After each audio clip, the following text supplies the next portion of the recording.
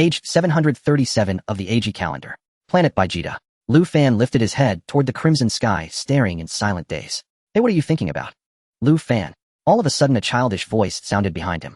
It's Vegeta, isn't it? Lu Fan did not even bother to turn around. He had already sensed the person who appeared behind him.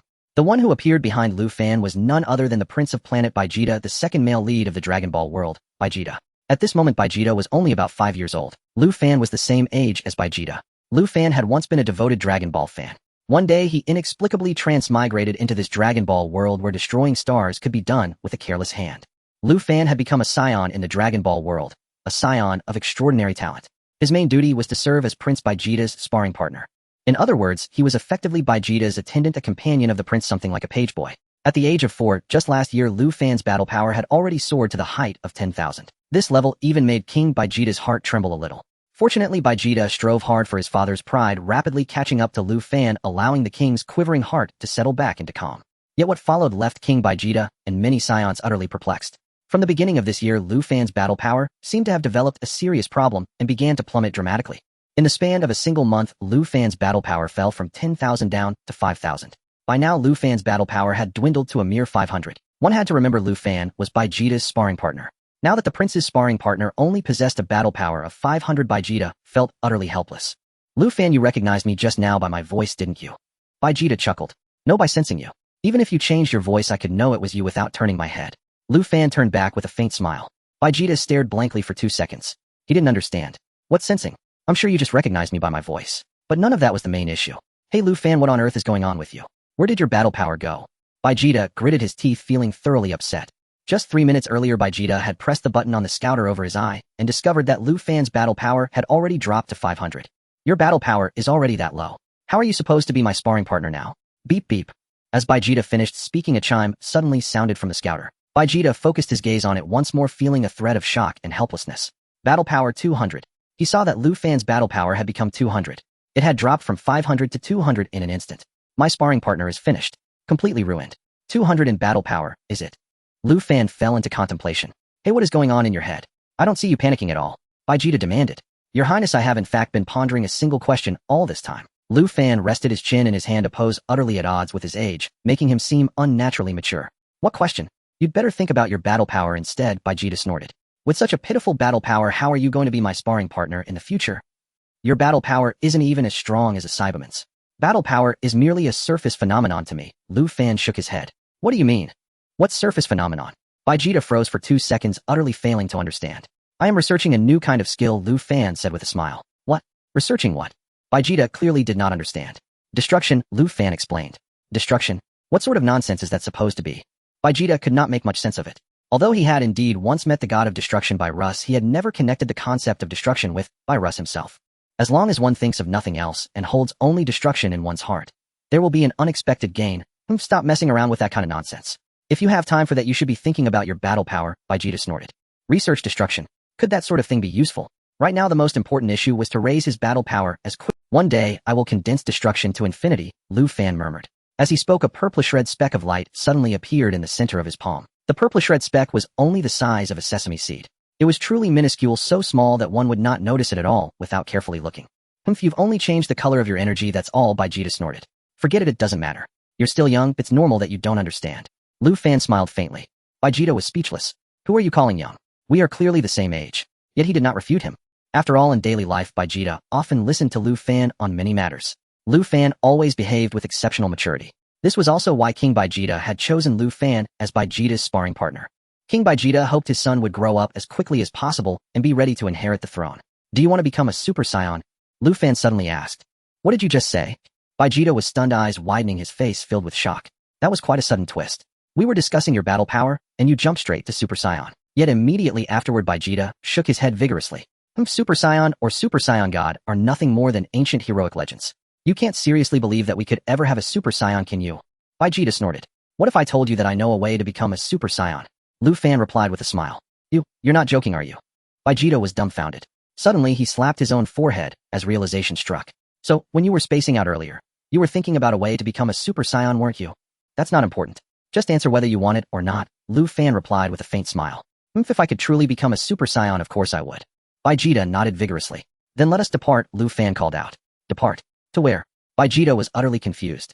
I really can't keep up with your pace anymore. First to a planet called Earth, Lu Fan mused. Earth? Vegeta blinked in confusion. What kind of place is that? I'll give you the coordinates. We set out at once, Lu Fan said with a smile. We have to leave that quickly. Vegeta glanced at Lu Fan with a strange look, his childish face full of doubt. Can you really make me a Super Saiyan? Of course. I've already grasped the method to become a Super Saiyan, Lu Fan nodded slightly. Then tell me, what exactly is this method? Vegeta hurriedly asked. No need to rush. Let's leave this planet first, Lu Fan suggested. Why are you so eager to leave planet Vegeta? Vegeta snorted. Vegeta gave a cold snort. And if one truly can become a Super Saiyan, why don't you simply transform yourself? And why must you bring me along? Do you not desire to become the #1 in the universe? You talk too much. Lu Fan shook his head and strode to stand directly opposite Vegeta. What are you doing? Vegeta snorted. With a dull thud, Lu Fan suddenly moved his palm, lightly striking the back of Vegeta's neck. Vegeta did not even have time to react before he was hit. In the next instant, his consciousness grew hazy, his body went limp, and he collapsed unconscious on the spot. Lu Fan stepped forward, grabbed Vegeta's tail, and hoisted him up as if he were nothing. With a sharp whoosh, Lu Fan soared into the sky, flying steadily toward the spaceport launch base. It did not take long before Lu Fan, still holding Vegeta by the tail, arrived at the spaceship launch base. Seeing Lu Fan enter while dragging Vegeta by the tail, the staff at the base were taken aback. The staff members were all somewhat stunned. That was the prince. Why was His Highness the Prince allowing his sparring partner to hold him by the tail? Moreover, His Highness looked rather feeble and listless. Yet that seemed only natural. Once a Saiyan's tail is grasped, of course, he would be drained of strength. Give me a small spacecraft. I'm going to accompany His Highness the Prince on a training journey, Lu Fan called out. The two staff members stared fixedly at Lu Fan, then at Prince Vegeta dangling from his hand. His Highness is currently training his tail, Lu Fan said with a gentle smile. After all, the tail is the weakness of us Saiyans. Overcoming it early is a good thing. The two staff members suddenly understood. As expected of His Highness the Prince, at such a young age he already sought to conquer the weakness of his tail. They themselves had yet to overcome their own weakness. Still, why did it look as though His Highness had actually fainted? In any case, that was no longer the main concern. These two staff members both knew Lu Fan. This Lu Fan had once been among the outstanding talents of the younger generation of Saiyans. Otherwise, he would never have become Prince Vegeta's sparring partner. Unfortunately, over the past year, his condition had changed drastically. His combat power had plummeted from 10,000 all the way down to 200. Good grief. This kid's combat power was now only 200. I remember it being around 1,000 before. His Highness the Prince's sparring partner was truly ruined. From this, it was clear that His Highness could only have his sparring partner help him train his tail. Very well, please wait a moment. I'll arrange a spacecraft immediately, one staff member said. The staff member did not suspect a thing. Just as his words fell, several youths approached from the distance. It was a 5-person squad. Among them, one youth's head was completely bald, not a single strand of hair. Another youth's hair was so long it nearly reached his calves. Lu Fan knew both of these youths. One was Nappa, the other was Raditz. Hey Lu Fan, are you heading out as well? Raditz? Yes, I'm going out for a little trip, Lu Fan nodded. Is that His Highness Vegeta? Raditz had already noticed Vegeta being dragged behind by his tail. His Highness is currently training the weakness of his tail and accidentally passed out, Lu Fan said with a laugh. Haha, looks like the weakness of the tail isn't so easy to overcome, Raditz chuckled. Raditz's mouth twitched. Even Prince Vegeta fainted while training his tail weakness. Perhaps he himself should not attempt to temper that weakness at all. It was simply asking for suffering. Besides, very few aliens even knew of the Saiyan's weakness. And even if they did, it was not as though he would willingly let them grab his tail. Furthermore, if someone really did seize his tail, he could always just sever it himself. Spending so much effort to train one's weakness hardly seemed worth it. Where are you planning to go? Raditz asked again. Lu Fan merely smiled and did not answer. I didn't mean anything else. I was wondering if we should form a team together, Raditz quickly added a hint of excitement in his eyes. Heh, with you and His Highness Vegeta joining us, our squad would be like a tiger with wings sweeping across the entire universe, Raditz said eagerly. Raditz, you still don't know, do you? This sparring partner of His Highness had his combat power drop from 10,000 to 1,000. No, to 200. Nappa said, tapping the scouter over his eye, then couldn't help spitting at Raditz. Raditz fell silent. He wiped his face. What are you doing, Nappa? He growled. I didn't mean it. I was just shocked by his combat power, Nappa hurriedly explained. What? Your combat power fell from 10,000 to 1,000. No, to 200. Raditz also checked with his scouter and discovered that Lu Fan's combat power was indeed only 200. Strange, isn't it? Lu Fan smiled. Raditz had no words. You'll get used to it, Lu Fan added with a light laugh. Raditz, Nappa, and the others were all at a loss for words. This guy truly knew how to keep his composure. Lu Fan, your and His Highness the Prince's spacecraft is ready, a staff member called out. As he spoke, the staff member pointed toward a small spacecraft ahead. Lu Fan gave a slight nod, still gripping Vegeta's tail as he dragged the prince along the ground, striding toward the spacecraft. Raditz fell silent. Nappa fell silent. Everyone present, upon seeing this scene, began wiping sweat from their brow. Poor His Highness the Prince. During the time he was unconscious, his sparring partner treated him like a mop. Speaking of which, Lu Fan's combat power has dropped to 200, yet he still looks so calm. That's truly admirable. Maybe he's just putting on an act, Nappa chuckled. On the surface he appears composed, but in his heart, he surely isn't. Raditz shook his head. You're right. Going from a genius to a good-for-nothing is a heavy blow. You're absolutely right, another youth agreed. Let's head out as well, Nappa suggested. With a sharp whoosh, Lu Fan's spacecraft blasted into the starry sky and quickly departed from planet Vegeta. Not long after, another small spacecraft likewise streaked across the starry expanse, flying swiftly in another. The vast cosmos, a sea of stars. A large spaceship hovered near the star system that held Vegeta planet. Aboard the vessel, Phylicia sat within the cockpit, cradling a glass of red wine and silently savoring its flavor. Phylicia, Excellency, an increasing number of Saya have returned to Vegeta planet Dudolia, reported, apart from a few scattered in distant star systems who will return later. Oh ho ho, I am eagerly anticipating it, Phylicia chuckled in a strange cadence, his triangular eyes narrowing. In roughly 4 months, nearly all the Saya should have returned to Vegeta planet. Duoduolia continued, then let it be 4 months from now. We will thoroughly enjoy the fireworks Vegeta planet will produce. Phylicia sipped his red wine, his smile brightening all the more. Yes, Your Excellency, Phylicia, the subordinates answered. However, Your Excellency, Phylicia, the Chaoji Saya, or the Chaoji Saya Jishun, are only a heroic legend circulating among the Saya, Duoduolia ventured. Although it is merely a legend, it still leaves me with a sliver of unease. Phylicia snorted. Moreover, the Saya are an arrogant and presumptuous lot who, once they grow strong, they will inevitably. Reporting, Phylicia, Excellency, 2 small spaceships have departed Vegeta planet, heading in 2 different directions. At that moment, another subordinate stepped forward to report. This underling was named Sabo, handsome-featured and roughly equal in ability to Duoduolia. Oh, who might they be? Phylicia rubbed his nose, a hint of murderous intent flashing in his eyes. How dare they leave Vegeta planet at this time? Did I not order every Saya to remain on that planet? Sabo replied, the oldest Saya aboard those 2 ships is only 10 years old. Most of the others are around 5 or 6. Sabo answered. I'm merely a pack of little monkeys seeking trials, Phylicia said, as the killing intent in his gaze. It seems so, Sabo replied. One of the ships carries Prince Vegeta and his sparring partner Lufan.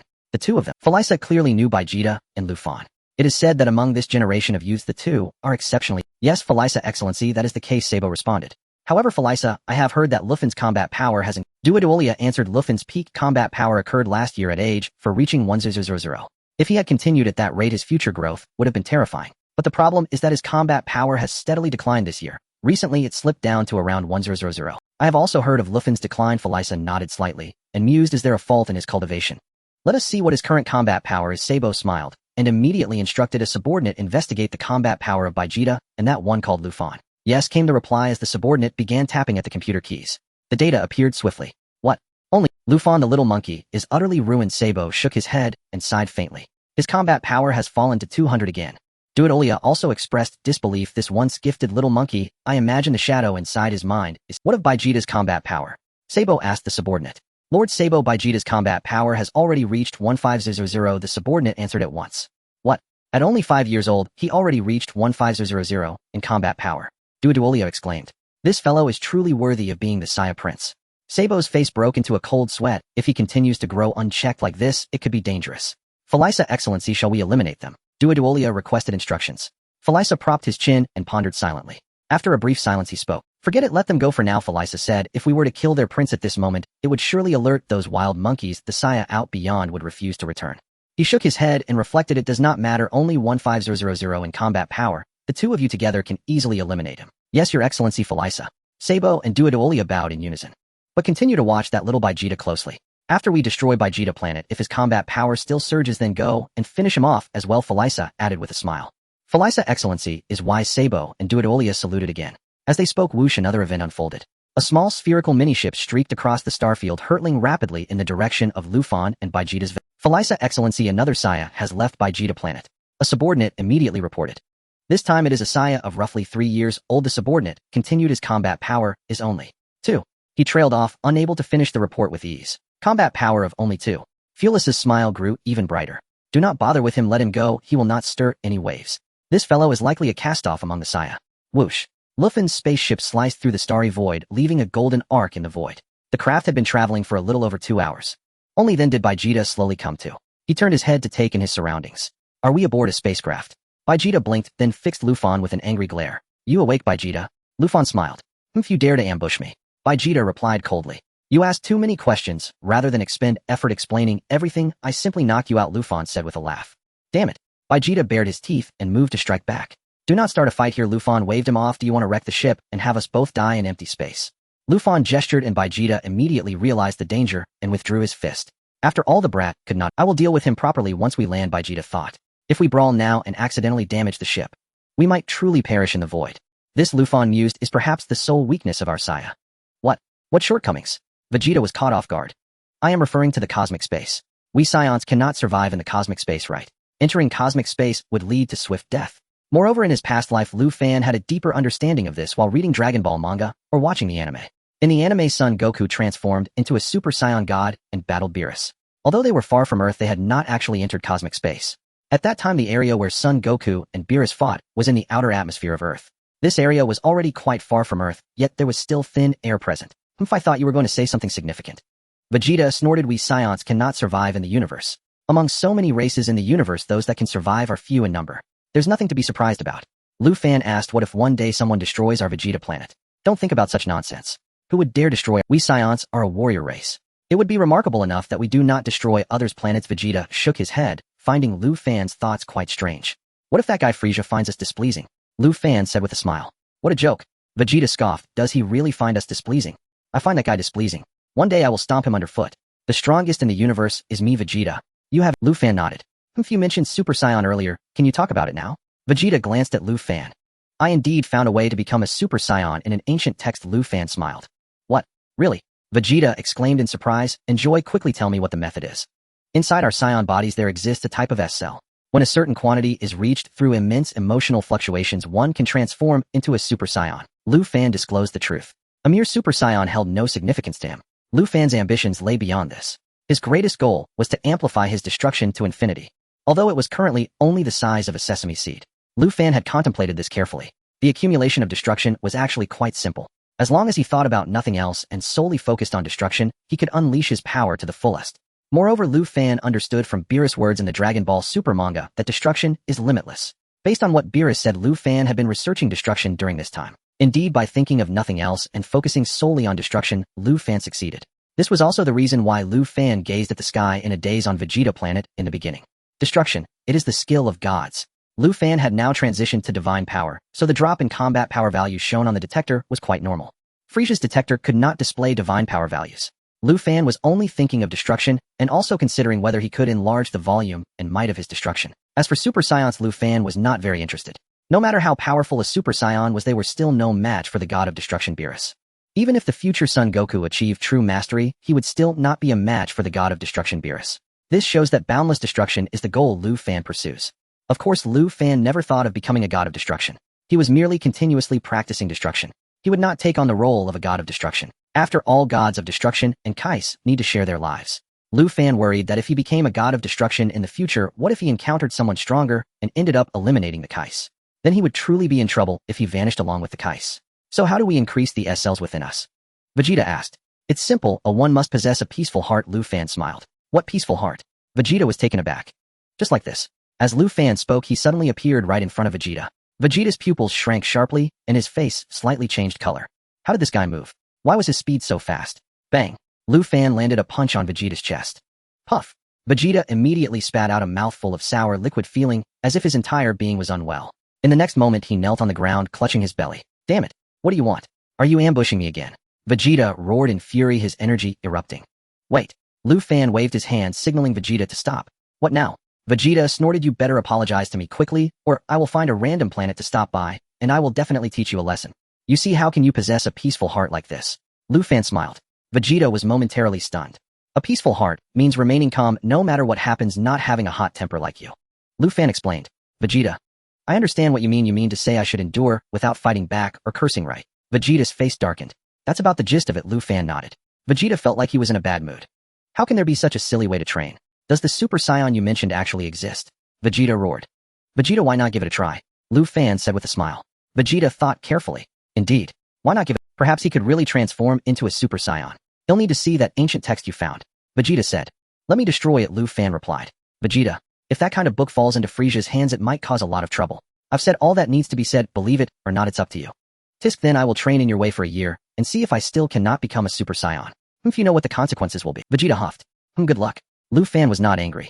In fact, although Lu Fan appeared to show no interest in becoming a Super Saiyan on the surface. Hey Lu Fan, where are we going? Vegeta looked at the trajectory and asked. Earth, Lu Fan replied. Earth? Vegeta quickly stepped forward and searched for some information about Earth on the computer. After seeing the data about Earth, Vegeta was instantly speechless. Why go to such a boring planet? This planet has no value. Even if we conquer it, we won't get a good price for it. Vegeta shook his head in disappointment. We're not going to Earth to conquer their planet, Lu Fan smiled. We're going there to live better with them. What? Are you planning to marry and have children on that planet? Vegeta snorted. There is a possibility. Lu Fan nodded. Vegeta, don't tell me we're going to Earth to become Super Saiyans faster. Vegeta seemed to understand. You're right, living on Earth can indeed help us increase our S-cells faster. Lu Fan replied. Vegeta fell silent. Let's see first. It's too early to say anything now. Anyway, I'll settle the score with you once we arrive on Earth. You rest, I need to continue studying my destruction, Lu Fan called out. Is that how you speak to a prince? Vegeta said with a dark expression. Lu Fan ignored him and turned to look out the window at the vast starry sky. The starry sky was beautiful. However, Lu Fan knew that with his current strength, it was still far from enough. Right now my strength is only about 10 times stronger than Frieza. Of course, Lu Fan had no intention of challenging Frieza. There was no need for that. After all, Frieza had never eliminating Frieza would be a rather dull endeavor. As for whether planet Vegeta would be destroyed, it had little to do with. Moreover, the true mastermind behind the destruction of planet Vegeta was the god of destruction Beerus. Naturally, this was not something that could be blamed on Beerus. Beerus wanted to destroy planet Vegeta, mainly to maintain the balance of the universe. Besides, Lu Fan had no relatives left on planet Vegeta. Shortly after Lu Fan was born, his parents perished in a battle. Such incidents were far too common among the Saiyans. After all, Saiyans are a warrior race. When you invade others, it is normal to be killed in return. Oh, there seems to be a mini spaceship that is on a similar trajectory to ours. Vegeta suddenly noticed a spherical spaceship appearing behind them. Lu Fan remained silent. If Lu Fan's guess was correct, the person inside that spaceship was likely the future Sun Wukong. Let me see who is following us. Vegeta operated the computer and quickly found out the identity of the other party. After seeing the identity and battle power of the opponent, Vegeta showed a disdainful expression. So it's just another Saiyan, a low-tier warrior among low-tier warriors. Vegeta snorted. This guy's battle power is only 2, no wonder he was sent to a worthless planet like Earth. His name is Kakarot, right? Lu Fan smiled. That's right, Bardock's youngest son Kakarot, Vegeta nodded. Vegeta, Lu Fan suddenly said with a serious expression. What? Vegeta was taken aback. Never mind, I won't say it. Ooh, I don't want to hurt your feelings. Lu Fan said. Vegeta. Vegeta was instantly furious. Is there someone who talks halfway like you? You've piqued my curiosity. And yet you won't finish your sentence. Are you messing with me? Look, you're getting angry again, Vegeta. When will you become a Super Saiyan? Lu Fan said with a smile. Vegeta. Whatever you want, say it, or not, Vegeta snorted. Fine, I won't say it. Lu Fan said. Vegeta felt quite upset. A brief silence. Hurry up and say it. Vegeta gritted. Alright, I'll tell you. This person, named Kakarot, if nothing unexpected happens, will become your greatest rival in the future. Lu Fan sighed. What are you saying? Vegeta looked at Lu Fan as if he were an idiot. He then turned around and, what the hell? What nonsense are you talking about? A low-tier warrior with a battle power of only 2 will become my great— Lu Fan, you have truly disappointed this prince.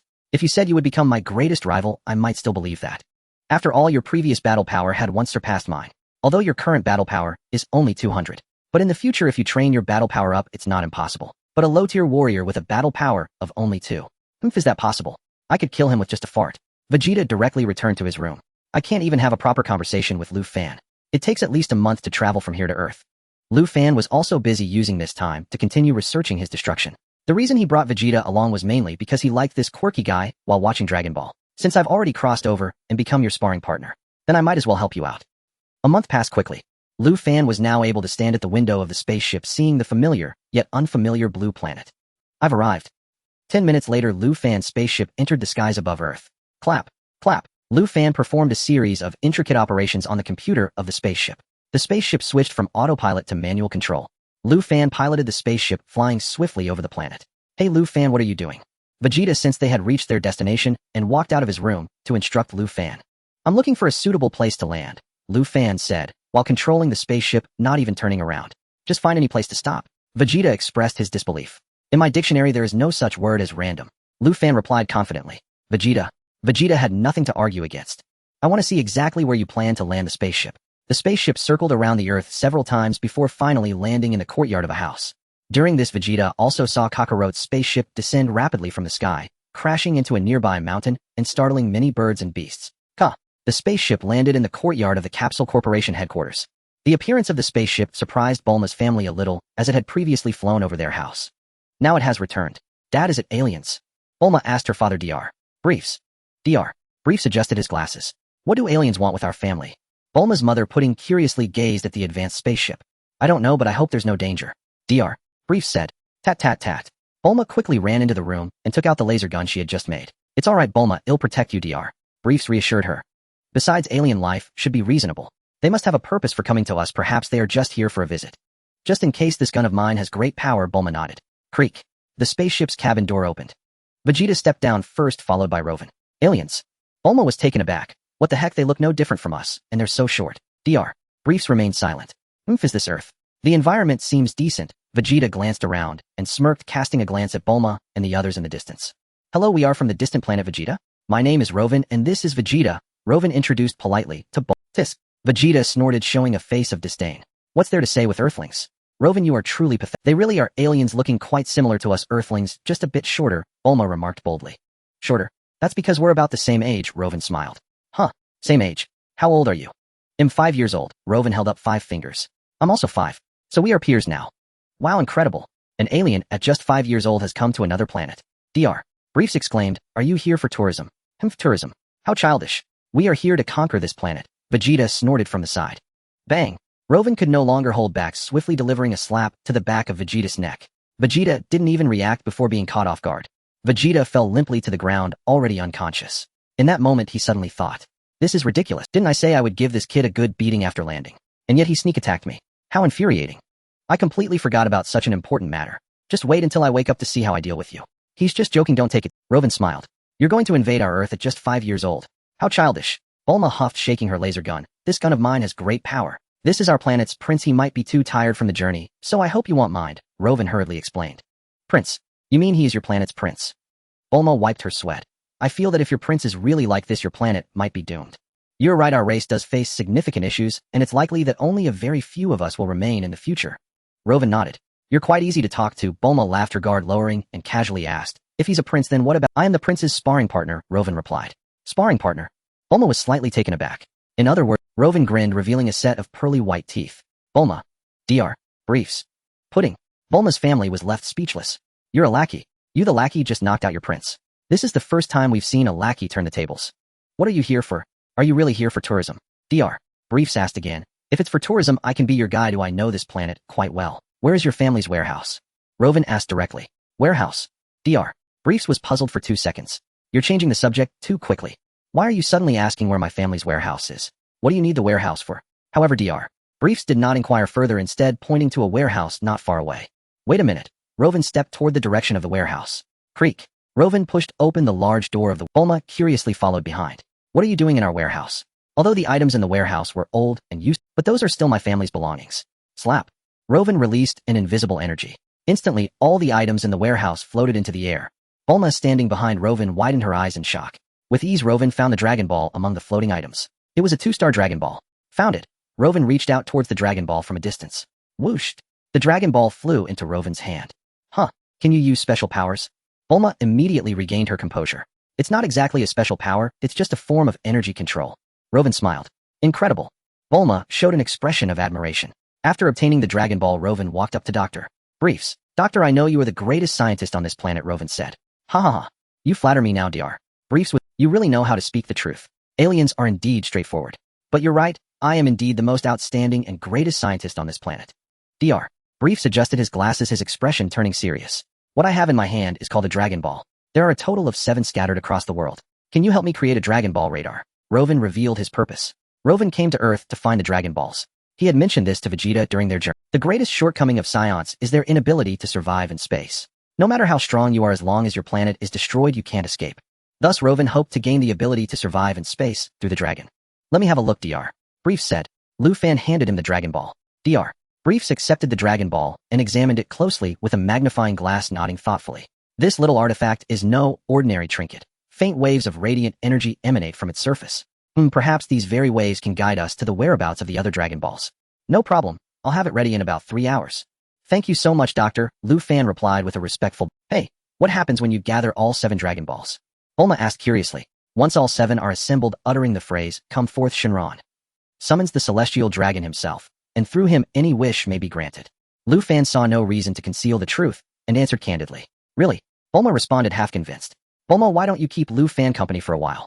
I'll begin constructing the dragon radar. Dr. Briefs, sensing no ill intent from Lu Fan, relaxed his guard. Turning to his wife, Puar, he added, would you please prepare something for this young guest to eat? Lu Fan, your dietary habits are similar to ours, I presume. Do you have any food restrictions? Poor asked politely. None at all. Thank you, Lu Fan replied with courteous grace. Then I'll prepare some light pastries and fresh fruit. Poir said with a warm smile. That's very kind of you, Lu Fan replied. Bulma's parents soon departed, leaving only Lu Fan, Bulma, and the unconscious Vegeta. What shall we do for fun? Bulma asked. Do you like slides? Lu Fan. Are you seriously treating me like a 5-year-old? Slides? How about something more thrilling? Lu Fan smiled faintly. Thrilling? What did you have in mind? Bulma asked, intrigued. Flight. Lu Fan grinned broadly. Flight. Bulma blinked, puzzled. Come, I'll take you up, he said, stepping forward and lifting her effortlessly into the air. Oh.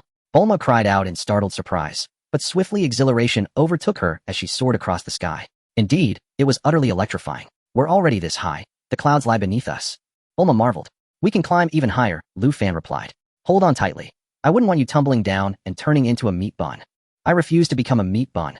Bulma gasped, gripping him with renewed urgency. Lu Fan surged upward, still ascending with breathtaking speed. Where are we headed, Lu Fan? Bulma asked innocently. To a truly extraordinary place, he replied with a gentle, what kind of place? Bulma looked bewildered. Are you taking me to an earthly paradise? In a sense, though not a paradise. A sanctuary, the Celestial Temple. Lu Fan explained. The Celestial Temple. A dwelling of gods. Bulma's eyes widened, and her hand tightened instinctively around her laser pistol. Yes, the abode of Earth's divine guardian. Lu Fan nodded solemnly. The Celestial Temple. The guardian's expression had grown grave. What has occurred, honorable guardian? Mr. Popo inquired. A most alarming event indeed. 10 minutes ago, 2 alien starships descended upon Earth. Extraterrestrial visitors have arrived. The guardian spoke gravely. Whether their arrival heralds blessing or calamity remains uncertain. Aliens have come to Earth. Mr. Popo furrowed his brow, but showed little astonishment. Honorable guardian beings from beyond our world have visited Earth before the three-eyed clan, the wolf people, the beast tribes. They were never native to this planet. Yet this time, an ominous premonition stirs within me, the guardian murmured, glancing downward from the temple's edge toward Earth. Oh, a mere child, only 3 years old, has encountered Son Gohan, who brought him home. Given his tender age, he poses no threat. And the occupants of the other vessel? Mr. Popo asked. It is the second ship that concerns me most. 2 beings aboard it circled Earth repeatedly, scouring the planet for something unknown, before finally landing at Capsule Corp headquarters at Dr. Briefs' residence. The Guardian sighed deeply. Given their advanced technology, what could they possibly need from Dr. Briefs' inventions? Mr. Popo frowned in bewilderment. Though Dr. Briefs is Earth's foremost scientist, his expertise pales against the vast cosmic sciences. They're coming now. The Guardian's countenance darkened instantly. What? Mr. Popo froze. They approached the Celestial Temple, directly. He's flying upward. Can he sense my ki? The Guardian tensed instantly. Mr. Popo broke into a This is the Celestial Temple. Someone has actually flown here. Hey, Lu Fan, look. There's a floating city in the sky. Bulma exclaimed, awestruck. Lu Fan nodded. You knew all along. Bulma asked, stunned. This is the Celestial Temple, the sacred dwelling of the divine. Lu Fan smiled faintly. Gods, do they truly exist? Bulma's eyes widened, her face alight with wonder and nervous anticipation. They do, Lu Fan affirmed. I'm so excited. I want to see what a god looks like. Surely he must be magnificent. Bulma breathed, trembling with eagerness. You may well be disappointed, Lu Fan chuckled softly. Whooshed. Lu Fan and Bulma vanished in a streak of brilliant white light. Lu Fan landed gracefully upon the temple's hallowed ground, still cradling Bulma in his arms. The Guardian turned toward him, his expression darkening into profound gravity. For he sensed it unmistakably. Though young in appearance, this alien radiated an aura of chilling dread. Greetings, Guard. Lu Fan offered a courteous salutation. Who are you? And why have you come to Earth? The Guardian demanded, voice edged with frost. No hostility intended. I am quite amiable. Lu Fan flashed a disarmingly innocent grin. I've merely accompanied Bulma on a casual tour. Nothing more. The Guardian. Mr. Popo. They exchanged a silent, incredulous glance. You truly came just for a stroll. Is this how one strolls? Strolling straight into Earth's holiest sanctuary. Lu Fan, is that the god? Bulma tugged gently at his sleeve, whispering. Indeed, Lu Fan confirmed. How peculiar. He has green skin. Bulma stuck out her tongue. And who's that black egg standing beside him? Mr. Popo. He had clearly heard her remark. Who exactly is the black egg? This young lady certainly lacks diplomatic tact. Let's go, Lu Fan said to Bulma. Bulma was taken aback and nodded. But is it really time to leave? I thought there would be many interesting things in the temple. In the end, besides a few buildings, there was nothing special at all. Then shall we go? Lu Fan said. He then moved forward, embracing Bulma and leaping off from the temple. The heavenly god. Mr. Bobo. The two were once again astonished. Did you really just come to take a look? The heavenly god was utterly speechless. This alien was quite strange. Came to the temple and left without doing anything. What on earth does he want? Heavenly god, what does he mean? Mr. Bobo was confused. I can see that this person possesses immense energy. Fortunately, this energy is quite pure with little evil in it. The heavenly god sighed. As long as he doesn't cause trouble on Earth, let him be. He might really just be here for a vacation. Mr. Boba was half convinced. Could it really be a vacation? Lu Fan slowly descended from the temple with Bulma. Lu Fan, look, there's a tall tower down there. Bulma exclaimed. That's the Karen Tower, the residence of the immortals, Lu Fan said. Are there fairies? Bulma immediately became interested. After the disappointment at the temple, she was eager for something more. Bulma had thought that the god would be a handsome fellow. Instead, he was a green-skinned old man. Now hearing that the tall tower below is the residence of the immortals, Bulma's interest was piqued. That's right, the abode of the immortals, Lu Fan smiled. Do you want to go see it, eh? Yes, of course. Bulma replied. Whoosh. Lu Fan took Bulma into the Karen Tower. Karen was also warily watching Lu Fan while glancing at Bulma beside him. Huh, is that Garfield? Bulma's eyes lit up. What a big cat. It's my first time seeing such a huge cat. Karen was sweating. Lu Fan had no intention of speaking, just silently watching him. Karen also remained silent. If you don't speak, I won't either. I know you are from another planet. I won't move if you don't. Lu Fan, where are the fairies? Bulma looked around and found that besides this cat, there was no one else here. There are no fairies, to be precise. I am the immortal here, also known as the fairy cat. Karen finally spoke. Ah, he spoke. Bulma was startled and hurriedly hid behind Lu Fan. Lu Fan smiled slightly and gently nodded at Karen. Alien, could you tell me your purpose for coming here? Karen asked. Vacation, Lu Fan replied lazily, not wanting to elaborate further. Karen, you say you came for a vacation? Who would believe that? Is there really no fairy here? Bulma felt greatly disappointed. This place was smaller and even more boring than the temple. No, Miss Bulma, Karen replied. How do you know my name? Bulma was taken aback. I am an immortal, there is nothing I do not know, Karen smiled. Then do you know what lies at the end of the universe? Lu Fan asked with a smile. Karen, that's not how you ask questions. Ahem, what I mean is I know all the questions. Karen rephrased. Do you know the exact locations of the 7 Dragon Balls? Lu Fan asked. Karen wiped the sweat off his brow. This kid is here to cause trouble. It seems you already know about the Dragon Balls. You came to Earth to search for them, right? Karen, yes, congratulations on your correct answer, Lu Fan nodded. Karen. However, Karen felt slightly relieved. Karen could be certain that this alien in front of him probably had no ill intentions. After all, he was coexisting peacefully with the Earthlings. Do you know how old the child of our kindergarten teacher's brother's sister is? Bulma also asked a question. Karen had a bewildered expression. What a mess. I can't understand what this little brat is saying. This? Karen was sweating. How do I answer such a question? And I don't know either. The accurate answer is no, child, Bulma replied. I thought immortals knew everything. Lu Fan, let's go, this place is so boring. Let's change the question. How many senzu beans do you have? Lu Fan asked. I know this question, Karen quickly replied. Currently, I have 1,328 senzu beans. Congratulations, you've learned how to answer quickly. Lu Fan stepped forward and shook Karen's hand. Karen revealed a smile. I told you there's nothing I don't know. Karen said smugly. Then these senzu beans belong to me now, you don't mind, do you? Lu Fan said. Karen's smile gradually froze. You came for the senzu beans. Karen suddenly. Last question, where are the senzu beans? Lu Fan asked. Karen was about to speak. Don't say, oh, I want to find them myself. It feels more rewarding to find them myself. Lu Fan waved his hand. Karen wiped the sweat off his brow. Bulma, let's see who finds the senzu beans first, Lu Fan said to Bulma. Senzu beans. What are those? Bulma was slightly taken aback. A very magical bean that can cure all ailments, Lu Fan said. The way you say it sounds like some roadside advertisement. Bulma mumbled. Karen felt like everything was going wrong. You actually compared my senzu beans to a roadside advertisement. Do you think that's appropriate?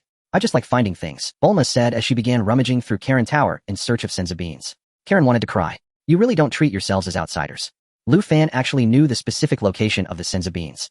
They should be downstairs. This tower has 2 levels. No. Bulma searched around but couldn't find the senzu beans. Instead, she suddenly discovered the stairs leading to the next level. Hey, there's another level. We'll take a look first. Bulma hurried down the stairs. Lu Fan, I found something. Come here and see if these are the beans. Bulma cheered from below. Lu Fan glanced at Bulma at the stairway and nodded slightly, replying. That's right, it's the immortal bean. Approximately half a jar's worth. Bulma said, can I have one to try? One will keep you from needing to eat for 10 days, Lu Fan replied. Really? Let me try it. Bulma felt it was too amazing and immediately picked up a bean and ate it. After the immortal bean entered Bulma's body, she felt her fatigue vanish. Wow, is this the immortal bean? It really is impressive. Ew, I feel like my stamina has completely recovered, Bulma exclaimed in surprise. Hey, Master Cat, can we take a few back? I want my parents to try it too. Of course you can, Master. Karen nodded. Bulma, you're too polite. Lu Fan sighed. What do you mean? Bulma was taken aback. Take them all, Lu Fan said. Bulma. Her eyes brightened upon hearing Lu Fan's words. You're quite ruthless. These beans can sell for a good amount of money. Although our family is already the richest in the world, who wouldn't want more money? Master Karen. He wiped his sweat vigorously. This is too much. What do you need so many immortal beans for? Ahem, well. Master Karen didn't know how to respond. Lu Fan beckoned to the jar of immortal beans below. Whoosh. The jar immediately floated into the air. Master Karen's eyes widened. Clap. The jar of immortal beans appeared beside Lu Fan. He casually grabbed a handful of beans, smiling as he looked at Master Karen, asking, Guess how many beans are left in the jar? If you guess right, I'll take just a handful in my hand. If you guess wrong, I'll take them all. Master Karen. How shameless. But do you think I would lose to a little brat like you? I can see. Master Karen looked at the jar. Clapped. Lu Fan waved his hand lightly, and an invisible energy quickly covered the jar. Master Karen rubbed his eyes vigorously. What's going on? Why can't I see through this jar today? I understand. That kid just waved his hand and probably covered the jar with a layer of energy. I might as well not bother with him. I guess there are still 1632 beans left. Master Karen randomly guessed a number. Bulma. You just guessed a number randomly, and you guessed low. You said before there were over 1300 beans in there. Now you say there are still over 1600. How can it keep increasing? Bulma wiped her sweat. You're really trying to give us these beans. Congratulations, you guessed right. Lu Fan grinned. Master Karen. Bulma. Then according to our agreement, it'll just take a handful of immortal beans. Lu Fan smiled. Master Karen felt speechless. Are you just playing with me? Let's go, Bulma, Lu Fan called. Lu Fan, are you really not taking all those beans? Bulma whispered. Master Karen broke into a sweat. This girl is definitely a money lover. Isn't your family already the richest in the world? Why are you still thinking about those beans? I know your thoughts, you want to sell. You have endless universal capsules. Are you planning to open a pharmaceutical company? No need, don't be too greedy in life, Lu Fan smiled. Alright, come back for more when you run out, Bulma nodded. Master Karen. Do you really think of this place as your home? I think that's fine, Lu Fan replied. Then we take our leave, Master Karen, goodbye. With that, Lu Fan took off with Bulma. Master Karen wiped his sweat again. I hope I never see them again. Whooshed. Lu Fan holding Bulma accelerated swiftly towards the headquarters of the Universal Capsule Group. Lu Fan, you're flying too fast, I can't even open my eyes, Bulma exclaimed. Hang on, if Vegeta wakes up, and we're late, be careful, he might kill your mother, Lu Fan warned. Off. Bulma was at a loss for words. After a brief moment of emotional buildup, she burst into tears. Wah. I don't want my mother to get killed. Bulma cried, tears streaming down her face. Don't worry, I'm here.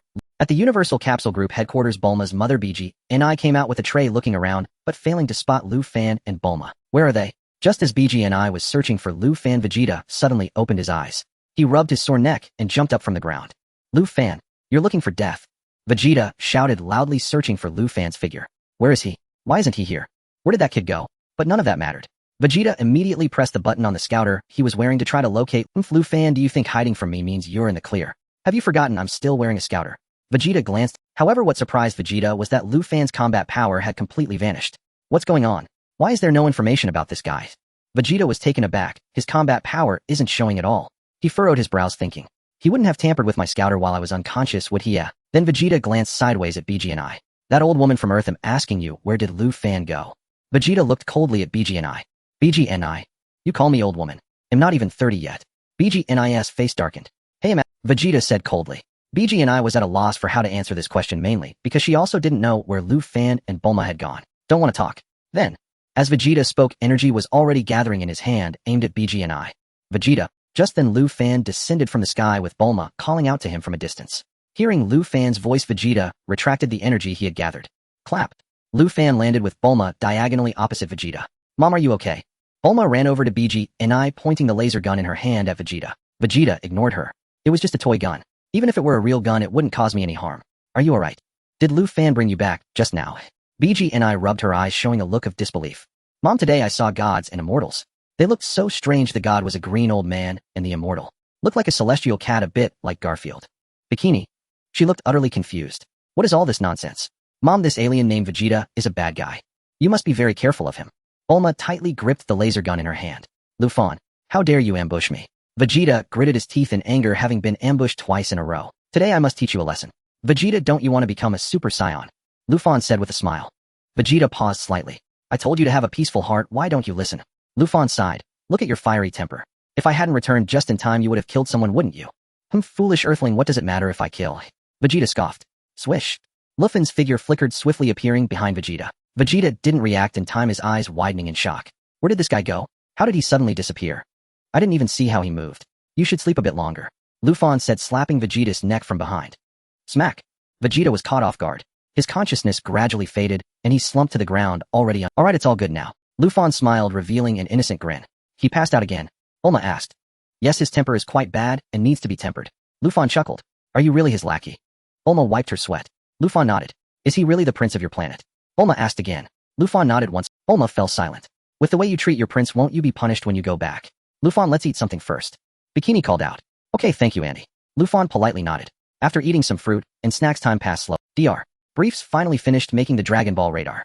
He walked out holding the radar. Lu Fan, this is the Dragon Ball radar, you want to take a look? Dr. Briefs handed over a device the size of a phone. Lufan was slightly taken aback. Is this the Dragon Ball? It's a bit different from what I imagined, but upon further thought it makes sense. The Dragon Ball radar was originally made by Bulma, but now her father has created it. It's natural for it to change in appearance. See, just press the button on top, and it will show 7 glowing points, and provide the coordinates and map of the Dragon Balls. Dr. Briefs explained for a moment. This thing isn't difficult to operate. Lufan learned it quickly. Lufan also saw the specific locations of the shining 7 Dragon Balls through the radar. By the way, I made 2 of these. Both Dragon Ball radars were modified from this device. Dr. Briefs pulled out another Dragon Ball radar and said, take both. If one breaks, the other can serve as a backup. 2, huh? Lufan turned to glance at Vegeta. Bang! Lufan kicked Vegeta. Hey, wake up. Lufan called out. Dr. Briefs. How barbaric. Is he really your prince? Is this how you treat a prince? After being kicked by Lufan, Vegeta rubbed his eyes and immediately woke up. Damn it, you ambushed me again.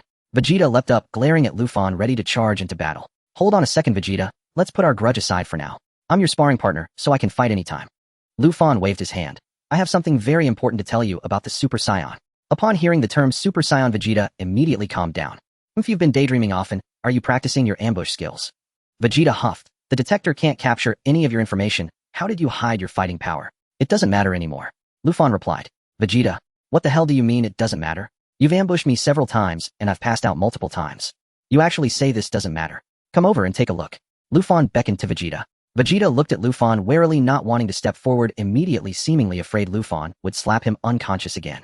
Don't worry, I won't attack you, Lufan assured. Vegeta ground his teeth and snorted before finally walking over. What is it? Vegeta asked with a dark face. Look at this device. It has 7 light points, and will split up to find the Dragon Balls at those points. Lufan said, pulling out the 2-star Dragon Ball found in Bulma's home warehouse. This is the Dragon Ball. Dragon Ball, can this thing make me a Super Saiyan? Vegeta stared at the Dragon Ball and asked. Exactly, gather all 7 Dragon Balls, and you can make any wish, including becoming a Super Saiyan. Lufan smiled. You're not tricking me, are you? Vegeta asked skeptically. Lufan smiled but did not answer. Fine, anyway, this planet isn't big. Finding these 7 items should only take a few hours. Vegeta pondered. Isn't it just finding these 7 things called Dragon Balls? It doesn't seem that difficult. Then let's split up to search. Lufan gave Vegeta a Dragon Ball radar and briefly taught him how to use it. The Dragon Ball radar isn't hard to operate, you'll learn it quickly. I'll look for the 3 over there. Vegeta pointed to 3 light points on the radar. Okay, I'll search for the 3 over here. Lufan nodded. Let's meet here after we find them. I hope you're not lying to me, otherwise don't blame me for being rude. Vegeta huffed and immediately soared into the sky, flying off into the distance. What? He can fly? Dr. Brief's eyes nearly popped out of his sockets. I'll also search for the Dragon Balls. If all goes well, Vegeta, and I will probably gather the Dragon Balls by this evening. Luffy, I want to go too. Bulma said, her eyes gleaming with anticipation. They'll fly at incredible speed. Chances are you won't even be able to keep your eyes open. Lufan gently pinched Bulma's cheek. Don't pinch my cheeks, she pouted. Your cheeks are surprisingly fun to... Lufan chuckled. Bulma. All right, wait here for a moment. He'll retrieve those 3 Dragon Balls. Lufan patted Bulma's head once more, then courteously greeted her parents before vanishing skyward with a sharp whoosh. Lufan can fly too. Dr. Briefs exclaimed in astonishment. Dad, you're terribly out of touch. Lufan already carried me up to the Divine Temple. I even met the God and the Immortal. Bulma gestured animatedly as she recounted the wondrous sights she had witnessed. God, an immortal. Dr. Briefs paused, murmuring softly. Could gods and immortals truly exist in this world? Turtle Hermit's Island. Inside his hut, the turtle hermit sat entranced before an indecent television program. His mouth agape, drool slipping down his chin. Bang! Just as the turtle hermit watched, Vegeta kick the door clean off its hinges and strode into the room. Hey old man, have you seen this orb? Vegeta demanded, thrusting the Dragon Ball toward him. The turtle hermit's gaze remained glued to the screen, unblinking, unmoved. Old man, I'm speaking to you. Answer me now. Vegeta barked. Up. The turtle hermit finally stirred slightly, turning his head to glance at Vegeta, and then at the Dragon Ball in his hand. Where did this brat even come from? The turtle hermit didn't dwell on it. That orb. I picked it up ages ago. Take it and go. Don't interrupt my show. The turtle hermit, utterly indifferent, turned his attention back to the television. Vegeta. He raised his fist, ready to reduce the entire house to rubble. Then Vegeta's gaze shifted. There on the table lay another Dragon Ball. He stepped forward, lifted it, and examined it close. 3 crimson stars shimmered within its surface. This must be it. The one Lufan gave me bore only 2 stars, Vegeta muttered, then turned and strode away without another word. As he departed, malice flickered in Vegeta's eyes. He kicked the front door clean into the sea. Then without pause he vanished into the horizon. The turtle hermit never blinked. His eyes remained locked on the screen. 3 minutes passed. Today's broadcast ends here. Join us again next week at the same time. The elegant female host smiled warmly. The turtle hermit leaned so close his nose nearly touched the screen. Next week. Why not daily? A program like this deserves daily airtime. Why only once a week? I haven't had nearly enough. As the broadcast faded to black, the turtle hermit reluctantly switched off the television and stretched languidly. Huh, who was here just now? He scratched his head. I recall a little brat. How did he even get here? The turtle hermit ambled outside. My, where's my door? It's gone. Did that brat steal my door when he left? Is my door worth something after all? And what did that child even want? Something about a strange orb. Strange indeed. Over 5 hours later, Vegeta finally returned to Capsule Corporation headquarters, 3 Dragon Balls clutched firmly in hand. Lu Fan had been waiting patiently. Vegeta, you're late. Took you long enough to gather those 3 Dragon Balls, Lu Fan remarked with a faint smile. Humph. One was buried deep in the ocean. I expended tremendous effort retrieving it. Vegeta scoffed. Lu Fan merely smiled, a quiet knowing amusement, and said nothing more. The Dragon Ball Vegeta described likely lay within the sunken pirate treasure vault. He tossed 4 Dragon Balls onto the floor, mingling them with Lu Fan's 3. At last, the 7 Dragon Balls were complete. Golden light pulsed rhythmically across their surfaces. You said gathering the Dragon Balls would let me become a Super Saiyan. Can I ascend now? Vegeta asked. The Dragon Balls have been gathered. Will Shenron truly appear? Bulma cried, breathless with excitement. Dr. Briefs and Bunny emerged to witness the spectacle. Appear, Shenron. Lu Fan called aloud to the 7 orbs. Golden flames erupted from each sphere, blazed. What is happening? Vegeta blinked, startled. Snap. In an instant, the golden flames coalesced into a single radiant point. Whoosh. A colossal golden pillar shot vertically into the heavens. The sky darkened abruptly. Vegeta tilted his head, gazing upward in bewilderment. The sky has gone black. Bulma gasped. An extraordinary phenomenon, Dr. Briefs murmured, adjusting his glasses. Oh dear, will Shenron truly manifest? Bunny wondered aloud. Will this planet plunge into sudden nightfall? Vegeta mused. Then, in a flash, the golden column twisted, unfurled, and transformed into a colossal azure dragon. The azure dragon coiled majestically through the starless night, solemn, ancient, divine. Even Vegeta stood momentarily transfixed, speechless before its grandeur. O gatherer of the Dragon Balls, speak your wish. I shall grant it to the fullest extent of my power. Shenron's voice resonated deep and timeless. Shenron, can you grant me the ability to survive unaided in the vacuum of outer space? Lu Fan asked. Shenron fell silent. Hey, wasn't it agreed I'd become a Super Saiyan? Vegeta roared. I regret. I cannot fulfill that wish, Shenron replied calmly. What did you say? Vegeta stiffened, his expression hardening. Who claimed any wish could be granted? Cannot even such a modest request be honored? Lu Fan. Shenron. Vegeta, do not rush. It is my wish that proves impossible. Lu Fan sighed deeply. Ah, excellent. So I may become a Super Saiyan after all. Vegeta's face lit with hope, though his words remained a question, not a formal wish. Shenron, may I ask you several questions? Lu Fan inquired. Are these questions to serve as your wishes? Shenron asked in return. Observe, Shenron, I wish to survive freely in cosmic void, and you declared it impossible. Is that correct? Lu Fan pressed. Yes, Shenron affirmed. Do you grasp the profound wound such words inflict upon my spirit? Lu Fan exhaled heavily. I invested no small effort to gather these Dragon Balls. Shenron, you assembled them in barely 5 hours. And yet you claim considerable effort. I find that difficult to believe. Shenlong, you don't think that I summoned you just by gathering the Dragon Balls in over 5 hours, do you? Lu Fan sighed. You must understand I traveled from the distant planet Vegeta, and I have been navigating through the universe with our prince for a very long time. So I plan to ask a few questions as a form of compensation for my soul. Lu Fan continued, is that request too much to ask? Shenlong, you may ask. Shenlong was sweating. For my first question, I wish to possess the ability to survive in the universe. Can the Shenlong of Namek do that? Lu Fan asked. Shenlong fell silent again. After a moment of silence, he replied, yes. And Namek? Vegeta was taken aback. I think I've heard of this planet. For my second question, please tell our prince how to become the legendary. Lu Fan said. What? Vegeta was astonished again, turning to look at Lu Fan. A legendary Super Saiyan is born only once every 1,000 years. Shenlong looked at Vegeta, his voice resonating clearly. Neither of you are. Lu Fan. Vegeta, what do you mean? Are you saying I am not the best of this 1,000 years? Vegeta exclaimed angrily. Lu Fan and I are the most talented warriors among the Saiyans. Vegeta calmed down. Lu Fan said, it's no big deal if it's not true. There's no need to be angry. Damn, is this dragon telling the truth or not? Vegeta gritted his teeth. I've seen in an ancient book that ordinary Saiyans can also become Super Saiyans. Please tell our prince how he can become an ordinary Super Saiyan. Lu Fan continued. Shenlong, your questions seem endless. At this rate, when will it end? Sorry, I can only answer 2 questions. Is the next question your wish? Shenlong's voice echoed. Forget it, let's talk about it later. Lu Fan shook his head. Hey Lu Fan, hurry up and listen to what he has to say. Vegeta was displeased. I was just about to find out how ordinary people become Super Saiyans, and now you won't let him speak. This is really frustrating. Can I make a wish? If there's no wish, I will leave. Shenlong said. My wish is to send me Vegeta and the spaceship to the distant Namek. Lu Fan said. That wish can be granted. Shenlong nodded. As he spoke, Shenlong was about to fulfill the wish. Wait, let me say my goodbyes first. Lu Fan waved his hand. Shenlong. Lu Fan came to stand opposite Dr. Briefs. Thank you, Dr. Briefs for your hard work.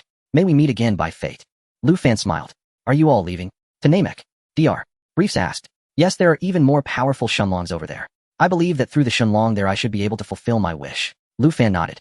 I want to travel to outer space with you. Bulma rushed forward to hug Lu Fan. Lu Fan. Bulma, stop it, you still have school tomorrow. Beachy said. No, I don't want to go to school. I've already graduated from kindergarten. Bulma clung tightly to Lu Fan's leg, showing no signs of letting go. Lu Fan wiped his sweat. Bulma, there's still so much you need to learn in the future. Lu Fan said to Bulma. No, I've graduated. I'm already an adult. Bulma shouted. Why can aliens travel when they're 5, but I have to go to school? I don't want to go to school. Lu Fan and the others should go to school too, right? Beachy nudged Lu Fan, signaling him to say something. We Saiyans would never go to school to learn such boring knowledge. We are born warriors. Vegeta couldn't help but Beachy. There was no way to continue the conversation. Bulma, after you graduate from middle school, I'll take you to travel in outer space, okay? Lu Fan pinched Bulma's cheek. Graduate from middle school. That's still 9 years away. Bulma was in tears. Bulma, you can count pretty fast. Lu Fan said with a smile. I'm a genius. I invented this laser gun. Bulma waved the laser gun in her hand. Whoosh. The laser gun accidentally misfired, shooting a beam towards Vegeta's direction. Bang. Vegeta was caught off guard and got hit.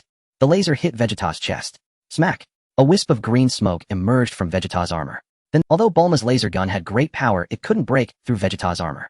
Hey, are you okay? Bulma was startled. What? What are you doing? Do you believe I'll kill you? Vegeta was so angry that his nose was... I was ambushed again. I could accept being ambushed by Lu Fan, but this little girl was also attacking me.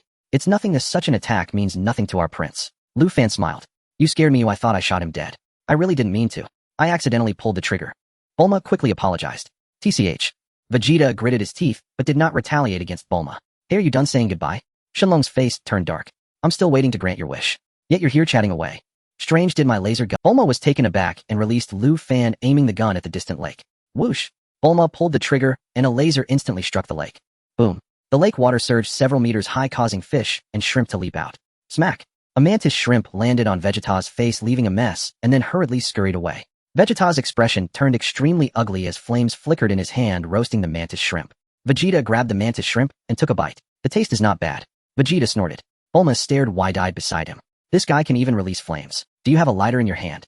Your wish has been granted, goodbye. Shenlong was truly impatient and directly fulfilled. With a swift motion, the divine dragon transformed into a golden beam of light. The golden beam split into 7, forming 7 glowing orbs. The 7 glowing orbs dispersed in 7 different directions, scattering across the world. The sky returned to bright. By the time Bulma's family reacted, Lu Fan, Vegeta, and the spaceship parked in the yard had completely vanished. Hey, wait for me. I want to travel with you. Bulma ran after them swiftly. However, she couldn't reach them. How frustrating. They went off on a trip without me, Bulma pouted, feeling gloomy. Suddenly the phone in the yard rang. Dr. Brief stepped forward to answer the phone. Is that you, Ties? How's your experience with life out there? Dr. Briefs asked with concern, only to be taken aback slightly. What? Aliens. Have you encountered aliens too? Huh, Dad. From what you said. Did you also see aliens? Ties asked. Ties is Bulma's older sister, a novelist primarily focusing on science fiction. Recently, Ties had been traveling, claiming she wanted to experience life, to write better science fiction. Yes, your mother and Bulma have seen them, but they should have already left Earth. Dr. Briefs replied. They left. Ties was taken aback. By the way, Ties, do you need to talk to Dad about something? Dr. Briefs asked. Dad, the alien named Gak. His spaceship is malfunctioning, and there's also an issue with the communication system on his planet. Can you come help fix it? Ties replied. Alright, no problem. He'll head over right away. Dr. Briefs agreed. I wonder if our family is destined to have ties with aliens. Dad, I want to go too. I want to see what the alien my sister met looks like, Bulma said. Alright, you can come with me. Dr. Briefs nodded. 2 hours later, Bulma met Galactic Patrol Officer Gak. I thought this alien would look more handsome. But is this it? Bulma shook her head in disappointment. Gak, what does that mean? Do you think I'm ugly? This is why I dislike kids. Dad, this is Gak, who claims to be a Galactic Patrol Officer, Ties introduced. I'm not just claiming. I really am a Galactic Patrol Officer. I am responsible for this planet. Gak's expression darkened as he hurriedly explained. Whoosh. Bulma fired the laser gun. The laser struck the distant lake. Boom. The water surged several meters high. Gak was momentarily dumbfounded. Alien, this is the laser gun I made. If you dare to shout at my sister again, I won't hold back, Bulma huffed. Gak wiped his sweat. This little girl has quite a temper. Ahem, Gak, where's your spaceship? Can I see it? Dr. Briefs quickly changed the subject. Oh, it's over there. Gak pointed to a spaceship in the distance. It looks different from Lu Fan's spaceship. That's what I thought, Bulma muttered. Lu Fan, Vegeta, spaceship. Where are they? Gak paused for a moment and, hey, do you know Lu Fan? Bulma asked curiously. He came to Earth with a Saiyan named Vegeta. Have you seen? Gak was taken aback, his expression changing repeatedly. Bulma and Dr. Briefs nodded in unison. You're still alive? Gak was utterly shocked. What are you saying? It sounds like they were some kind of ruthless villains, Bulma said, a bit displeased. They are Saiyans. They are extremely evil scions. The fact that you are alive is a miracle. Gak wiped his sweat. No, Lu Fan is not like what you said. He is a good person. And he's so handsome. Bulma huffed. Little girl, you can't judge a person's character based on their appearance. Gak chuckled bitterly. By the way, Gak came to Earth because he discovered that some scions were about to descend on Earth. Gak is here to protect the peace of Earth. Tais explained. Let me ask again, where are they? Gak inquired. They've already left, Bulma said. Left? Really? Gak was both surprised and delighted, feeling a slight sense of relief. Why do I feel like you seem scared of them? Bulma looked at Gak. What are you saying? How could I be scared of them? Gak immediately denied it. Huh. Lu Fan, Vegeta, you're back. Bulma looked behind Gak, her face lighting up with surprise. Gak was almost scared to death, his lips twitching as his legs trembled uncontrollably. Hee, just kidding, Bulma grinned, displaying an innocent smile. Gak turned around to see nothing behind him. Gak's face darkened. Don't scare me like that. You almost gave me a heart attack. Gak shouted angrily. Let's take a look at your spaceship. Dr. Brief sighed. On Master Roshi's island. Whoosh.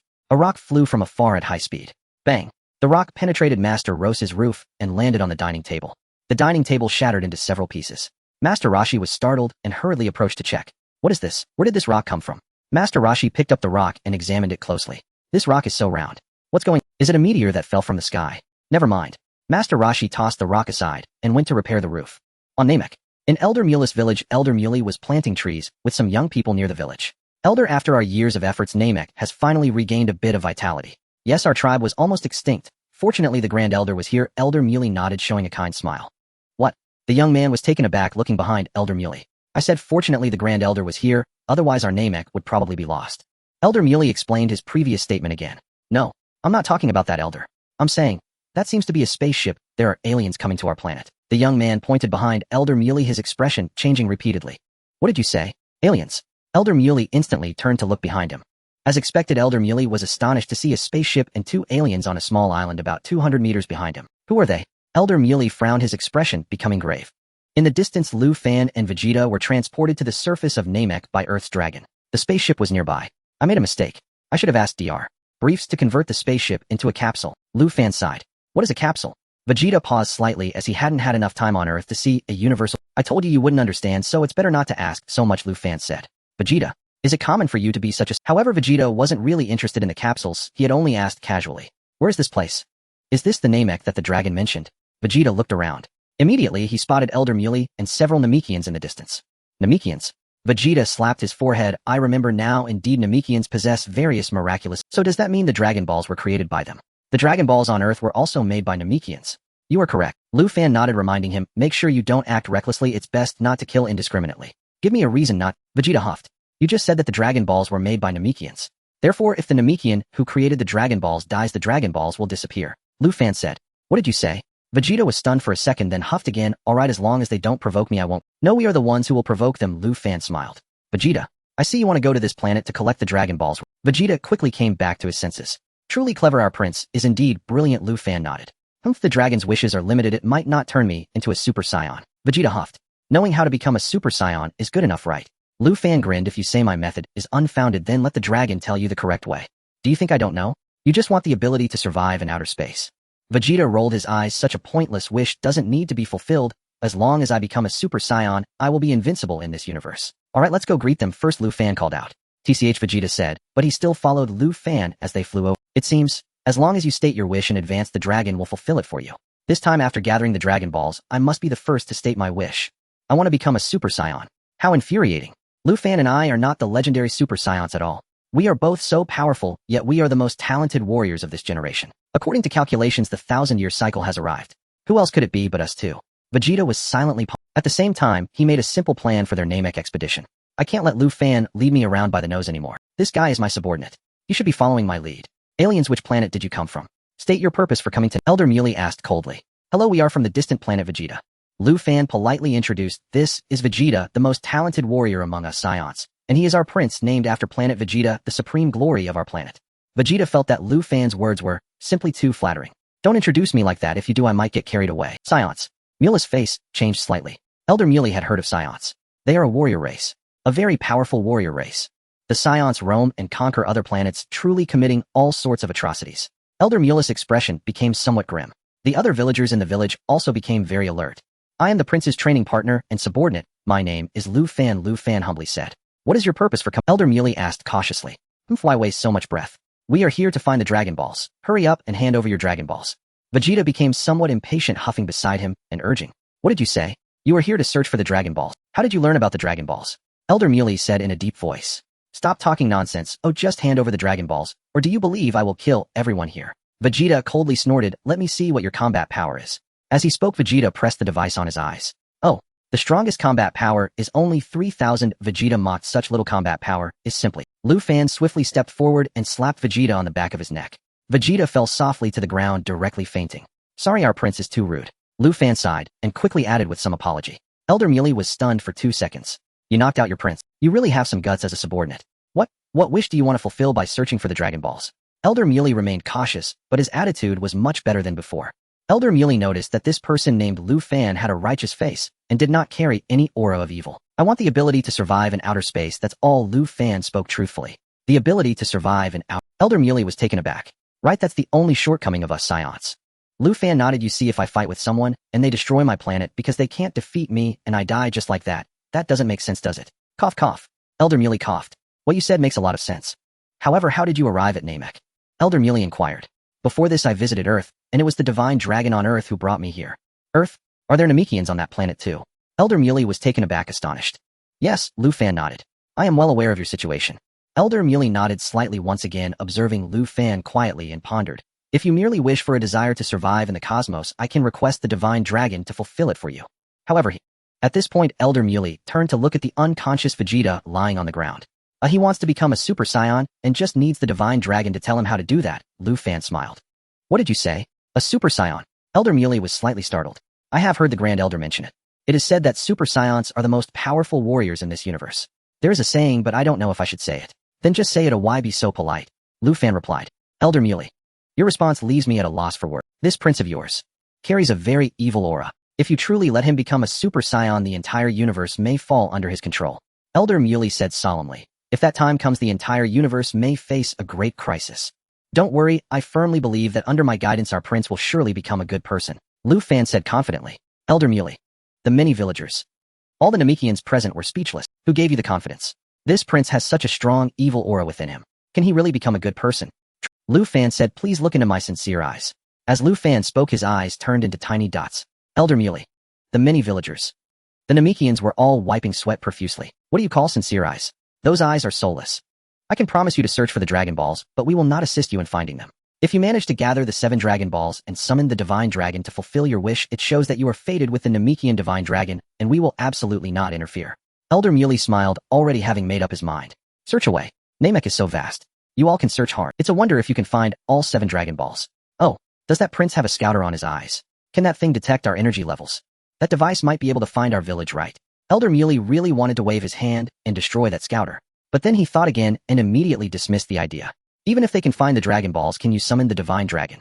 Summoning the Divine Dragon requires the Namekian language, and fulfilling wishes also needs the Namekian language. Alright, thank you. Lu Fan nodded in gratitude and stepped forward to kick Vegeta. Vegeta slowly awoke, leaping up from the ground and throwing a punch at Lu Fan. Smack! Lu Fan gently raised a hand, blocking Vegeta's attack.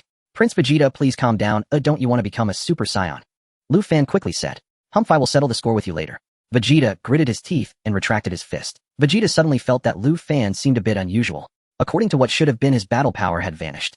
Why does it feel like my punch did not inflict any damage on him? This kid is hiding his battle power. Humph, trying to play tricks with me. I, Vegeta, have never feared your tricks. What if you hide? First, let's find the Dragon Balls. After finding the Dragon Balls this time, I must seize the opportunity to fulfill my wish. Your Highness, during the time you were unconscious, I reached an agreement with the Namekians allowing us to search for the Dragon Balls on this planet, but they will not help us.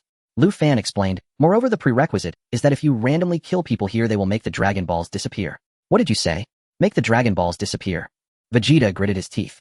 Yes, after all, the Dragon Balls were created by them, so making them disappear is quite simple, right, Elder? Lu Fan smiled at Elder Muley. Elder Muley. Cough, cough, I am Muley, the elder of this village. Muley, isn't the elder of the village just the village chief? Lu Fan said confidently. Elder Muley didn't want to speak anymore. He remained silent for 3 seconds. That's right, please don't kill anyone, Elder Muley said to Vegeta. Humph. Vegeta grunted in agreement. Anyway, I am just here to find the Dragon Balls. As for conquering this planet, I can do that later.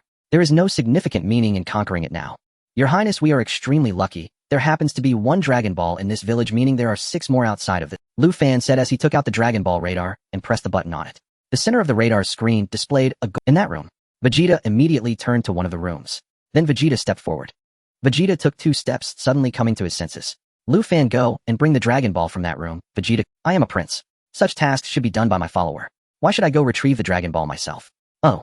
Lu Fan nodded, stretching out a hand, aiming at the room from afar. Smack.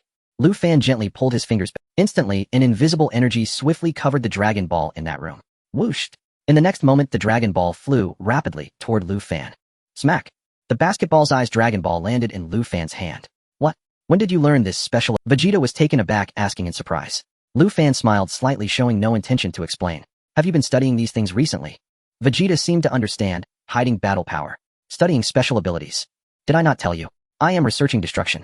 Lu Fan shook his head, speaking truthfully. It doesn't matter anymore.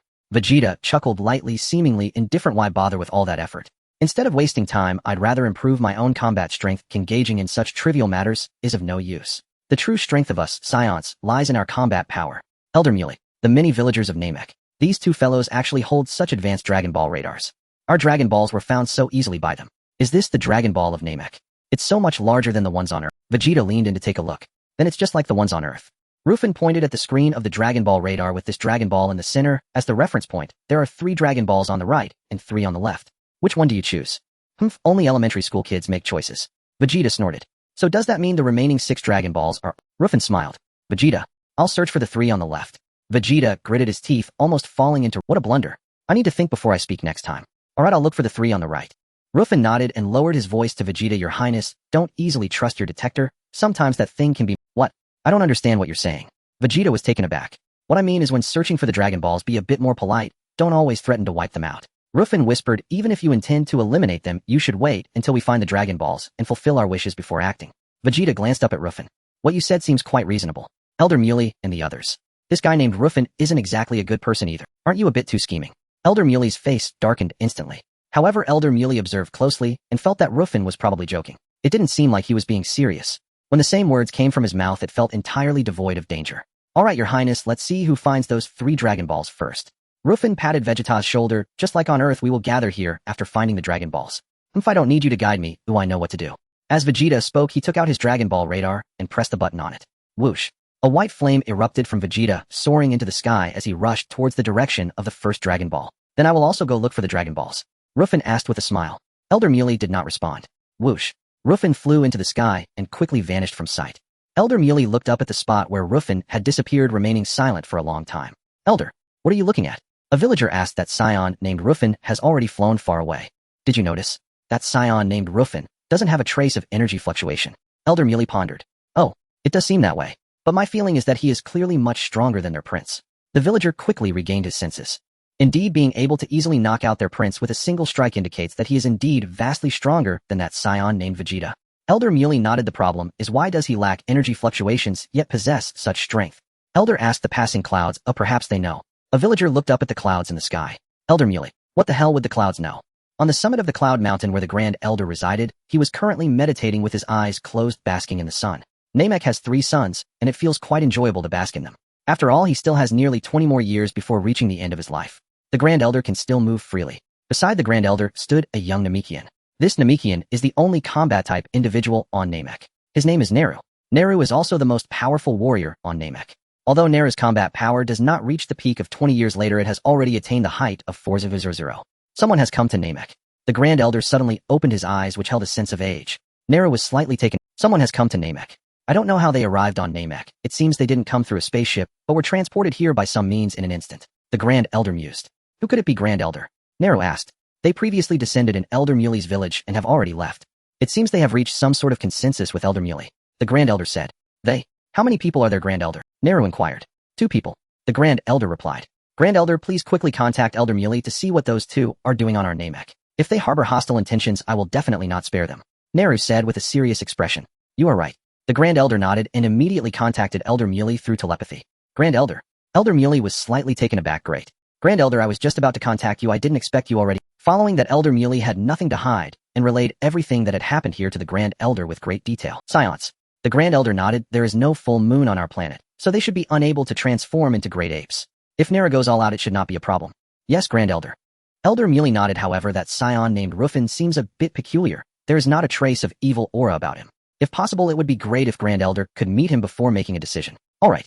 The Grand Elder gently nodded and instructed Naru, bring that scion named Rufin to me. I want to meet him before deciding whether to let them fulfill their wishes. Yes, Grand Elder. Naru bowed respectfully. In the next moment, Naru released his sensing ability to search for Rufin's aura. There was no then, because there was no aura from Rufin. These so-called auras had long been replaced by divine power that Rufin possessed. Namekians and ordinary humans could not sense divine power, completely unable to sense his presence. Naru looked up at the sky. Strange. Even I can no longer sense his location. Cold sweat trickled down the Elder's face. What is that? Someone's approaching. Look, behind you, Elder. Naru suddenly pointed over the Elder's shoulder. High above the Elder's back, a lone figure streaked through the sky, toward them at blinding speed. The Elder strained to twist his head backward. There, soaring across the heavens, was a figure moving with astonishing velocity, yet emitting not the faintest ripple of aura. Could he be that scion named Lu Fan? Naru furrowed his brow. It must be him. The absence of energy fluctuation confirms it. The Elder gave a slight nod. Snap! Lu Fan descended from the heavens and landed lightly beside the Elder and Naru. Naru stepped forward instantly, placing himself between the Elder and Lu Fan, eyes sharp with vigilance. No need to tense up. I'm not here to fight. Lu Fan grinned, revealing gleaming white teeth, his tail swaying gently. You are Lu Fan the Scion. The Elder studied him, then asked. Huh, how did you know my name? Truly impressive. Lu Fan feigned astonishment. I am the Elder of this planet, the Great Elder of Namek. There is nothing on Namek that escapes my knowledge. The Elder smiled faintly. I am already aware of your quest for the Dragon Balls. As he spoke, his gaze remained unwavering, fixed intently upon Lu Fan. Lu Fan returned his gaze with calm composure, silent. He knew full well the Elder was probing his heart, not for strength, but for darkness. As if I harbored any malice. With my current power, had even a trace of evil stirred within me, this entire planet would have crumbled to dust long ago. Naru, hand him our Dragon Ball, the Elder instructed. Yes, Elder, Naru replied, bowing slightly before turning toward the chamber to retrieve the one-star Dragon Ball. Wait, I didn't come for the Dragon Ball, Lu Fan interjected abruptly. The Elder froze, stunned for a full second. Naru halted mid-step, poised in place. My prince and I have reached an agreement. All Dragon Balls within this region shall be collected by His Highness, Lu Fan explained calmly. The Elder. Naru. Was there truly any difference? Did it matter who claimed the Dragon Balls? Him? Then what brings you here? The Elder asked. To study, Lu Fan replied. My father once told me mastering another language greatly enhances one's chances of survival. A foreign language? You mean, you wish to learn Namekian? The Elder blinked, surprised, gazing at Lu Fan. Yes, I've already mastered Earth's tongue after visiting the planet, Lu Fan nodded. Elder, could it be that this young scion seeks to learn Namekian solely to invoke the Dragon God and fulfill wishes? Naru whispered cautiously to the Elder. Naru, do not presume such ill intent in others. The Elder smiled gently. Moreover, he remains unaware that Namekian is required to utter wishes, and keeping him here offers us ample opportunity to observe him closely. The Elder speaks wisely. Naru bowed deeply. Then Naru, teach Lu Fan the Namekian language, the Elder said without hesitation. Understood, Naru affirmed. Namek was vast. Vegeta flew for hours before finally locating the first village. Vegeta descended from the sky and landed squarely in the village square. The Elder had already informed the village elders should anyone arrive seeking Dragon Balls they were to pretend not to see. If he finds them, let him take them. It matters little. After landing, Vegeta produced his Dragon Radar. Following its signal, he swiftly located a Dragon Ball. Cradling the Dragon Ball, Vegeta shot skyward once more. The Namekians watched his departure, unblinking, unmoved, as if he were mere wind passing through. Vegeta raced onward toward the next Dragon Ball's coordinates. Though this planet is immense, its Dragon Balls prove far easier to locate than Earth's. Most seem nestled within villages. At this pace, he'll gather them all within 5 or 6 hours. Whooshed. Vegeta accelerated, vanishing into the horizon. 5 hours later. Thank you, Naru. I can now speak basic Namekian, Lu Fan said gratefully. Think nothing of it, Naru smiled faintly. True fluency demands years of disciplined practice. No need for such rigor. I only require this much, Lu Fan replied, smiling warmly. Naru, you truly make do with the bare minimum. After an hour spent together, Naru concluded that Lu Fan, the scion, harbored no trace of malevolence in his heart. The Elder concurred wholeheartedly. Their rapport remained harmonious. By the way, may I ask, is your study of Namekian truly motivated only by linguistic curiosity? Naru asked quietly. Well, I heard that summoning the Dragon God and voicing wishes both require Namekian, so I thought learning it myself would make things far more convenient. Lu Fan answered candidly. The Elder. Naru. They exchanged a long, wordless glance. The Elder wiped his brow vigorously. So this was his true motive. He bears no evil, but possesses a quiet, cunning sort of mischief. Then it's time I set out to seek the Dragon Balls. Lu Fan stretched languidly. Whooshed. He shot skyward, vanishing in an instant. The Elder and Naru stood side by side, speechless. A long silence followed. Elder, surely his heart holds no darkness. Naru ventured softly. His heart is indeed free of malice, yet he embodies a subtler, slyer kind of mischief. The elder sighed deeply. Naru. Sly mischief. Elder, that phrase fits him perfectly. I share your assessment. I sense a foreboding Prince Vegeta aligned with this young scion may soon endure countless trials. The elder murmured, voice heavy with prescience. Ah, someone approaches. As he returned, Naru tilted his head skyward. Not him. It may be the scion. The elder mused quietly. Humph. That scion prince once threatened to conquer Namek. Let him learn. We Namekians are not to be trifled with. Nearest voice hardened, a flicker of battle lust igniting in his eyes. Indeed. Though we cherish peace, we are no helpless prey, nor a race to be subjugated. The elder nodded solemnly. A streak of light pierced through the sky. Vegeta descended from above, clutching 2 Dragon Balls, landing atop the summit of the elder's mountain. After landing, Vegeta ignored the elder and Naru, heading straight into the elder's chamber in search of the Dragon Ball. Vegeta had heard from Lu Fan that if they truly angered the Namekians and made the Dragon Balls vanish, it would spell trouble. First, let's grant a wish. Just as Vegeta was striding towards the elder's room, Naru spoke up. Stop. Oh. Vegeta turned to look at Naru, slowly halting his steps. You cannot enter the elder's chamber without his permission. Are you talking to me? Vegeta laughed. None of you seem to want to bother me. I was just feeling bored. I didn't expect to find such a significant opportunity here. What? Is there anyone else here besides? That person lying over there is not human. Vegeta pointed at the elder. The elder thought, why am I getting involved in this? Naru wiped his sweat. Stop wasting time. What are you doing here? What do you think I'm here for? Is it not obvious with these 2 Dragon Balls in my hands? So you're here to collect the Dragon Balls. You should leave. The Dragon Balls will never be given to someone as evil as you. It seems that unless I teach you a lesson, you won't be able to rest easy. Vegeta chuckled, casually placing the 2 Dragon Balls on the... Immediately, Vegeta activated the scouter on his eye. Let's see what your battle power is. He glanced at the scouter's reading. Oh, not bad. Your battle power has reached 5,000. You indeed have the capital to boast at me. Naru gazed at Vegeta calmly, saying nothing. Do you know what my battle power is? Vegeta snorted, a slight smirk appearing on his face. How much? Naru asked. 15,000. Vegeta pointed his thumb at his own nose. Really? Naru nodded, unfazed. My battle power is 3 times yours. Vegeta scoffed. Then let me deal with you properly. Whoosh. As Vegeta said that, he charged towards Naru at high speed, immediately launching a kick. Slap. Naru slightly tilted his body to evade Vegeta's kick. In the next moment, Naru seized Vegeta's ankle and delivered a sharp kick to his abdomen. A woo. Vegeta let out a piercing cry, his body tracing an arc in the air before crashing into a distant Humph, the Prince of the Saiyans is nothing to be proud of, Naru scoffed. Naru, be careful, he might transform into a great ape. The elder cautioned, once he transforms into a great ape, the Saiyans' power will increase by at least 10-fold. What? Naru's face changed color, and he looked up at the sky, realizing there was no full moon. He sighed with relief, replying, didn't the elder say there is no full moon on our Namek? Then he won't be able to transform into a great ape, right? I've also heard that some Saiyans can create a full moon themselves, the elder speculated. Of course, whether that's true remains to be seen. I should have just asked Lu Fan earlier, Naru sighed. Whoosh. Vegeta shot up from the lake, soaring into the green sky, looking down at Naru. Vegeta was taken aback. How could this Namekian be so powerful? He pressed the scouter on his eye again. How strange. This guy's battle power is still at 5,000. Mine is clearly at 15,000. Why am I being beaten so badly? This is impossible. Vegeta shouted. He then dove from the air, hurtling towards Naru. Bang. Naru threw an uppercut, striking Vegeta directly in the chest. Puff. Vegeta spat out a mouthful of blood, staggering to the ground, feeling utterly defeated. You should leave. You're not my opponent at all, Naru scoffed. Vegeta stood up unsteadily, his face filled with rage. This. Vegeta felt utterly defeated. This is unscientific. This guy's battle power is still... My battle power has clearly reached the height of 15,000. My battle power is 3 times his. Why can't... Final flash. Vegeta shouted, suddenly conjuring a powerful energy ball in his hand. The energy ball surged towards Naru. Watching the rapidly approaching energy ball, Naru's expression remained exceptionally calm. Bang. He then swung it. The energy ball shot up into the sky. Boom. The energy ball exploded in midair, bursting forth in splendid colors. Vegeta was utterly stunned. What a joke. Did my energy ball just get swatted away like that? Is this guy really a Namekian? When did Namekians become this strong? Still want to fight? Naru scoffed. Duh.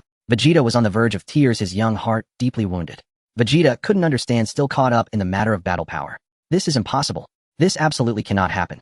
Vegeta shouted. Can that thing you're wearing detect my battle power? Naru smiled. Vegeta remained silent. Then just look through that thing and see my battle power, Naru chuckled, clenching his fist as his aura gradually erupted. Beep beep. The reading on Vegeta's scouter fluctuated wildly. What? Battle power 6,000, 7,000, 8,000. Still rising. Vegeta was stunned. Then he saw the reading on the scouter continue to soar rapidly. 15,000, 16,000, 17,000, 18,000, 19,000. The shock in Vegeta's eyes was palpable. Bang. The next moment, Vegeta's scouter exploded on the spot.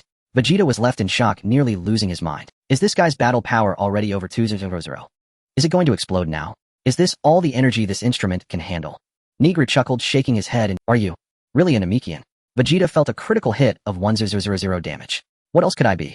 Negru snorted. Tremble. Vegeta began to shiver violently. Take your Dragon Balls and leave immediately. You are not welcome here. Negru issued an eviction order. Are you talking to me? Vegeta felt a profound humiliation. Oh. Vegeta let out a series of roars. Smack. In an instant, an energy ball materialized. Huff. Huff. Vegeta gasped heavily, his energy dwindling to its limit. You should regret that. Vegeta chuckled lightly. Do you know what this is? What? Negru was taken aback. What does he want to do? Do you know why we Saiyans are so strong? A smile appeared on Vegeta's face. It's because we can transform into I know this planet has no moon, but that's okay. A rare few Saiyans possess the ability to create a full moon. As the Prince of the Saiyans, I can certainly create a full moon too. As long as I infuse the air of this planet into this energy ball. Saying this, Vegeta waved his little hand, and the artificial full moon shot up into the sky. Not good. Negru's expression changed repeatedly. Swish. Without a moment's hesitation, a bolt of lightning shot from Negru's finger. The lightning quickly caught up with the artificial full moon that Vegeta had created. Boom. The artificial moon exploded midair before reaching its peak. Vegeta. Sorry, your full moon exploded, Negru chuckled. Can you still transform into a great ape now? Vegeta was stunned. This guy can even shatter my artificial full moon. His combat power is at least several times. This is bad. Swish. Negru swiftly appeared behind Vegeta. Where is he? Vegeta looked around frantically. Bang. Negru slapped him on the back of the neck. Vegeta fell limply to the ground, unconscious once more. That was close. If he had transformed into a great ape, it would have been troublesome. Negru took a deep breath. You've worked hard, the elder said with a smile, standing up from his seat. Elder, how should we deal with him? Negru inquired. Throw him far away, and also give him those 3 Dragon Balls, the elder pondered. Negru nodded. In the next moment, Negru grabbed Vegeta by the tail and flew into the sky. Soon Negru tossed Vegeta onto a flat ground far away and casually placed the Dragon Balls beside him. Negru believed that even if Vegeta woke up, it wouldn't be a big deal. His scouter had self-destructed. Without the scouter, Vegeta should not be able to find me and the elder. Moreover, even if he did find us, he wouldn't be my match. Negru shook his head. With such weak strength, you dare to invade? Who gave you the confidence? Look at your sidekick, Riven, how good he is. Although that guy is a bit sneaky. He harbors no evil. Both being Saiyans, why is there such a huge difference? Negru quickly left the area. About half an hour later, Vegeta finally woke up slowly. Vegeta instantly heightened his alertness, leaping up from the ground. However, upon realizing that Negru and the elder were nowhere to be found, he felt his heart relax. Damn, are they looking down on me? Vegeta trembled all over. Immediately, he looked down and saw 3 Dragon Balls lying on the ground. That Namekian, just you wait. Once I become a Super Saiyan, I will deal with you properly. First, I need to make my wish. Vegeta flew into the sky, clutching the 3 Dragon Balls. Fortunately, during the half hour he was unconscious, Vegeta had regained some energy. Even so, Vegeta flew for over an hour before finally returning to the village where Elder Muley resided. Prince Vegeta, you sure took your time. I've already collected the 3 Dragon Balls. Why are you only just coming back now? Reuven looked at Vegeta. Vegeta bared his teeth. Huh, your highness. How did you get injured? Reuven paused, feigning ignorance. Be careful not to fall. Hurry up and make the wish. Vegeta snorted, not admitting he had been beaten. If I say I was defeated by a Namekian, I would be ridiculed. Alright, the Dragon Balls are all here. Reuven pointed to the 4 Dragon Balls lying on the ground. Vegeta flew over and mixed his 3 Dragon Balls with the 4. The 7 Dragon Balls were finally gathered together. A golden light radiated from the 7 Dragon Balls. Come forth, Shenron. Vegeta shouted at the 7 Dragon Balls. Then, there was nothing more. The 7 Dragon Balls showed no reaction whatsoever. What's going on? Why is there no response? Vegeta was taken aback. Elder Muley shook his head, gently looking at Vegeta, as if he were an idiot. Come forth. Reuven spoke to the 7 Dragon Balls in the Namekian language. Whooshed. The golden flames atop the 7 Dragon Balls erupted. Soon after, a golden beam shot up into the sky. The sky instantly turned to night. The next moment, a giant golden dragon coiled in the night sky, looking particularly sacred and majestic. What? Did you just speak in the Namekian language? Vegeta was stunned, turning to look at Reuven. Reuven nodded. When did you learn the Namekian language? Vegeta asked. I learned it when I had the chance. Reuven grinned. Vegeta, the one who gathered the Dragon Balls, state your wish. I can fulfill up to 3 wishes for you. Shenron Palunga's voice sounded. This time the 3 wishes will be granted to you, Reuven. Elder Muley said to Reuven. Thank you, Elder Muley. Reuven nodded. No need to be polite. I have a feeling that soon Namek will face a great crisis. You may become the benefactor of our Namek. Elder Muley sighed. Reuven was unfazed. It was quite normal for Namekians to possess such abilities. Grant me the power to become an ordinary Super Saiyan. Vegeta hastily stepped forward and voiced his wish before anyone else could. Hey, fulfill my wish immediately. Seeing no response from the dragon, Vegeta grew instantly agitated. Shenlong, grant my first wish, bestow upon me the ability to survive unaided in the vacuum of space. Lu Fan uttered the wish in Namekian. Accepted. This wish shall be granted, intoned Purunga from above. A low hum resonated, then his eyes blazed crimson. Crimson light swiftly enveloped Lu Fan. He distinctly sensed subtle, yet profound changes stirring within. His skin seemed to breathe autonomously. Was this truly the capacity to endure the void of space? Your first wish has been fulfilled. Purunga's voice echoed from the heavens. Vegeta stared speechless. Damn it. Must wishes even be spoken in Namekian? He snarled. Your Highness, have I not repeatedly urged you to cultivate a tranquil heart? Why do you remain so volatile? Lu Fan sighed. Enough talk. Your wish is granted. Now hurry and transform me into a Super Saiyan. Vegeta pressed impatiently. Very well. My second wish, let Prince Vegeta beside me attain the form of a Super Saiyan. Lu Fan spoke the final phrase in flawless Namekian. What did you just wish for?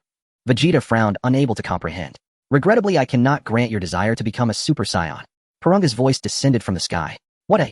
Even this dragon cannot fulfill such a simple wish. I seek only the ordinary Super Saiyan form, not the legendary one. Vegeta roared. Surely that much is possible. Indeed, the ordinary Super Saiyan form, affirmed Lu Fan. Can it be done? No. Purunga replied flatly. Then at least reveal the path to becoming one.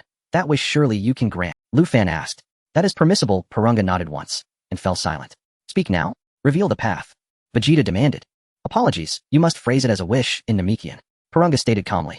Vegeta froze, stung, humiliated, utterly crestfallen. How infuriating. Must you insist on such rigidity? Just say it outright. Lu Fan remained wordless, shaking his head. Truly inflexible. With a resigned sigh, he repeated the request flawlessly in Namekian. So, how does one become a Super Saiyan? Is that your formal wish? Purunga inquired. Must you waste time with such trivialities? Vegeta flared up. Only for Purunga to retort coldly. Is this the attitude of one making a wish? Grr. Vegeta bared his teeth, then just as swiftly bowed his proud head low. A sudden memory struck him. Another formidable Namekian dwelled somewhere on this very planet. Better to tread light. To awaken the Super Saiyan form, one must first nurture a serene heart. Purunga, choosing not to press further, revealed the truth. Saions possess specialized cells within their bodies, cells that strengthen gradually only when cultivated by inner tranquility. Once their number reaches a critical threshold, a profound emotional catalyst can trigger transformation into the ordinary Super Saiyan state. Vegeta stared dumbfounded, then whirled sharply toward Lu Fan. I strongly suspect you rehearsed this dialogue with the dragon beforehand. Why do your words echo his so precisely? He paused, then asked, could an ordinary Super Saiyan defeat Frieza? Purunga remained silent. Damn it. Does every follow-up question count as a new wish? Vegeta growled. Enough, Your Highness, Lu Fan interjected gently. Let us choose another wish instead. Shenlong, transport me, Prince Vegeta, and our spacecraft to a world ideally suited for cultivating cells, Lu Fan declared in Namekian. Granted. This wish shall be fulfilled, Purunga affirmed. Wait, I must bid farewell first. Lu Fan's. Purunga paused, wordless. What did you just wish for? Vegeta demanded urgently. To send us to a planet optimal for cell growth. Acceptable. Lu Fan smiled serenely. Acceptable. Vegeta nodded, then abruptly stiffened, a thought striking him. Right. You mentioned Earth accelerates cell development more than anywhere else. Precisely. Let Purunga choose freely. It may well return us to Earth. Lu Fan's smile deepened. Vegeta fell silent. Purunga paused, wordless. My apologies for the intrusion, Elder Malya. Lu Fan turned and bowed respectfully. Think nothing of it. Elder Malya replied warmly. The gates of Namek stand ever open to you. Ah, but this world holds no beauty worth beholding. Hardly compelling. Lu Fan shook his head lightly. Elder Malya fell silent. The gathered Namekian villagers exchanged glances, equally speechless. Well then, farewell. Lu Fan waved once more. A sharp shake, and Purunga's crimson gaze ignited anew, bathing Lu Fan, Vegeta, and their vessel in radiant light. In the blink of an eye they vanished, utterly seamlessly. Lu Fan's wish had been disarmingly simple: no immortality, no cosmic supremacy. Such things were illusory. Nor did he covet dominion over the universe. For Lu Fan, true strength, forged solely through relentless self-cultivation, was the only certainty. Thus he sought only one thing: to overcome his own inherent limitations. Nothing more, nothing less. A flash, then awareness returned. Lu Fan found himself standing upon an unfamiliar world. Its soil burned a deep rust red, its sky glowed tangerine. A pale cerulean sun hung overhead, its hue defying expectation, yet somehow casting that warm amber firmament. Yet reflection brought clarity. Earth's sun appeared goldened, yet its sky shone sapphire, because oceans reflected azure light across the atmosphere. Architecture here echoed Namekian grace, yet fused with sleek advanced technology. Diverse species thronged the streets, each bearing unique physiognomies. Purunga had deposited them onto a quiet thoroughfare. Locals glanced over, not startled but unsurprised, as if such arrivals occurred daily. Hey, where are we? Vegeta blinked, then seized a frog-like humanoid by the collar without hesitation. It is worth mentioning that the so-called humans in the Dragon Ball world typically refer to intelligent life forms excluding gods. For instance, Frieza Cell and Bu all fall within the category of humans. Don't you know? This is the most famous gourmet planet in our universe, replied the frogman. Oh, a gourmet? I have heard of this planet. Vegeta nodded and kicked the frogman 10 meters away, saying to Lu Fan, it is said that this place has all kinds of delicacies from across the universe. Damn it, why did we come to this boring planet? We are here to increase our cells, not to eat. The frogman gritted his teeth and got back up, glaring fiercely. Vegeta ignored the frogman. Perhaps living on this planet for a while will help increase the S cells in our bodies, Lufan speculated. Since we're idle anyway, let's settle down here for now. Vegeta did not object. I must quickly increase the S cells in my body and become a Super Saiyan. Then that guy Frieza will let me defeat him. Once I eliminate Frieza, I will be the strongest in the universe. Vegeta, so should we do some small business? Experience the life here. Lufan pondered. What nonsense. We are a warrior race, you want us to do business here. Vegeta was so angry that his nose nearly twisted. Calm down, Lufan said. Vegeta immediately fell silent. Yes, it is indeed better to stay calm. Otherwise, how can we increase our S cells? Only by doing some small business can we experience life here, Lufan said. Otherwise, do you plan to kill everyone on this planet? Then how can you increase your S cells? Vegeta replied. Whatever you want. Vegeta gritted his teeth and reluctantly agreed. Quick, tell me, what should we make? Lufan rested his chin and thought. I only know how to fight, it don't involve me in business. I will open the shop, are you sure you won't do anything? Lufan smiled and said, don't let it be that I have already become a Super Saiyan and you are still nothing. Stop bragging, the first person to become a Super Saiyan will definitely be me, Vegeta. Vegeta said confidently. Huh, what is this? Lufan walked up to a tree and silently looked at the large tree. Just a plant, Vegeta replied. This seems to be a cola tree, Lufan pondered. What nonsense, who cares what it's called? Vegeta was not interested in these. I found that there are quite a few such plants on this planet, Lufan said. I got it, let's make cola. Cola? What is that for? Vegeta did not understand. You just need to help me with one thing. If anyone dares to copy my product, you just go and deal with them, Lufan proposed. That's something I'm good at, Vegeta did not object. After all, they were here to experience life. Experiencing life was to increase the S cells. Vegeta also wanted to quickly become a Super Saiyan. Luffy's cola plan began like this. 3 months later, a drink called cola gradually spread on this gourmet planet. People discovered that the biggest feature of this drink was it was incredibly delicious. Moreover, it paired perfectly with the food here. Enjoying delicious food while being able to drink such a tasty beverage was simply too delightful. Many aliens also caught on to the business opportunity, purchasing this cola and researching its components. Many aliens had extremely advanced technology and easily figured out the cola that Lufan had developed.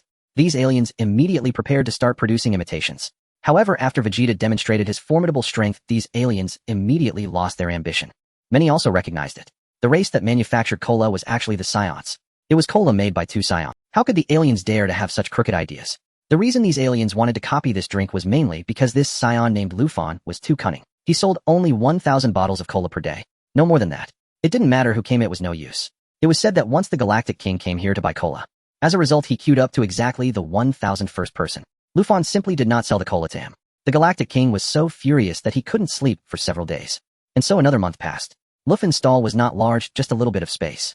The process of making cola was also very simple. Lufan specially found a scientist to research a synthesis technique for cola. As long as you press a button on that machine, a bottle of cola would miraculously appear.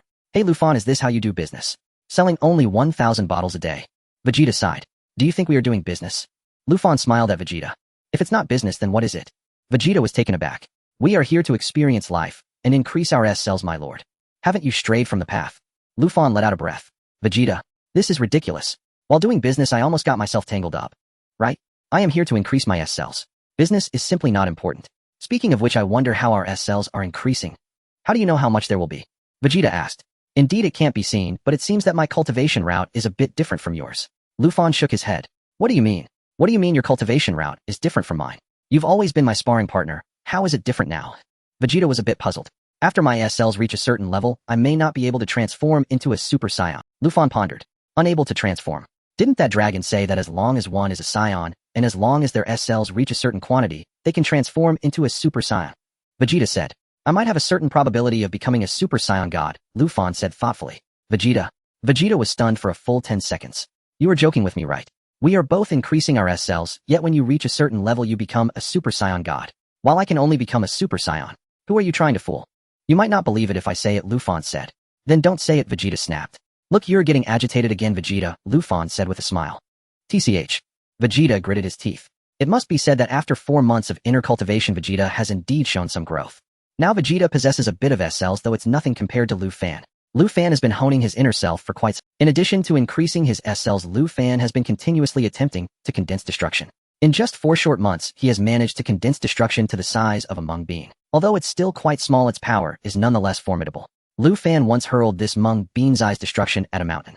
The mountain was instantly reduced to rubble, leaving nothing behind. The people on the food planet were abuzz with discussions about the fate of that mountain.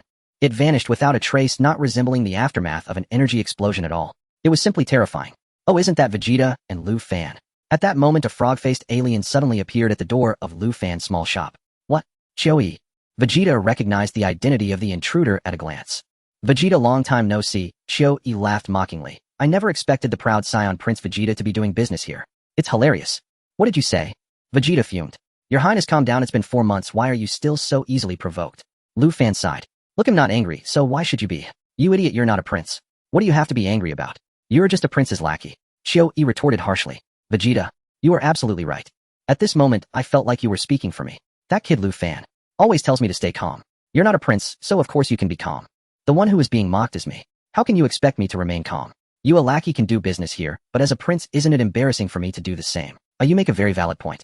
I don't even know how to respond to that. Lu Fan nodded vigorously. I heard the cola you make is delicious, give me a bottle so I can try it. Choi called out to Lu Fan. Line up at the back, Lu Fan replied. Choi, do you believe I will smash? Choi said darkly. You dare make me wait in line. Choi, if you want to fight, come with me, Vegeta said coldly, pointing to an empty area in the distance. You probably don't know anything, do you? Choi laughed. What do you mean? Vegeta was puzzled. Hated every planet Vegeta has been destroyed. Choi shouted gleefully. What did you say? Planet Vegeta is destroyed. Stop lying, you lying scoundrel. Vegeta was stunned for 2 seconds, shaking his head in disbelief. The many aliens lining up for cola also perked up their ears. I knew you wouldn't believe me, Choi chuckled. But the truth is, planet Vegeta was hit by a gigantic meteorite and has been completely obliterated. Now the surviving Saiyans are few and far between. Do you know what few and far between means? Less than 10 people. Was there no warning beforehand? Vegeta frowned. Damn it, now I have no way to become King Vegeta. Choi, your parents have died, aren't you even a little sad? Choi was taken aback and asked. The death of my parents and the destruction of my planet mean nothing to me, Vegeta scoffed. Planet Vegeta has been destroyed. It seems to be true. What do we call this again? Self-inflicted misfortune brings no one to pity. The Saiyans have bullied and occupied other planets for years. I never expected their own planet to encounter a great explosion. Many aliens who knew about this event also showed a gleeful attitude. Indeed, the Saiyans have done a lot of evil over the years. Therefore, their reputation is not so good. How about we all rush in and snatch their cola equipment? An alien suggested. That's too shameless. Only selling 1000 bottles of cola a day. Another alien gritted his teeth in anger. If we snatch the cola equipment, everyone can freely drink it. I think it's feasible. I was a bit wary of the Saiyan race, but now they have less than 10 people left. What is there to fear? Exactly. I've long had an eye on them. Many aliens in line also stopped queuing, most of them already ready for battle. These aliens wanted to rush forward and seize Lu Fan's cola stall. Wild monkeys, you are truly hated by heaven and earth. Quickly give me a bottle of cola so I can try it. Choi called out. If it tastes good, I could report to Lord Frisia and help shelter you. Otherwise, how are you different from homeless stray dogs? Destruction. Lu Fan uttered those 2 words. Whooshed. A purplish red energy of destruction shot toward Choi. What is that? Choi was stunned for a second. What is this? It looks only the size of a mung bean. It doesn't seem impressive at all. Choi initially planned to ignore it. However, as the purplish red energy of destruction approached him, he clearly felt a terrifying aura of death. Not good. Choi was greatly alarmed. He wanted to dodge the incoming destructive energy immediately, but the purplish red energy seemed to have locked onto him, rendering him unable to move. The horror in Choi's eyes was evident. Bang! In the next moment, Choi was struck by the purplish red energy of destruction. What happened next left everyone present astonished. Bang! Choi burst apart like a soap bubble, instantly scattering into ashes, disappearing with the wind. Vegeta on the side was also dumbfounded. What was going on? What was that just now? How could an energy the size of a mung bean possess such destructive power? Vegeta admitted that if he released his energy to the fullest, he could also reduce someone to ashes. However, he felt that it was absolutely impossible to leave no trace of them behind. Those aliens who initially wanted to rush and now stared wide-eyed in shock at the terrifying scene before them. This line is a bit crooked. Lu Fan smiled at the aliens waiting in line. The aliens were immediately dumbfounded, quickly returning to their ranks. Whose turn is it? Lu Fan asked. It's my turn. My lord. The alien said, cautiously afraid of being eliminated if he spoke too loudly. Waiting in line to drink cola only to be eliminated in the end. What a tragedy this was. Lu Fan nodded, pouring a cup of cola and placing it on the table. After paying, the alien immediately bowed and respectfully left. Next, Lu Fan ordered. The many aliens in line thought. Why does it feel like we're not here to drink cola? It felt more like we were lining up for Meng Pa soup. Vegeta remained in a daze for quite some time until the last cup of cola was sold out. Only then did Vegeta stare unblinkingly at Lu Fan. Hey Lu Fan, what was that move you just used? Vegeta hurriedly asked. Wasn't I clear enough? I said it when I attacked Choi, didn't I? Lu Fan smiled. Destruction, eh? Vegeta pondered. Really clever, Lu Fan nodded. Vegeta thought. Clever? What nonsense. When did you comprehend such a domineering move? Vegeta asked again. Your Highness, what kind of brain do you have? Didn't I tell you? I've been researching destruction during this time, Lu Fan said with a smile. Vegeta suddenly understood. Yes, Lu Fan indeed said such words. However, after a brief silence, I got it. You compressed the energy, and at the moment it hit Chio-E, the energy suddenly exploded, shattering him, right? Vegeta guessed. I got it. You compressed the energy, and at the moment it hit Chio-E, the energy suddenly exploded, shattering him, right? Vegeta guessed. Frieza's spaceship was slowly moving through the cosmos. Oh ho ho ho ho. Frieza let out a strange laugh, his triangular eyes particularly bright. The Scions have finally been exterminated, and now there are fewer than 10 Scions left, to be precise, fewer than 5. Congratulations, Lord Frieza, Dodoria said, bowing. That long-haired little brat Raditz is no threat. He can't stir up any major waves. And that Scion sent to Earth with a battle power of only 2 is nothing to boast about either. Sabor replied, there's also a bald Scion named Naba who claims to be a top warrior, but if his battle power exceeds 1 of 0, it would be quite a feat. Indeed, Sabor is right. I wonder how their Prince Vegeta is doing now. Dodoria mused. Do you have any leads on Vegeta and his lackey? Frieza squinted and asked. We lost contact completely last time, Dodoria replied. Perhaps they are hiding away to cultivate. Frieza chuckled lightly, not taking it too seriously. Let them cultivate if they wish, they will eventually reveal themselves. At least that lackey of Vegeta, Lu Fan, should be out of commission already, Sabor said with a smile. Lord Frieza, we just received some news from the distant gourmet planet. At this moment, a subordinate stepped forward to report. Oh, gourmet planet. What happened there? Frieza asked. Because this gourmet planet was specially created by Frieza for Beerus. Once Beerus awakens, he can enjoy delicacy. Frieza had put in considerable effort to create such a gourmet planet. Now that he heard news from there, Frieza couldn't help but that gourmet planet was managed by someone Frieza sent secretly. One could say that the public order there was quite good, and there shouldn't be any troublesome incidents. It's Lord Chio-E. He was killed, the subordinate reported. Oh, is that so? Frieza smiled. Chio-E is dead. Dodoria was taken aback. What? Chio-E's battle power is not low. Who killed him? It was the Scion Prince Vegeta's lackey Lu Fan. He released a strange energy, and Chio-E turned into dust in an instant, the subordinate replied honestly. What did you say? Dodoria exclaimed. What kind of strange energy did you say he released? According to witnesses, it seems to be a form of compressed energy. Once this energy enters the body, it will explode, the subordinate responded. So it's compressed energy. Frieza chuckled softly. This lackey of Vegeta, Lu Fan, actually learned such a trivial move. But I suppose Chio-E was careless. What are Vegeta and that lackey Lu Fan doing on the gourmet planet? It seems they are selling a beverage called cola. The subordinate wiped his sweat. What did you say? What are they doing? Frieza thought he misheard. Selling beverages. The subordinate replied again. Frieza? Sabor? Dodoria? Cough, I didn't mishear, did I? Dodoria wiped his sweat. The proud warrior race of the Scions, the prince, is selling beverages on the gourmet planet. I can't believe it. Is the news reliable? Frieza asked. It's true, the subordinate respectfully replied. Lord Frieza, Dodoria said.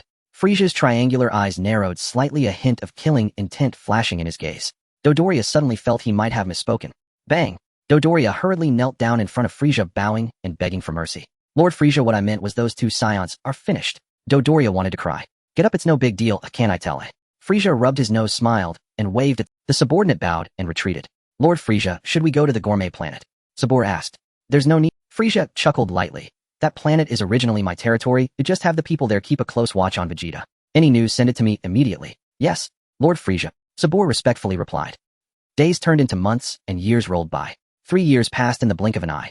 Lu Fan and Vegeta were still stationed on the gourmet planet selling cola at a fixed stall. 3 years. 3 years. Why haven't I transformed into a Super Saiyan yet? Vegeta trembled all over. That's because you don't possess a Lu Fan side. I've said it countless times, you need to calm your mindset. Nonsense. So you've calmed down. But have you transformed into a Super Saiyan? Vegeta snorted. I've told you. I want to become a Super Saiyan. Lu Fan shook his head. In pursuing the path of the Super Saiyan god. TCH. Stop spouting such useless talk. Vegeta bared his teeth. I've had enough of this peaceful existence. From now on we go our separate ways. He'll pack up and leave this planet immediately. And fine. Do as you please, Lu Fan replied.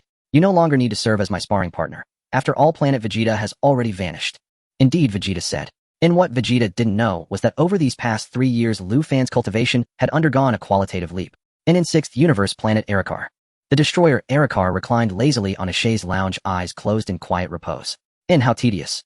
Unlike Beerus, I'm not built for endless naps. I simply can't fall asleep. Arikar yawned as he spoke. And meanwhile, the angel Vados stood nearby, her staff held aloft as she observed the cosmos.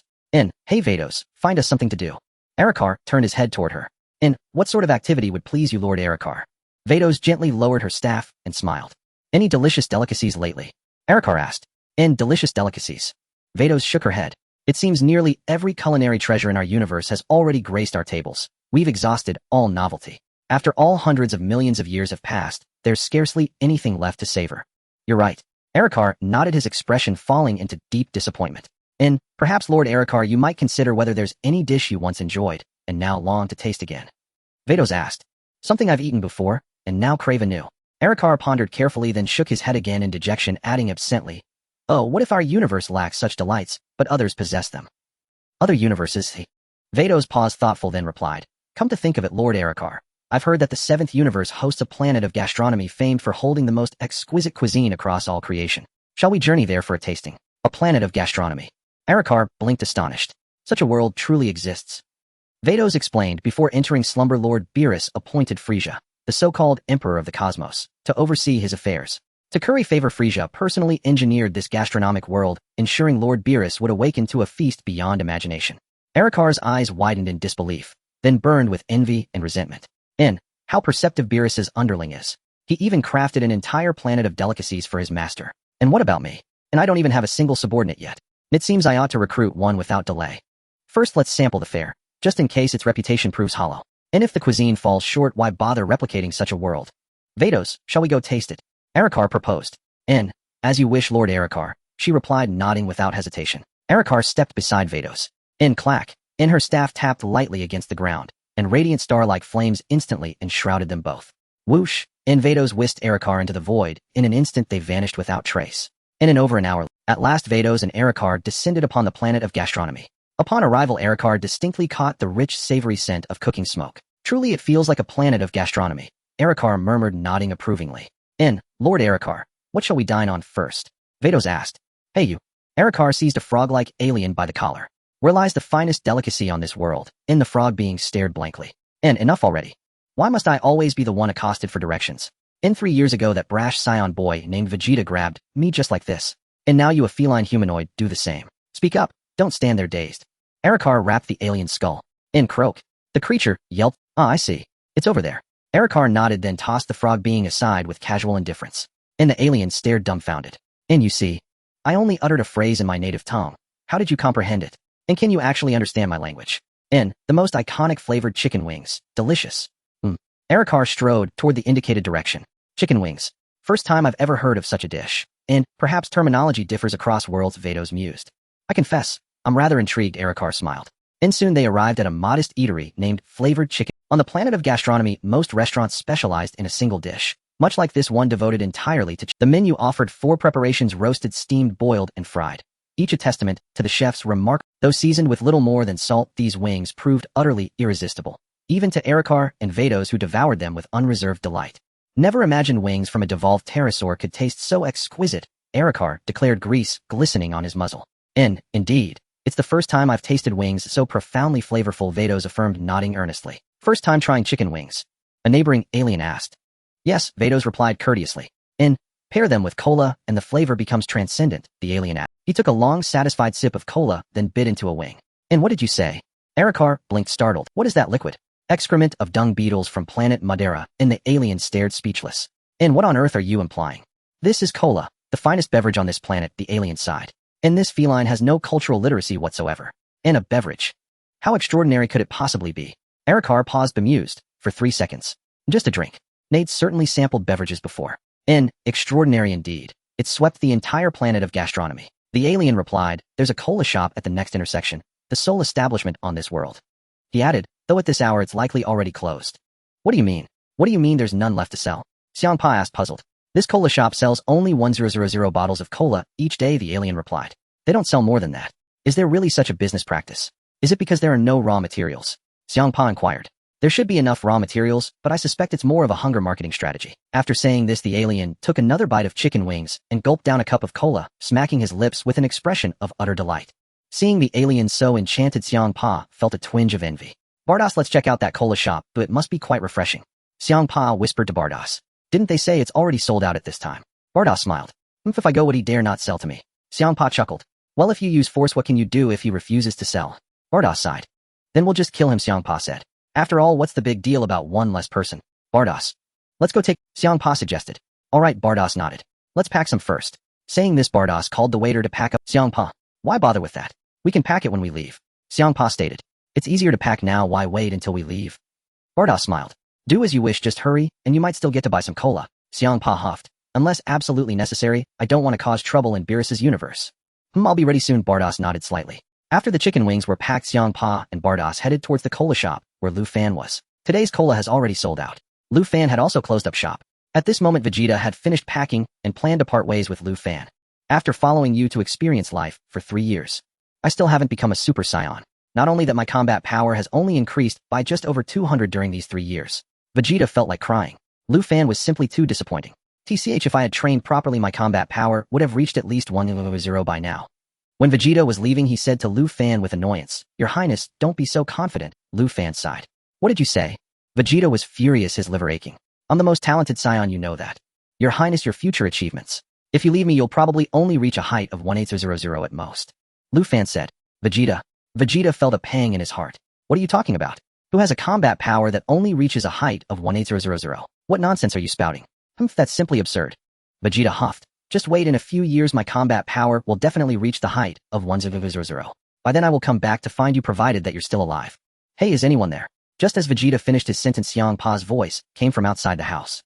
Behind Lu Fan and Vegeta's little cola shop was a house with an area of about 400 square meters. The two of them usually lived in that house.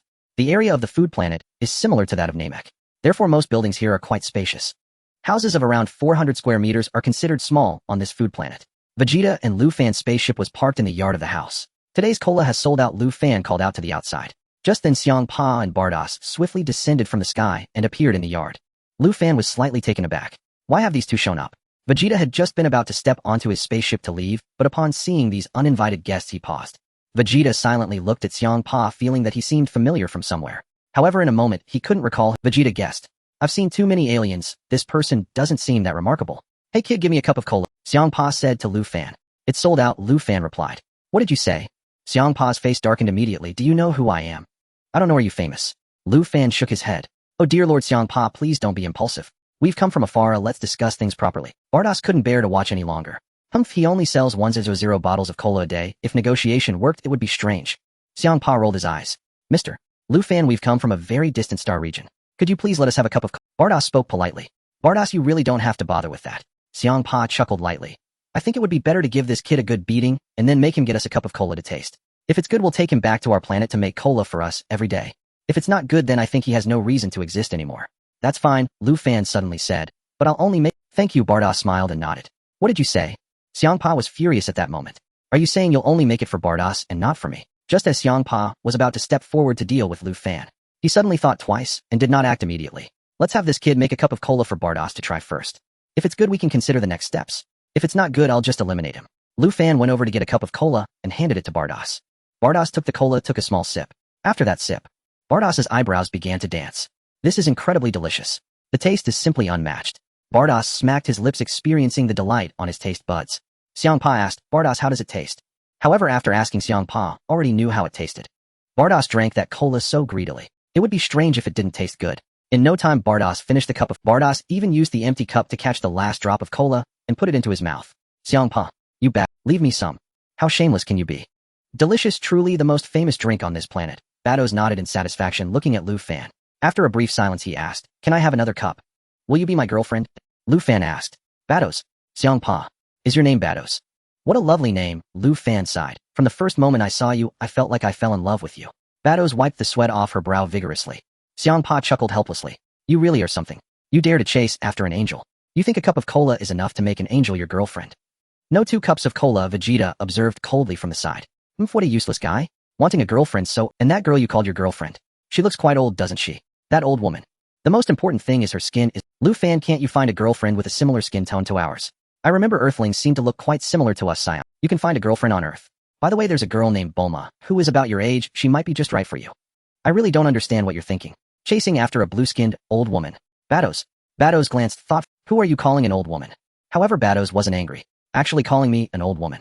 That description doesn't seem too far off. I have lived for over 100 million years. I really am an old woman. No, to be precise, I should say, I am an eternally youthful girl. Be my girlfriend, and I'll treat you to spicy hot pot, Lu Fan continued. Spicy hot pot. What is that? Bardos paused slightly. Was it 6 or 8 times? Lu Fan pondered. Bardos looked confused. What are you talking about? I, an angel, can't understand what you're saying. I've made up my mind about you. From now on, you are my girlfriend. Lu Fan declared loudly. Bados. I didn't agree. Is anyone this direct? Here you go, little Bados, have some cola. Lu Fan said, turning to pour 2 cups of cola, handing one to Bados. Bados. Little Bados. Bados covered her face, not wanting to speak anymore. Xiangpa burst out laughing beside her. Bados, you actually let a human tease you. By the way, is this your pet cat? Lu Fan asked. Big fat cat, you can have cola too. Saying this, Lu Fan handed the other cup of cola to Xiangpa. Xiangpa's face turned red from holding back, planning to ruin Lu Fan right then and there. However, after a brief struggle, Xiangpa silently looked at the cup of cola in Lu Fan's hand. Let's try. If it's not good, I'll ruin him. If it's delicious, I'll take him back to my planet to make cola properly. Once I've had enough, I can ruin him. Xiangpa accepted the cola with a dark face. Then he took a sip. After drinking this mouthful of cola, Xiangpa immediately felt an endless sense of comfort. Wow, this drink is so delicious, why haven't I had it until now? I'm really too tragic. It's good. Bados also quietly savored the pleasure that cola brought her. After 3 sips, Bados looked at Lu Fan. Lu Fan's eyes lit up. Bados almost sputtered. What do you mean I agreed? What did I say? This kid. Ahem. Judging by your appearance, you seem to be only 8 years old this year. Bados sighed. You guessed it right. You're looking for a girlfriend at 8 years old.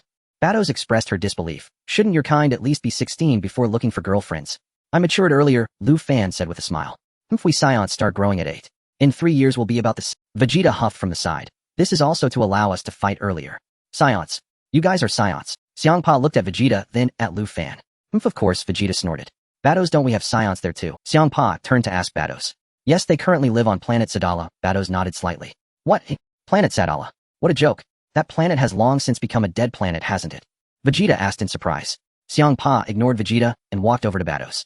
Bados, I've made up my mind to take this kid back with me, so he can make us cola to drink every day. Xiangpa grinned at Bados. Alright, Lord Xiangpa. Bados nodded without objection. As for Lu Fan's claim of liking me, in Bados' view it wasn't anything impressive, just a joke to listen to. Perhaps once you know my true identity, you won't have such thoughts anymore. What to do with this guy with upside-down hair? Xiangpa looked at Vegeta silently. If not, let's take him along, he can be useful. As long as you're happy. Bados didn't object. So boring, Vegeta huffed. Lu Fan, you handle those 2 guys yourself, I'm leaving. Are you leaving just like that? Lu Fan asked. Of course, as agreed, once my combat power reaches over 100, I'll come back to find you. Vegeta said, walking straight toward the direction of the spaceship. Your Highness, I feel you're going to miss the best opportunity. Lu Fan sighed. Vegeta slowly stopped, turning to look at Lu Fan. What? Vegeta asked. Nothing, you can do as you please. Lu Fan said. Vegeta snorted, stepping onto the spaceship. Whoosh. The spaceship took off, quickly disappearing into the void, soon vanishing without a trace. Xiangpa looked up at Vegeta's spaceship, but didn't stop it. Let him go then. He's gone, Bados said. Forget it, let him go. Just take this kid back with us, Xiangpa said. Alright, Bados nodded. Hey kid, from today on you'll come back to my planet and make cola for me. Xiangpa ordered Lu Fan. No, I want to stay with little Bados, Lu Fan replied. Xiangpa. Bados, she lives on the same planet as I do, so you can rest assured. Xiangpa replied. I'm so conflicted, I don't want to be a son-in-law. Lu Fan pondered. Bardos covered her face, no longer wanting to speak. Xiangpa's expression darkened. What kind of nonsense is this? Then it settled. Starting today, I will live with Xiaoba, Lu Fan said. Xiangpa was left speechless.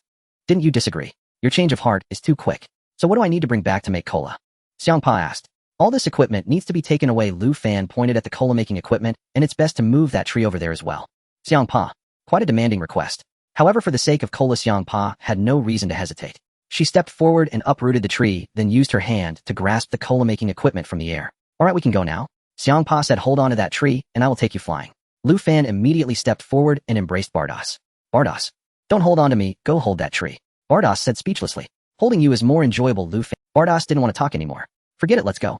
Xiangpa said, feeling speechless. This guy always plays by his own rules. We should hurry up and leave.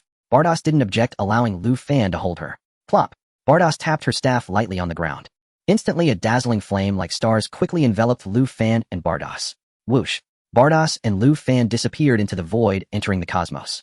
Meanwhile, Xiangpa was pulling the giant cola tree and the cola-making equipment, her body radiating a purplish red flame, following behind. Xiaoba, you're really amazing flying so fast.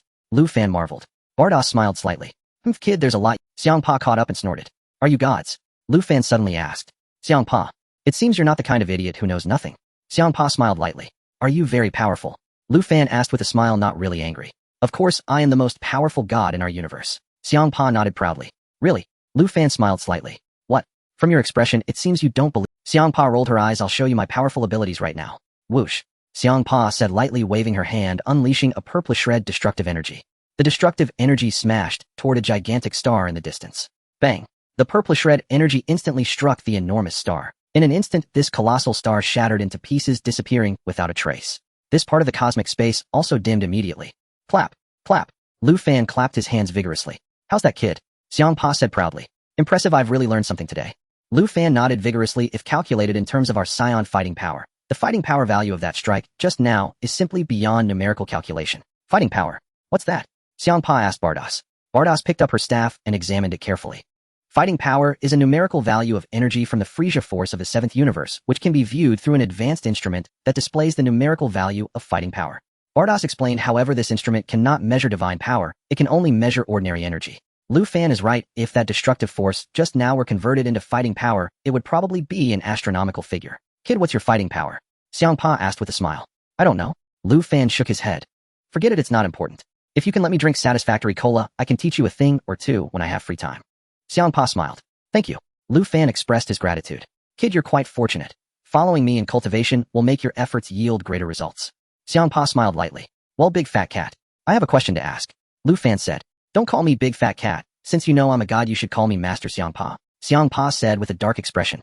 All right, Master Xiangpa. Lu Fan nodded. That's more like it. Xiangpa replied satisfactorily, asking, go ahead, what question do you have? The strike you just made, how large can it condense? Lu Fan inquired. What do you mean? Xiangpa was taken aback. Lu Fan explained, adding 2 more words, volume. Volume. Xiangpa paused, slightly unable to understand the significance of Lu Fan's question. Yes, volume. Lu Fan nodded. Your question doesn't make much sense. Oh, destruction values the power of destruction. What does volume have to do with it? Xiangpa shook her head. Isn't it that the larger the volume, the greater the power? Lu Fan asked again. In principle, yes, but it's not entirely correct. Xiangpa explained, just like the destruction you condense. In your words, energy.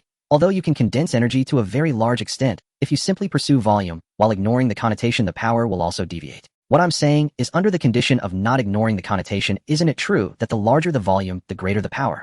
Lu Fan replied. Of course that's the case. Xiangpa nodded. Is there any need to say that?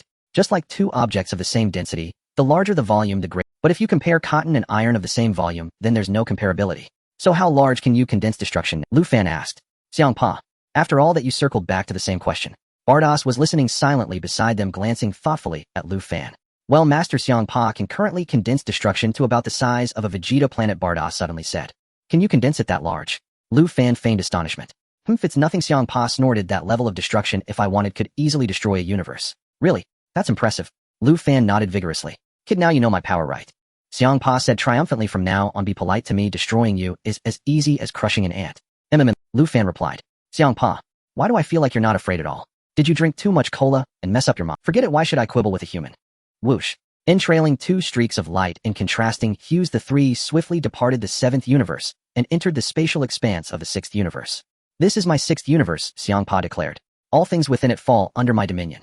And keep it up, Xiangpa. And what on earth did he mean by keep it up? And the boy was perpetually speaking in riddles. And whoosh. And their pace quickened. Before long, an inverted triangular planet appeared before Lu Fan's eyes. In a most peculiar place, he murmured with a faint smile. Behold, my destroyer realm, Xiangpa intoned calmly. And snap. And the 3 descended from the heavens and landed upon the surface of Xiangpa planet. Thirsty boy, make me a cola at once, Xiangpa commanded Lu Fan. And Bardos, would you like one? Lu Fan turned to Bardos with a question. And Xiangpa clenched his teeth in frustration. And on the journey here, I already demonstrated my overwhelming power to you. Yet you show not the slightest fear. And I'll have one, Bardos nodded. And very well. He'll prepare it for you right away. Lu Fan set up a small stall, then addressed Xiangpa. That feline. Don't stand idle. Plant that cola tree properly. It's the very source of our cola. Address me as Lord Xiangpa. Xiangpa face darkened. Lord Xiangpa, please plant the cola. Lu Fan corrected himself. That's more like it, Xiangpa muttered approvingly before heading off to plant the tree. Yet moments after planting it, a strange unease settled over him. What in the blazes? And have I just been treated like a pack mule by this brat? Nay's utterly incorrigible. Just you wait. Nonce I grow weary of cola, I'll make you pay. Lu Fan poured 2 glasses of cola, sipped one thoughtfully, then casually handed it to Bardos. And Bardos. And you drank from it, and now you're giving it to me. Cola must be effervescent to truly delight the palate, Lu Fan explained. And ice enhances its flavor immeasurably. And I've already chilled yours. It's perfectly balanced. Bardos hesitated. Should she even drink it? Don't worry. I bear no ill will toward you, Lu Fan assured. Bardos wiped a bead of sweat from her brow. And you drank from it. And claim you bear no ill will. And after a brief pause, she accepted the glass and took a delicate sip. The moment Bardos tasted Lu Fan's cola, her eyes lit up. The icy chill elevated the flavor beyond measure. And boy, where's mine? Xiangpa extended his hand. It's waiting for you, plump feline, Lu Fan said, handing over the glass. And for the last time, call me Lord Xiangpa. Xiangpa scowled. Yes, yes, Lord Xiangpa. Lu Fan nodded obediently. Xiangpa accepted the cola and took a sip. Ice. Why isn't mine chilled? Xiangpa blinked, realizing his drink was merely lukewarm. Wait, what did you— Bardos suddenly snapped back to awareness. I simply exhaled a breath imbued with freezing energy onto the cola, Lu Fan explained. Bardos. And she felt utterly unsettled. Nah, celestial being. Nearly duped by this trickster. I don't feel like I'm drinking cola at all. Xiangpa stifled a chuckle nearby. Lucky I avoided the ice. And had he chilled mine that way, I'd have been utterly revolted. Delicious, Xiangpa remarked, nodding in satisfaction. Truly exquisite. And what pleased him most was having spirited away a denizen of the 7th universe into his own 6th universe. If Beerus were to find out, steam would surely billow from his nostrils. That arrogant destroyer has likely never tasted wakakaka. How brilliantly cunning I am. Another glass please, Bardos requested. Shall I add ice again? Lu Fan asked. No, I'll do it myself, Bardos said, wiping her brow. No need to be so formal. You insist, and I'll take offense, Lu Fan insisted earnestly. Bardos. And thus Lu Fan temporarily settled upon Xiangpa planet. Days flowed into weeks, weeks into months. Half a year later, Xiangpa cola supply had dwindled considerably. As he put it, he was nearing the threshold of once had drink until he could no longer lift a glass. Now a single serving per day sufficed. In his leisure, and when in good spirits, Xiangpa occasionally guided Lu Fan in cultivation. Lu Fan absorbed every lesson with unwavering focus. Under Xiangpa tutelage, his comprehension of destruction deepened profoundly. Bardos too offered guidance. Thus, while mastering destruction, Lu Fan also began exploring the angelic ultra instinct, a state of effortless transcendent spontaneity. Hey boy, I'm nearly done with cola. Devise something new, quickly, Xiangpa demanded. Plump feline. Next time you go wrecking planets, bring back a lemon tree. Lu Fan replied. How many times must I tell you? Not plump feline, but Lord Xiangpa. Yes, I remember, Lu Fan nodded. You claimed you remembered, half a year ago. Xiangpa barked. It's just a title. You still call me boy. Lu Fan grinned. Do you grasp the consequences of disrespecting a destroyer god? Xiangpa clenched. I understand perfectly. Does that mean if my new drink disappoints, you'll obliterate me? Lu Fan flashed a grin, revealing gleaming white teeth. Indeed, Xiangpa affirmed. Lemon tree. Here it is. Bardos raised her staff. The crystal orb atop it projected a shimmering 3D image. The image displayed a colossal lemon tree. Isn't that the citron tree from Lost Lot Planet? Xiangpa paused, startled. I recall its fruit being intensely sour, utterly unpalatable. Boy, what on earth do you want with it? Precisely, to create a new beverage. If time permits, fetch it without delay, Lu Fan said with a warm smile. Boy, you'd best reconsider. That fruit is notoriously unbearable, enough to dissolve your molars. Xiangpa warned. Go now, no more excuses. Lu Fan retorted, exasperated. Xiangpa. You'll regret this. If it's foul, it'll make you suffer dearly. Fuming, Xiangpa shot forth as a streak of violet red flame, vanishing instantly into the void. Xiangpa departed from his own planet. On the vast Xiangpa planet, only Lu Fan and Ba-Dors remained. It's just the two of us left. We can have a proper date now, Lu Fan sighed. Ba-Dors.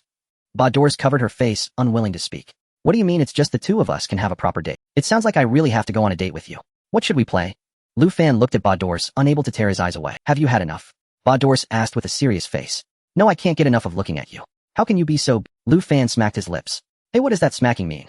Ba-Dors asked. You're a feast for the eyes, Lu Fan. Ba-Dors. Ba-Dors wiped her sweat. It's just that I have a good temper. If it were any other girl, you would have been beaten to death several times by now. Ba-Dors shook her head. You might not be able to beat me. Lu Fan grinned. Oh dear, just because you've learned a bit of petty martial arts you think you can defeat me. Ba-Dors laughed. You have petty martial arts? Lu Fan asked with a smile. Ba-Dors was speechless. How did I end up in this situation? Huh. Ba-Dors suddenly froze. What? Lu Fan asked. The High Priest has contacted me. Ba-Dors replied, I don't know what it's about. You better not talk. The High Priest is not as easy to deal with as I am. Lu Fan nodded vigorously. He was also slightly taken aback. What does it mean for the High Priest to contact Ba-Dors? High Priest, long time no see. Ba-Dors smiled as she established contact with the High Priest through her staff. Then Lu Fan heard Ba-Dors saying, okay, on the other end.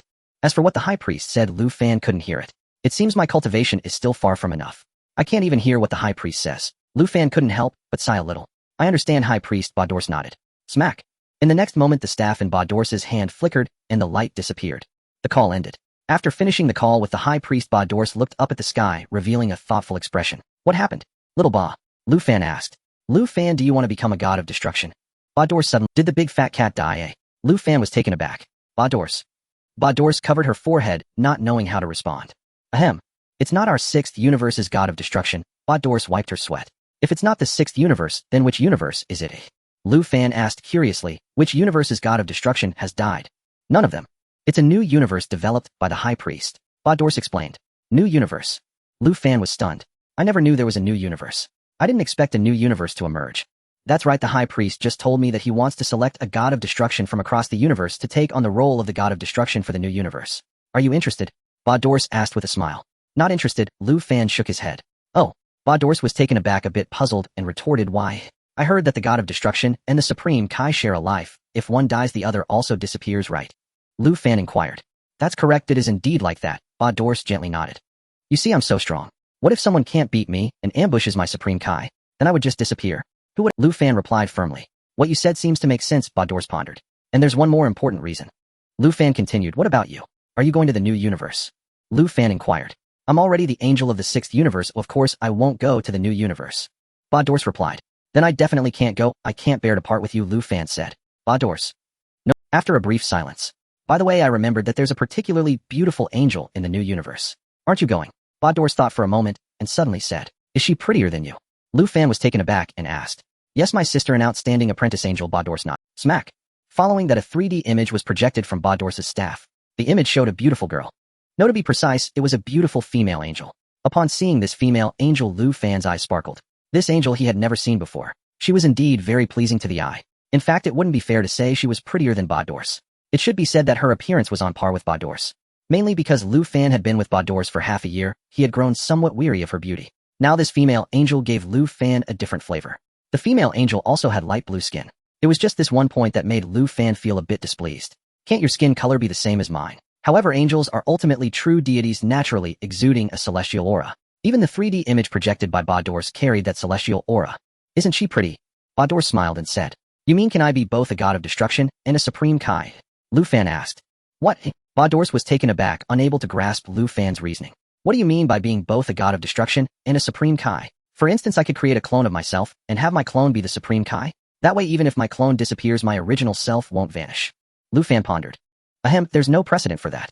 Badors shook her head. Don't get too happy too soon. Oh, I only proposed for you to be the god of destruction for the new universe. I didn't say you've already become the god of destruction for the new universe. What do you mean? Is there going to be an assessment? Lu Fan asked. Yes, of course there will be an assessment. Badors nodded. After a while, the High Priest intends to select a few powerful humans from across the universe for several assessments. If you want to be the god of destruction, I'll put your name down. If not, then just forget I said anything. We'll think about it, Lu Fan pondered. Should I sign up? Badors asked with a smile. No thanks. Lu Fan shook his head. What kind of god of destruction am I going to be? After becoming the god of destruction, I still have to share my life with the Supreme Kai. And you won't let me be both a god of destruction and a Supreme Kai. You want me to hand over my life to a stranger? Dream on. It's really quite a headache. Well, I suppose I should contact Lord Xiangpa and let him select a suitable candidate from the 6th. Badors sighed. Given your strength, you indeed have the potential to be a god of destruction. But since you are unwilling, I want MHM. Lu Fan smiled slightly. Badors immediately contacted Xiangpa through her staff and relayed all the details about the new universe from the Supreme Kai. The Supreme Kai is selecting a new god of destruction from across the universe. Why are you only telling me this now? Xiangpa asked, somewhat annoyed. I just received the news myself, Badors sighed. Isn't it better to let that kid Lu Fan become the god of destruction? After all, he is someone we both trained. Xiangpa inquired. Although his strength is not yet mature, I believe he has that potential with further training. He's unwilling to go. Badors shook her head. Unwilling? Why? Xiangpa was taken aback. Lu Fan believes that becoming a god of destruction means sharing life with the Supreme Kai, and if the Supreme Kai were to die, he would also cease to exist. Badors sighed. Indeed, we gods of destruction have this set up. But is this idiot really refusing the position? Oh, Xiangpa was speechless. There can be multiple Supreme Kais. As long as one Supreme Kai remains, we gods of destruction will not vanish. Exactly, if he is unwilling to sign up, then please select a few suitable candidates from our 6th universe, Lord Xiangpa. Badors suggested. Alright, I'll bring a few people with me when I return. Xiangpa nodded in agreement. Remember to bring back, Badors stated. Is the lemon tree more important than a god of destruction? Xiangpa replied irritably. Both are. Badors smiled. Fine. I understand. I'll bring both the lemon tree and the people back. Xiangpa said angrily. 2 hours later. Xiangpa returned carrying a massive tree. Behind him followed 2 individuals. Lu Fan recognized these 2 individuals at a glance. One was Hit, the other was Frost. How about it, Badors? Choose one of them to be the god of destruction. Xiangpa said to Badors. Alright. Badors had no objections. They'll ask you one more time, are you sure you don't want to sign up? Xiangpa asked Lu Fan again. Stop dilly-dallying and go plant the tree. Lu Fan instructed. Xiangpa. This kid. He is becoming increasingly rude. Lord Xiangpa, this friend is. Frost stepped forward respectfully to inquire. This is Lu Fan, my beverage flavorist. Xiangpa introduced. Frost. Frost was rendered speechless at that moment. A beverage flavorist. This guy is just a beverage flavorist. How dare a mere beverage flavorist command Lord Xiangpa? It's also because Lord Xiangpa has a good temper and doesn't hold it against you. But if Lord Xiangpa doesn't hold it against you, that's his business. I urgently need to perform well in front of Lord Xiangpa. May I ask what kind of beverages do you make? Frost inquired. Lu Fan glanced at Frost and ignored him. Frost felt a pang of hurt immediately. This kid is truly rude. You actually dare to ignore my existence. As for Hit, he simply observed from the side, remaining silent. Lord Xiangpa, let this lizard-like fellow plant the tree, Lu Fan said. In front of others, Lu Fan was still somewhat considerate and didn't call him fat cat. Gotta give someone some. After all, he is a god of destruction. Go plant this big tree properly. Xiangpa directly tossed the lemon tree to Frost. Frost wanted to cry.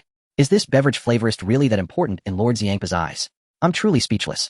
Frost could only grit his teeth, dig a pit in the ground, and plant the big tree. Only one slot is available. Will Lord Xiangpa choose Mr. Hit or Mr. Frost? Battles asked. Let them fight. Whoever is stronger will be selected. Xiangpa grinned, instructing Hit and Frost, hey, you two fight right here until one of you falls or surrenders, and is it really that simple? Frost smiled politely. Hit remained calm, his expression neither happy nor sad. Xiangpa called out. This friend, I've heard you are the universe's #1 assassin. Frost looked at Hit and asked. Hit did not respond, his expression appearing somewhat cold. I am the messenger of justice. Today the messenger of justice and the universe's #1 assassin will compete. Frost declared passionately. Alright, just start already, you talk as if you're a good person. Lu Fan sighed. Frost was in the middle of delivering a passionate speech, but Lu Fan's words deflated him. Hey, what are you saying? I am a good person. Frost retorted irritably. Battles, check his records and see what he's been secret. Lu Fan smiled. Battles thought for a moment, ultimately giving Lu Fan face, taking her staff and examining closely. A Mr. Frost does indeed do good while also being a schemer. Battles said with a smile. Frost, how does this woman know everything? What does this guy usually do? Xiangpa was taken aback, looking at Battles and asking. Mr. Frost does maintain justice while secretly selling conquered planets to others for enormous profits. Battles replied. Xiangpa's expression darkened. It seems your character is not suitable for being a god of destruction. Xiangpa narrowed his eyes. Oh. Frost wiped his sweat. I can spare your life, you may return on your own. Xiangpa stated. Wait, Frost panicked, he is still an assassin, isn't he suitable to be a god of destruction? It's not that assassins aren't suitable to be gods of destruction, but hypocrites will tarnish the name of a god of destruction. Xiangpa replied. Frost's forehead was drenched in cold sweat. I haven't even competed with this assassin yet. And now I'm eliminated. My dream of becoming a god of destruction has shattered. Damn it. All of this is the fault of that beverage flavorist. I must teach him a good lesson today. Wow. Frost was infuriated, lunging towards the direction where Lu Fan was, claws bared. Hit moved swiftly, appearing right in front of Frost, and immediately unleashed his technique. At the moment Hit was about to punch Frost away, a shoe flew in from a distance, hitting Frost squarely in the face. A dull thud was heard as a shoe print appeared on Frost's face. The next moment Frost flew backward and crashed to the ground, rolling over several times. Frost's body skidded along the ground, leaving a long trail behind. After coming to a stop, he twitched several times, and then tilted his head, passing out. Hit was stunned. This guy is incredibly fast. I used my technique, yet he threw the shoe before me, hitting Frost. Thank you, Lu Fan said to Hit. Hit wiped the sweat from his brow. What am I being thanked for? I feel like I didn't. I appreciate your help, Lu Fan smiled, revealing a set of pearly white teeth. You're welcome. Hit gently shook his head. Mum. Lu Fan nodded. Hit. Mum, what does that mean? Xiangpa looked a bit dazed. Hey Xiangpa, I suddenly realized this kid is quite powerful, Xiangpa said in a low voice to Battles after being dazed for a few seconds. Didn't you just notice, Xiangpa? Battles sighed. Who do you think is stronger, him or Hit? Xiangpa asked. That goes without saying. Of course Lu Fan is stronger considering he is half my disciple, Battles chuckled.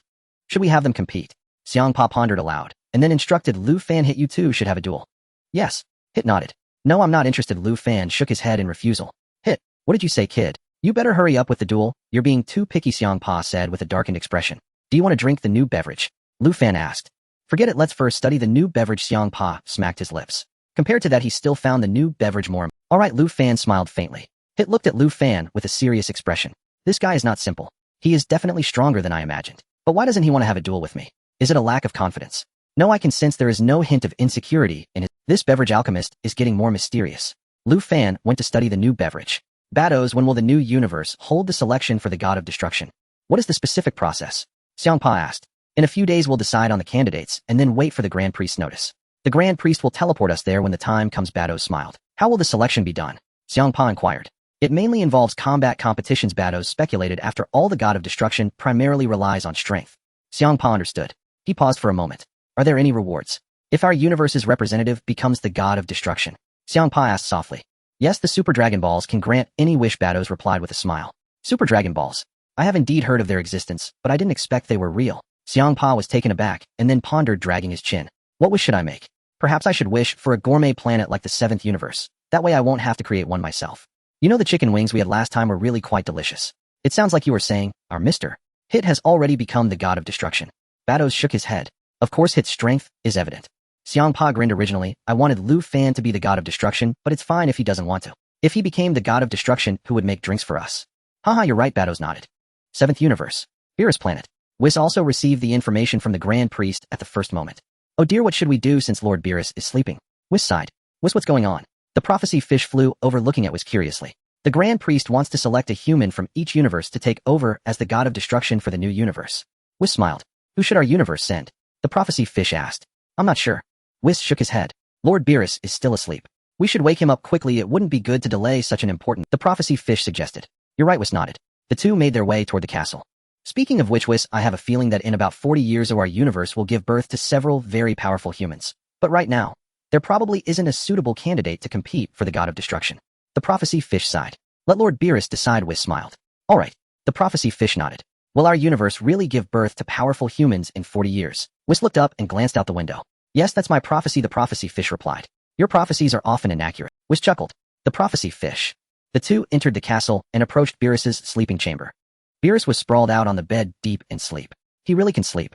Let's wake him up. It would be a pity to miss this, and it wouldn't be good if the Grand Priest gets angry. Whis said as he struck Beerus' head with his staff. Instantly a large bump appeared on Beerus' head. Beerus woke up and swish. Beerus waved his hand, and a destructive energy surged toward Whis. Smack. With a gentle wave of his staff, Whis made the destructive energy vanish. Whis, what are you doing? Beerus shouted angrily, clutching the bump on his forehead. Lord Beerus, I didn't want to disturb your sleep, but the Grand Priest suddenly contacted me with important instructions. If you don't want to participate, you can continue sleeping, Whis replied. What? The Grand Priest. Beerus immediately became alert, quickly asking what instructions did the Grand Priest give. Actually, it's not a big deal. The Grand Priest wishes to select suitable humans from across the universe to compete for the title of the new god of destruction, said Weiss. What? You call that not a big deal? Beerus leaped out of bed and hurried to wash up. He yawned again, feeling that he had not... Continue speaking, Beerus said while wiping his face with his paw, addressing Weiss. The selected universe can realize any wish through the Super Dragon Balls. Weiss continued. Super Dragon Balls. I've heard of their existence before, but I never expected them to be real. Beerus was momentarily stunned, lost in thought for a couple of seconds before asking, a new universe? When did the Grand Priest create a new universe? It should have been developed in recent years, Weiss pondered. Which angel is planned to be sent over? Beerus inquired. The preliminary selection is for the trainee angel Russ. Weiss replied. Russ? What? The Grand Priest. Beerus immediately became alert, quickly asking. Russ had interned with my sister Beerus in the 6th universe for a while, and then traveled to various major universes for training. At that time Lord Beerus was sleeping, so it's normal not to know about it. Weiss smiled faintly. Has the Kaioshin been decided? Beerus asked again. It might be necessary to select the god of destruction first before determining the Kaioshin, Weiss speculated. Understood. Beerus was now fully awake, having changed into his god of destruction attire. He energetically walked. Weiss and the oracle fish followed behind.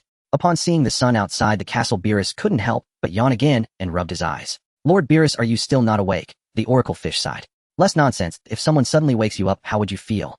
Beerus replied irritably. The oracle fish fell silent. This guy's temper seems to be getting worse. Who should we choose? Beerus rested his chin on his hand and thought. Weiss, do you have a suitable candidate?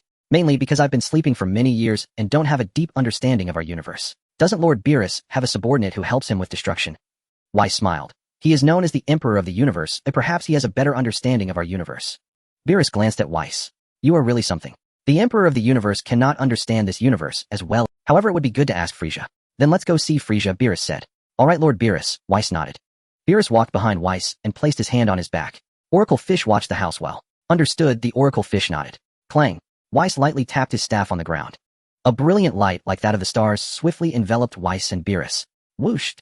The two transformed into a streak of light and disappeared into the void in an instant. Planet Frisia, 35. On the spacious platform outside the palace, Frisia was currently resting on this planet. Lord Frisia, according to the messages received, that Saiyan prince named Vegeta has currently met up with the Saiyans Nappa and Raditz. A subordinate reported. Oh, what about that Vegeta's henchman? Frisia casually asked. That henchman mysteriously disappeared. Oh, we don't know where he went. The subordinate wiped the sweat from his brow. You mean he disappeared? Frisia narrowed his eyes at the subordinate, who trembled. Out of nowhere, a large fat cat appeared, and then the Saiyan named Rofan vanished along with the fat cat, the subordinate reported honestly. A fat cat. Frisia envisioned a plump cat in his mind. It's hard to imagine. However, Frisia didn't have much interest in Rofan. To Frisia, Rofan was just a waste. Let him be. Vegeta is with those two Saiyans. This is interesting, Frieza said with a smile. By the way, what is his current battle power? In the past 3.5 years. His battle power has hardly increased, still at 15000. The subordinate quickly added, it seems to have increased by about 400 or 500. Frieza burst out laughing. Lord Frieza, what a waste. Dodoria floated over and chimed in. Frieza's expression darkened, his triangular eyes narrowing slightly. Dodoria quickly realized and hurriedly knelt before Frieza.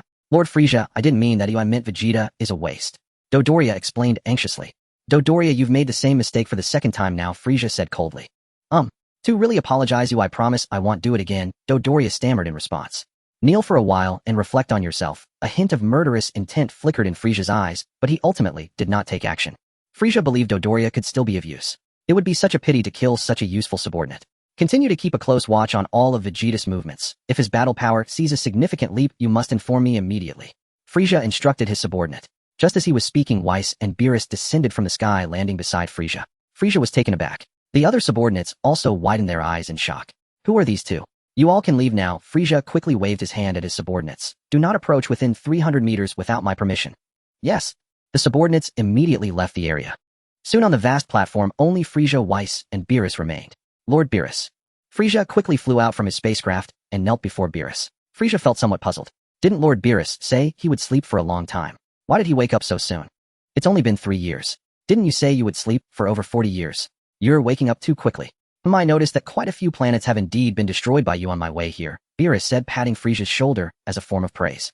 That's what I should do, Lord Beerus. Frieza quickly nodded, cautiously asking. Is there something Lord Beerus wants from me? I heard you call yourself the Emperor of the Universe. Beerus asked with a smile.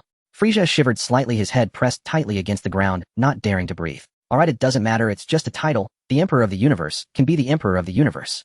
Beerus smiled gently. Seeing that Beerus did not blame him, Frieza's anxious heart finally calmed down. I came to find you because I want to know in this universe who else is more powerful than you. Beerus asked. Frieza was stunned for 3 seconds. What does that mean? Someone stronger than me. Ha ha ha, that would definitely be Lord Beerus. Frieza chuckled awkwardly. I'm talking about humans. Beerus said. Humans. Frieza was stunned again, unable to understand why Lord Beerus would ask such a question. Let me tell you, there is a new universe that needs a god of destruction, so I'm looking for a suitable person to run for the position. Beerus did not hide his intentions from Frieza, briefly explaining the situation. After waking up this time, Beerus discovered that Frieza had done quite well. Some planets that Beerus had originally intended to destroy have already been destroyed by Frieza. In other words, Frieza had done a lot of work for Beerus. Although Beerus once had the thought of wanting to destroy Frieza, he had changed his mind now. First, find a suitable person to run for the god of destruction. That is the most important matter. Running for the god of destruction in the new universe. Frieza's eyes lit up, and he quickly asked Lord Beerus, do you think I am suitable? You are not. Beerus shook his head. Frieza felt a pang in his heart. I am the Emperor of the Universe. Am I not suitable? There are many others stronger than you in other universes, so we must find a human who surpasses you. Beerus pondered. I'll be honest with you, even if you run for the god of destruction, it would only embarrass me. Frieza sniffled, wanting to. Am I really that weak? Is there a suitable person? Think quickly. Beerus urged. Lord Beerus, I actually have a... Frieza thought for a moment, and immediately thought of someone. Oh, who? Beerus asked. My brother Cooler. Frieza replied, eagerly. Your brother? Beerus rested his chin on his hand, pondering for a moment. My brother Cooler has an additional transformation, and his power is far above mine. Frieza responded. Why give this position to someone else? Why not give it to my brother? Although I really dislike my brother's way, but after all, he is one of our kind. If one of our kind could become the god of destruction. Frieza couldn't help but let his imagination run wild. If Cooler could take over as the god of destruction of the new universe, then with his protection, I could fulfill my dreams. My dream is to become the greatest merchant in this universe. Cooler, huh? Beerus thought for a moment, and ordered have him come see me immediately. Yes, Lord Beerus. Frieza replied respectfully. Then Frieza ordered his subordinate to contact Cooler, saying there was an important matter, and to have him come to his planet immediately. Regarding the god of destruction matter. After Cooler received Frieza's message, he immediately set off. Lord Beerus, that guy Cooler is currently in the Eastern Universe. It will take about 20 days to fly over. Frieza, 20 days. Beerus felt a little annoyed. That's quite a long time. Whis sighed. Whis, we should just go find him directly, but by the time he arrives it will be too late. Beerus suggested. Alright, Lord Beerus. Whis nodded. Then you tell Cooler to wait there, we should arrive in about 10 minutes. Beerus ordered Frieza. Yes, Lord Beerus. Frieza replied respectfully. Tap. Whis gently tapped his whoosh. Whis and Beerus transformed into a radiant beam of light, quickly vanishing into the void. Frieza looked up at the two disappearing figures and immediately ran to call Cooler. Cooler, you don't need to come over. Frieza, what is going on? What's this about the god of destruction? Can you explain it clearly? Cooler asked. Cooler, you're in luck. Frieza scoffed. Lord Beerus said he wants to select a god of destruction in the new universe, and I recommended you to run for it. Oh, is that so? Cooler had only heard a vague mention before Frisia had not explained it clearly. Now hearing this news, he was also intrigued. Then why am I not coming over? Cooler asked curiously as he changed his mind. No, Lord Beerus thinks you fly too slowly, so he decided to go find you personally. You must perform well. Frisia explained. Got it. Cooler nodded. If I become the god of destruction, you can do as you please in my universe. That's exactly what I wanted to say. Frisia smiled and nodded. The two brothers exchanged smiles. Whoosh! Whis and Beerus radiated brilliant light and swiftly flew toward the area where Cooler was located. Whis, what? Don't you know of any powerful humans in our universe? Beerus asked Whis. I really haven't been paying attention to that. Whis shook his head. Beerus, Whis is really unreliable. As an angel, can't you check properly? Do you think that Cooler can do it? Beerus felt a bit uneasy. Well, let's see after we meet him. Whis said. Damn, I hope we don't end up being the last in the 7th universe. That would be utterly humiliating. Beerus gritted his teeth. By the way, who is being chosen to run for the god of destruction in the 6th universe? Let me ask. Whis replied. After saying this, Whis quickly contacted Bardos through his staff. Sister, long time no see. Whis greeted with a smile. Whis, has Lord Beerus woken up? Bardos asked with a smile. Yeah, I woke him up. We can't neglect the Grand Priest's matters. Whis chuckled. Yes. Bardos nodded. Beerus, Whis, this guy is being too straightforward. Why are you curious to see whom our universe has chosen to compete for the title of Destroyer God? Bardos seemed to already understand Weiss' intention. Haha, my sister really knows me well. Weiss chuckled and nodded. Then take a look for yourself. Bardos illuminated the 3 individuals present. Rofan hit, and Frost with her staff. It is worth mentioning that Frost had already awakened. Weiss looked over one by one. Beerus also leaned in to take a closer look, although he could see nothing. Alright, I understand. Thank you, sister. Let's leave it at that. Weiss nodded. Snap. The call ended. What do you say? Who are they? Beerus asked. One of them looks quite similar to Lord Frisia, and another person I don't recognize. The other with purple skin is said to be the #1 assassin of the 6th universe, and his name is Hit. Weiss pondered. Hit. Is he very powerful? Beerus was taken aback. He seems capable of killing Lord Gula in an instant, Weiss replied. Beerus. Beerus felt a sense of dread wash over him. Of course, this is just my assumption. Whether it is true or not still needs further verification. Weiss added, so among the 3 selected by Compa, it should be that person named Hit who competes for the title of Destroyer. Beerus furrowed his brow. It should be yes, Weiss nodded, but what about the other person? What about the other person? Beerus inquired. Forget it. I won't say anything more, but it's hard for me to judge right now. Weiss shook his head. After all, we are separated by a universe. You mean? The other person is even more powerful? Beerus asked curiously. Perhaps. Weiss. Beerus felt a sense of dread wash over him. If the other person is stronger than the assassin Hit, then Lord Gula stands no chance at all. The 6th universe is this competitive, let alone the other universes. No, let's forget about Gula. We need to find someone even more powerful quickly. Beerus said hastily. Aren't we going to look for Gula? Weiss asked. No way. Lord Frisia's brother is also— Beerus gritted his teeth. If I bring him to become the weakest in existence, I will definitely embarrass myself in front of all the Destroyer gods. As the strongest destroyer, the person I brought is the weakest. Beerus felt humiliated just thinking about it. In an instant, Beerus dismissed Gula. Poor Gula was waiting eagerly on his own planet. By the way, Lord Beerus, the Oracle Fish, said that in over 40 years, our universe will give birth to a very powerful human, Weiss said. Beerus didn't want to speak anymore. Do you think the Grand Minister will give us 40 years? Beerus shouted angrily. After saying this, Beerus' eyes turned and a hint of cunning appeared on his face. Wait, why don't we travel through time and space to find someone from 40 years later? Beerus asked excitedly. Weiss sighed. Is that not possible? Beerus' heart sank. Leaving aside whether the Oracle Fish's prophecy is accurate, if it is true and the Grand Minister finds out, we would probably face punishment. Weiss shook his head. After all, traversing time and space to change history is also forbidden in our realm. Currently, only the Supreme Kai can traverse time and space for the observation of the universe. If that won't work, then that won't work. Hurry and find a suitable person, Beerus urged. Alright, still searching. Weiss nodded, holding his staff, and aimlessly searched through the universe using the crystal ball atop his staff. However, this was undoubtedly like searching for a needle in a haystack. Although angels can do anything. However, it is impossible for angels to find the strongest human in a universe. Of course, with some time, they might be able to find someone. But doing so would also tire the angels. Weiss, what did you just say? Beerus suddenly thought of something and looked at Weiss. What? Lord Beerus. Weiss was taken aback. You said that traversing time and space to change history is forbidden in our realm, and then you said something. Beerus' eyes lit up. Yes, the Supreme Kai. You just mentioned the Supreme Kai. Yes, I did mention the Supreme Kai, Weiss nodded. Let's ask the Supreme Kai. He oversees the humans in the universe, and should know which human is more powerful. Beerus grinned. Yes. Weiss replied. Let's head to the Supreme Kai's realm. Whooshed. Weiss and Beerus' auras traced an arc through space, swiftly heading toward the location of the Supreme Kai's realm. Gula waited in vain, staring at the stars, only to find that Beerus never came. Supreme Kai's realm. The Supreme Kai and Jebet looked toward the distant starry sky. The area their eyes reached was the Earth of the solar system. Safe, Jebet said. Yes, as of now the position where Majin Bu is located is very safe. The Supreme Kai nodded in satisfaction. Just keep him sealed like this, I hope he never gets out. Jebet said. Yes, this demon. It would be best if he died in the seal. The Supreme Kai said. Then we will be all set, Jebet sighed. As they were speaking, a brilliant light, like a falling star, rapidly approached the Supreme Kai. Huh, what is that? Lord Supreme Kai. Jebet was taken aback, pointing to the light in the sky. The Supreme Kai shook his head in confusion. Soon the two saw Beerus and Weiss appear in the sky. It's a person, the Supreme Kai said solemnly. What nonsense, how could a human enter our Supreme Kai's realm? Snap. The next moment, under the watchful eyes of the Supreme Kai and Jebet, Weiss and Beerus slowly landed. Hey Supreme Kai, Beerus directly greeted. Who are you? The Supreme Kai asked cautiously. I am the Destroyer God. Beerus introduced himself. What Destroyer God? I have never heard of it. The Supreme Kai shook his head vigorously, coldly questioning. What are you doing in the Supreme Kai's realm? Beerus. Weiss. The two looked at each other speechless. Weiss, what's going on? Doesn't this Supreme Kai know about us Destroyer Gods? Beerus lowered his voice and asked Weiss. Ahem. It seems the Grand Supreme Kai died early. This Supreme Kai has lost the legacy and doesn't know many things. Weiss pondered. What? The Great Lord of the Universe is dead. How did he die? Beerus exclaimed. I remember now. Weiss tapped his head. That person is quite suitable to run for the position of Destroyer God. Who? Beerus was taken aback. Majin Buu was smiled. Majin Buu. I think I've heard of this guy. He should currently be on a planet called Earth, Weiss replied. What are you waiting for? Let's hurry to Earth, Beerus suggested. Aren't you going to ask this Great Lord of the Universe? Weiss inquired. Beerus nodded and looked at the Great Lord of the Universe, saying, Hey kid, I have a question for you. What kind of attitude is that? Since you know he is the Great Lord of the Universe, how dare you be so rude? Jebet sternly reprimanded. Whoosh! In an instant, Beerus appeared behind Jebet. The speed was so fast that both the Great Lord of the Universe and Jebet did not have time to react. Bang! Beerus lightly tapped Jebet's nape. Jebet immediately lost consciousness, collapsing to the ground, already fainted. The Great Lord of the Universe was stunned and immediately prepared for battle.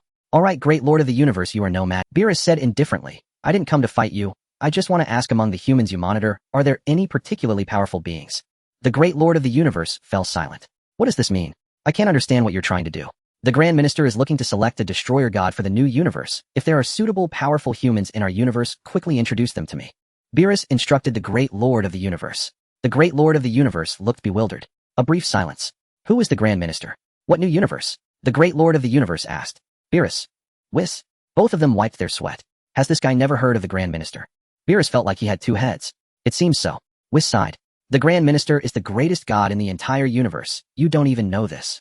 Beerus was so angry that steam was coming out of his nose. Isn't the greatest god in the whole universe our Great Lord of the Universe? The Great Lord of the Universe questioned. Beerus didn't want to talk anymore. Weiss also shook his head and sighed. Forget it, let's go. Beerus felt he had no way to handle the Great Lord of the Universe. Can such a foolish Great Lord of the Universe find a suitable human? Beerus felt there was little hope. All right, Lord Beerus. Weiss nodded in agreement. Whooshed. The two transformed into a brilliant light, like stars, swiftly merging into the void, soon disappearing without a trace. They came quickly and left just as quickly. The Great Lord of the Universe was even more confused. What do you mean? Why did you run away? Quickly tell me, who is the Grand Minister? Such speed. Who exactly are they? The Great Lord of the Universe looked up at the disappearing Weiss and Beerus, his expression growing more and more perplexed. Suddenly, the Great Lord of the Universe came back to his senses and hurriedly went to check on Jebet's injuries. Fortunately, Jebet's injury was not too severe, mainly because Beerus did not strike too hard. If he had, Jebet would have been dead beyond dead. Even so, the Great Lord of the Universe had to exert a lot of effort to wake Jebet up. Great Lord of the Universe, are you okay? Jebet asked urgently and cautiously. I'm fine. They have already left, the Great Lord of the Universe replied. Jebet looked around and indeed found that the two had vanished. A moment of silence. Great Lord of the Universe, who exactly are they? Jebet asked. I don't know either. That cat claimed to be a destroyer god. I've never heard of such a god existing, the Great Lord of the Universe said. I haven't heard of it either, Jebet nodded. It should be something similar to the galaxy god, right? Has the galaxy god become this powerful now? The Great Lord of the Universe was a bit puzzled and smiled, saying, by the way, he also mentioned something about the Grand Minister, saying that the Grand Minister is the greatest god in the universe. Ridiculous. Truly ignorant. Jebet shook his head and sighed. The two fell silent again. But speaking of which, Great Lord of the Universe, what were those two here for? Jebet asked curiously. It is said that the Grand Minister needs a destroyer god for the new universe, and they need powerful humans to run for this destroyer god, the Great Lord of the Universe replied. I don't understand. Next time I see them, I must teach them a good lesson, so they know that there are greater heights beyond the heavens and greater beings beyond humans and gods beyond gods. Jebet tightly clenched his fists. Yes, let's not worry about them for now. The Great Lord of the Universe nodded. Majin Buu's seal is still there, it should be fine. I'm still not very reassured. Saying this, the Great Lord of the Universe looked again towards Earth. The next moment he was left dumbfounded. Immediately an expression of endless rage appeared on his face. What do they want to do? The The Great Lord of the Universe was furious. What happened? Great Lord of the Universe, Jebet asked anxiously. They released Majin Buu, the Great Lord of the Universe said in a deep voice. What did you say? Jebet felt as if the sky was collapsing. These two idiots. The Great Lord of the Universe trembled with anger. This is bad. The entire universe may face a tremendous crisis. What do we do? Great Lord of the Universe, should we go stop them? Jebet asked with a worried expression. Majin Buu has awakened. I have no plan now. The Great Lord of the Universe was so frightened that his face turned pale. Hey, have you had enough of watching? Beerus said darkly, suddenly turning to look at the Great Lord of the Universe, a hint of coldness flashing in his eyes. What? The Great Lord of the Universe was shocked. How far away was this? This cat actually knew I was watching him. The Great Lord of the Universe shivered at that moment. Slap. He involuntarily withdrew his gaze. What? Great Lord of the Universe? Jebet asked urgently. That guy knows I'm watching him. The Great Lord of the Universe's expression changed repeatedly. What? Is there such a thing? Jebet was astonished. Earth. In a certain mountainous area. Just now under Whis' guidance, Beerus easily found the seal of Majin Buu. For such a seal, Beerus merely waved his hand lightly, and the seal was undone. Majin Buu transformed into streams of pink smoke rushing out from the seal. The next moment, the pink smoke of Majin Buu condensed and transformed in the air, forming a pink fat figure. Upon seeing this pink fat figure, Beerus couldn't help but laugh. Hey Whis, don't you think this fellow bears a striking resemblance to Beerus? Beerus chuckled. Whis nodded. Let's settle on him as our preliminary candidate. Beerus was thoroughly satisfied with Majin Buu's form. Indeed, Majin Buu possesses formidable power, and his abilities are extraordinarily unique. Perhaps he truly stands a chance of excelling in the Destroyer candidacy trials. Whis offered this assessment. Quite promising, Beerus murmured, drawing a deep breath. Upon awakening, Majin Buu glanced slowly left, right, forward, and back. His gaze immediately fell upon Beerus and Whis standing opposite him. I'm hungry. What shall I turn you into? He patted his belly. Chocolate, perhaps. As the words left his lips, a violet-white aura flared from the antenna. The violet-white light surged toward Beerus, but with a casual flick of his wrist, Beerus swatted it aside. Majin Buu's eyes widened in disbelief. This technique has never failed me before. Why did it falter before this feat? Looks like he needs proper discipline, or he'll never learn obedience, Beerus grunted. In an instant he vanished, and reappeared directly before Majin Buu. Majin Buu's expression hardened with grave intensity. Boom. He lunged forward, throwing a furious punch at Beerus. Snap. Beerus extended a single finger, and effortlessly caught the blow. Not bad. His strength is commendable, far surpassing that wretched Frisia. Beerus nodded approvingly. Majin Buu stared in stunned silence. He blocked my fist. With just one finger, Majin Buu swiftly leapt backward. SHHRRK. White vapor erupted from his pores and thicks. He pushed his energy to its absolute limit. Waya, yayak. With a berserk roar, he charged headlong at Beerus. Impressive, truly worthy of cultivation, Beerus mused, growing ever more pleased. Then boom. He struck, flattening Majin Buu into a impressive, truly worthy of cultivation, Beerus mused, growing ever more pleased. Then boom. He struck, flattening Majin Buu into a quivering pancake. Now let's test your regenerative capacity, Beerus grinned. Snap. With great effort, Majin Buu slowly reassembled himself, puffing back into his familiar rotund form. Huff, huff, huff. Majin Buu gasped, chest heaving, terror flickering in his eyes. Hey fat one, you've passed muster. You're chosen. Beerus called out to him. Majin Buu blinked, bewildered. Chosen? What do you mean by that? Come with me, Beerus beckoned. Majin Buu grew even more perplexed. Where?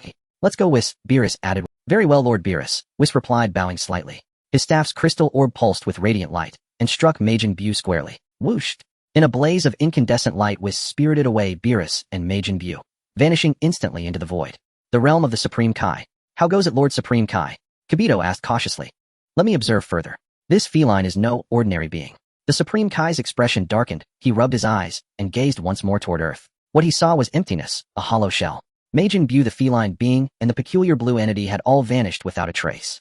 They're gone. Cold sweat beaded on the Supreme Kai's brow. Then, the cosmos faces annihilation. Kibito cried out in horror. The Supreme Kai's face turned as pale as parchment. Meanwhile, across the cosmic expanse, Majin Buu's expression shifted through a kaleidoscope of awe as he watched Whis soar at impossible speed. Who are they? He'd briefly considered absorbing Beerus, but sensing the sheer magnitude of their power, he reluctantly shelved the notion. Observe first, then act, he resolved. Listen closely, fat one. I'll brief you in 2 days. I'll take you to compete for the title of Destroyer. Don't disgrace me. Beerus addressed him. Buu blinked, utterly baffled. Whis, suddenly I find this fellow rather dim-witted. Do you really think he'll suffice? Beerus too had begun to suspect as much. With proper guidance he should manage. Let's first see if he can rise above the rest in the trials. Whis suggested. You're right, Beerus agreed. Majin Buu bared his teeth, barely restraining the urge to absorb Beerus. Who's dim-witted? 10th Universe, Planet Langsai. The angel of the 10th Universe Kusu had likewise received the Grand Priest's urgent summons. A new universe-wide destroyer candidacy. Langsai blinked in surprise. Kusu, quickly assess who among us would best serve as candidate.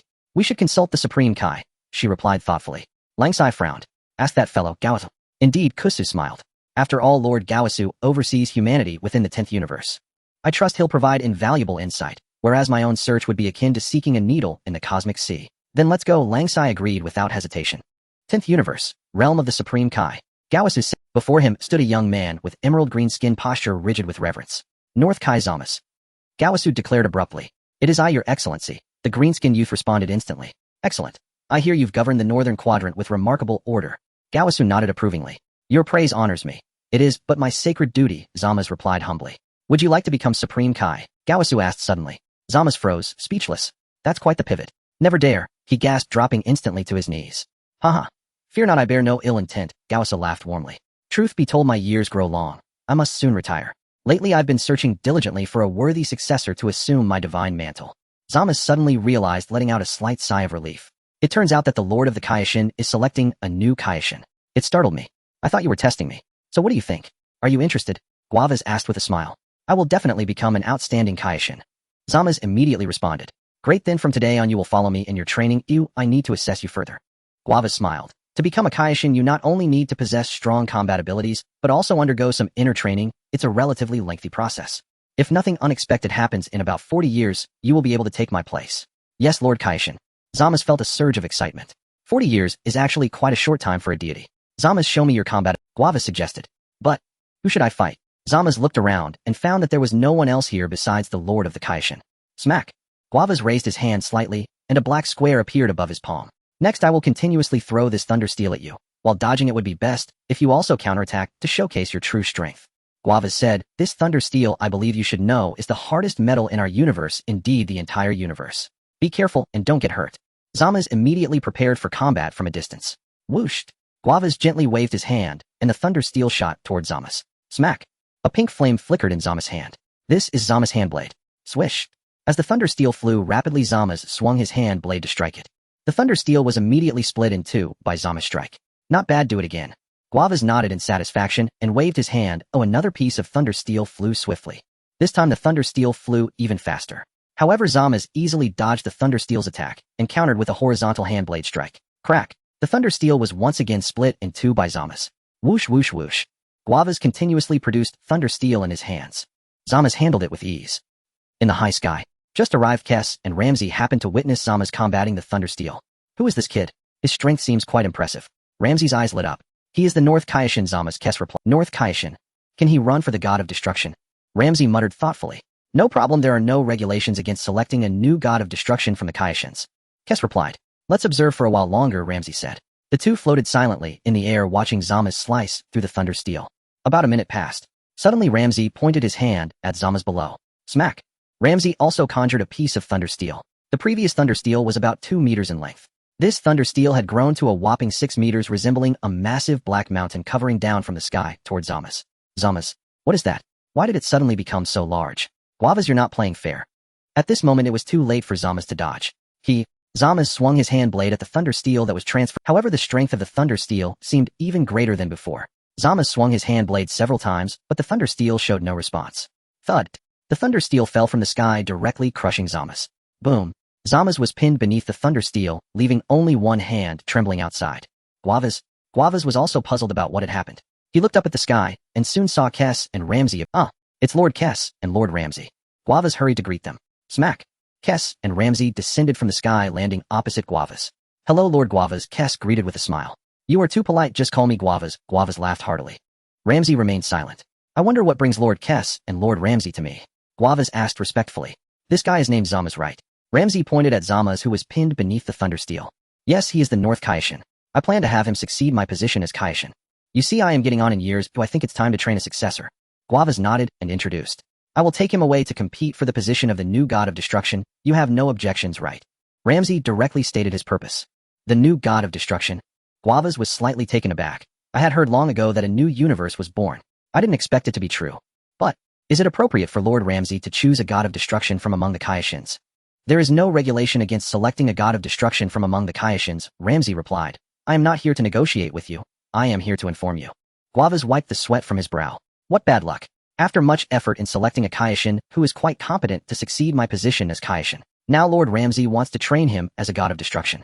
Guavas didn't know what to say. However, Guava's personality was relatively gentle. He did not oppose Ramsey's decision. Alright, let's agree on this happily. Ramsey nodded in satisfaction, shaking his smack. Ramsey lightly waved his hand at the massive thunder steel. Whooshed. The thunder steel in Zama's gritting his teeth in pain stood up. Zama's come here for a moment, Guavas called out to Zama's. Zama's stepped forward, curiously glancing at Kess and Ramsey.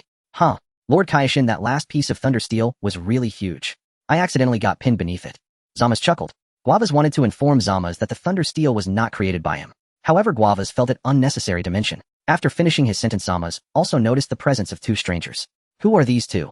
Zama's did not recognize. Let me introduce you. This is Lord Ramsey, the god of destruction, and this is Lady Kaisai, the angel. Guavas introduced. The mention of angel startled Zama's, slightly prompting him to hurry forward to pay his respects. He had heard about the god of destruction and the angel, but he never expected these two deities to appear here. I bow to you, Lord Ramsey. I bow to you, Lady Kaisai, Zama's said while bowing. Hey kid, the new universe is in need of a god of destruction, and do you want to run for the position? Ramsey, being straightforward, directly conveyed the matter of the god of destruction to Zama's. A god of destruction for the new... Zama's was taken aback. Actually, these two roles are not in conflict. If you don't win the position of god of destruction for the new universe, you can always return to be your god of the realm. Ramsey spoke to Zama's. Zama's was a bit confused. How did I suddenly become so sought after? Now both the god of the realm and the god of destruction are vying for me to take their position. No. It seems the god of destruction is looking to take over in the new universe. But I still don't understand what the god of destruction needs to do. Zama's asked. A god of destruction is of course required to destroy what is unnecessary. Ramsey smiled and replied. For example, if you think the humans on this planet are terrible, you can destroy their planet. Zama's nodded thoughtfully. Is there such a good job? So this is the work of a god of destruction. I feel quite suitable for this role. Is there anything you need me to do right now, eh? Zama's asked again. If you agree, I will take you to run for the position of god of destruction. Ramsey said, there will be a battle among the candidates for the god of destruction across various universes, and the one who wins may become the god of destruction for the new universe. Zama's glanced at Guavas, seeking his opinion with a look. If I really can't become the god of destruction, although I prefer the work of a god of destruction. But if I can't win, there's nothing I can do. However, I believe I should be fine. I am a deity after all. Can I not surpass the other competitors? Zama's, if you want to go, then go. Guavas smiled and said. Do your best once you go, and don't think that there will be a fallback when you come back. Yes. Zama's stammered. No fallback. This is really terrible. Then I will confidently go to be a god of destruction. I am a god of the realm, so my strength should be above other competitors. Lord of destruction. Besides me being a god of the realm, are there other candidates from other universes who are also gods of the realm? Zama's asked cautiously. There shouldn't be any, Ramsey pondered. That's why this is your advantage. I will definitely become the god of destruction. Zama's immediately replied. Besides Zama's, are there any other humans in this universe who surpass him? I will definitely become the god of destruction. Zama's immediately replied. Besides Zama's, are there any other humans in this universe who surpass him? Ramsey asked Guavas. I'm afraid not. Zama's combat level is indeed outstanding, and even during my peak, when I was young, I might not have been his match. Guavas gave his assessment. I can see that, Ramsey nodded. Guavas, no need to be so blunt in your evaluation. Alright, in that case I'll choose you. Ramsey smiled, and looked at Kaisai seeking her opinion. I think it's a good idea. The other universes probably wouldn't expect that we would use a god of the realm to run for the god of destruction, Kaisai said with a smile. This is what you call taking an unconventional path, haha. Ramsey laughed heartily. Ha ha ha. Zama's joined in the laugh. Universe 11. Planet Waymay. Like several other universes, Angel Makalita also received news from the Grand Prix. Makalita immediately conveyed the information to the god of destruction Waymay. The new universe is electing a god of destruction. Waymay pondered, the winning universe will reward its god of destruction with 7 Super Dragon Balls, which can grant any wish. Yes, that's what the Grand Priest said. Makalita smiled and nodded. The Super Dragon Balls aren't really a big deal. After all, we are the highest deities in this universe, and we hardly need anything anymore. However, providing an excellent god of destruction for the new universe is also an honor for our Universe 11. Waymay pondered, once this new god of destruction appears, I can proudly announce this god of destruction hails from our Universe 11.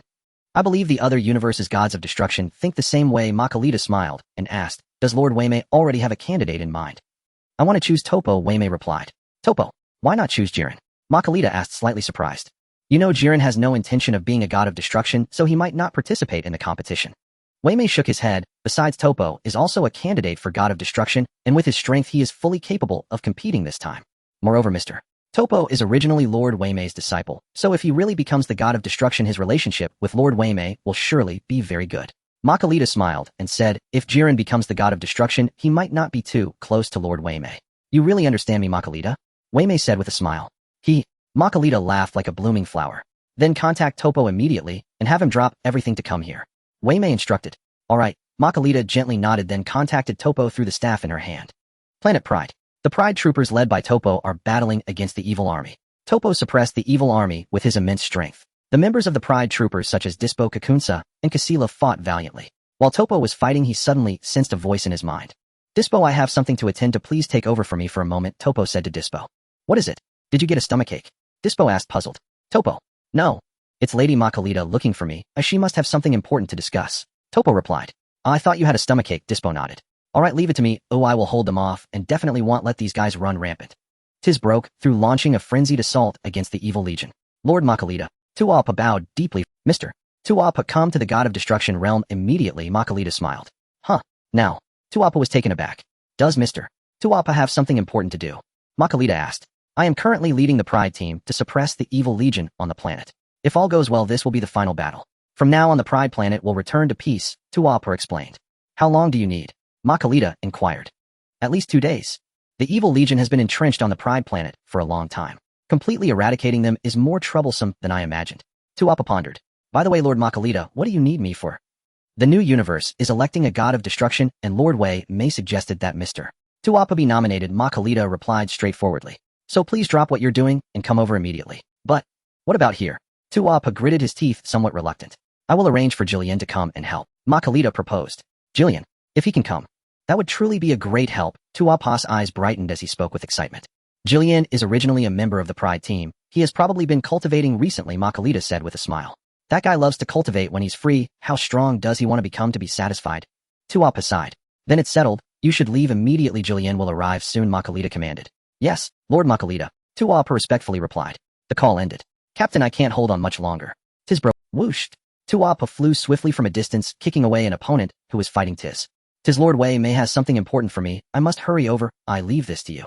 Tuapa explained. What do you mean? Tis was a bit confused. If you leave, our strength will be greatly diminished. No worries, that guy Jillian will be here soon, Tuapa smiled. Jillian, is he coming? Tis was taken aback. Yes, Tuapa nodded. Please hold on a bit longer. What is so important? Tis asked. This. He'll tell you after I return, Tuapa did not say. Boom. Suddenly a loud noise was heard. In the next moment, a crimson figure appeared high in the sky, overlooking the entire land. It's that guy Jillian. He finally showed up, and he came so quickly. Tis was both surprised and delighted. Indeed. Tuapa sighed. Captain, you should leave quickly, we no longer need. Tis waved his hand. Tuapa. Boom. After Jillian appeared, he threw a punch across the distance. This punch, propelled by extreme wind pressure, landed right in the heart of the evil legion. The center of the evil legion instantly turned into ruins. As expected of Jillian, he has become even stronger than before. This guy is truly fierce. Tis was filled with emotion. Tuapa looked up at Jillian thoughtfully. Strange. If we're electing a god of destruction in the new universe, why doesn't Lord Wei Mei choose Jillian? I remember now. Jillian doesn't want to be a god of destruction. If he wanted to, he would have already become a god of destruction, and I wouldn't have had any part in it. I should hurry and set off. Whoosh! Tuapa's purplured flames erupted as he rushed toward the direction of Wei Mei's planet. Second universe. Helios planet. Angel Sava conveyed the news about the new universe's god of destruction to the god of destruction Helios. Magic mirror, who is the most beautiful woman in this universe? Helios was looking in the mirror, asking the reflection. Slap. The mirror revealed Helios' appearance. A smile spread across Helios' face. Angel Sava, what did you just say? Helios finally turned to look at Sava. The high priest said that the new universe is taking shape and wants to select a suitable god of destruction from the various universes.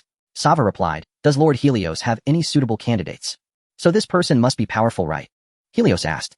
Exactly, that's the meaning, Sava nodded. Magic mirror, tell me, besides me, who is the most beautiful woman? Helios spoke to the mirror. Sava. Sava covered his face, not wanting to speak. Are you going to a beauty contest or selecting a god of destruction? Slap. An image appeared in the magic mirror. The image was of a plump woman. Upon seeing her, Helios' eyes widened in astonishment. What? Is this woman really that beautiful? Helios was taken aback. Indeed, she has quite a bit of charm. Sava couldn't help but take a few more glances. Helios. What is her name? Helios asked. As he spoke, he turned and saw Sava already searching. Helios felt speechless. Sure enough, beautiful women are favored by the gods wherever they go. Just look at how excited. He even took the initiative to search for her identity. Found it. Her name is Librian, and she is located not far from us. Sava had already retrieved detailed information about Librian. It is worth mentioning that Librian possesses powerful combat abilities. It seems Lord Helios made a good choice. What do you mean I made a good choice? Helios' face darkened. Should we have her come over immediately? Sava asked. Alright, since she has strong combat abilities, let her participate in the election. Helios nodded. With so many gods of destruction, I am the only woman. It feels lonely just thinking about it. If Librian could take office in the new universe, it would be nice to have a companion. Fourth universe. Katra planet. The High Priest is selecting a new god of destruction from various universes to go to the new universe. The god of destruction Katra pondered. Who does Lord Katra plan to choose for the god of destruction? Angel Conic asked with a smile. Other universes' gods of destruction will certainly select their universe's stronger warriors, but among our universe's humans, there really isn't a suitable candidate. Katra felt a headache coming on. No way, I am the strongest god of destruction. If the person I select ends up being the weakest among them, I would be so embarrassed. Therefore Lord Katra should select a suitable candidate for the election. Conic nodded. Do you have a list of suitable candidates? This one, and this one. Conic projected several human figures from his staff and provided detailed introductions for each. Katra examined carefully. Let's choose Damon. Katra pointed at a tiny insect smaller than an ant. Alright, Conic did not oppose. His size is so small, he will surely have an unexpected advantage in real combat. Yes, Conic nodded. Has the High Priest mentioned how the competition will be conducted? Katra inquired. He has not specified the exact format yet. Let's finalize our candidate, and the High Priest will transport us in a couple of... Got it, Katra nodded. Other angels from different universes also received the High Priest's message and conveyed it to the God of Destruction, beginning to select human candidates for the election. 2 days passed quickly. Universe, 6 Planet Champa. High Priest, we are ready. Please transport us at any time. Bardos smiled. At this moment Bardos, Champa, and Hit stood together patiently awaiting the High Priest's transport. As for Frost, he had been sent away by Champa yesterday. Lufan, take care of the house. Champa instructed Lufan. Lufan glanced at Champa. But to be honest, the lemon-flavored carbonated drink you made yesterday was quite good. I was getting tired of cola, and suddenly switching to a different flavor felt refreshing. Champa praised with a smile. Indeed, Bardos also nodded in agreement. Yesterday Lufan began making lemon-flavored carbonated drinks. For Lufan, making lemon-flavored carbonated drinks was incredibly simple. It was just replacing the cola fruit with lemons. After tasting the new drink, both Champa and Bardos praised it profusely. Bardos, has the High Priest ever tried this? Lufan asked. I don't think so. Why do you ask? Bardos pondered for a moment. I want to personally deliver some drinks to the High Priest for him to taste the flavor. Lufan grinned. If you want to go just to watch the fun, you could have said so directly. Going in such a roundabout way, the High Priest would not be pleased if he finds out. Bardos laughed. Oh, why didn't you say so earlier? I thought we couldn't go to see the fun. Lufan sighed in relief and hurriedly hugged Bardos from behind. Bardos, you really have no manners at all. Ahem, I am the daughter of the High Priest. Do you think the High Priest would be angry with you holding his daughter like this? Bardos smiled. No, a man as outstanding as me would be hard to find even with a lantern. The High Priest would be delighted. Lufan replied confidently. Bardos. Bardos was left speechless. Champa sighed heavily on the side. Just keep acting like that. Hey kid, before you die you must tell me how to make that drink. Hurry up and write down the recipe for the drink. Champa said. Dream on, if I die the carbonated drink will disappear with me, Lufan replied. Champa wiped his... It seems this kid can really make it. He definitely won't reveal the recipe. Don't be fooled by how simple Lufan's drink recipe. However, Champa had also attempted to make cola using Lufan's ingredients. For some reason the cola Champa made it always felt like something was missing in terms of taste. Bardos felt the same way. Although Bardos as an angel was capable of many things, she was still lacking in making things, particularly in food and drinks. Alright, if you want to go see the fun, go ahead, but don't cause any trouble, Bardos reminded. Yeah, don't worry, I definitely won't cause it. Lufan grinned, showing his white teeth. Bardos. Champa. Hey, why do I feel like this kid is going to cause trouble? Champa voiced his concerns quietly to Bardos. I feel the same way, Bardos nodded. Should we still take him along? Champa wiped his sweat. Well, we can't just drop him off halfway, right? Bardos suggested. I think that's a good idea, Champa smiled knowingly. I heard everything. Can't you speak a little quieter? Lufan's expression darkened. You think you can just drop me off halfway? As he spoke, Lufan hugged Bardos, even tighter, pressing his entire body against her. Bardos. Let go. Bardos squeezed out 2 words through gritted teeth. Okay, Lufan released his hands but tightened his legs around Bardos' waist. Let go of your legs. Bardos was at a loss for words. No way, then I would be separated from you. Lufan shook his head and Bardos was speechless. I just want you to let go of me. Is it appropriate for you to hold me like this? Hit. This guy really has a personality. Beep. Beep. At that moment Bardos' staff trembled slightly. Alright, High Priest, we are ready. Bardos hurriedly said. Swish. Lufan felt a flash before his eyes. When he came to his senses, he found himself in a very strange place. The surroundings of this area were all chaotic. In the center of the chaos was a circular platform. Above the center of the platform a person was floating. Lufan recognized the person at a glance. It was indeed the High Priest, the steward of all gods in the universe. Apart from the High Priest, Lufan did not see any other gods or contestants from different universes. Lufan speculated that it might be because they had prepared more quickly on their side. Thus they were the first to arrive. Bardos brought Lufan Champa and hit down from the sky, landing on that circular platform. Following that, Bardos saluted along with Champa and Hit. Bardos merely bowed slightly. Champa knelt with Hit. Lufan stood still, perfectly upright. Hey Lufan, hurry up. Champa's expression darkened. I knew this kid would cause trouble. I didn't expect you wouldn't kneel, even in front of the High Priest. It's so infuriating. You will get me into trouble like this. I'm just an ordinary human. I am not competing for the position of God of Destruction. Lu Fan was taken aback and asked. Shimpa. The high priest glanced over this way. You are human, isn't it only natural to bow before the gods? Xiangpa nose flared with anger. Hurry up, the high priest is coming this way. Mr. Xiangpa, who is that beside you? The high priest smiled and asked Xiangpa. His name is Lu Fan. He is an excellent beverage flavorist, and he just wanted to come and see the commotion. Xiangpa felt like crying, his whole body trembling. Hello, high priest, my name is Lu Fan. Lu Fan continued speaking confidently. I've heard that you are the steward of the gods across the universe, and I've long admired you, so I came to observe. The high priest. Admiration is one thing. But what does observe mean? Kid, shut your mouth. Do you even know what you're saying?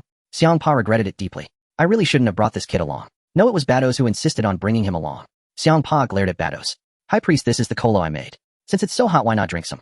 Lu Fan said, raising his hand, revealing a can of cola. Cola. I've heard a bit about it. I heard that the 7th universe produced a very delicious drink, and it turns out it was made by Mr. Lu Fan.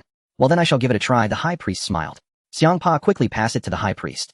Lu Fan handed the cola. Xiangpa, why don't you go yourself? Why do you want me to do it? I don't think it's appropriate for me. As a human facing the highest ranking god, feels really pressuring. Lu Fan explained with conviction. Xiangpa. Bados. The high priest. Even Hit was sweating. You say you feel pressured facing the highest ranking god. The one feeling pressured is me, alright. I'm kneeling right here, yet you stand straight as an arrow. Who would believe you feel pressure? After hesitating for a second, Xiangpa immediately took the can of cola. The moment Xiangpa took the can, he was once again stunned for 2 seconds. What is this? Why have I never seen such pack? How many secrets is this kid hiding? But now Xiangpa didn't dare to think too much and hurriedly presented the can of cola before the high priest, offering it with both hands. The high priest picked up the can and gently pulled the tab. Hiss. The sound of carbon dioxide bubbles rose from. This design is quite interesting and very environmentally friendly, the high priest praised. Lu Fan. Did you just use the term environmentally friendly? The high priest silently savored a sip of cola. Indeed, it is very delicious, he exclaimed. No wonder so many people are queuing at the food planet of the 7th universe, Mr. Lu Fan's talent in this aspect is truly remarkable. You flatter me, high priest, Lu Fan nodded. How many cans of this cola do you have left? The high priest suddenly asked. I have plenty, Lu Fan replied. I came here this time to give my cola as prizes to the competitors. Good, then let's give the winner a bottle of cola as a special reward. The high priest pondered. Understood, Lu Fan did not object. Xiangpa. Bados remained silent, wiping the fragrant sweat that had appeared on his face. However, Bados thought to himself that this would indeed be a very nice reward for the competitors. After all, the winners were originally not supposed to have any extra rewards. The only reward was the title of Destroyer of the New Universe. The real reward would go to the Destroyer of the original universe. The Destroyer of the original universe could obtain 7 Super Dragon Balls and fulfill any wish. Only 1 bottle per person. High priest. Bados was taken aback and suddenly asked. The competition will adopt a unknown elimination system. Currently, there are a total of 8 universes competing for the title of Destroyer. The high priest replied. High priest. Are there only 8 universes participating in the competition? Xiangpa was slightly stunned, feeling a bit puzzled. Why aren't the other 4 universes participating in the competition? The 1st universe, the 5th universe, the 8th universe, and the 12th universe, the destroyers of these 4 universes said they wanted to focus on their work, so they won't participate in this competition. The high priest smiled. This competition is purely voluntary. I have not forced anyone to participate. Xiangpa wiped his sweat. The destroyers of those 4 universes are truly fools. Ewan, Yerrick, Ligel, and Jean. You 4 fools. You deliberately say you want to focus on work to gain the high priest's favor. Not participating is fine. This way we have more opportunities. Xiangpa looked down on the actions of these 4 destroyers. Such an attitude toward work is indeed something the new destroyer. Lu Fan sighed. The high priest looked at Lu Fan with deep meaning, nodding thoughtfully. This human is quite interesting. You can actually understand the true meaning of a destroyer's existence. Whooshed. Just as he was speaking, a dazzling light flickered in the air above the circular platform. As the light dissipated, 3 familiar faces appeared before Lu Fan. He immediately recognized that it was Whis and Beerus from the 7th universe, and the contestants they brought were none other than Majin Buu. Lu Fan slapped his forehead. The timing is a bit off. At this point in time, Son Goku is still just a little kid, not yet on the journey to find the Dragon Balls. How did At this time, Majin Buu should be sealed inside the Majin Egg. I see. It must be that Beerus released him. Majin Buu. Hit. Who is stronger? Lu Fan has more faith in Hit. With Hit's strength, he could easily However, some things cannot be said. Majin Buu knows too many tricks. Perhaps he could turn Hit into chocolate and eat him. Of course, these are all Lu Fan's speculations. As for the outcome, it will depend on their final match. Up in the sky, Beerus also looked down. It's that Xiangpa guy. They arrived earlier than we did. Beerus pondered, then frowned slightly, feeling puzzled. Wait, why did they bring 2 contestants? Isn't it said that each universe can only select 1 contestant to compete for the title of Destroyer? Perhaps. The other person is just here to watch the commotion. Whis speculated. Beerus. Let's hurry down, Whis suggested. We are currently at a height even greater than that of the Great Priest. Do you think this is a Lord Beerus shivered and quickly regained his composure, hastily descending from the sky. Weiss followed suit, rapidly descending as well. However, Majin Buu showed no intention of coming down. Beerus felt utterly displeased. This fatso is quite, but this guy is just an idiot. I can hardly imagine that even if he wins he would be chosen as the god of destruction. Beerus grimaced and shouted softly at the floating Majin Buu. Majin Buu grunted, pretending he didn't hear. Beerus. Whoosh. Beerus stepped forward and grabbed Majin Buu's arm, pulling him down from the sky at high speed. Then Beerus pressed Majin Buu's head down, forcing his face tightly against the ground. I apologize, Great Priest, but our contestant is a bit slow on the uptake. Beerus hurriedly explained. Not just slow. His intelligence is worrying. The Great Priest smiled. What do you mean by worrying intelligence? Majin Buu, with his face pressed against the ground, still heard the Great Priest's words and couldn't help but ask. Beerus. Weiss sighed heavily beside him. Kampa stifled a laugh, his face turning red. Wahaha. Beerus, this idiot, where did he find such a clown? It means you look good, handsome. Beerus gritted his teeth and said quietly. Upon hearing this, Majin Buu immediately I look very handsome. Beerus let out a sigh of relief. The Great Priest paid no further attention to Beerus. No need to kneel anymore, get up. The Great Priest beckoned. Thank you, Great Priest. Beerus nodded respectfully, rising to his feet. Beerus was afraid that Majin Buu would cause trouble on the spot. What if this guy turned the Great Priest into chocolate? I think I would die a terrible death. I'd better keep an eye on him. Thus Beerus tightly grasped Majin Buu's arm and brought him to the 6th universe for a visit. Beerus, have you finally woke? Didn't you say you would sleep for over 40 years last time? Kampa grinned. Enough chatter. With such a significant event happening, of course I must participate. Beerus grunted. Looks like you're quite confident, Beerus. Kampa smiled. Of course, just look at my contestant. Doesn't he resemble? Beerus teased. Kampa. Not at all. What kind of eyes do you have? Kampa shouted angrily. Their physiques are quite similar, aren't they? Beerus said with a laugh. The physiques are completely different. Kampa retorted unhappily. So who are you sending to participate in the competition? Beerus asked, curiously glancing at Hit and Luffy behind Kampa. Of course it's Hit. That guy is just here to watch the... Kampa chuckled. Oh, a tail. Beerus was momentarily taken aback, suddenly noticing the tail wrapped around Luffy's waist, and couldn't help but ask, is this kid a Saiyan? No. Kampa felt a bit uneasy. I can't let Beerus find out that this kid was originally from the 7th universe. Luckily Beerus didn't think much of it. Even if he is a Saiyan, so what? Even if he's from our universe, so what? Moreover, most Saiyans have been exterminated by... Swish, swish, swish. Suddenly 3 dazzling flames appeared in the sky again. Luffy looked up. This time it was the 10th universe, the 11th universe, and the 2nd universe. The angels, gods of destruction, and contestants from the 3 universes appeared almost simultaneously. Luffy recognized all the characters that came from the 3 universes. However, what disappointed Luffy was Jiren did not come. Instead, the replacement god of destruction, Toppo, showed up. Now I remember. That guy Jiren doesn't like being a god of destruction. If he wanted to be one, would Toppo even get a chance? The contestant from the 10th universe is Zamasu. Zamasu is running for god of destruction. But on the other hand, Zamasu really fits the role of a god of destruction. He is not suitable as a Kai. This guy is too obsessed, always wanting to wipe out all of humanity. Being a god of destruction doesn't seem quite right either. Gods of destruction don't aim to annihilate all humans. As for the contestant from the 2nd universe, too fat, so ugly. Luffy refrained from commenting. The angels and gods of destruction from the 3 universes descended with their contestants kneeling and paying respects to the Great Priest. Luffy rested his chin on his hand, pondering. It seems that the Omni King did not come this time. That makes sense. This is just the selection of the new universe's god of destruction. The arrival of the Omni King doesn't seem to be very useful. Such matters are generally decided by the Great Priest himself. Whooshed. In the next moment, the angel and god of destruction from the 4th universe appeared in the sky. There were no contestants. Many people present were slightly taken aback. Why didn't the 4th universe bring contestants? If they didn't bring contestants, what are they doing here? The angel Conic and god of destruction Quitella from the 4th universe knelt and paid respects to the Great Priest. The Great Priest nodded slightly, instructed the two to rise, and glanced at the tiny insect Damon on the ground, saying, Damon looked astonished. This guy actually noticed me. Can I really be spotted at such a small size? Beerus, weren't you? When did you wake up?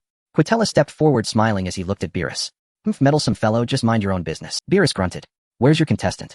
Can't find a suitable one, so you just came to join the fun.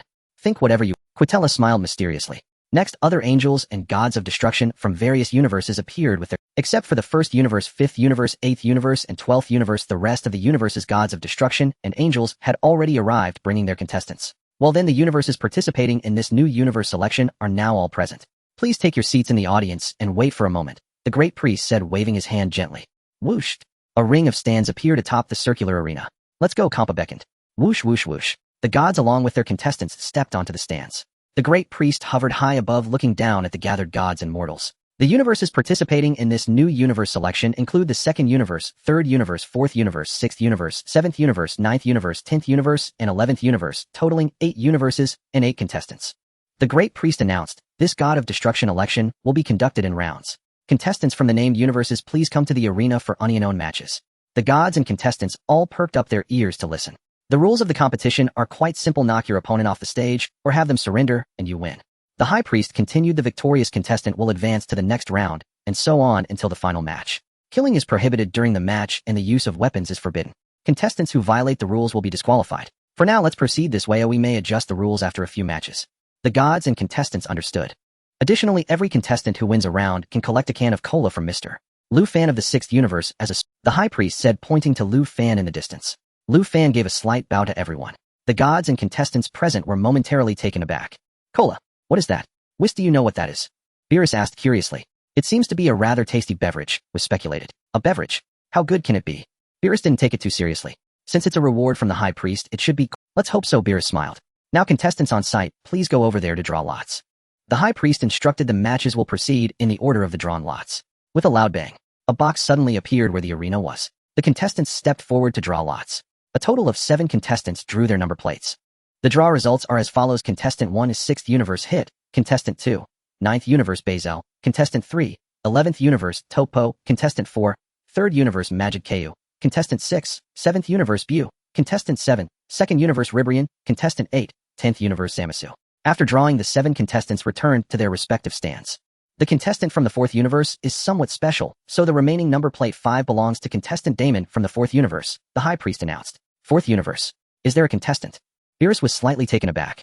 Special? What makes it special? Mr. Bu, what number are you? Whis asked. What number is this? Bu held up his number plate for Whis to see. It's number 6. You will compete against Contestant Damon from the 4th universe. Beerus took a closer look and quickly said. Mage and Bu also glanced towards the stand of the 4th universe. There were no. Who will I compete against? Whis, what's going on? Do you know? Beerus asked. Well, don't expect me to know everything, you should judge for yourself. Whis smiled. Beerus, are you really our angel from the 7th universe? Beerus said irritably.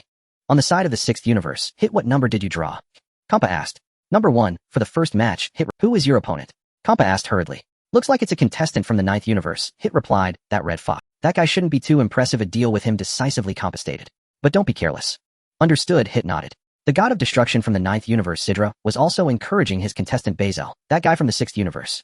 There's no information on him at all. Bezel, you need to do your best. Sidra patted the red fox's shoulder. Bezel, what can I say with no information? The match order has been decided, so let's begin the first match. The High Priest smiled. In the first match, contestant Hit from the 6th universe will face contestant Bezel from the 9th universe. Please both contestants come to the arena for the match, which has no time limit until one side wins. Contestants who fall off the stage will be automatically teleported back to their universes, stand so rest assured. Hit. Kampa patted Hit's shoulder. Don't embarrass me. Yes, Hit replied, taking to the stage. Bardos, your sister. Lu Fan suddenly said. As he spoke, Lu Fan took a sip from a bottle of cola. Bardos, why are you still cursing? I meant to ask, why didn't your sister come? Lu Fan swallowed the cola and asked curiously. Can you not speak with such? Bardos' face turned dark. Is that so? Lu Fan grinned. My sister should be in the new universe, is she? Bardos speculated. Is your sister really that beautiful, eh? Lu Fan asked quietly. Bardos wiped the sweat. Are you already thinking about my sister? Beautiful. Bardos shot Lu Fan a glance. Didn't I show you her projection? I look forward to it.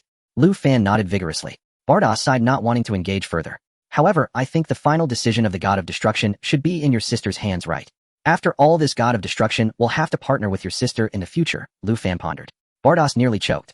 Partner up? You make it sound like they are getting married. I don't know about that, maybe they will. Bardos shook her head. Your sister wouldn't be secretly watching the match, would she? Lu Fan speculated. Bardos chose to remain silent. My sister is an angel, does she need to secretly watch the match? On the circular arena, Hit and the contestant Bezel from the 9th universe faced each other. The diameter of the arena is approximately 100 meters, quite spacious. Match start. The High Priest commanded. Bezel, without the slightest hesitation, rushed towards Hit. Bezel launched a punch straight at Hit's face. Watching Bezel's incoming punch, Hit remained remarkably calm. Good. Well done, Bezel. Sidra shouted excitedly. Knock him out with that punch. Flash time. Hit uttered these 2 words and time froze. Bang. Hit's heavy punch landed squarely on Bezel's chest. Bezel was immediately hit his body, tracing an arc through the air, blood spraying from his mouth as he fell to the ground. After landing, Bezel spat out another mouthful of blood, feeling utterly unwell. Sidra's smile gradually froze. What was that move? When did the 6th universe produce such a powerful figure? Kampa grinned, revealing a set of white teeth, his face brimming with pride. Damn it. Bezel gritted his teeth.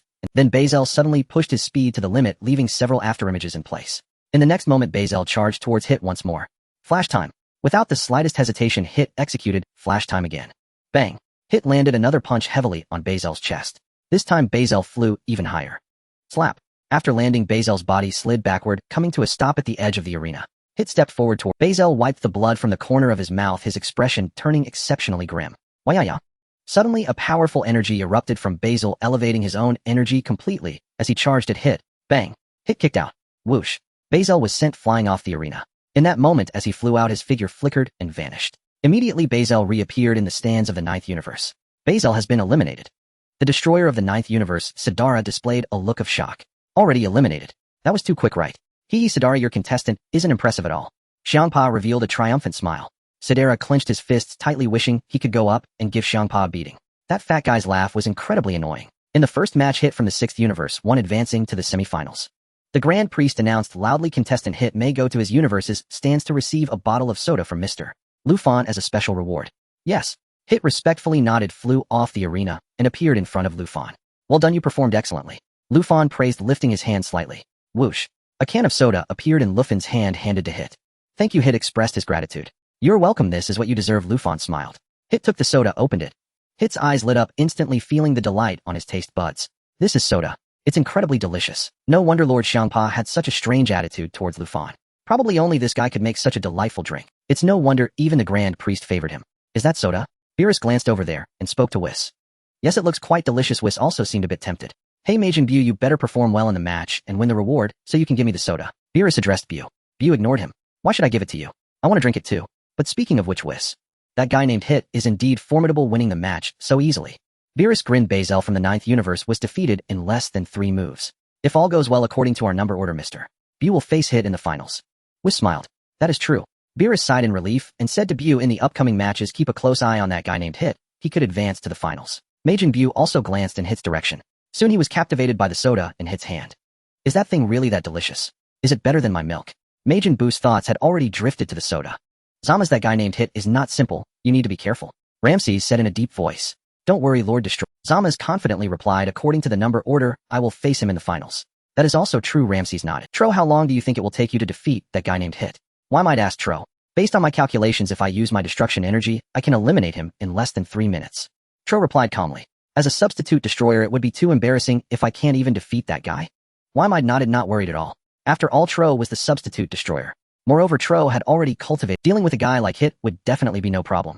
Librian, your opponent is that guy. Hellas said to the contestant from whom understood. Librian nodded. I will definitely make him fall under my skirt. Hellas, are you planning to use a beauty trap? The destroyer of the Ninth Universe, Sadara, was utterly despondent. Eliminated right at the start. This destroyer election has nothing to do with me now. Then let's continue to the second match. The Grand Priest announced with a smile, in the second match, Mr. Tro from the 11th Universe will face Mr. Magi Ko from the 3rd Universe. Tro jumped onto the arena. Magi Ko also appeared on the stage. Lufan was more familiar with Tro, but somewhat unfamiliar with Magi Ko. Lufan was sure that Magi Ko must have appeared in the power tournament. However, there were over 80 people in the power tournament. With so many people, many were just there for the sake of it. Thus, Lufan couldn't possibly remember all of them. Magi Ko was a metallic being somewhat resembling the liquid metal from Terminator. The destroyer of the 3rd Universe, Mosca, was a large robot with no expression on his face. However, Lufan knew Mosca's true identity. That guy's robotic exterior was merely a disguise. Inside the robot was a small short person. It was this person controlling the robot Mosca. The match begins. The Grand Priest announced. Tro silently looked at the metallic being Magi Ko. Big beard, am stronger than you imagine, you should concede now. Magi Ko snorted. Smack. The next moment, Magi Ko's body melted, transforming into a puddle of liquid metal. Tro's face showed little expression. The liquid metal transformed into a water column sweeping towards Tro. Tro snorted coldly. A surge of energy flashed in his hand. Bang. Tro's energy directly pierced through the liquid metal. The liquid metal fell to the ground with a significant part evaporated. Hey, are you okay? Don't you dare die. If you die, I'll lose my chance in the match. Tro said with a smile. Tro knew that the previous strike wouldn't kill the opponent. After all, Tro had some battle experience. In the 11th Universe, Tro had also encountered similar forms of metallic, thus he was quite experienced in combat. Clap. The liquid metal gathered and transformed, returning to its original form, looking somewhat grim. Why did you revert again? Topo smiled faintly. Is it because you lack confidence? In and whoosh. In an instant, Topo vanished from his position and reappeared directly before Magi Ko. Magi Ko's eyes widened in sheer astonishment. And this man's speed was astonishing. And boom. Topo launched a devastating uppercut, striking Magi Ko squarely beneath the jaw. Though Magi Ko possessed a liquid metal body, even he recoiled from the searing pain of that blow. Magi Ko tumbled violently through the air, spinning head over heels. And upon landing, he continued rolling uncontrollably across the arena floor, his body scraping against the ground and carving deep, jagged furrows. Just as Majikeu teetered on the edge of being flung from the ring, he instantly liquefied, clinging tightly to the arena's surface with viscous tenacity. Boom. And no sooner had Majikeu exhaled in relief than a colossal ki blast roared toward him. And with a thunderous detonation, the overwhelming force hurled him clean out of the arena. Majikeu was eliminated. And the second match concludes. Mr. Topo of Universe 11 is victorious. Please proceed to the Universe 6 spectator gallery to claim your bottle of cola. The Grand Priest smiled gently. And yes, sir. Topo bowed deeply. And in whoosh. And he soared across the void, alighting gracefully opposite Ruffin in the Universe 6 gallery. Well done. Keep pushing forward, Ruffin said, handing Topo a can cola. And, thank you, Topo replied, accepting the can with both hands and nodding respectfully. Unless something unforeseen occurs, Topo should indeed emerge as the ultimate victor, Whis murmured with a faint smile. And indeed, as a candidate for Destroyer of Universe 11, his strength is unquestionable. Marin nodded thoughtfully. Yet this means Your Excellency Whis must now select a new Destroyer candidate. And, I already have someone in mind. If all else fails, we may appoint Tispur as the next Destroyer candidate. Whis mused quietly. And Tispur's power is rather modest, Marin observed with a gentle smile. And no matter. With proper cultivation he will rise. Whis replied calmly. And Moscow Destroyer of Universe 3. And that Majikeu, truly inept, to lose so easily. And this Topo is no ordinary foe, Beerus rumbled gravely. And ho-ho, so I hear he's the Destroyer candidate of Universe 11. Vados added, smiling softly. And Beerus froze in stunned silence. And what did you say? A Destroyer candidate, he blurted, dumbfounded. And Vados merely smiled, offering no further explanation. Damn it, I remember now. At that gathering of Destroyers, Whis mentioned wanting to retire. I assumed it was just a jest, never imagined it was true. Has he truly been grooming a successor all these years? Beerus bared his fangs. If Topo is indeed a Destroyer candidate, then his displayed strength is merely the tip of the iceberg. His true power lies dormant, coiled like a sleeping storm. Destruction energy. And perhaps he has already mastered the art of destruction itself. And, I hear you're a Destroyer candidate, Ruffin asked calmly. Yes. Topo nodded politely. And, can you manifest destruction? Ruffin pressed. And Bardock glanced over curiously from nearby. Kompa shot a sidelong glance as well. And here we go again. And, well. Yes I can, Topo stammered. Polite, yet hesitant, still uncertain of Ruffin's true identity. How large a sphere can you form? Ruffin asked. In large. Topo blinked, momentarily baffled. In volume, Ruffin clarified. Perhaps about this big, Topo said, spreading his arms wide in demonstration. In roughly 1.8 meters in diameter. Ruffin stroked his chin, thoughtful. In correct. And it could grow larger, likely exceeding 2 meters. And can it not expand further? Ruffin asked again. In theory, yes. But beyond that, diminishing returns set in. To enlarge it further would inevitably dilute the destructive potency at its core. Topo explained, and then paused, studying Ruffin intently. And why ask such a question? And could he too wield? Are you, perhaps, the Destroyer candidate of Universe 6?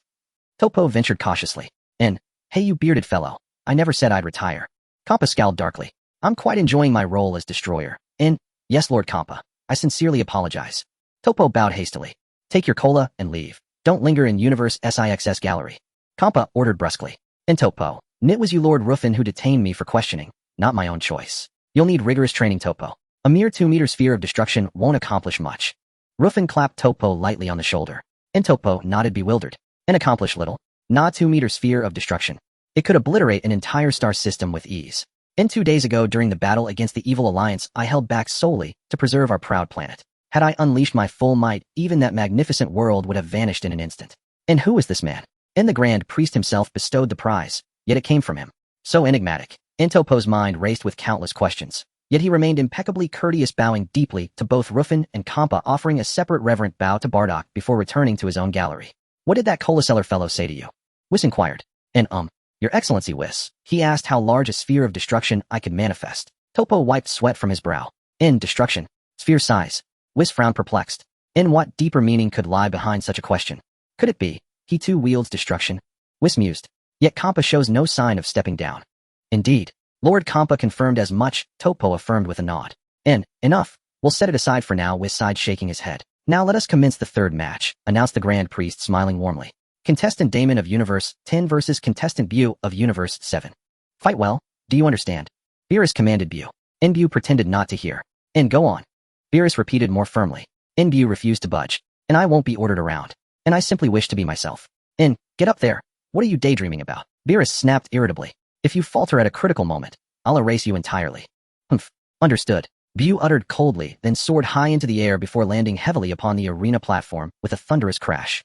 Majin Bu deliberately channeled his immense power into his feet, intending to shatter the platform with a single Yet the moment Majin Bu's feet struck the platform, his very bones seemed on the verge of splintering.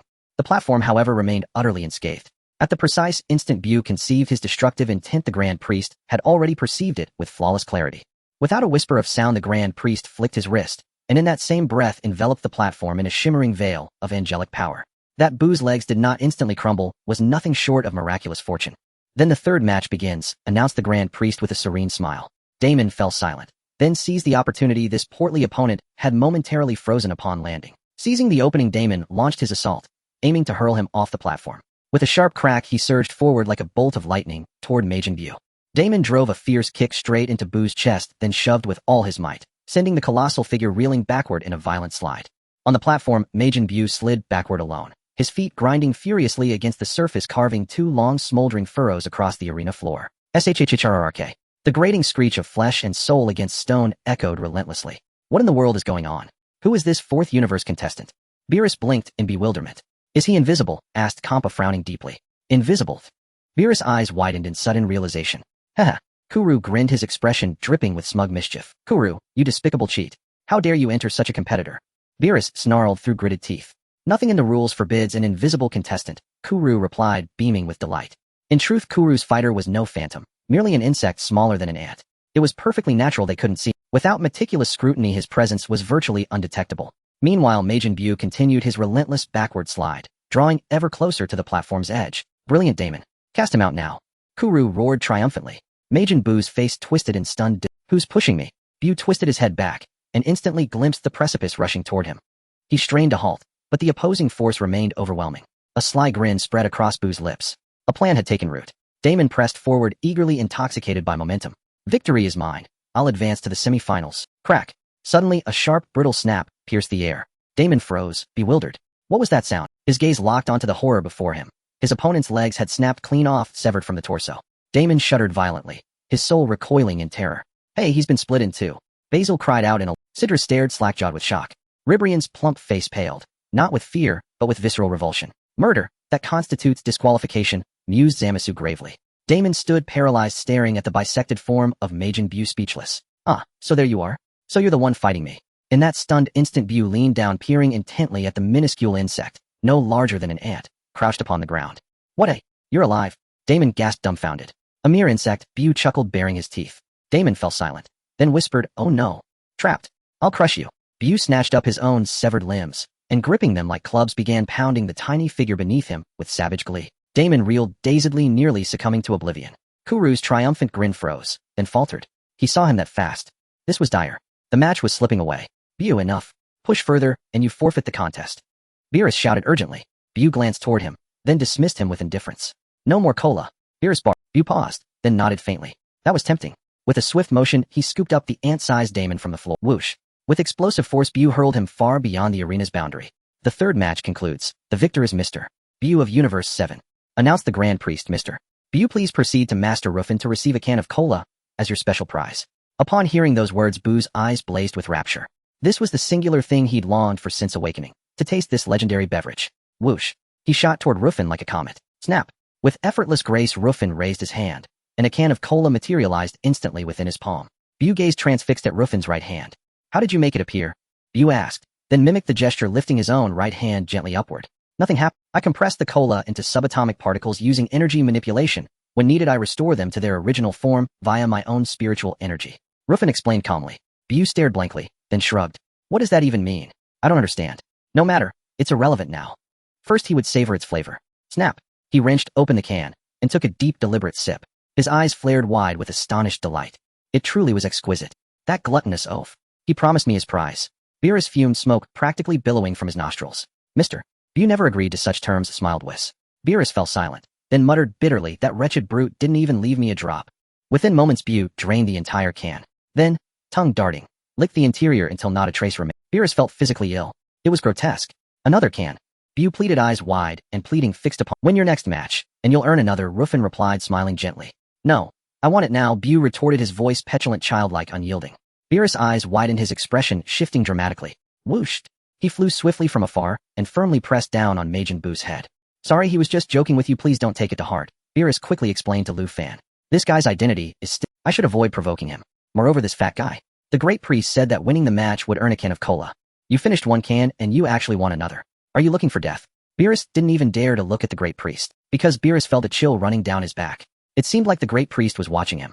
I'm sorry for the trouble I caused. Beerus once again apologized to Lu Fan and bowed with Majin Buu. Immediately afterward, Beerus quickly left the stands of the 6th universe with Majin Buu and returned to his own stand. You fat idiot, do you even know what you're doing? If you keep messing around, do you believe I will destroy you? Beerus said with a dark— Majin Buu snorted, a hint of killing intent flickering in his eyes. However, upon recalling the power of this cat humanoid, he felt somewhat at a loss. I am definitely not his opponent. I should keep a low profile. Thinking about Beerus' cowardly appearance is just fun. This is too amusing. If he knew, I wonder what kind of expression he would have, Kampa said, showing his pearly white teeth. Yes, he doesn't know, Bados nodded. Let's continue with the 4th match, the Great Priest announced. The 4th match features Ms. Ribrian from the 2nd universe against Mr. Zamasu from the 10th universe. Ribrian, it's up to you, Helles said to Ribrian. He will definitely fall beneath my pomegranate skirt.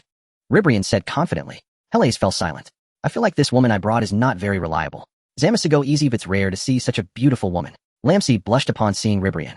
Zamasu glanced at Lamsi. Are you an elephant? Shouldn't you like female elephants? How can you be infatuated with this woman? Zamasu shook his head. Slap. Zamasu slowly flew onto the arena, appearing opposite Ribrian. The match begins, the Great Priest announced loudly. Lu Fan, look. A great beauty. Bados smiled at Lu Fan. Lu Fan stared at Bados without blinking. I didn't mean for you to look at me, but at that Ribrian on the arena, Bados explained. Her.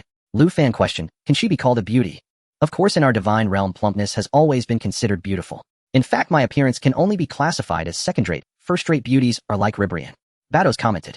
Then let's offer these first-rate beauties to the Great Priest. I only need second-rate beauties. The Great Priest glanced over here, his expression darkening.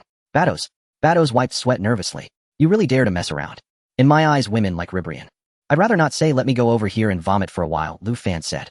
Bados, you encounter such a beautiful woman, yet you say such disgusting things. I really don't know what you were thinking. On the arena. Hey handsome, after the match, how about I treat you to a drink? Ribrian said flirtatiously, appearing charming. Get lost. You stupid human. Zamasu coldly snorted, glaring angrily. Huh. Ribrian was taken. Does this guy not like women? Let me show you my ultimate move. Loving sweet ring. Ribrian said, striking a heart gesture. Whooshed. A heart-shaped energy beam surged towards Zamasu's direction. Oomph. Zamasu's expression turned cold. Bang. Zamasu's hand blade materialized. Swoosh. Zamasu slashed through, directly cleaving the heart-shaped energy in half. Swish. The next moment, Zamasu's figure flickered and vanished from sight. What? My love. Just like that, you ruthlessly cut it in half. You heartless man. Ribrian cried out. Zamasu. Who the hell is heartless? It's as if you made me act like this. You disgusting woman. I am a god. I am a noble god.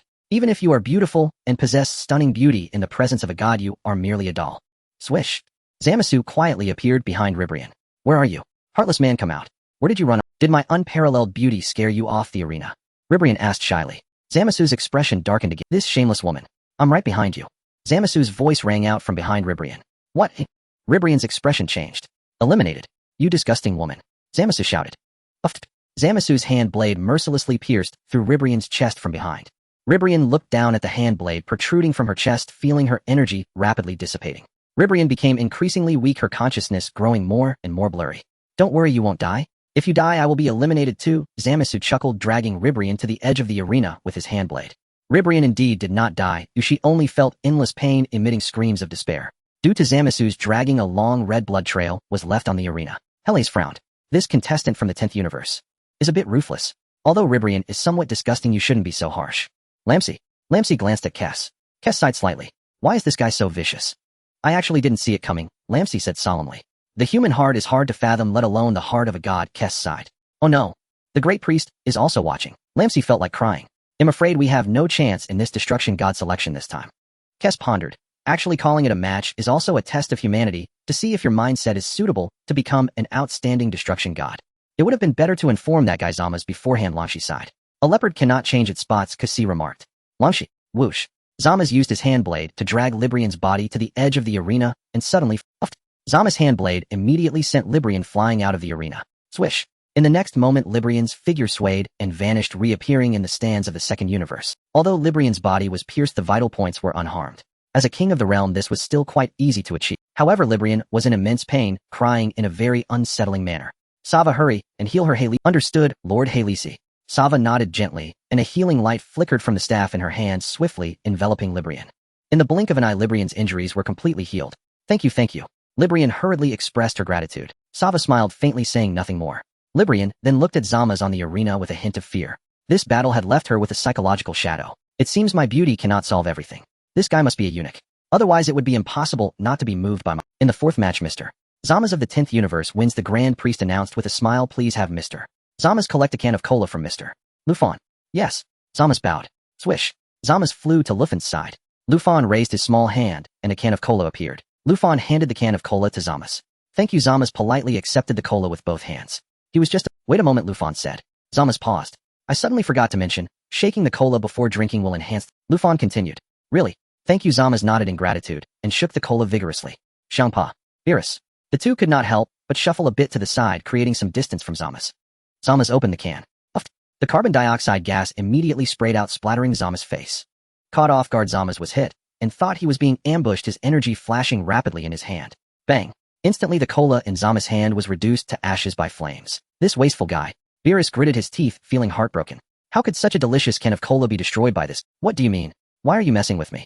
Zamas quickly regained his composure, glaring coldly at Lufan. I'm not messing with you. Drinking cola this way makes it taste better, Lufan said with a gentle smile. Bang. Lufan conjured another can of cola. Lufan shook it vigorously. Lord Xiangpa. Lufan casually tossed the can of cola to Xiangpa. Xiangpa was momentarily stunned. Try one, this guy says I'm messing with him, Lufan said. Bang. Without hesitation, Xiangpa opened the can. In the next moment, Xiangpa quickly brought the can's mouth to his own. Gulp, gulp, gulp. Xiangpa swallowed it in one go. Wow, refreshing. Xiangpa patted his belly, exhaling a puff of carbon dioxide. Now do you understand? It has to be— Lufan chuckled. Zamas. Zamas was unsure of how to respond. Zamas, you need to work on your inner self. With your current demeanor, even if you win the match, you are not suited to be a destroyer. Lufan sighed, patting Zamas on the shoulder. I know you are a king of the realm, and may even become the next king god of the realm. However, if you continue to develop with this mindset, it seems unlikely you will attain the position of king god. Zamas frowned. Nevertheless, Zamas ultimately respected Lufan's true identity. This kid was personally chosen by the Grand Priest. I should avoid provoking him. Having realized this, Zamas gently nodded. I understand. Thank you, Mr. Lufan, for your guidance. Zamas bowed. Go on, go on. Lufan waved his hand, indicating Zamas could leave. The Grand Priest silently observed Lufan once. This kid may not look old, but his inner cultivation surpasses everyone present. In fact, he surpasses several destroyers in inner cultivation. It's becoming increasingly interesting. Zamas returned to the stands of the 10th universe. Longshi said nothing further. Longshi felt that Zamas had already lost. Even if he achieved ultimate victory in the match, it is unlikely he would be chosen as a destroyer. A destroyer can disregard the existence of life. However, a destroyer would never be so cruel. In the previous match, if you had simply kicked that beautiful woman off the stage, no one would have said anything. But your tormenting her was where you went wrong. Lord Longshi, it seems the contestants from the second universe are not that remarkable. Zamas smiled. As long as you like it, Longshi said lightly. Zamas didn't think much of it, his face filled with anticipation. As for the remaining 3 contestants, as long as I fight earnestly, I will surely defeat them. Thus concludes the first round. The Grand Priest hovered in the air, smiling as he announced the contestants advancing to the semifinals are Hit from the 6th universe, Topo from the 11th universe, Bu from the 7th universe, and Zamas from the 10th universe. Next, we will immediately enter the semifinals with the first match featuring Hit from the 6th universe and Topo from the 11th universe. Please have the 2 contestants take the stage. Hit, be careful, that guy is a candidate for the destroyer, Xiangpa cautioned. Got it, Hit nodded. Topo, your opponent seems capable of controlling time, able to temporarily stop time, so don't be careless. Vados also warned Topo. Yes, Lady Vados, Topo replied. The 2 flew up to the arena. The match begins. The Grand Priest announced. Hit and Topo exchanged no further pleasantries and immediately engaged in fierce combat. Bang, bang, bang. The 2 continuously raised their energy, launching attacks at each other. Lu Fan silently observed. The strength of Shite and Tua Po was not vastly different. The 2 had already engaged in combat for nearly a minute. There was no clear victor in a short time. Shite had not used time flash. Tua Pa had also not employed destruction. Their exchanges were merely tentative sparring. First testing the waters, then seeking a way to eliminate the opponent. 2 minutes later, bang. Their fists collided. Da-da-da. Both retreated several steps. In the next moment, Shite and Tua Pa locked eyes. You're strong. If we were in our universe, perhaps you would be my rival for the position of candidate god of destruction, Tua Pa said calmly. Humph. Shite snorted, not responding. I know you can control time, so go ahead and show me. As Tua Pa spoke, he transformed into a streak of light and punched towards Shite. As you wish. Time flash. Shite coldly huffed and immediately unleashed time flash. Bang! Shite's punch struck Tua Pa's nose. Tua Pa felt a soreness in his nose, and upon wiping it he found blood had already gushed out. Tua Pa's eyes widened in shock. I actually didn't see how he punched. Is this what it means to control time? To momentarily halt time, then inflict damage upon me. Not bad, you're indeed tougher than I imagined, Tuapa smiled. However, merely controlling time won't make me lose to you. Boom. Suddenly a purplish red flame surged from Tuapa's body. God of Destruction form. Tuapa activated his God of Destruction form. Shite's expression also turned serious. Then let us continue. Tuapa grinned and charged towards Shite. Time flash. Without hesitation, Shite unleashed time, flash once more, and immediately punched towards Tuapa's chest. Huh. A scene that left Shite somewhat shocked occurred. Tuapa raised a hand and blocked Shite's punch. Shite's eyes widened. This technique to control time requires energy suppression to be more effective, right? My God of Destruction energy has far surpassed your base energy. Tuapa smiled. What? Shite's expression changed repeatedly. Bang. Tuapa showing no mercy kneed Shite in the chest. Pooh. Shite spat out a mouthful of blood, feeling as if he were falling apart. Bang. Tuapa kicked again, sending Shite crashing to the ground. Damn. Is Shite not a match for that guy? Xiang Pa gritted his teeth. Humph, that guy named Shite, no matter how strong he is, cannot possibly surpass my candidate God of Destruction. Wei made a scoff disdainfully. You've lost, Shite. Tuapa extended his hand, targeting Shite's body from a distance. Boom. A powerful surge of energy erupted from Tuapa's hand. The energy like lightning surged towards Shite. Shite was alarmed and quickly rolled to evade the incoming energy. Boom. The energy released by Tuapa struck the ground of the arena. The earth trembled violently. Even the spot where Shite had been just moments ago appeared to have cracked to some extent. You're quite fast, but you're merely struggling in vain. Tuapa snorted, dashing towards Shite. In an instant, Tuapa appeared directly opposite Shite. I must say you are the only opponent I respect in this God of Destruction selection, but you should resign yourself now, Tuapa said as he clenched his fist and struck down towards Shite's chest. However, just as Tuapa thought this punch would definitely knock Shite off the stage, he was astonished to find that the figure of Shite was becoming illusory. Not good. It's an illusion. Tuapa's expression changed. You were too careless. Shite's voice echoed from behind Tuapa. Hey. Shite kicked out, suddenly hitting Tuapa squarely in the back. Tuapa's body lurched forward, making intimate contact with the arena floor. Tuapa's body continued to slide forward, soon coming within a meter of the edge of the arena. Shite rushed up quickly, aiming to eliminate Tuapa. Tuapa reacted swiftly, quickly rising to catch Shite's incoming punch with his arm. I will not lose to you, Tuapa snorted. Although you had a slight advantage earlier, I am the one who holds the upper hand now. Is that so? Shite grinned. Tuapa was taken aback, suddenly sensing a bad omen. Boom. Suddenly, an extremely powerful energy erupted from Shite. A faint blue energy enveloped Shite. What? Tuapa's expression changed repeatedly. Did you hide your energy all along? You guessed right, Shite smiled gently. Time flash. Shite once again unleashed time flash. Time stop. Bang. A kick landed on Tuapa's body. Time resumed. Tuapa was hit, his body flying backward. However, Tuapa was after all a candidate God of Destruction, and his reflexes were extremely quick. Just as Tuapa was about to fall off the arena, he hurriedly grabbed the edge of the arena with his right hand. Tuapa's entire body was already suspended in midair, but his right hand held onto the arena, preventing him from falling immediately. Shite stepped forward. Tuapa's expression grew exceptionally grave. Go down, Shite said calmly, stomping his foot fiercely. The edge of the arena that Tuapa was holding onto suddenly loosened. Tuapa lost his balance and fell off the arena. Whoosh! Tuapa's figure flickered and appeared in the stands of the 11th universe. Tuapa was eliminated. Phew. Shite let out a long breath. This guy is tough to deal with. Tuapa. Waymeda. Waymeda also did not expect such a result. Sorry, I underestimated you, Tuapa said solemnly. Waymeda was at a loss for words regarding Tuapa, but it was forget it. Even if I scold you now, it won't have much effect. Just return obediently to be my candidate God of Destruction. Waymeda sighed. Actually, thinking about it this way is good too. It saves the trouble of training a new God of Destruction. I'm truly sorry, Lord Waymeda. Tuapa lowered his head in apology. Waymeda waved his hand, saying no more. In the first semi-final match, contestant Shite from Universe 6 won and advanced to the finals. The Great Priest announced with a smile, contestant Shite may go to Lu Fan to receive a can of cola. Yes. Hit bowed and returned to the spectator stand. Lu Fan tossed a cola to Hit, who caught it with both hands, but showed no intention of opening it immediately. Can I save it for later? Hit asked. Of course, the cola is yours now, drink it however you like.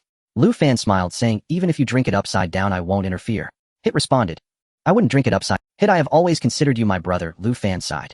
Your head is so uniquely shaped, it resembles my brother's. Hit looked confused. My head looks like your brother's. What do you mean? Do you mean that I resemble your brother? Hit subconsciously thought that he looked somewhat like Lu Fan's brother. Oh, Lu Fan nodded vigorously. Do you have a brother? Bardos looked at Lu Fan with curiosity. What are you talking about, Bardos? Of course I have a brother. Lu Fan rolled his eye. Whatever you say, Bardos shook his head, a bit puzzled. Even if you have a brother, would he look like Hit? You two are not from the same race. What is Lu Fan trying to accomplish? Is he trying to build a good relationship with Hit? It makes sense considering the current developments. Hit could very well become the God of Destruction of the new universe. In terms of strength and temperament, Hit is quite suitable to be this God of Destruction. Bardos chose not to say more. Bardos, you will see my brother in the future, Lu Fan said. Alright, you can introduce him to me when you have time. Bardos nodded. Lu Fan replied. Xiangpa also looked confused. His head looks like your brother's. It feels like there's something special about what you just said. Thank you, mister. Lu Fan for the compliment, Hit said. No need to be Lu Fan smiled. The second match of the semifinals will feature the fighter Bu from Universe 7 against Zamasu from the Grand Priest announced. Bu and Zamasu ascended the stage together. The match begins. The Grand Priest declared loudly. Smack. Zamasu's hand glimmered with light, and a hand blade appeared. Bu was momentarily stunned, his eyes widening. What a fascinating technique. Zamasu swiftly inserted the hand blade into the body of Majin Bu. Majin Bu looked down at the hand blade embedded in his body, yet he appeared unbothered. The winner of this match is me, Zamasu. Zamasu shouted, abruptly yanking the hand blade back. Bang. Immediately thereafter, Zamasu delivered a powerful kick to Majin Bu's face, causing him to stagger. Wah? Zamasu unleashed a flurry of punches and kicks on Majin Bu, who seemed powerless to retaliate. Hey. Zamasu landed another heavy punch. Bang. Majin Bu fell to the ground, smoke rising from his body. I won, Zamasu said with a faint smile, displaying a victorious grin. Smack. Majin Bu, seemingly unfazed, climbed back up from the ground. Zamasu's smile gradually froze. It hurts a bit. Majin Bu's face revealed a murderous intent. Consequently, the body pierced by Zamasu was effortlessly restored by Majin Bu. What? This guy can regenerate. Zamasu's eyes widened. How should I deal with you? Majin Bu extended his hand, aiming at Zamasu's body from a distance. Majin Bu sensed that this guy was nothing special. You've been hitting me for a while now, and I don't feel any pain at all. Except for that one time you stabbed me with a knife, it hurt a little. Whoosh. Suddenly a beam of light shot from Majin Bu's hand, racing towards Zamasu's position. Not good. Zamasu exclaimed, showing no hesitation as he immediately soared into the sky. Hey! In the next moment, Zamasu swung his hands down forcefully, a powerful divine energy swiftly enveloping Majin Bu's body. Majin Bu appeared to be frozen in place, completely immobile. Zamasu let out a slight sigh of relief. Finally, he had immobilized this fat guy. I need to quickly eliminate him. This fat guy is stronger than I anticipated. Whoosh. Zamasu dived down from the air and aimed a kick at Majin Bu. Blah blah blah. As Zamasu approached rapidly, Majin Bu suddenly moved and made a funny face at Zamasu. Zamasu was preparing to attack Majin Bu when he suddenly saw a large face closing in. Zamasu was terrified and hurriedly halted in midair. Swish. Majin Bu soared into the sky, appearing directly above Zamasu. What? This guy is so fat, Zamasu exclaimed. Boom. Majin Bu slapped down directly, sending Zamasu crashing from the sky to the smack. Zamasu's body made intimate contact with the arena's surface. Zamasu was thrown into a daze, suffering heavy injuries. Damn. Zamasu gritted his teeth, crawling halfway up before collapsing again. Smack. Majin Bu descended, landing opposite Zamasu. Gurgle. Majin Bu's stomach suddenly growled. I'm hungry, I want to eat you. Bu said. What did you say? Do you know who you're talking to? Zamasu exclaimed in shock and anger, glaring at Majin Bu. Transform into a cookie.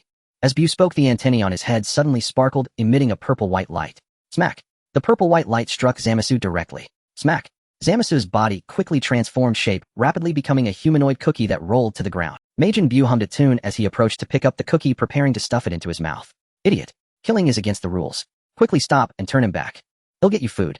Beerus shouted loudly at Majin Bu. Majin Bu was taken aback, suddenly realizing that he was still in a competition on the stage. If he eats him, he'll die. Then I won't be able to get my cola. Not worth it. Better to hold off and eat later. Smack. A purple-white light sparkled again from Majin Bu's head, quickly striking the cookie. Instantly, the cookie condensed and transformed back into Zamasu's form.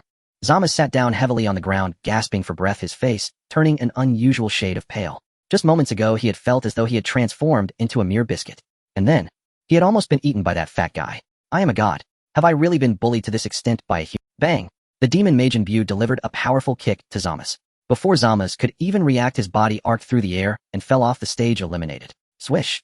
Zamas suddenly appeared in the stands. Damn it! I actually lost to that guy. Zamas felt a surge of discontent within him. Zamas, I had higher expectations of you, said Ramses coldly. How can there be such a powerful human? Zamas grew increasingly frustrated. In this universe, all kinds of humans appear. They reach great heights through their own efforts, even surpassing gods. Ramses replied nonchalantly, so there's nothing to be surprised about. Zamas fell silent. Damn humans. Now I have no way to be the god of destruction. I wonder if I can still become Java's disciple when I return.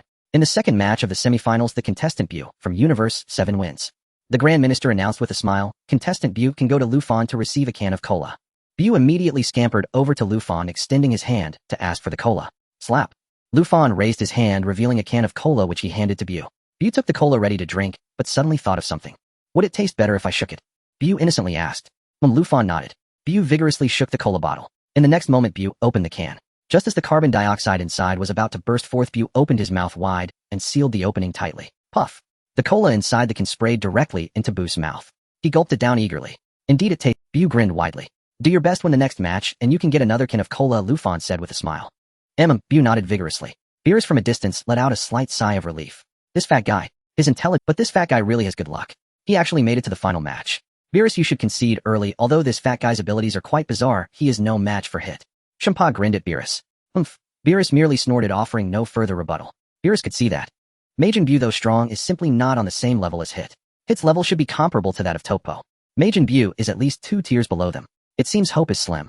However, Beerus felt that even if Majin Bu achieved ultimate victory, if his temperament cannot change, I fear even the Grand Minister would not choose him as the new god of destruction. Now let us proceed to the final match. The Grand Minister smiled and said, the match will be between the contestant Hit from Universe 6 and the contestant Bu from Universe 7. Majin Bu and Hit jumped onto the stage. The match begins, the Grand Minister announced. Great. Unless something unexpected happens, Hit will become the new god of destruction. Champa exclaimed excitedly. From now on I can declare that the new god of destruction hails from our Universe 6. This is the glory of our Universe 6. Champa, don't be too happy too soon. Whis sighed. The match hasn't even started yet, the outcome is still uncertain. No problem, Hit will definitely win. I can see that, can't you? Champa grinned. Overly excited Champa couldn't help but pat Lufan on the shoulder. What do you think, kid? Champa asked with a smile. I won't say anything, Lufan replied. Champa, I'm afraid if I say it might discourage you, Lufan chuckled. If you mean to say that fat guy will win, right? Champa huffed. Isn't fat guy referring to you, Lord Champa? Lufan laughed. Champa's expression darkened. This kid is becoming increasingly disrespectful. Just wait until we return, I'll show you how to deal with this. That damn Bu. He didn't even let me have a taste of the cola he won. Beerus gritted his teeth. If Lord Beerus wants to drink cola, we can go to Universe 6 after the match, can't we? Whis whispered to Beerus. That would be so embarrassing. Beerus said, as if there are no good drinks in our Universe 7. That guy Champa will definitely mock me. Lord Beerus, don't you think Mr. Lufan's identity is quite special? Whis suddenly said quietly. His identity is indeed quite special. The Grand Minister allows the victorious contestant to receive drinks from him. Could he be an apprentice angel? No, that's impossible. He is clearly human, definitely not an angel.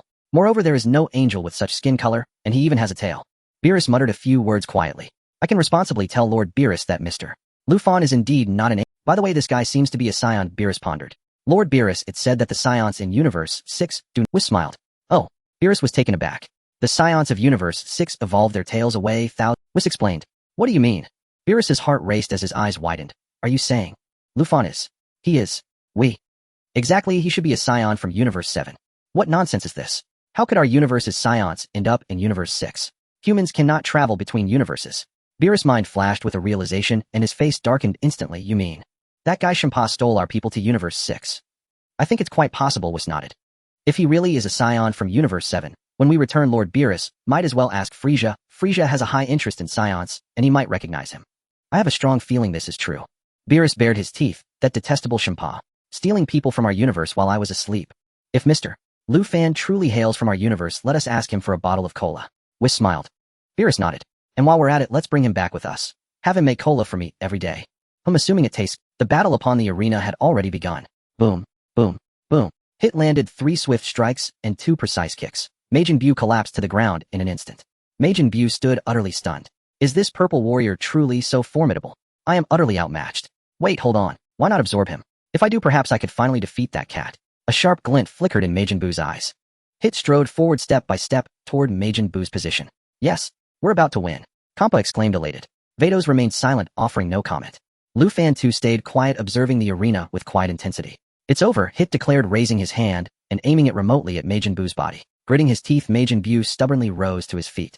Boom. A torrent of immense energy erupted from Hit's palm, engulfing Majin Bu entirely. Majin Bu's body instantly lost control, hurtling backward, just as he was about to be hurled clear off the arena platform. Snap! Majin Bu abruptly reshaped his body into an umbrella-like form, drastically slowing his momentum.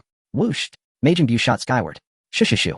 In the next instant, pink fleshy fragments burst from his body like rapid-fire projectiles streaking toward Hit. Hit! He felt utterly speechless. Such a fighting style was simply bizarre. Effortlessly, he evaded every single one of those pink projectiles. Yet, just as Hit prepared to counterattack, the pink fragments scattered across the ground suddenly coalesced into a vast net, and in a flash ensnared him completely. Hit's eyes widened in shock. Snap! Majin Bu absorbed him with startling ease. Instantly, Majin Bu's plump, rounded face sharpened into chiseled contours. Even the antennae atop his head split down the center, bearing an uncanny resemblance to Hit's own distinctive cry. What? Did this creature actually absorb Hit? Kampa clutched his oversized head, feeling as though it might split in two, and cried out, "So, Hit has been defeated by this being." Announcing the grand finals, the Majin Buu of Universe 7 is victorious. The Grand Priest announced with a serene smile. "But your holiness, the Great Priest, Hit is dead." Buu violated the rules. Kampa hastily interjected. "No, he is not deceased. Hit remains alive within Majin Buu's body," the Grand Priest replied with a gentle smile. Kampa fell speechless. Clutching his head, Kampa nearly wanted to slam it against a wall. Could Hit truly have lost to this portly fellow? How utterly tragic. Beside him, Beerus stared wide-eyed, utterly unprepared for such an outcome. After all, Hit of Universe 6 had held overwhelming dominance. Who would have imagined this rotund warrior possessed such a trick? Beerus was both astonished and delighted. Could Majin Buu possibly become the new universe's destroyer? Yet his delight soon gave way to mild irritation. The problem was, this fatso was utterly disobedient. Even if he became destroyer, it seemed he'd serve little purpose beyond burnishing my reputation. Alright, I'd also gain the 7 Super Dragon Balls. What wish should I make? A bottle of cola to taste. But cola, once the tournament ends, I can simply bring Lu Fan back to Universe 7. There's no need to waste a Super Dragon Ball on such a trivial desire. Let me think further. Beerus' mind raced, flooded with possibilities.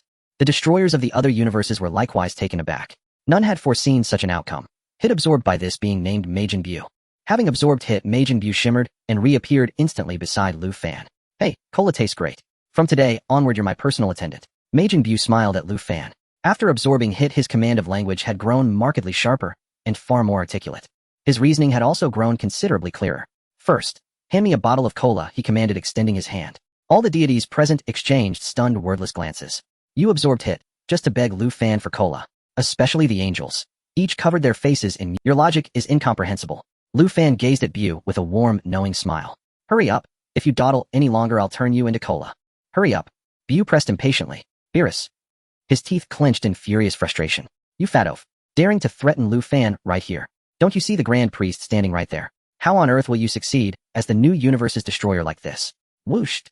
Beerus instantly transformed into a streak of light surging toward Majin Buu. Beerus intended to subdue Buu before he caused further chaos. "Hey brat, are you mute? I'm speaking to you." Seeing Lu Fan remain unmoved, Buu grew irritated. Lu Fan grinned, revealing a set of gleaming white teeth. Then slowly he raised his bare hand, empty yet held deliberately before Buu's gaze. "Do you see what this is, eh?" Lu Fan asked, smiling. "Where's the cola?" Buu frowned, displeased to find Lu Fan's palm utterly empty. "No cola, only a slap." "Want it?" Lu Fan asked. "A slap? Is it tasty?" Buu blinked, momentarily mistaking it for food. "Delicious. I'll feed it to you now." Lu Fan grinned and delivered a thunderous slap. Crack. Buu's face contorted violently as he was flung backward with staggering force. His body rocketed straight into Beerus, who froze for a full second in utter disbelief. Beerus never imagined that Majin Buu, having absorbed Hit, could be sent flying by a single slap from Lu Fan. Crack. Beerus' tail flicked lightly behind him, striking Buu squarely. Kaboom. Like a cannonball, Majin Buu slammed headlong into the arena floor below. In the next moment, Buu's head lolled sideways, and he slipped into unconsciousness. "Are you alright, Lu Fan?" Beerus flew upward, concern evident in his voice. "You ought to be checking on Buu instead," Lu Fan replied with a faint wry smile. "Huh, that fool dared to defy me. He's already knocked unconscious." Beerus let out a dry chuckle. "By you?" Lu Fan blinked in surprise. "That's irrelevant." Beerus nodded, not giving it further thought. Thank you," Lu Fan replied with a polite smile. "Whis, hurry and make this fellow expel Hit." Beerus immediately called out to Whis. "As you wish, Lord Beerus." Whis responded swiftly, descending his staff's crystal orb, flashing once toward Majin Buu. Snap! A radiant flare, brilliant as a newborn star, engulfed Majin Buu in an instant. At once a second figure materialized from within his body. Hit, and Majin Buu separated completely. Snap! Once more Whis's crystal orb emitted a luminous beam, this time enveloping Hit alone. Hit slowly opened his eyes, then sprang upright from the ground, instantly putting distance between himself and Majin Buu. Cold sweat glistened across his brow. He gasped raggedly, his face pale and drawn. "I was absorbed by that creature. How reckless of me." A flicker of lethal intent sharpened his gaze. "That fat's, I'll kill you." Yet Hit restrained himself. With so many deities present, I must not act rashly. Meanwhile, Majin Buu remained motionless on the ground. Whis made no move to awaken him. Nearby, the attending angels each sighed softly. Thus ended the contest, its outcome wholly unforeseen. No one knew whom the Grand Priest would appoint as the new universe's god of destruction. Though Majin Buu possessed formidable power, his temperament clearly rendered him unsuitable for such a sacred office. What startled the angels most, however, was Lu Fan's single decisive slap moments earlier. Then, this concludes the selection process for the new universe's god of destruction. Who shall assume this divine mantle? The Grand Priest hovered high above, announcing aloud. He had observed all that transpired, silent, impartial, offering neither judgment nor commentary. All deities leaned in attentively. "Allow me a moment to deliberate carefully before declaring my final decision," the Grand Priest said calmly, pausing for several quiet seconds. The angels, the gods of destruction. So we must wait while he deliberates. We assumed the appointment would, yet the deities understood well. Majin Buu of Universe 7 stood virtually no chance. Now I shall return you all to your respective realms. The Grand Priest smiled faintly. Whooshed. He spread his arms wide, waves of invisible divine energy surging forth from his palms. Whoosh, whoosh, whoosh. In an instant, every being vanished from the arena, body and soul. Even Majin Buu still lying atop the arena floor dissolved into nothingness. Universe 7, Beerus's planet. Whooshed. In the blink of an eye, Beerus and Majin Buu reappeared. Buu remained unconscious where he'd fallen. Whis exhaled a soft, weary sigh. Beerus whirled around, glaring furiously at Majin Buu, then delivered a brutal kick to his side. You imbecile. Buu blinked groggily, rubbing his eyes as consciousness returned. He leapt to his feet, scanning left, right, front, and back, his expression utterly bewildered. Where am I? It seems I've returned. My strength feels diminished. He stared down at his hands, then touched his own face. I've reverted again. Didn't I absorb that man hit? You fool. Since you won the match. Just stand there quietly. Why did you have to go beg Lu Fan for cola? Beerus roared, spittle flying. Buu, I wanted some. Idiot. When else could you have had cola? Why threaten Lu Fan? Beerus's nostrils flared with fury. That stunt may well have cost you the last remaining chance at becoming god of destruction. Buu's mind spun helplessly. Does wanting cola have anything to do with becoming god of destruction? Enough. It's pointless to dwell on this now. Beerus gritted his teeth. Remain in the realm of destruction until the verdict is issued, and pray you're chosen. Otherwise I'll seal you back inside that egg. Buu's eyes widened in shock. Can he really seal me away again? Should I slip away while I still can? I'll leave this planet at once. And don't even think of fleeing. I forbid you from stepping foot anywhere until the result. Beerus seized Buu's collar, looming over him. Disobey me and... Whooshed. With a casual flick of his wrist, he launched a bolt of destructive energy skyward, straight toward a distant star. Snap. The star shattered instantly, reduced to dust, erased without trace.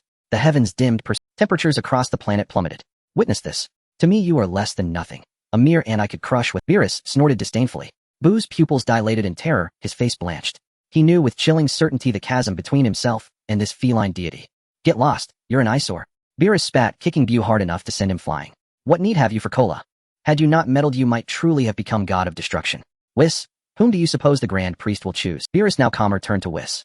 I cannot say for certain, but Majin Buu's odds of selection stand at barely 10%. Whis sighed softly. I expected as much. Yet 10% is better than none. Beerus nodded. If Buu were appointed, would your earlier conduct toward him have been appropriate? Whis smiled gently. Why should it matter? I merely seek prestige, Beerus scoffed. From now on I may proudly declare the new universe's god of destruction hails from our Universe 7.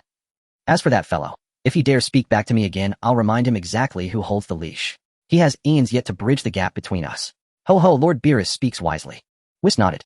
Hey, prophetic fish. Come here. Beerus bellowed toward the distant lake. No ripple stirred its surface. Prophetic fish. Where are you? Beerus bellowed again. Lord Beerus, Whis chuckled. Perhaps you meant to ask where is your fish? Beerus's face darkened instantly. Must you always talk so much? Does it matter? Here it comes, here it comes. Whoosh. Accompanied by a voice, the prophetic fish flew over with its fish tank, appearing beside Beerus and Whis. Lord Beerus, what happened? The prophetic fish asked curiously. Why do you seem so imposing? Like it's that time of the month. Bang. Beerus slapped the prophetic fish down to the ground, toppling the fish tank. The prophetic fish.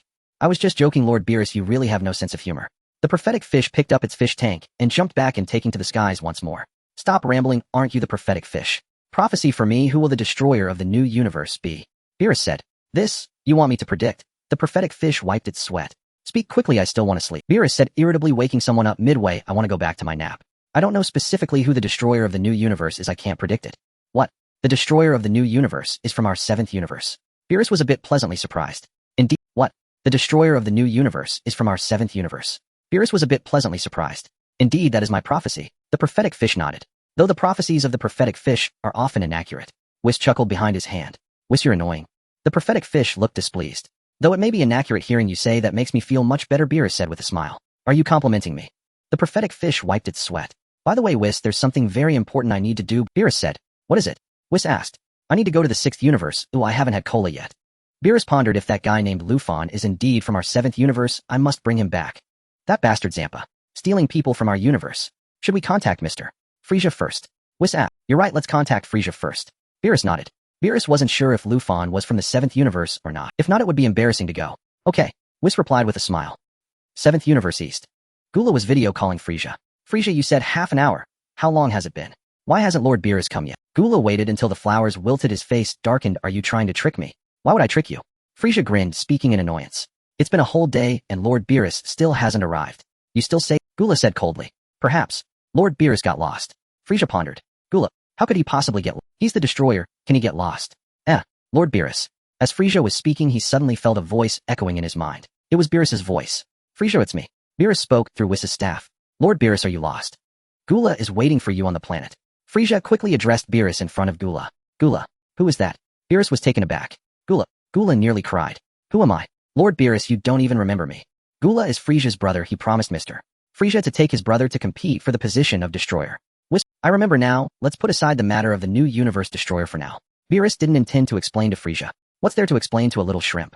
Put it aside. Frieza was taken aback. Looks like my plan to become a real estate mogul in the new universe is shot.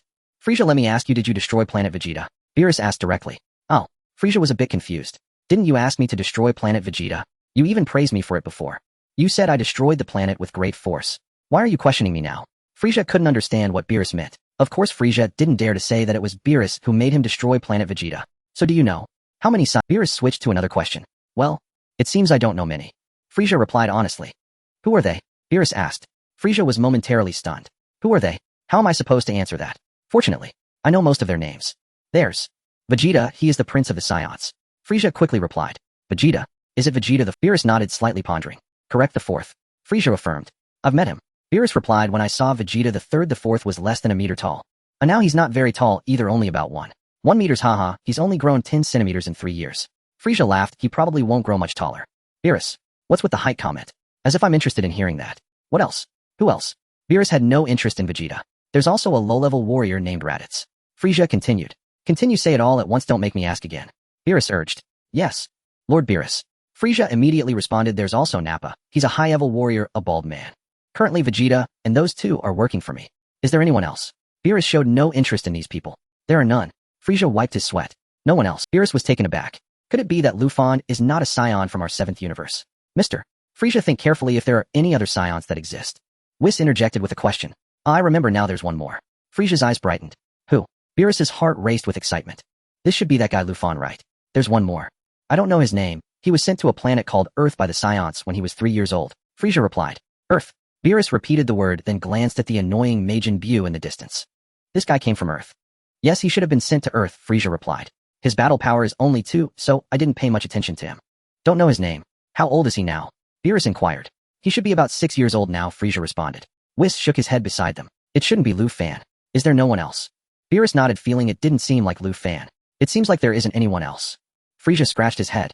After all, Frieza didn't remember these Saiyans very well. Anyway, planet Vegeta is already destroyed. As long as he pays attention to the strongest one, Vegeta, it's enough.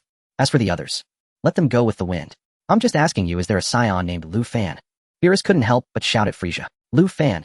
Frieza was a bit confused. Whis sighed slightly beside him. It would have been better to ask directly like that earlier. Are you referring to Lu Fan, the sparring partner of Vegeta? After a brief moment of daze, Frieza replied immediately. Vegeta's sparring partner. Are you saying he's an attendant? Beerus seemed to be a bit taken aback. That's right, he is Vegeta's sparring partner. Whenever Vegeta trains, he brings him along to train together. Frieza replied cautiously. This person has quite an interesting battle power. At the age of 4, his battle power had already reached a height of 1/0, but in the following years his battle power gradually declined. I don't know what problem occurred. Oh, what happened later? Beerus asked again. Later he went to the food planet and sold drinks with Vegeta there. Frieza. What? Selling drinks? What kind of drinks? Beerus' heart stirred. There was no doubt. It must be this Lu Fan. It seems to be a special beverage called cola, which is said to be quite delicious, but I haven't tried it. Frieza replied.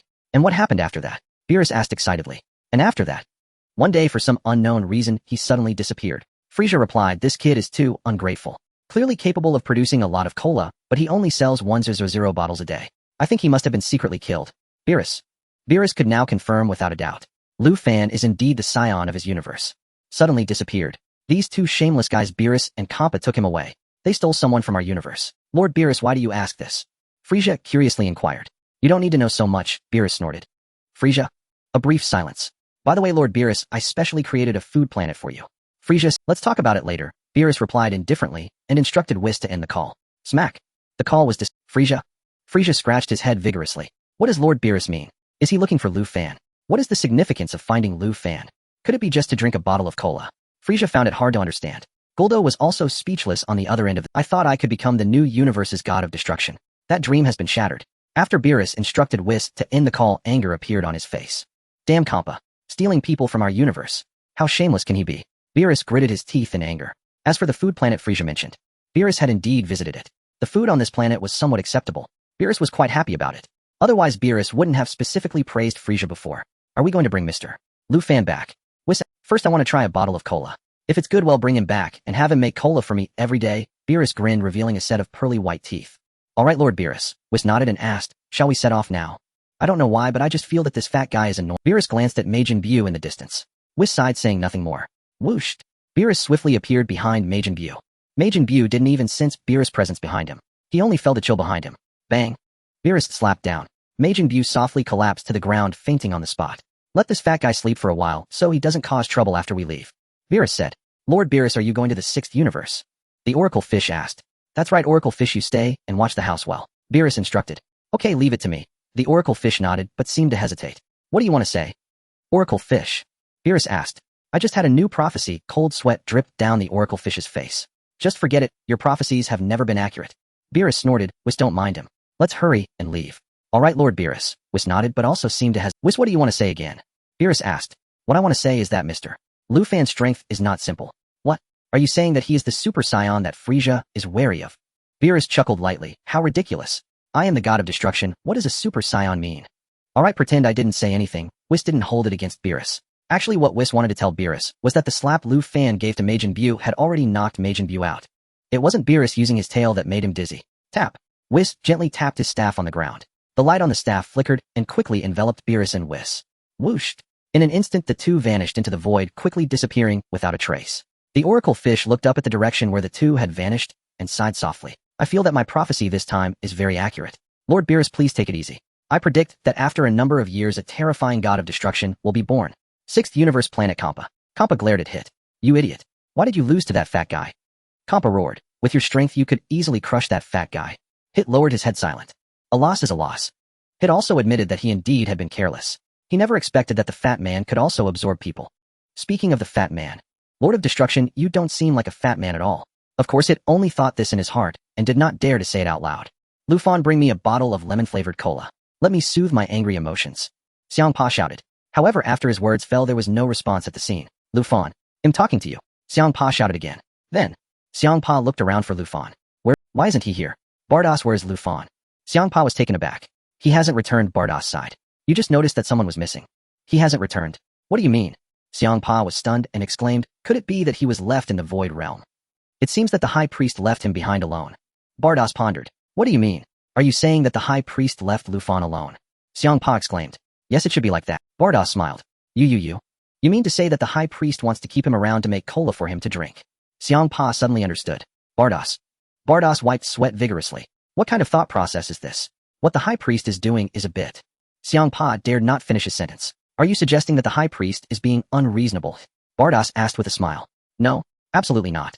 I meant that what the high priest is doing is a bit wise. Huh. Xiangpa awkwardly laughed. In the 10th universe in the realm of the Supreme Kai, Kess and Ramzi returned with Zamasu. How did it go? Lord Ramzi. It seems Zamasu was not selected, right? Gervis asked with a forced smile. Ramzi did not answer. Zamasu lowered his head, feeling gloomy. That detestable fat man turned me into a chocolate cookie. As a dignified god, I can't even defeat such a guy. Foolish humans, one day, I will make you pay.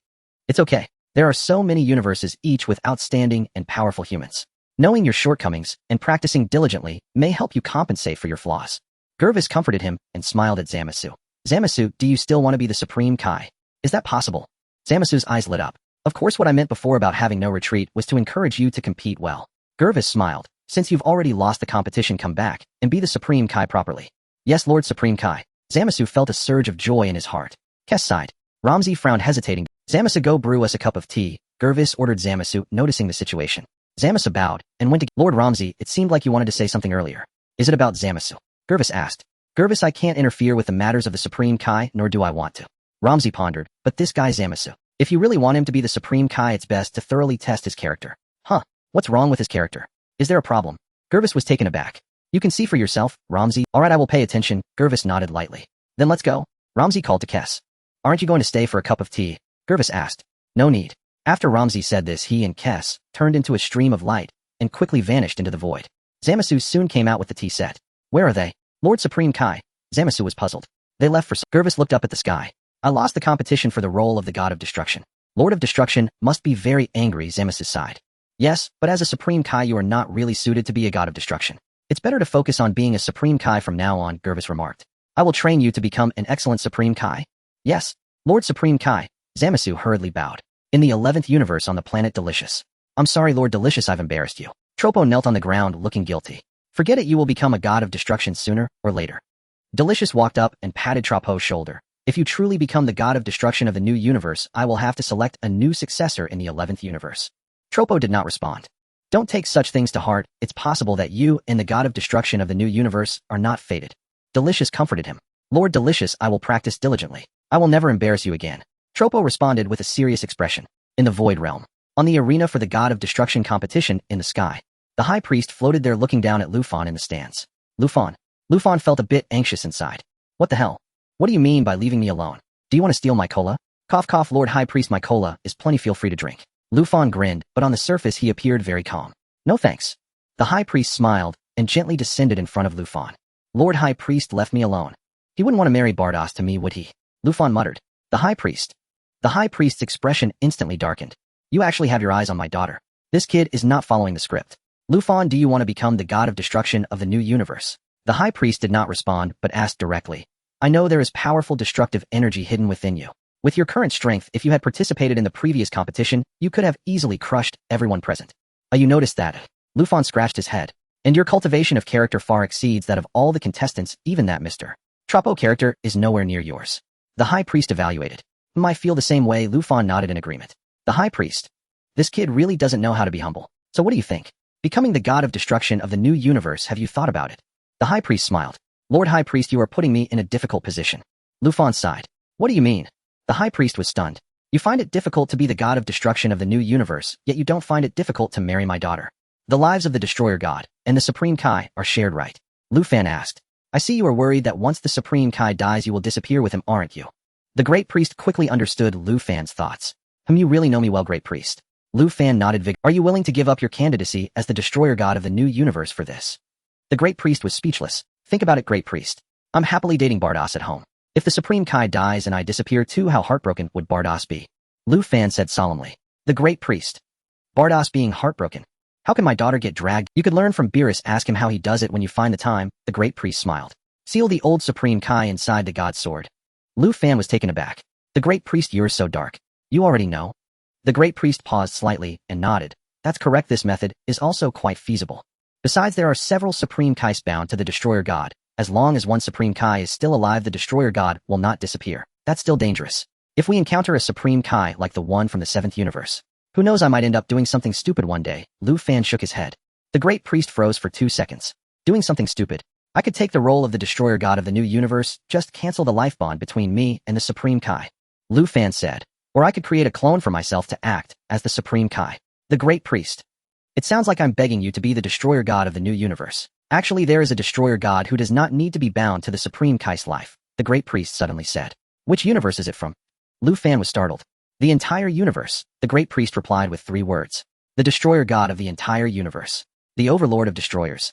Lufan was slightly taken aback. Exactly, we call him the Great Destroyer God, the Great Priest nodded. The Great Destroyer God. Lufan pondered. That's quite a casual name. The Great Destroyer God has appeared. I wonder if there are also the High Angels and the Grand Supreme Kai. Moreover, the status of the Great Destroyer God is on par with mine. The Great Priest added, in fact at certain times he even surpasses me. Lufan's eyes lit up. What about the Grand? Lufan asked, is it also on par with him?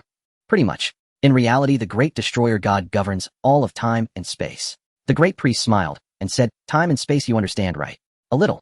Lufan nodded, it's just a series of timelines. Exactly, the Great Priest nodded. Lufan showed an expression of anticipation. So what do you think? Are you interested in the position of the Great Destroyer God? The Great Priest looked at Lufan with a smile. This is good. Lufan nodded vigorously. This position, the Great Priest. You're quite full of yourself. You wish the position of the Great Destroyer God is merely a bait to entice you. The Great Priest smiled. Lufan. You're so petty, Great Priest. I just don't want to be the Destroyer God of the new universe, right? Do you really need to use the position of the Great Destroyer God to lure me? To become the Great Destroyer God, the first step is to become the Destroyer God of the new universe. The Great Priest said with a smile. Lufan wiped his sweat. So we're back to square one. Do you really want me to be the Destroyer God of the new universe? Only if you become the destroyer god of the new universe, and when your strength reaches a certain level being able to defeat the 12 destroyer gods in an instant will you be qualified to become the great destroyer god. The great priest's expression became serious. Of course, whether you want to become the destroyer god of the new universe is up to you, you can't force it.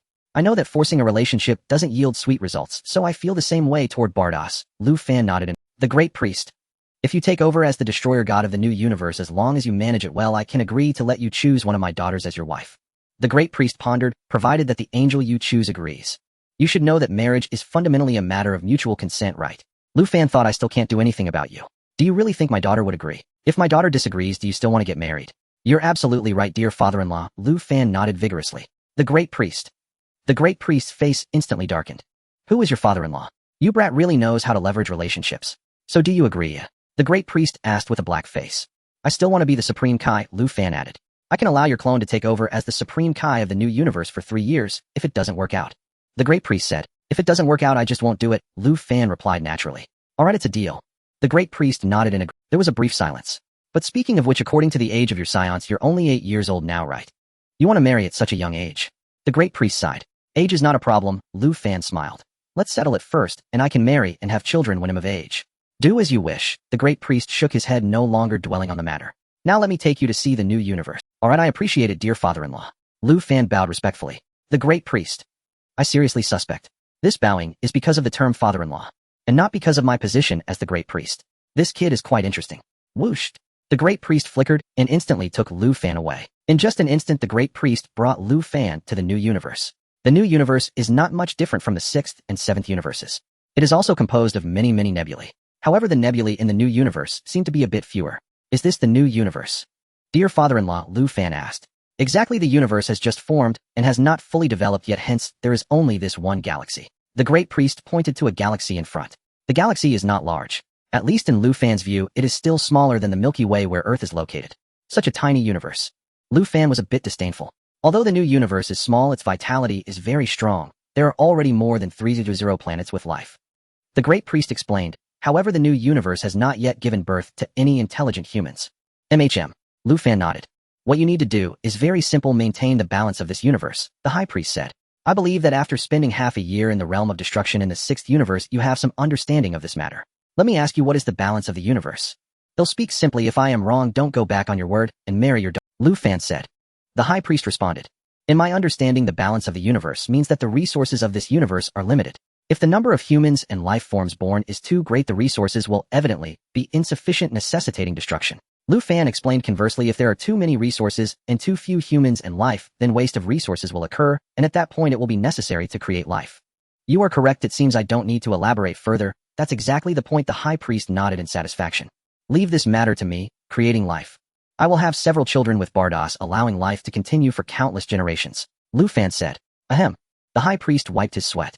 You really think far ahead. I will now take you to meet the angel Rosies of the new universe, so you both can cooperate well and get the new universe on the right track. The high priest said. Okay, father-in-law. Lu Fan nodded respectfully. Father-in-law, huh? That counts as a half-father. Of course, one must be respectful. Swish. The high priest used instant teleportation with Lu Fan, and in a blink, they disappeared from the spot. In the blink of an eye, Lu Fan found himself hovering above an inverted triangular planet. This inverted triangular planet was quite similar to the planets of Beerus or Kampa. It seems that the realm of destruction is basically like this. In the center of the planet stood a young and beautiful girl, holding a scepter, her long white hair flowing with the wind. Lu Fan speculated that this girl was probably the angel Rosies of the new universe. Slap. The high priest slowly descended from the sky, with Lu Fan appearing beside Rosies. High priest. Rosies bowed in greeting. At the same time, Rosies looked thoughtfully at Lu Fan. Rosies, this is Lu Fan, the new god of destruction I selected for you. Are you satisfied? The high priest smiled. Thank you, high priest. Rosies nodded, her expression calm, not stating whether she was satisfied. Let's leave it at that for now. You two can discuss the development of the new universe together, the high priest instructed. I must return as Zeno is looking for me regarding important matters. Okay, high priest. Rosies obediently nodded. Goodbye, father-in-law. Lu Fan waved his hand. The high priest had just prepared to leave when he shivered upon hearing Lu Fan's words. The high priest shot Lu Fan a glare. You brat really have no sense of propriety. Swish. The high priest said nothing more, and with a flicker of his form Rosies looked baffled. This guy called my father-in-law. What does that mean? Did my father arrange a marriage for me? Rosies felt a bit confused. In fact, it wasn't that Lu Fan was intentionally provoking the high priest, because Lu Fan knew clearly that the high priest was also an angel, equivalent to a super angel. The angel race is generally quite good-tempered. As long as their bottom line is not touched, they usually do not get angry. Lu Fan was merely joking around with the high priest harmlessly. Thus Lu Fan was confident that the high priest would not do it. Moreover, even if the high priest really wanted to act against Lu Fan also had measures for preserving his life. Would he flaunt himself before the high priest without any life-preserving measures? Lu Fan had two choices before. One was that the high priest had turned to the dark side, and he was being hunted by his followers, then he would retaliate and kill them one by one. The other was the current situation, regardless of which Lu Fan felt. Both were quite good. Since he had come to this world called Dragon Ball, not having a passionate romance with an angel would be a disservice to himself. It's just that the skin color of the angel. Lu Fan felt a bit hesitant. Their skin is blue, he wondered what other parts look. Father-in-law. Rosie's turned to look at Lu Fan. You don't need to worry about these things, the high priest has already betrothed your sister to me, so you can just call me brother-in-law from now on. Lu Fan smiled. Rosie's brother-in-law. Did I just gain a brother-in-law out of nowhere? Rosie's wiped her sweat. I am here to find a god of destruction, not a brother-in-law. Rosie's was quite speechless. Moreover, how could our angel race marry a human? And, how old are you? You are only 8 years old this year, right? Rosie's asked Lu Fan. Oh, congratulations. You've learned to answer quickly. Lu Fan excitedly grabbed Rose's hand. Rosie's, what is all this nonsense? What did I answer quickly? Ahem. At your age it seems you are not suitable for me. Rosie's quickly pulled her hand back. Let's get engaged first, we can marry after I reach adulthood, which is less than 20. Lu Fan responded confidently. Rosie's no longer wanted to speak. She would ask her sister about this later.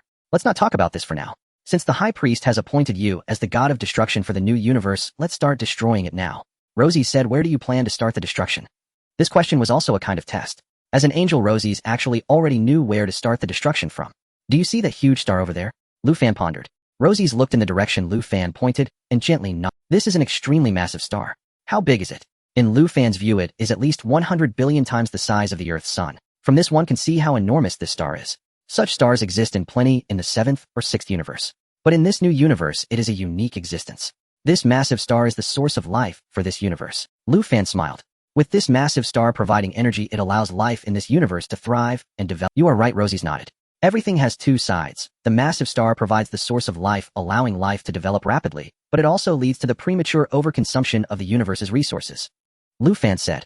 So do you want to destroy this star? Rosie's asked. This is not easy to destroy, only the 12 gods of destruction can destroy such a massive star. It cannot be completely destroyed. Lu Fan shook his head. Oh, Ruasi smiled. Cannot be completely destroyed. Just say you can if you can't. Mouth hard here. Is that it? What about brother-in-law? If everything is destroyed, how will the energy of life continue to support itself? Lu Fan shook his head and analyzed, relying solely on those other stars for energy. I believe that is far from enough. So what do you plan to do? Ruasi asked curiously. Let's just destroy it, Lu Fan replied. Ruasi, didn't you say it can't be destroyed? You've completely confused me. What I mean is to divide such a large star into 7 parts, scattering them in 7 different directions to illuminate every corner of the universe. This way the life energy of the entire universe will also undergo a qualitative transformation without causing resource overabundance. Lu Fan suggested. Ruasi was taken aback. This method is quite good. Why didn't I think of that?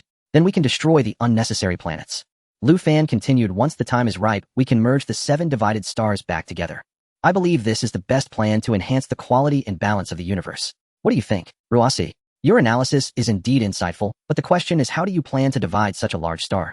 Ruasi smiled. Your strength is formidable, but it might not surpass that of the 12 destroyers of the universe. Only those 12 destroyers of the universe have the ability to divide such a large star. I have an immature idea that I want to share with you. Lu Fan rested his chin on his hand, deep in thought. Go ahead, Ruasi said. I plan to condense a huge amount of destructive energy to frighten this gigantic star. Perhaps it will be so scared that it will shatter at a single tremble. Lu Fan pondered. Ruasi slapped her forehead hard. Are you speaking human language? Stop joking around. You think you can scare it into splitting? Everything has a spirit, even a rock has its own soul. Lu Fan replied confidently. Ruasi was left speechless. If even rocks have souls, then how about such a large star? I refuse to believe I can't scare it. I refuse to believe I can't make it crack. Lu Fan grinned, revealing a set of white teeth. Ruasi chose not to say anything further. I want to see how you scare. I have never been a warmonger. Even though I have become the destroyer of the new universe, I do not wish to cause destruction. Lu Fan sighed. In life, harmony is paramount. Don't you agree, Ruasi? You are right, Ruasi nodded. Do as you wish, just show me your true strength. Then I will condense destruction. Lu Fan gazed at the distant gigantic star. All right, Ruasi nodded. I am not talking to you, I am speaking to that star, Lu Fan said.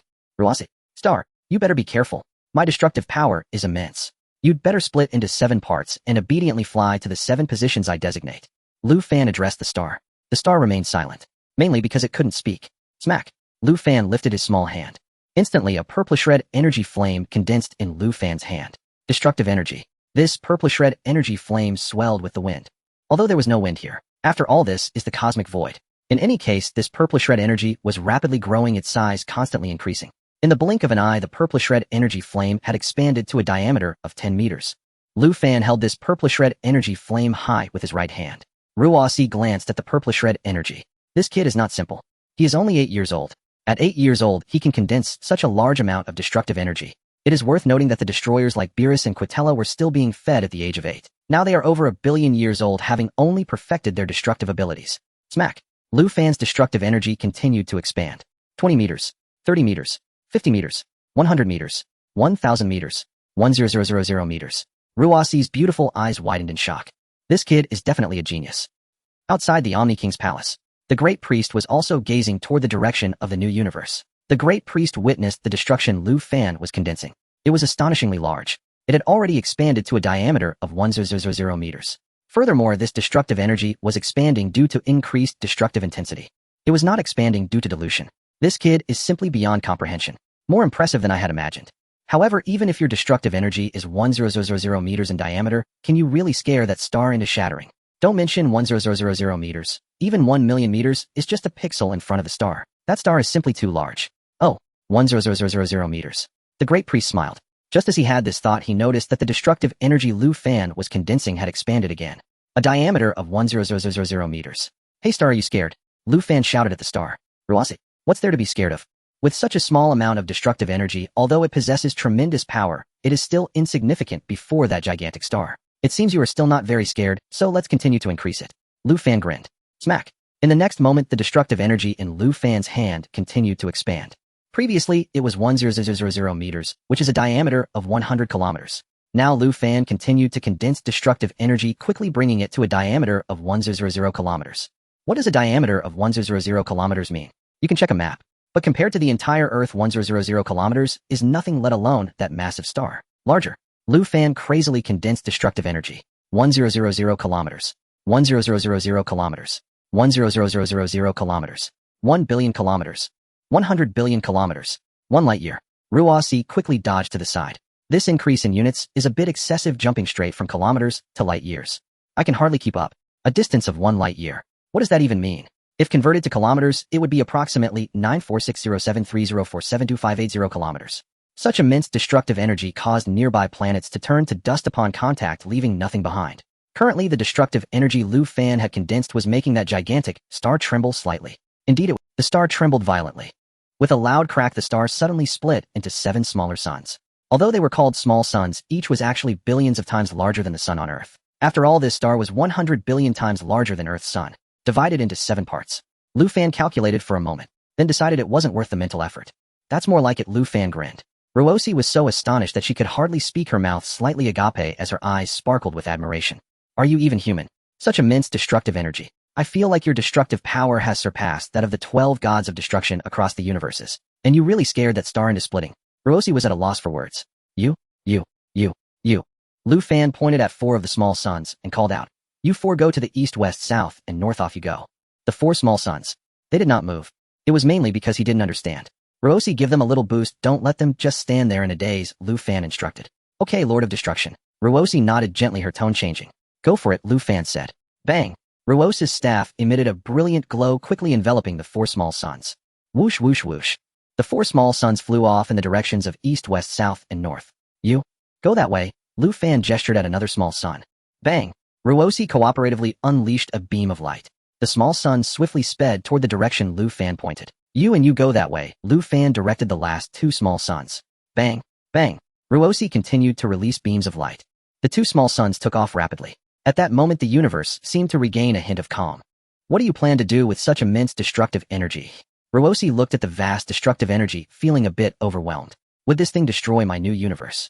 Ruosi, which universe do you find unsatisfactory? Let's go destroy it, Lu Fan whispered. Ruosi.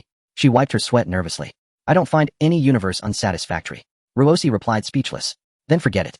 Next time if you see a universe you don't like, it'll help you destroy it. Lu Fan smiled. Of course we'll recycle it, otherwise it's a waste. As Lu Fan spoke, the concentrated destructive energy began to shrink rapidly. In less than a minute, the destructive energy with a diameter of a light year was drawn back into his body. Phew. Lu Fan exhaled. Then everything seemed to return to normal for him, as if nothing had happened. However, the universe had changed due to Lu Fan's destructive energy. You're really something. I never imagined you. Ruosi exclaimed, her gaze toward Lu Fan transformed. It's nothing if as long as you focus on doing something you'll achieve unexpected results. Lu Fan grinned, revealing a set of pearly white teeth. Focusing on doing one thing. Ruosi silently pondered the meaning of this statement. Since the moment I was born, I've focused on destruction, not thinking about anything else. Lu Fan continued. That's why my speed of refining destruction is several times that of others. Did you really not think about anything else except destruction? Ruosi asked skeptically. Now I have a few other thoughts.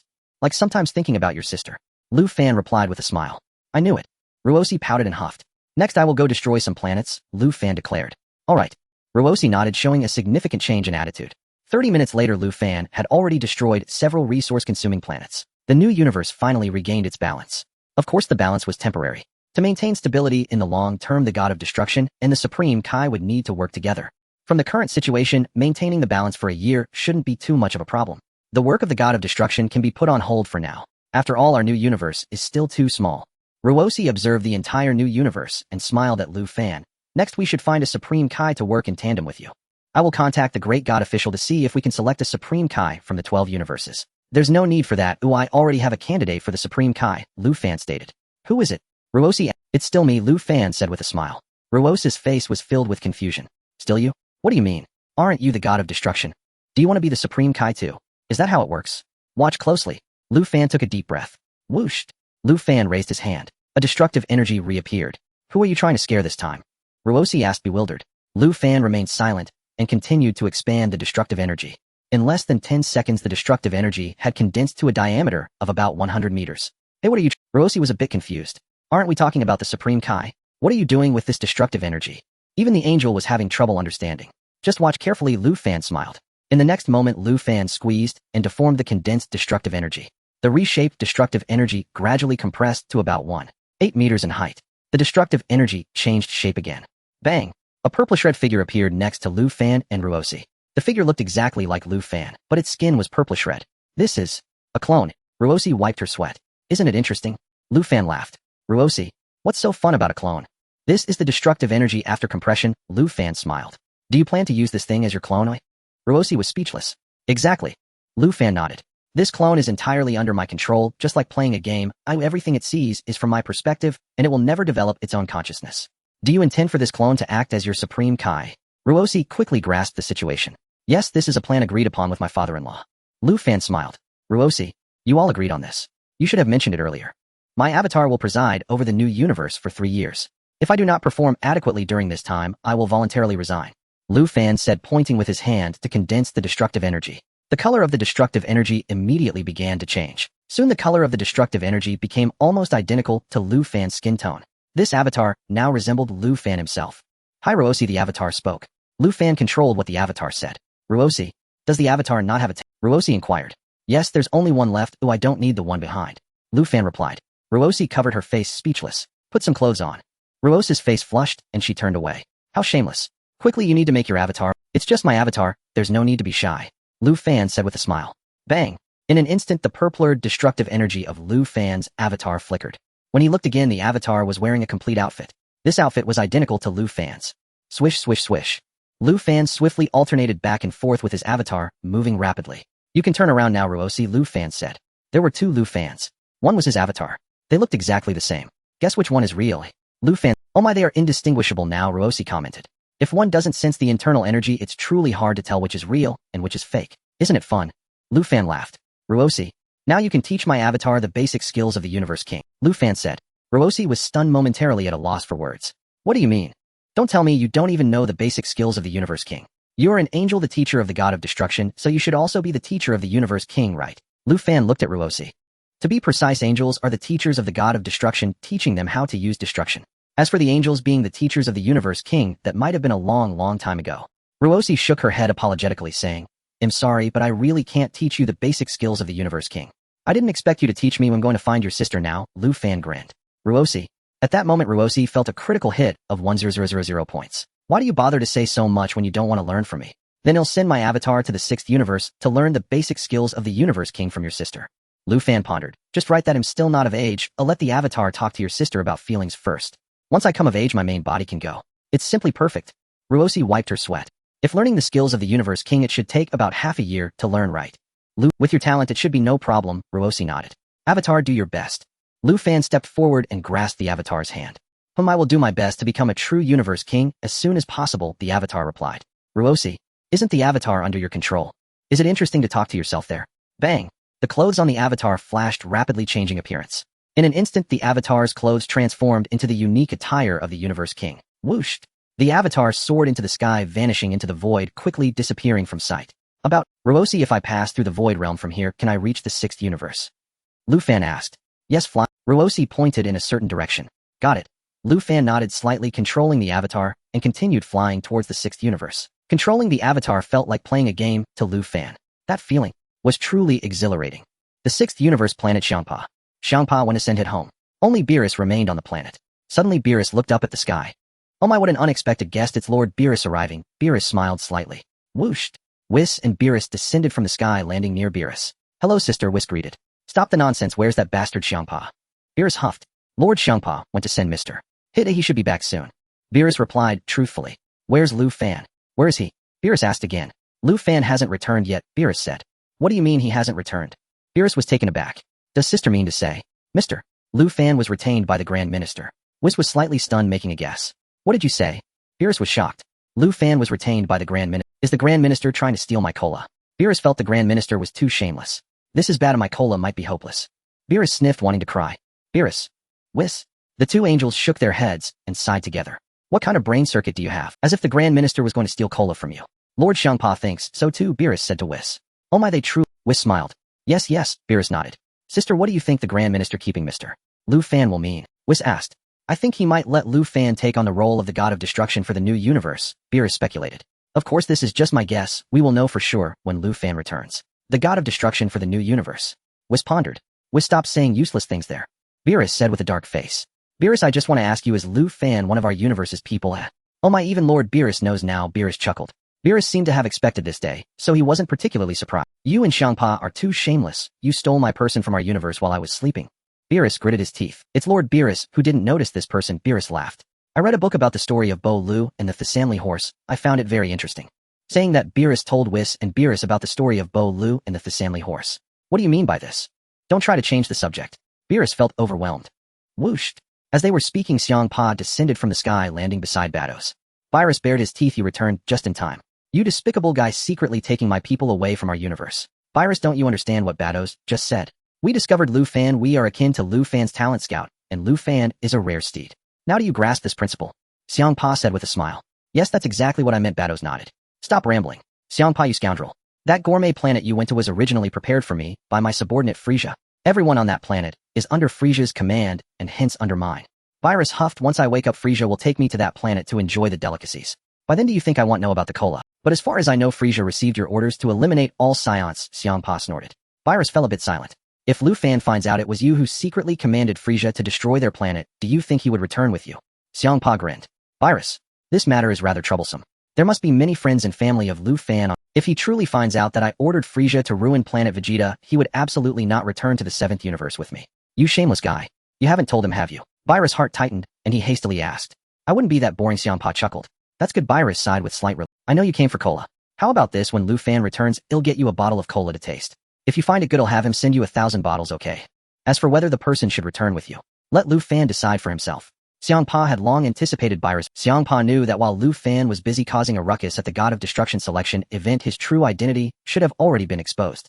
Whis would surely inform Beerus that Lu Fan hails from their 7th universe. Fine. Beerus pondered carefully and found no faults. I want 1,000 bottles every month. Alright, but if you fall asleep, should I still supply you with cola? Xiangpa inquired. Of course. Beerus replied, just stock it up for me to drink slowly when I wake up. Beerus cola is a drink that can become tiring if consumed for too long. Xiangpa sighed. You shameless fatso, have you really had enough? Beerus felt irritated just thinking about it. Xiangpa, I think you'll remain silent. Too many words lead to errors. Beerus had never even tasted cola. Such a thing originates from their 7th universe. If it were me, I would be very angry as well. Are we just going to wait here? Don't you have any cola stock? Beerus asked with a dark expression. Unfortunately, no. All the cola is obtained from Lu Fan, made fresh as you drink. Xiangpa explained. What a joke. I distinctly remember that guy named Hit had a can of cola stored. Beerus huffed. That's a new packaging developed by Lu Fan, something called a pull tab can. I've never seen this kind of packaging before. He used to make it fresh as you drink. Xiangpa responded. Forget it. Beerus chose not to say more. 2.5 hours passed. Beerus was nearly dozing off, yawning continuously, his eyelids battling with each other. Lord Beerus, how about we head back? You should take a nap and consider the cola issue later, was suggested. No way. Before I sleep, I must resolve the cola matter, or else I'll have nightmares while sleeping, Beerus insisted. Xiangpa. Another hour passed. Beerus kept dozing off. Xiangpa, Bados, and Whis exchanged glances. Beerus, you are practically asleep. Oh, why not hurry home? Are you still waiting for Lu Fan here? What if Lu Fan doesn't come back today? Xiangpa suddenly said. Then I'll sleep here. Beerus opened his eyes and Xiangpa was at a loss for words. Well, if you want to sleep here, then sleep here. You are quite persistent. 2 more hours passed. Lu Fan finally transformed into a crimson-purple flame and flew back from outside.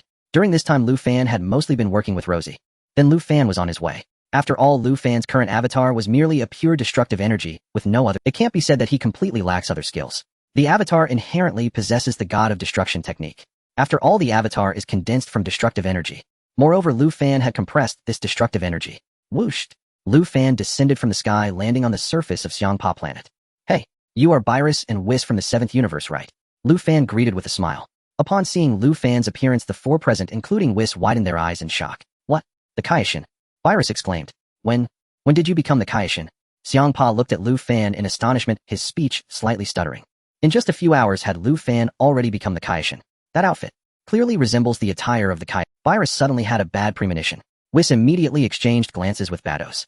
Could it be that Lu Fan has already become the Kaishin of the new universe? The Grand Minister kept him here to make him the Kaishin of the new universe. But didn't we hear that? The new universe currently doesn't need a Kaishin. What the new universe really needs right now is a God of Destruction. This is confusing. Sister, although Lu Fan is dressed in the Kaishin's attire, did you notice? He isn't wearing the Patera earrings. Whis whispered. Yes, maybe the Grand Minister specifically chose Lu Fan to serve as the apprentice Kaishin. Bados, hey kid. Beerus immediately stepped forward and said to Lu Fan, tell me what's going on. Have you become the Kaishin of the new universe?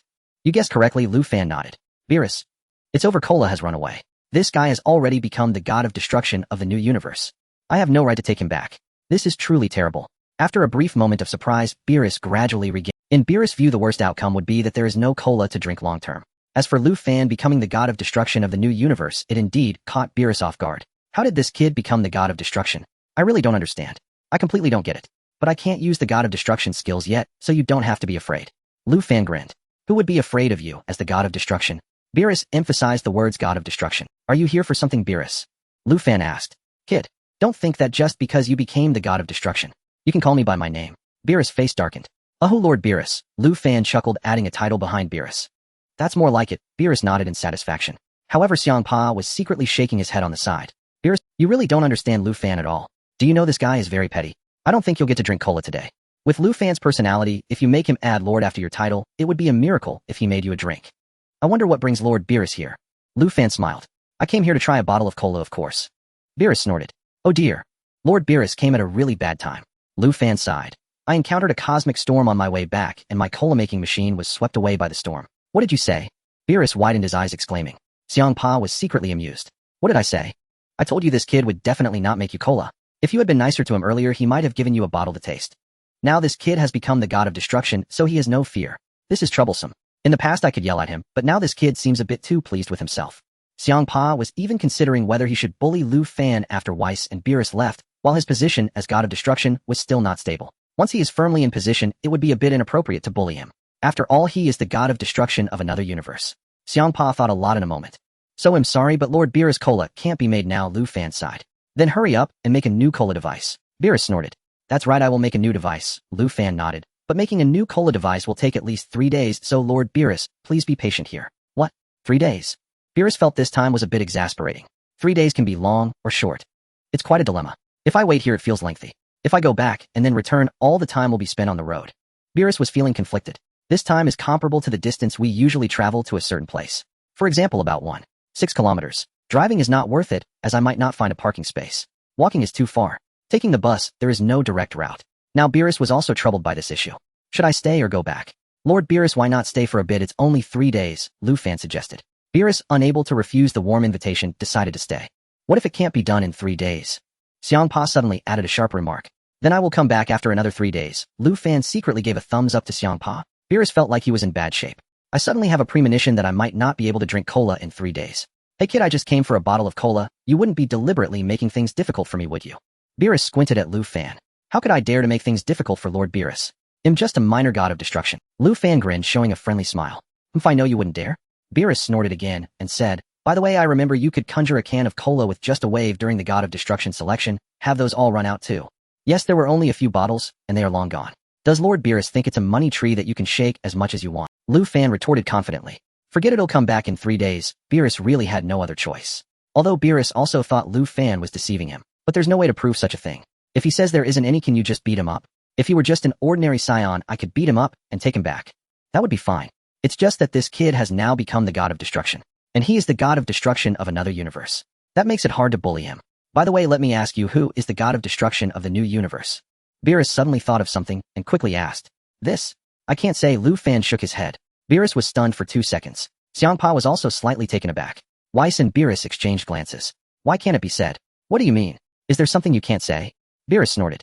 This new universe's God of Destruction is quite formidable. Lu Fan lowered his voice, and yet this voice could be heard by everyone present. Stop joking, how formidable can it be? Beerus chuckled lightly. Did Xiangpa not tell you? I am the strongest God of Destruction. Do you know what that means? Among the 12 universe's gods of destruction, I am the most powerful. Stop bragging. Xiangpa gritted his teeth. Are you saying you are not afraid? Beerus shot a glance at him. Do you think I would be afraid of you? Xiangpa clenched his fists. Enough, I didn't come here to fight you, and you are not my opponent. Beerus couldn't be bothered to argue with Xiangpa, but instead he was interested in the identity of the new universe's God of Destruction, looking at Lu Fan and continuing to ask. You just said this new universe's God of Destruction is formidable. Tell me how formidable exactly. It is said that the Grand Minister intends to train the new universe's God of Destruction into a great God of Destruction, Lu Fan said. Beerus' eyes widened, and his whole body trembled slightly. What? A great God of Destruction? Xiangpa exclaimed. Oh my, is a great God of Destruction about to be born? Bardos was equally surprised. It seems the God of Destruction realm is going to be reshuffled. Weiss smiled. What did you say? Beerus turned to Whis, his expression changing rapidly. It's nothing, I was just speaking casually, Whis replied with a smile. The Great Destroyer. It is said that his status is even higher than that of the Grand Minister. Beerus trembled slightly. Did the Grand Minister really say that? It feels like the sky is collapsing, Xiangpa said. Yes, the Grand Minister indeed thinks this way. Lu Fan nodded, secretly pleased. It seems that the position of the Great Destroyer is quite impressive. Just look at how scared Beerus and Xiangpa are. They were almost frightened to the point of losing control. Impossible. Even if it's true, such words shouldn't come from you, the Kaishin. Beerus was unconvinced. Believe it or not, that's up to you. Lu Fan chuckled. I've said what needs to be said. So who exactly is this new destroyer? Beerus asked through gritted teeth. Could it be that the destroyers from the 12 universes are all taking turns? No, Lu Fan shook his head. If you really want to know his identity, I can tell you. Oh, Beerus was taken aback for a moment, but you need to think carefully. If you find out his true identity, when he becomes the Great Destroyer, he might target you first. As the heir to the Great Destroyer, if someone were to inquire about my identity and news, would I be happy? Lu Fan continued steering the conversation towards himself, and said seriously, the answer is, I would be very angry. Beerus. If you speak as if you were the heir to the Great Destroyer. Beerus shook his head. However, Beerus ultimately took Lu Fan's words to heart. He felt that Lu Fan was right. Now inquiring about the identity of the heir to the Great Destroyer. When the Great Destroyer truly ascends, who knows, I might. Because now, apart from the Kaishin of this new universe, it seems that the other destroyers do not know the true identity of the Great Destroyer. Wait, this kid might not know either, he could just be bluffing me. The position of the Great Destroyer has been vacant for 50 million years. I shouldn't think too much about it. Make sure to hurry with the cola, they'll contact you in 3 days, Beerus instructed Lu Fan. Lord Beerus, Lu Fan nodded.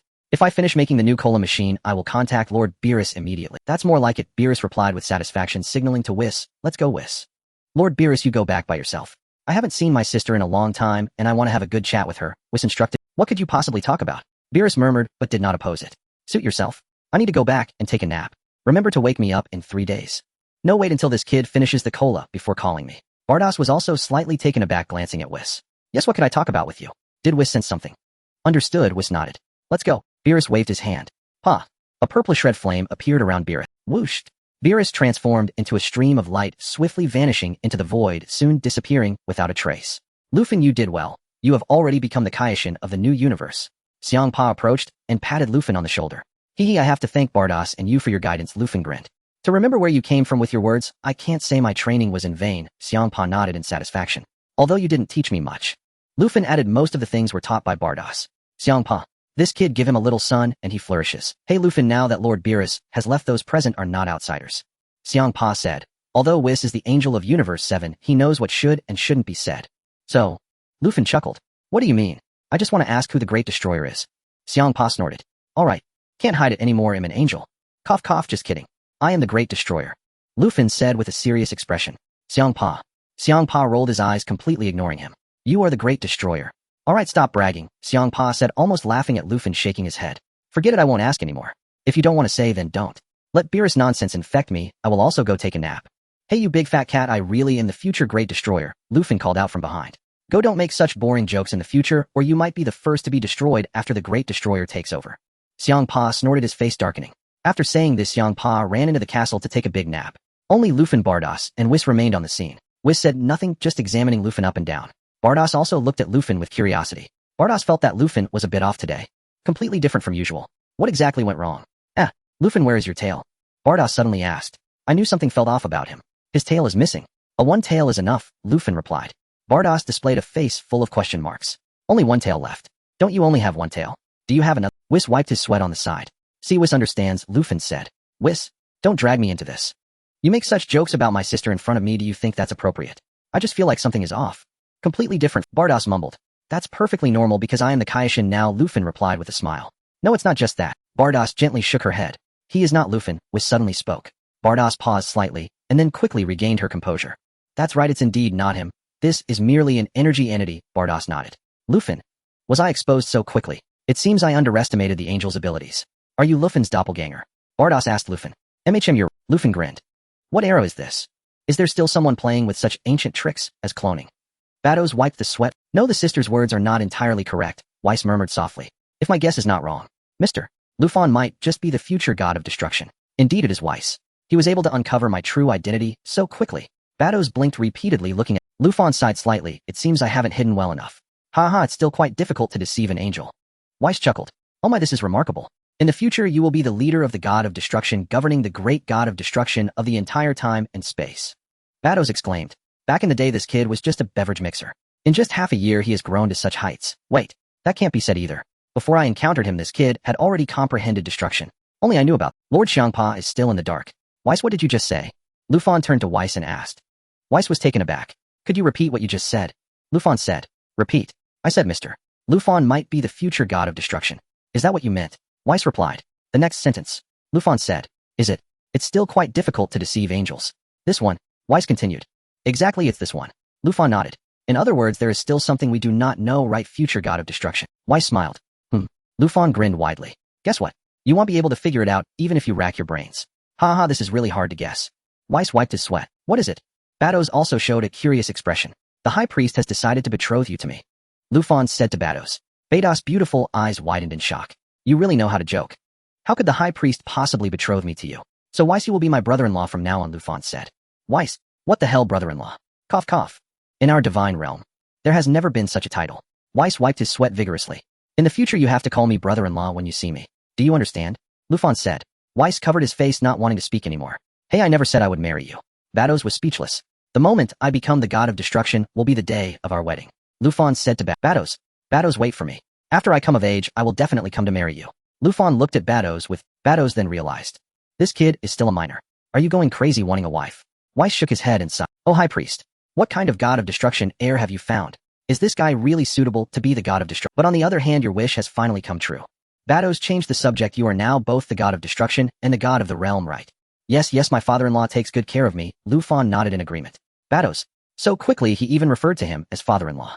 But I have already discussed with my father-in-law that my clone will serve as the god of the realm for 3 years, and if I don't do well my clone can be disbanded. Lufin stated honestly. There is nothing to hide from the angels about such matters. Moreover, Lufin has already decided that Bardos will be his wife. What secret should I have from my wife? So you came to learn the skills of the god of the realm from me, right? Bardos reacted quickly, looking at Lufin.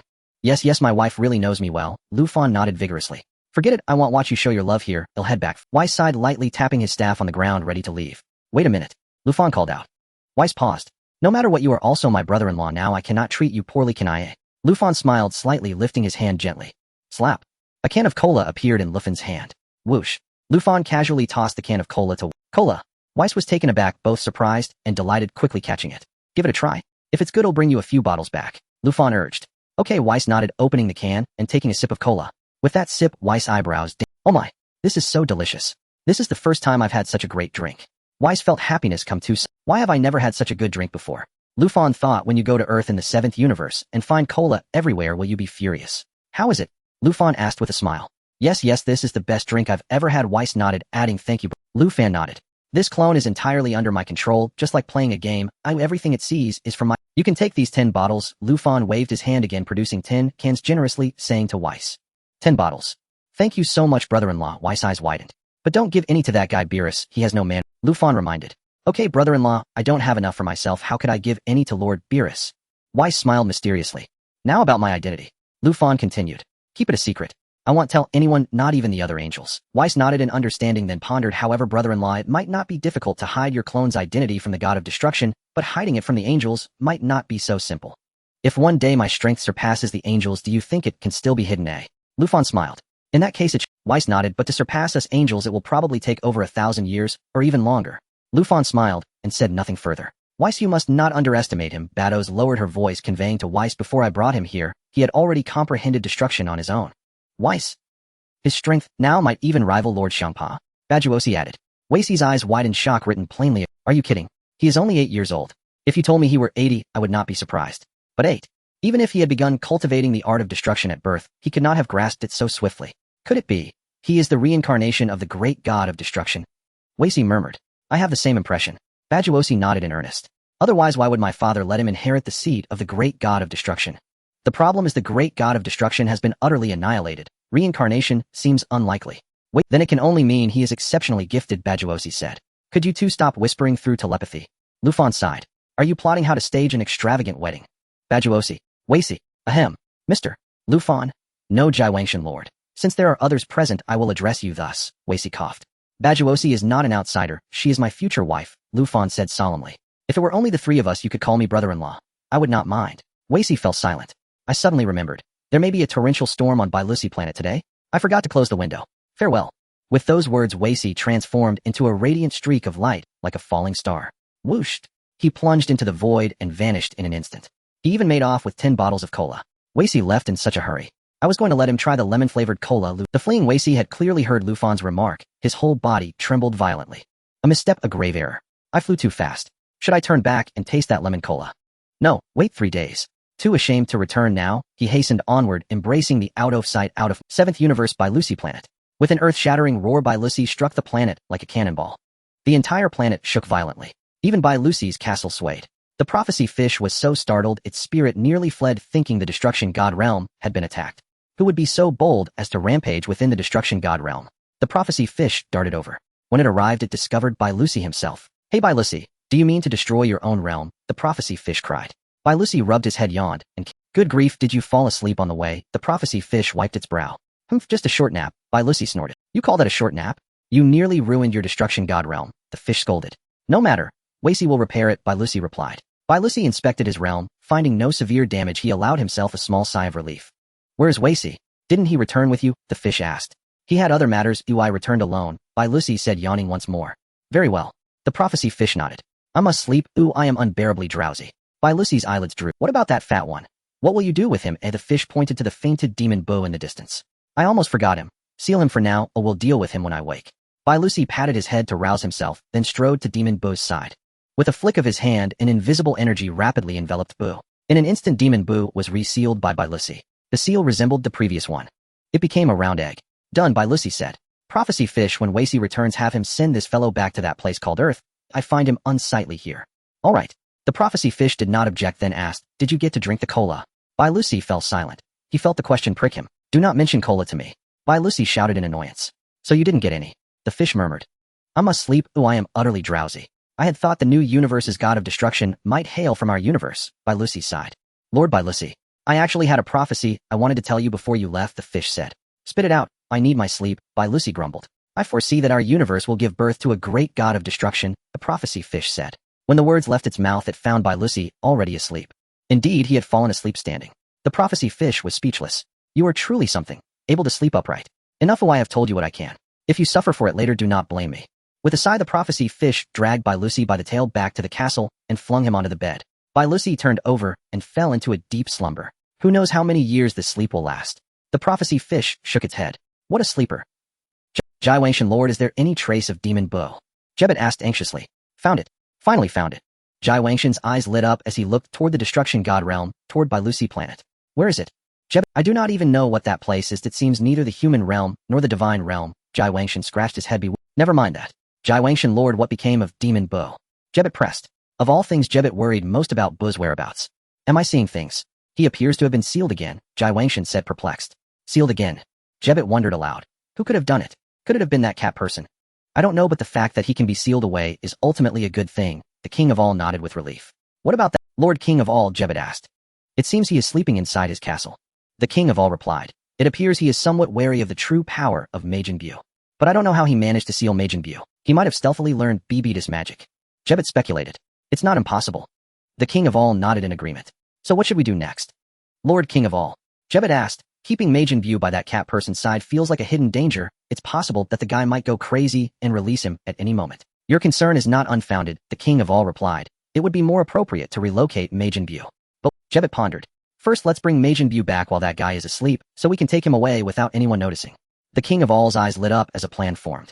Yes, Lord King of All can instantly teleport. If we take him away, that cat person definitely won't notice. Jebet nodded vigorously. Kai.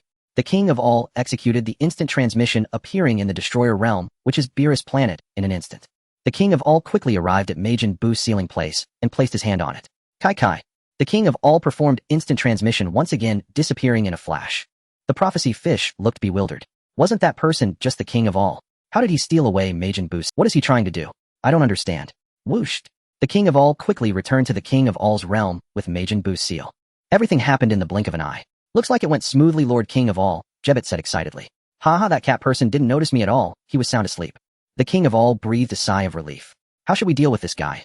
Jebet glanced at the seal of Majin Buu. Let's think a bit more, the King of All pondered. The two of them were deep in thought.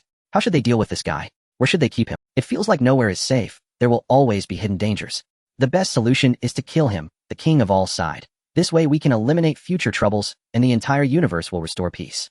If only we could kill him. Jebet sighed along. Suddenly a flash of inspiration struck him. Lord King of All, I have thought of a great way, but it might be a bit difficult to implement. Let's hear it, the King of All said. Use the divine sword to stab him. Jebet suggested. The divine sword, eh? The King of All paused slightly, his eyes sparkling with interest. Jebet's idea seemed quite good. The power of the divine sword is indeed very strong. If the divine sword could pierce Majin Buu's seal, Majin Buu would surely be killed on the spot. However, we can't pull out the divine sword. So this idea is useless. Jebet shook his head and sighed. The King of All remained silent. Indeed, we cannot pull out the divine sword. There's nothing we can do but be anxious. Let's think of a way to pull out the divine sword first. How can we get this divine sword out? Jebet, I think your idea is good. It's the only way to kill Majin Buu. The King of All contemplated. So, let's go pull out the divine sword together. Maybe we can get it out. Alright, we have to give it a try. Jebet nodded seriously. The two of them arrived at the mountaintop where the divine sword was located. In the next moment, the two put all their strength into pulling the divine sword. Yet despite their efforts, the divine sword remained completely still. Huff, huff, huff. The King of All and Jebet were exhausted, panting, heavily drenched in sweat, and sat on the ground catching their breath. This isn't working, Lord King of All. This divine sword is too strange, Jebet lamented. Let's rest for a bit, and try again later. If it still doesn't work, we will have to send Majin Buu to a secret planet. The King of All suggested. Alright, Lord King of All, Jebet nodded. In the vastness of space, Whis was moving swiftly like a starry brilliance. Suddenly the crystal ball on Whis' staff flashed with light. Whis paused for a moment. Prophecy fish, is there an... Whis asked. Whis knew this was the prophecy fish contacting him. He wasn't sure what it could be about. Generally, the prophecy fish rarely contacted Whis. Whis, I need to tell you something, the prophecy fish said. Okay, go ahead, Whis nodded. After Lord Beerus returned, he fell asleep. The prophecy fish continued. That's great, no one is fighting me for my cola now, Whis smiled. But doesn't fish drink? What is cola? The prophecy fish was confused for 2 seconds.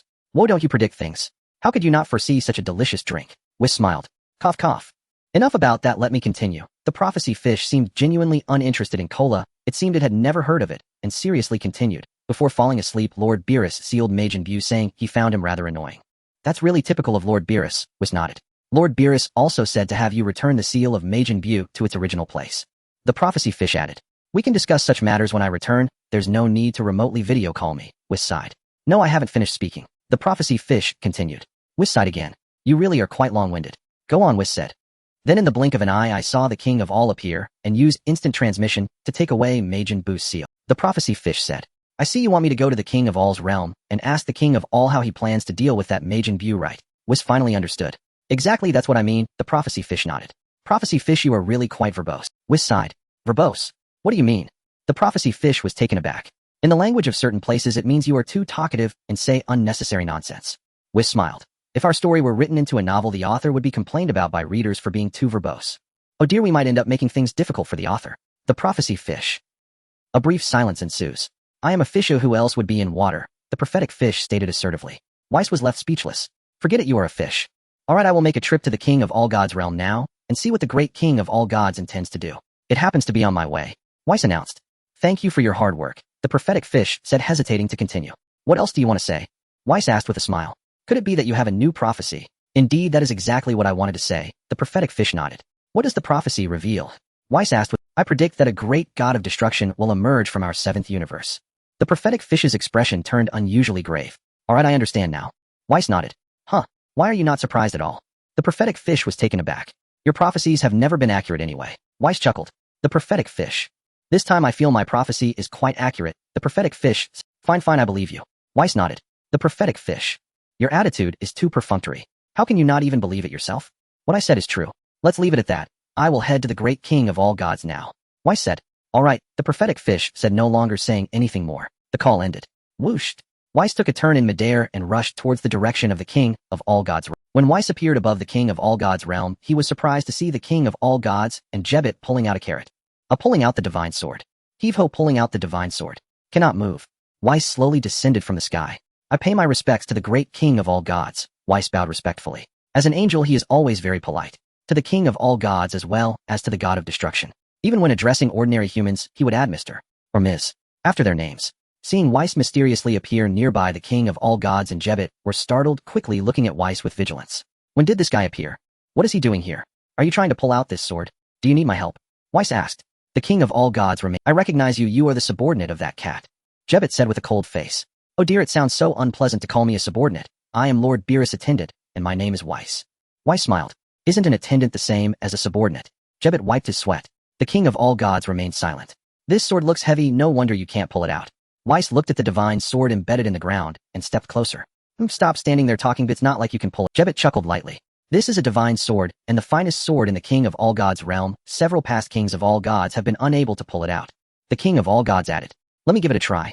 Weiss immediately became interested, stepping forward to pinch the sword's handle with 2 fingers. Smack! The divine sword was pulled out effortlessly by Weiss. The King of All Gods' eyes nearly popped out of their sockets. Jebet was so shocked that cold sweat broke out on his face, and his whole body trembled. This is not scientific. You pulled out the divine sword with just 2 fingers. Who exactly are you? Oh dear, I just pulled, Weiss said with a smile. Actually, I could pull it out with just 1 finger, but that would defy the laws of physics. The King of All Gods. Jebet. Damn physics. Lord Beerus Seal isn't bad, after so many years the old King of All Gods is truly pitiful, Weiss said, reflecting on holding the divine sword. What do you mean? I don't understand what you're saying. The King of All Gods looked at Weiss with a wary expression. Inside it is sealed the King of All Gods from before the 15th generation. If you manage to break this divine sword, you can release him and let him teach you some knowledge about being a King of All Gods. As Weiss spoke, he gently waved his hand, covering the divine sword with an invisible angelic power. The King of All Gods and Jebet were both a bit confused. What are you saying? Why can't we understand what you mean? I have reduced the weight of the divine sword, and with your current strength, you should be able to lift it. Weiss said as he handed the sword's handle to the King of All Gods. The King of All Gods, looking bewildered, took the divine sword. By the way, may I ask, what will you do with Majin Buu after Lord Beerus takes him away?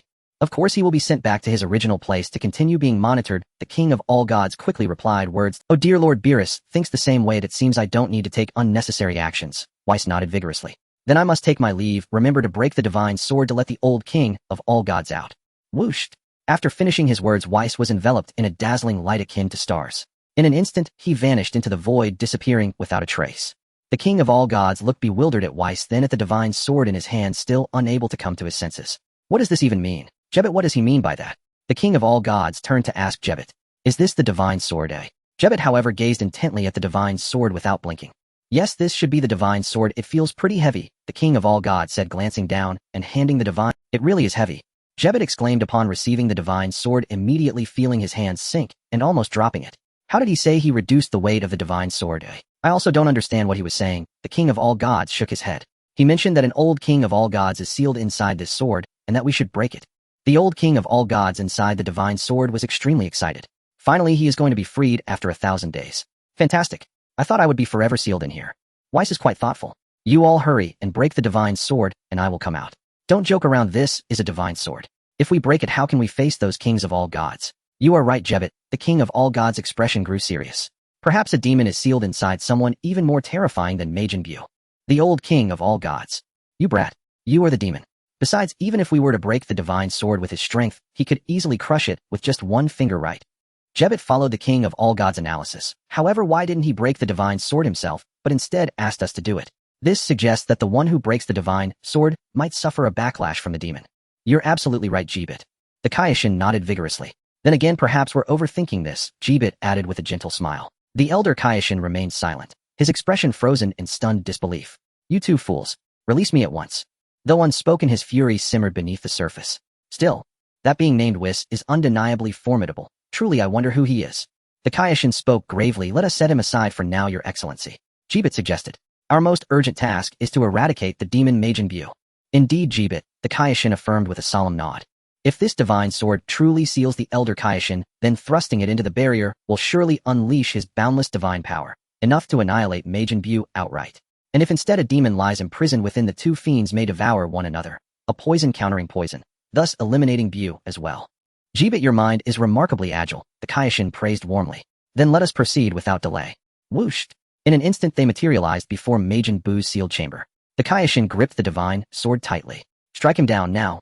Gritting his teeth, the Kaioshin drove the blade deep into the seal. Originally reinforced by Beerus, Buu's imprisonment had already been fortified with destructive energy. Beerus himself had crafted both the seal and the sword. Were any ordinary object used to pierce the barrier, it might well fail entirely.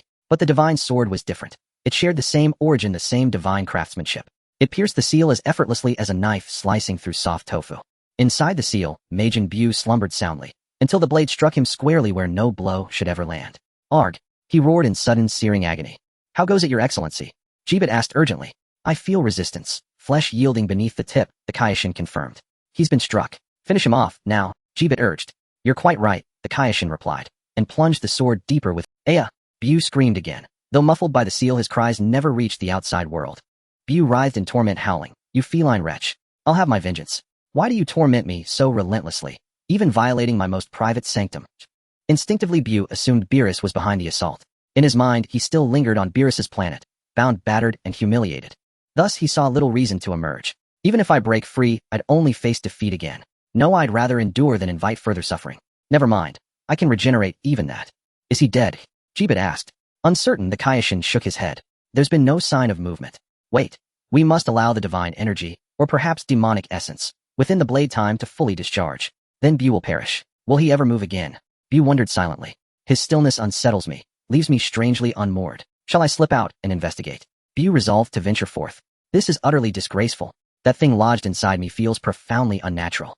Remove it now. In response, Buu spontaneously extruded a tiny fragment of himself, wriggling free from the point where the sword pierced the seal. Peering cautiously through the aperture left by the sword, Buu glimpsed the outside world. No feline deity in sight. Instead, he beheld a figure resembling the Kaioshin, and beside him what appeared to be his attendant. This place bore no resemblance to Beerus's planet. Still uneasy, Buu decided to verify further. Now no larger than a human thumb, he prepared to explore. In a flash, he transformed into a miniature version of himself and soared high into the sky, yet still found no trace of the feline god. Still unconvinced, and deeply cowed by Beerus, he circled the entire Kaioshin realm, searching meticulously, leaving no corner unexamined. After more than an hour of exhaustive scrutiny, Buu concluded, beyond doubt, that the feline deity was absent. If he's gone, why fear anything at all? An hour has passed. Surely he's perished by now, Your Excellency. Jebbet asked, offering a calm, reassuring smile. Indeed, there's been no reaction whatsoever for 60 minutes. The Kaioshin nodded, a flicker of quiet relief crossing his features. Fwoosh, fwoosh, fwoosh. Suddenly streams of rose-hued vapor erupted from the seal, coalescing swiftly in midair. The miniature Buu likewise dissolved into radiant light, merging seamlessly with the swirling pink mist. Above them the vapor began to shift, reshape, and solidify. What in the world is happening? Jebbet stared dumbfounded. The Kaioshin's face paled, then flushed, then drained again as he lifted his gaze toward the sky. What sorcery is this? That silhouette, it looks like Majin Buu. Why did he survive? Jebbet stammered, his voice trembling with shock and dread. Your Excellency, what is this? I sense it too, it is Buu. How could this be? Before either could react further, snap. Buu reformed fully, plump, grinning, floating serenely in the air, his eyes fixed upon the Kaioshin and Jebbet below with unnerving amusement. The Kaioshin stood paralyzed, speechless, breathless. Jebbet recoiled, utterly stunned. Hey, who jabbed me just now? Buu demanded, his expression darkening. Neither dared answer. Curses. How did he return from death itself? The Kaioshin clenched his jaw, summoning courage he didn't know he possessed, and wrenched the divine sword from the seal. Was it you? Bu demanded coldly. Yes, it was I, the Kaioshin declared defiantly. Why did you freeze? Bu scowled fiercely. Humph. What does it matter? I'm starving. I'll devour you both. And with that he slapped his belly with a resonant thump. If one strike fails, then two shall suffice. Roaring, the Kaioshin lunged forward, driving the sword straight toward Bu's heart. Turn into chocolate cookies. A violet-white beam flared from Bu's antennae, striking the Kaioshin with blinding snap. Instantly the Kaioshin's form warped and reshaped, transformed in a heartbeat into a perfectly sculpted humanoid chocolate cookie. Clang! The divine sword clattered to the ground. Your Excellency! Jibit cried out, trembling, not with fear alone, but with raw, incandescent fury. Bu stepped forward, picked up the chocolate cookie Kaioshin, and swallowed him whole in a single deliberate bite. Snap! Snap! The Majin Bu devoured the chocolate cookie. So satisfying. Majin Bu patted his belly, feeling utterly pleased. Ever since I awakened, I haven't had anything delicious to eat. Now I finally got my wish. But one piece just isn't. What should I turn you into? Candy or chocolate cookie? Or just plain chocolate? Bu pondered as he looked at Jebit. Endless terror appeared on Jebit's face. Did you just stab me with your sword? Bu suddenly noticed the divine sword lying on the ground. Then Majin Bu beckoned towards the divine sword. The sword wobbled and floated up. Majin Bu. This sword, but that's okay. Whooshed. Majin Bu waved his hand, as if using sword control technique. The sword in his hand whistled towards Jebit's direction. Pooh. The divine sword pierced through Jebit's body, sending a chilling sensation through him. Pooh. Blood gushed from Jebit's mouth as he collapsed to the ground, his consciousness fading. It wasn't me who stabbed you. Turn into chocolate. Bu declared, a flash of purple-white lightning flickering from his antennae. Jebit quickly condensed and transformed into a square chocolate. The chocolate even had a wrapper. However, the shape of the chocolate was a bit strange. The chocolate had a sword-shaped chocolate inserted on top. Snap! The chocolate rolled onto the ground. Bu stepped forward and picked up the chocolate, examining it. Why did this sword also turn into chocolate? So strange. Majin Bu gently squeezed the sword that had transformed. Snap! A crisp sound echoed as the divine sword shattered. The sword shed its outer layer, revealing a human, still-filled chocolate. Bu found it quite odd. However, he didn't think much of it. He directly stuffed both pieces of chocolate into his mouth and chewed them up. So satisfying, Bu laughed heartily. Boom. Suddenly, he spat out a burst of energy. The energy struck the ground of the Kaioshin realm. In an instant, a gigantic mushroom cloud rose from the ground. Ha ha ha. Majin Bu danced joyfully. This place is so much fun. On Beerus' planet, Whis had just returned and suddenly realized something. Whis let out a long sigh. Whis, what's wrong? The oracle fish asked. Oh dear, something big has happened. Whis wiped his sweat. What big thing happened? The oracle fish was taken aback. Lord Beerus might have disappeared, Whis said. What? What happened? The oracle fish quickly flew up into the sky, peeking through the castle window towards Beerus' bed. Sure enough, there was nothing on the bed. Beerus is gone. Hey Whis, Beerus really is gone. The oracle fish exclaimed. Is he playing hide and seek with us? Whis, the Supreme Kai died. Therefore Lord Beerus disappeared along with him. Whis sighed. What? The Supreme Kai is dead. How is that possible? The oracle fish's eyes widened in disbelief. It is as it is. I bear some responsibility for this. If I hadn't acted unnecessarily, perhaps Lord Beerus wouldn't have disappeared. Whis lamented, feeling a bit guilty. What are you talking about? Whis, the oracle fish asked curiously.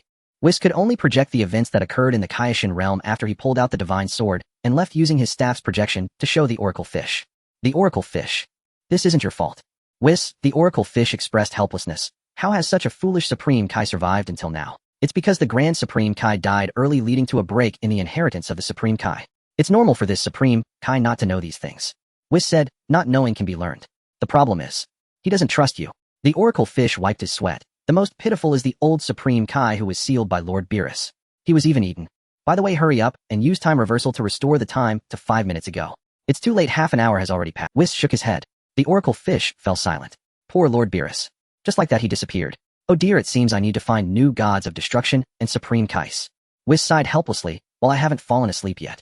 Sorry, I didn't foresee anything about Lord Beerus disappearing. The oracle fish felt a bit guilty. It's not your fault, your prophecies have hardly ever been accurate, Whis smiled. The oracle fish. Then I'll go find new gods of destruction and Supreme Kais now. Whis' expression grew serious. If I don't determine this soon, I will fall into slumber. The oracle fish nodded. Before that I will drink a bottle of cola. Whis said, taking out a bottle of cola and taking a sip. It was so delicious. How can there be such a good drink? The oracle fish. I feel the god of destruction has vanished and you aren't worried at all. But thinking about it, Lord Beerus' existence was somewhat nominal. He slept all day and never worked. The Supreme Kai was the same. The Supreme Kai's favorite work was to monitor Majin Bu's every move while he was sealed. Since Bu is sealed, what is the point of monitoring him? In other words, our 7th universe has been without a god of destruction and Supreme Kai for a long time. How has our universe survived until now? The oracle fish sighed. After finishing the cola, Whis immediately set off. Half an hour later, Whis landed at the entrance of the Zenus Palace. After waiting for a moment, the Grand Minister appeared before Whis. Greetings, Grand Minister. I apologize for intruding. Whis bowed respectfully. What brings you here? The Grand Minister with his hands behind his back hovered in front of Whis, asking expressionlessly. I'm deeply sorry, Grand Minister, due to my slight negligence our universe's supreme, Kai, was killed by Majin Buu. Lord Beerus disappeared along with him, so I've come to report to you. Whis explained to the Grand Minister. You are looking for new gods of destruction and supreme Kais, right? The Grand Minister. Yes, Grand Minister, Whis nodded.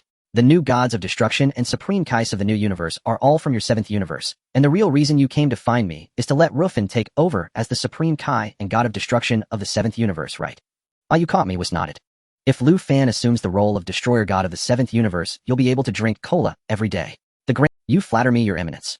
Haha, I must admit I am rather fond of it. Cola truly is delicious. Whis did not deny it. There has never been a precedent for a single destroyer god overseeing 2 universes, mused the Grand Priest. Go ask him. This young man may well refuse. Let me consider how best to phrase it. Whis rested his chin on his hand and thought. What if we frame it as an indispensable step toward becoming the Grand Destroyer God? The Grand Priest lowered his voice. Whis looked up at him and nodded vigorously. Father, you're digging a pit, and expecting Lu Fan to leap right in. He might even be delighted. You and Vados conveyed the matter of the Grand Destroyer God to Lu Fan via telepathy, right before his eyes. A flawless performance. The Grand Priest nodded approvingly. I wonder how he'd react if he ever learned there's no such thing as a Grand Destroyer. Whis sighed wryly. Father, that pit you've dug runs unfathomably deep. That depends entirely on his strength. Legends of the Grand Destroyer God had circulated among destroyer gods across all universes for eons, intentionally seeded to inspire rigorous cultivation. The Grand Priest smiled faintly, then grew solemn. Still, this young man truly embodies the qualities of a destroyer god. Should he excel, granting him the divine title of Grand Destroyer God would not be unwarranted. Then I shall seek out Lu Fan immediately to discuss the matter of the 7th universe's destroyer god, Whis replied. The Grand Priest raised no objection. As the supreme steward of all deities across the cosmos, he had long known every detail of what transpired in the 7th universe. To remain ignorant of such matters would be utterly incongruous with his station. Whis bowed deeply once more. Crap. His staff tapped lightly against the floor. Shush. Whis transformed into a radiant flame, brilliant as a newborn star, and vanished into the void, leaving no trace behind. In the 6th universe on planet Zeplor, Lu Fan was studying fundamental skills and lore of the Supreme Kai under Vados found herself thoroughly exasperated. Lu Fan, let Lord Fova instruct you instead. He is the Supreme Kai of our 6th universe. Learning from him would accelerate your progress. After a brief lesson, Vados sighed softly. No, I will learn only from you. Lu Fan shook his head decisively. Studying under Vados was pure delight. What could one possibly gain from learning under Supreme Kai Fova? In truth, Lu Fan cared less about the knowledge itself, and far more about the experience of acquiring it. Vados, to be candid, I haven't reviewed Supreme Kai techniques or foundational doctrines in ages. Though I once served as their mentor billions of years ago, I've long since ceased instructing them. Vados sighed again. Enough preamble. I need only master 3 things. Teach me those, and we're done. Name them, Vados asked. Instant transmission, the time ring, and the Patera earrings, Lu Fan replied. Instant transmission. That's straightforward. It entails converting oneself into pure energy, then traversing space through that energetic state. Vados explained. Why can't destroyer gods use it? Lu Fan asked. Because instant transmission is expressly forbidden to destroyer gods. Vados replied. Angels are likewise prohibited. Let me try. Lu Fan drew a deep breath and exhaled a shimmering bubble of destructive energy. Vados. Shush. Lu Fan erupted into a violet crimson flame and vanished in an instant. In another blink, he reappeared. Got it, Lu Fan declared. Vados. She wiped sweat from her brow. You've mastered instant transmission already. You learned it far too quickly. I barely taught you anything. This boy truly is a prodigy. No, rather a phenomenon beyond mortal comprehension. I now seriously suspect if the Grand Destroyer God were real, he was born solely to embody it. No, wait. He's learning Supreme Kai arts. Why am I conflating him with destroyer gods? Vados felt her thoughts spiraling into disarray. So long as one sees a location, one may instantly transmit there. Lu Fan pondered. Precisely. The Supreme Kai's vision spans unimaginable distances capable of surveying the entire universe. Vados nodded. Their sight also pierces solid matter, walls, mountains, even planetary cores. Lu Fan fixed his gaze unblinkingly upon her. Vados, don't stare at me. Snap. Angelic energy flared around her. Lu Fan's vision blurred, her deepest secrets vanishing from his perception. Vados, you're so stingy, just a glance. Lu Fan sighed. Vados remained silent. Next are the Patera earrings and the time ring. Neither is difficult. Like manifesting destructive energy, they emerge when focused upon with unwavering intent. Vados explained. Why go through the trouble? Why not simply seize them? Lu Fan grinned. Vados, the Supreme Kai realm of the 6th universe lies over there. I see it clearly. Lu Fan gazed toward the realm's coordinates. Vados, wait here. He'll return in an instant. Wait, hold on. Vados wiped her brow. Is he really about to steal Lord Fova's Patera earrings and time ring? Schwash. Before her words fully left her lips, Lu Fan vanished via instant transmission. Vados, should I warn Fova first? Better not. I doubt it would make any difference. In the 6th universe, the Supreme Kai realm, its ruler Supreme Kai Fova was plump and round, a striking resemblance to the planet Zeplor. Fova was tending flowers on his world when suddenly a chill crept up his spine. What's happening? Who stands behind? Mechanically, Fova turned his head, only to meet Lu Fan's palm slamming squarely into the nape of his neck. Fova collapsed instantly unconscious. Lu Fan flicked his fingers toward Fova's ears. Snap! The 2 Patera earrings floated upward, resting perfectly in his open palm. Let me clean these a bit. They're a little dirty for your ears. Lu Fan muttered as energy flickered in his hand, thoroughly cleansing the 2 earrings. Immediately after, Lu Fan put the 2 Patera earrings on his ears. And the ring. He glanced at Fua's hands. This fellow wasn't wearing the time ring. Of course, who would wear the time ring when nothing's happening? It must be left in the palace. Lu Fan looked towards the palace. Whoosh! In the next moment, Lu Fan executed instant transmission, appearing in the palace in an instant. He easily found the time ring inside the palace. Lu Fan naturally claimed it as his own.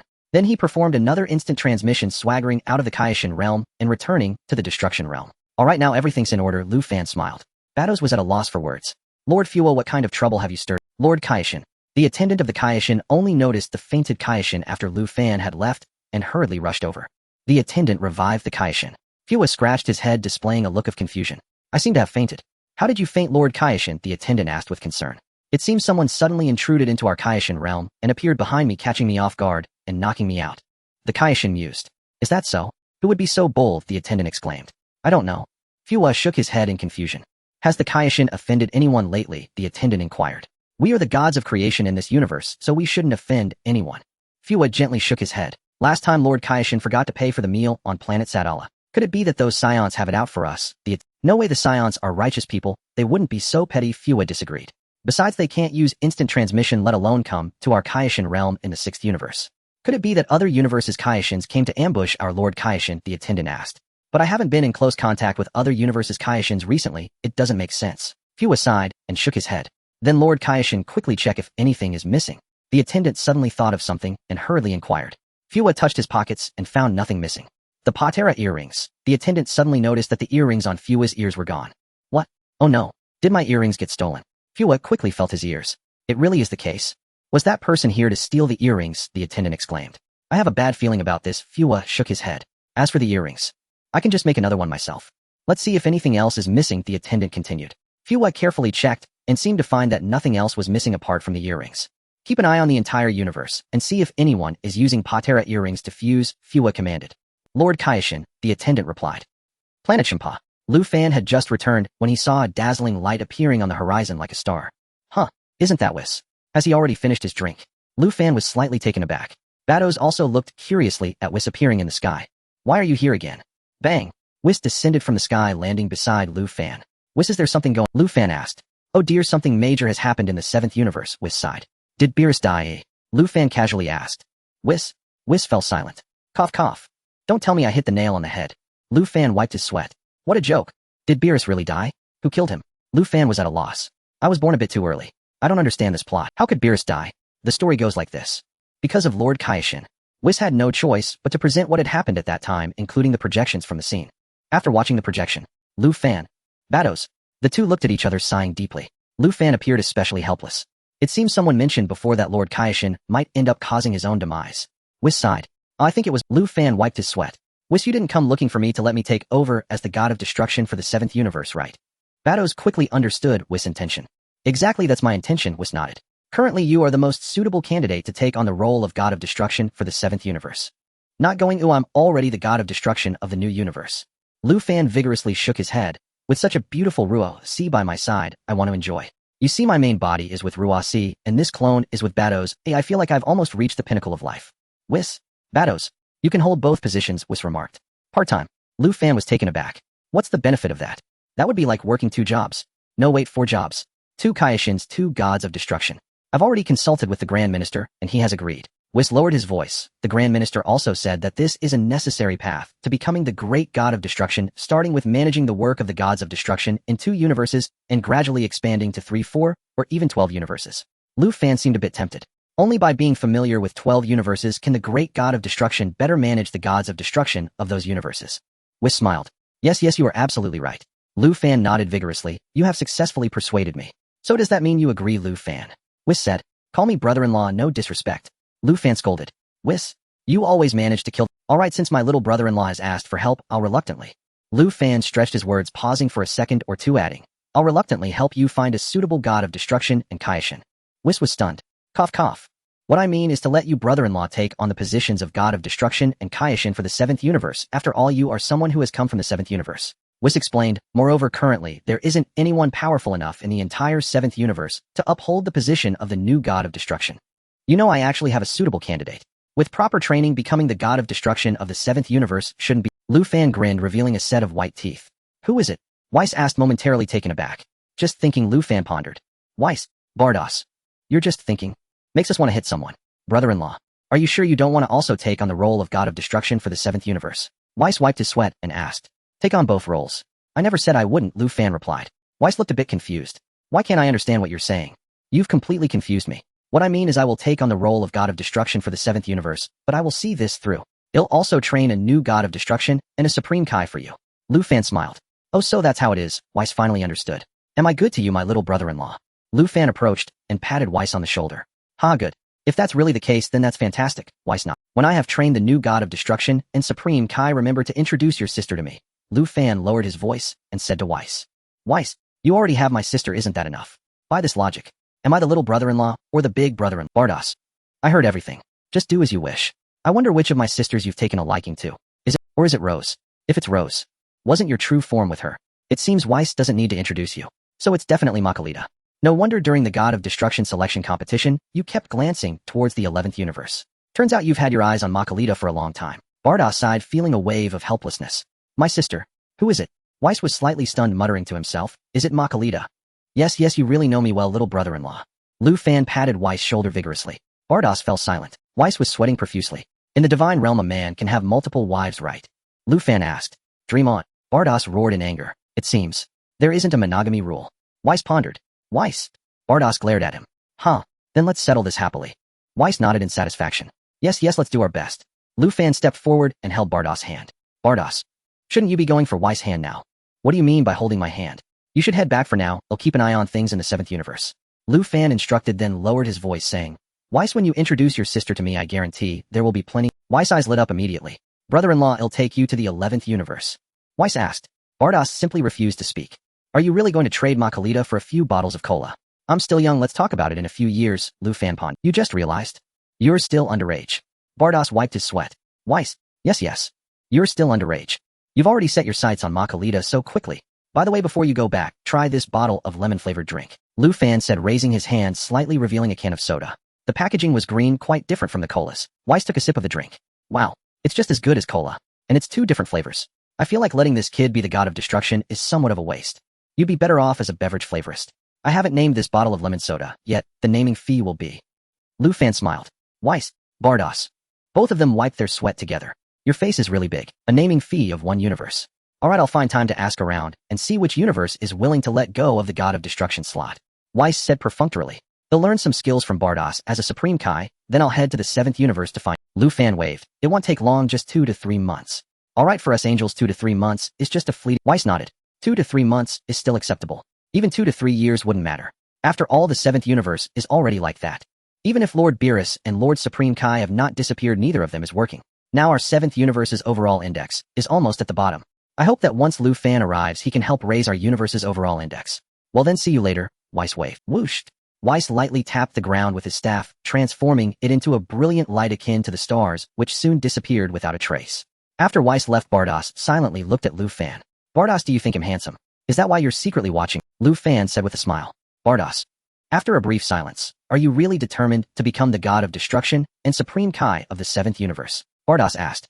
Am I the kind of person to deceive? Of course I will implement what I say, Lu Fan nodded. No, I mean it's great.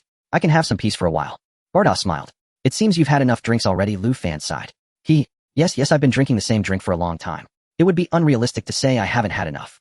Bardos said with a smile. It's alright, before I leave I'll develop a new type of drink that will make you think of me all the time, Lu Fan said. Bardos. Suddenly realizing he is not just kidding me. 3 months later, Lu Fan stuffed a bottle of orange-flavored soda into Bardos' hand. Bardos, you've worked hard these 3 months. Consider this drink a keepsake, Lu Fan said. Bardos. Ahem, alright, I accept it. I will drink it. Bardos nodded. Well then see you later, Lu Fan waved. Compa. What about me? Why don't I get a new drink? Hey kid, give me a bottle too, Compa hurriedly said. Whooshed. Just as Compa finished speaking, Lu Fan had already disappeared through instant transmission. Xiang Pa felt utterly unwell. This brat showed no respect for me at all. Especially after he became the king god of the new universe, his disrespect towards me became even more pronounced. Brat, if you don't give me the new drink, you better not let me see you. Batos watched as Lu Fan left, letting out a slight sigh. Finally got rid of this shameless brat. Hurry up and let him go wreak havoc on Weiss.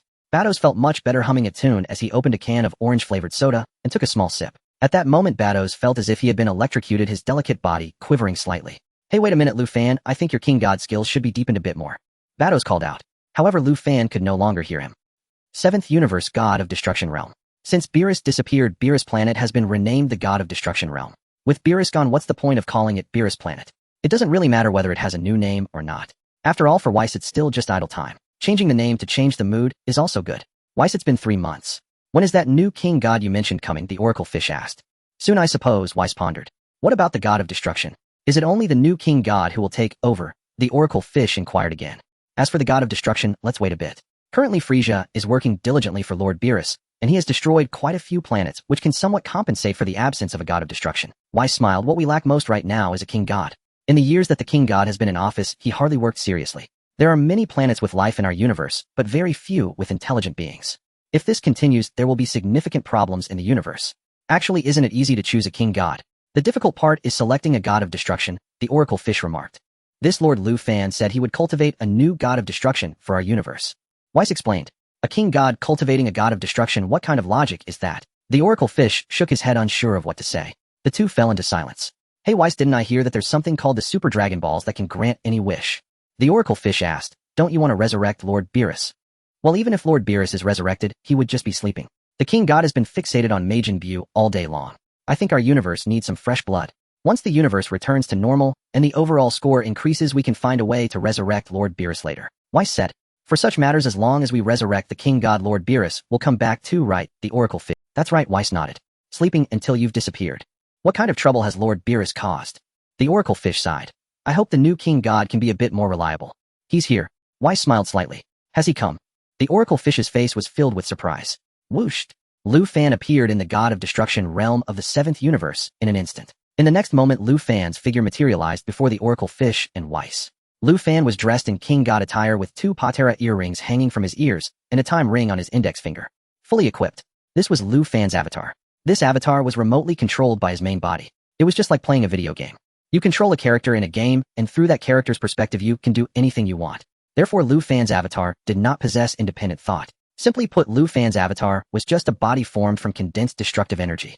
It could be said that this avatar had reached an immortal state. Just a mass of energy. Even if it gets dispersed, it can be recondensed together. As for completely obliterating this mass of destructive energy, that wouldn't matter. It would be enough to condense another mass of destructive energy. The premise is, Lu Fan's main body must... From the moment the Oracle Fish laid eyes on Lu Fan, he was instantly dumbfounded, his fish eyes widening in I greet.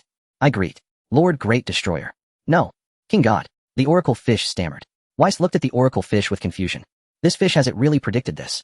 Is Lu Fan truly the future Great Destroyer? Isn't the Great Destroyer? Could it be that the gimmick has become a real existence? No, wait. When has the Oracle Fish's prophecy ever been accurate? It's better not to get caught up in these matters. Oh, this fish is quite cute. Lu Fan stepped forward and gently patted the Oracle Fish's little head, conjuring a bottle of soda. Here, this is a reward for you. Thank you, King God. The Oracle Fish joyfully accepted the soda, opened it, and took a sip. After taking a sip, the Oracle Fish immediately jumped up in the fish tank in delight. So delicious. This is the first time I've had such a tasty drink. The Oracle Fish exclaimed in joy, shooting a glare at Weiss. Weiss, you're not being fair. You didn't give me a single bottle of soda, and I thought it wouldn't taste good. Oh dear, what lovely weather we have today, Weiss said, diverting the conversation. Weiss, according to our agreement, I'm here to take over the position of King God of the 7th universe. Lu Fan said. All right, Lord Lu Fan, I'll leave the 7th universe in your capable hands from now on, Weiss said politely. No problem. Lu Fan nodded. Since I've already overseen the lives of 2 universes, I will also find ways to establish better connections between the 2 universes. All right, Weiss nodded, not opposing. It was a good thing for the new universe and the 7th universe to connect. This way the 7th universe would also receive a fresh influx of new blood. This was also one of the many reasons Weiss invited Lu Fan to take on the role of King God of the 7th universe. Then I'll go explore the universe for a bit, Lu Fan mused. I'll accompany you, Weiss suggested. No need, I'll go by myself. Lu Fan smiled slightly. I can teleport, it's more convenient for me. You fly too slowly. Weiss, I, an angel, am actually being criticized. Whoosh. Lu Fan disappeared in a flash, teleporting away from the spot. Lu Fan thought about it carefully. Being the king god possesses many wondrous skills just like this teleportation. The god of destruction, however, cannot do this. Perhaps they can, but they are not allowed to use it. What can you do about that? And so starting today, Lu Fan officially became the king god of the 7th universe. Although it was a part-time role, it did not have much impact on Lu Fan. Developing the universe, after all. Just right, the new universe has yet to give birth to intelligent humans. Since Lu Fan is the king god, he can transfer some humans from the 7th universe to the new universe. Time passed day by day. Unnoticed, 1 year turned into another. Lu Fan, through his diligent work, continuously learned and progressed. Meanwhile, Lu Fan's true body was conducting research on destruction in the god of destruction realm of the new universe. The destruction he gathered was growing ever larger. Lu Fan enjoyed watching the astonished expressions of Ruosi. Every time Ruosi saw the immense destruction Lu Fan was accumulating, her little mouth would slightly agape, making her utterly adorable. Ruosi felt quite speechless about it. Since you arrived in the new universe, you haven't destroyed any planets. Many planets have been shattered by your mere presence. Your ability to scare planets is truly unparalleled. Thus, several decades passed. The year was 760 of the era of AI. Lu Fan had already served as both the god of destruction and the king of the realm for 20 years. After 20 years of development, both the new universe and the 7th universe experienced significant improvements. In the 7th universe, on a certain planet, as the king of the realm, Lu Fan was cultivating life on this planet. In truth, cultivating life wasn't as sordid as some might imagine. The king of the realm merely transfers life from other planets to this one, giving the life here a chance. This is akin to the ancient myth of Noah's Ark, taking many lives from Earth and transferring them to another planet via. After becoming the king of the realm, Lu Fan thought that perhaps Noah's Ark was also a means for the king of the realm to transfer life, giving other planets a new beginning. It's done. This planet has shown initial results, Lu Fan said contentedly as he looked around. Just as he prepared to leave, he suddenly heard a voice nearby. Prince Vegeta, we have specially landed on this planet to replenish supplies. Shall we proceed to conquer planet Kakarot? Lu Fan paused slightly. He slapped his forehead, suddenly recalling. This was indeed the Dragon Ball world. Without hearing Vegeta's name, Lu Fan had almost forgotten he was in the Dragon Ball world. He had worked so hard over the years. Moreover, since Vegeta and Son Goku were still young, Lu Fan hadn't sought them out. Now that Lu Fan heard someone calling for Vegeta, he felt a slight sense of nostalgia. Speaking of which, is it still too late to cultivate Vegeta? I promised Whis that I would find a new god of destruction and king of the realm for the 7th universe. I didn't expect to become so engrossed in my work that I forgot this matter. After Lu Fan's diligent efforts, the overall rating of the 7th universe rapidly improved over these 20 years. In just 20 years, the comprehensive rating of the 7th universe reached 3rd place in the entire universe. The new universe is not even in the ranking category. The new universe is still small. Overall, it is less than 1/1000th of the other universes. Managing such a small universe is incredibly easy. If we really had to rank the comprehensive ratings, the new universe would definitely come in first. Simply put, it's because it's too small. Small has its advantages. Management and monitoring are quite simple. However, for Lu Fan to raise the comprehensive rating of the 7th universe to 3rd in the entire universe is already an impressive feat. Presently, the 1st place in comprehensive ratings in the entire universe belongs to the 1st universe. 2nd place in comprehensive ratings goes to the 8th universe. Lu Fan has worked hard over the years just to aim for 1st place. However, achieving 1st place is truly difficult. Because while you are working hard, the gods of the 1st universe and the 8th universe are also putting in efforts. Thus, the three sides are caught in a fierce competition. Besides these 3 universes, the 5th universe and the 12th universe are also in the fray. The 12th universe was originally ranked 3rd, but was pushed down by the 7th universe, causing much dissatisfaction and making them work even harder. The comprehensive indices of the 5th universe and the 12th universe are not too far apart. They often alternate between who is 3rd. As a result, the 7th universe snatched the 3rd place. These 2 universes closely pursued from behind, even surpassing the 7th universe at times. Thus, these 5 universes continued to compete fiercely, until the comprehensive indices left the other universes far behind. Lu Fan felt that if this continued, the remaining universe kings might as well be eliminated. What was the point of holding a Vegeta conquering planet Kakarot seems a bit troublesome. Aren't we a bit short on numbers? Raditz said. Raditz has a point. The combat power of that planet is relatively strong. It's best to find another helper, Napapon. Vegeta was eating fruit nearby, ignoring the 2 of them. Vegeta, your training partner Lu Fan is still alive, right? Raditz suddenly asked. Who knows? Vegeta spat out a fruit seed. That guy went off to be someone else's drink flavorist. A drink flavorist? Raditz was a bit taken aback. Prince Vegeta, you never mentioned Lu Fan before. Nappa remarked. There's nothing to say about it. Vegeta casually tossed aside a leftover fruit. Can't find him. Raditz asked again. Raditz, didn't you say long ago that you had a brother? Nappa pondered. I wouldn't have remembered if you hadn't said anything, Raditz nodded. I do have a brother, his name is Kakarot, and he seems to have been sent to a planet called Earth by my parents. Earth? Vegeta looked up at the sky, suddenly recalling snippets of time spent with Lu Fan on Earth. However, after running back and forth twice, it seems I haven't gained any wishes. That bastard Lu Fan.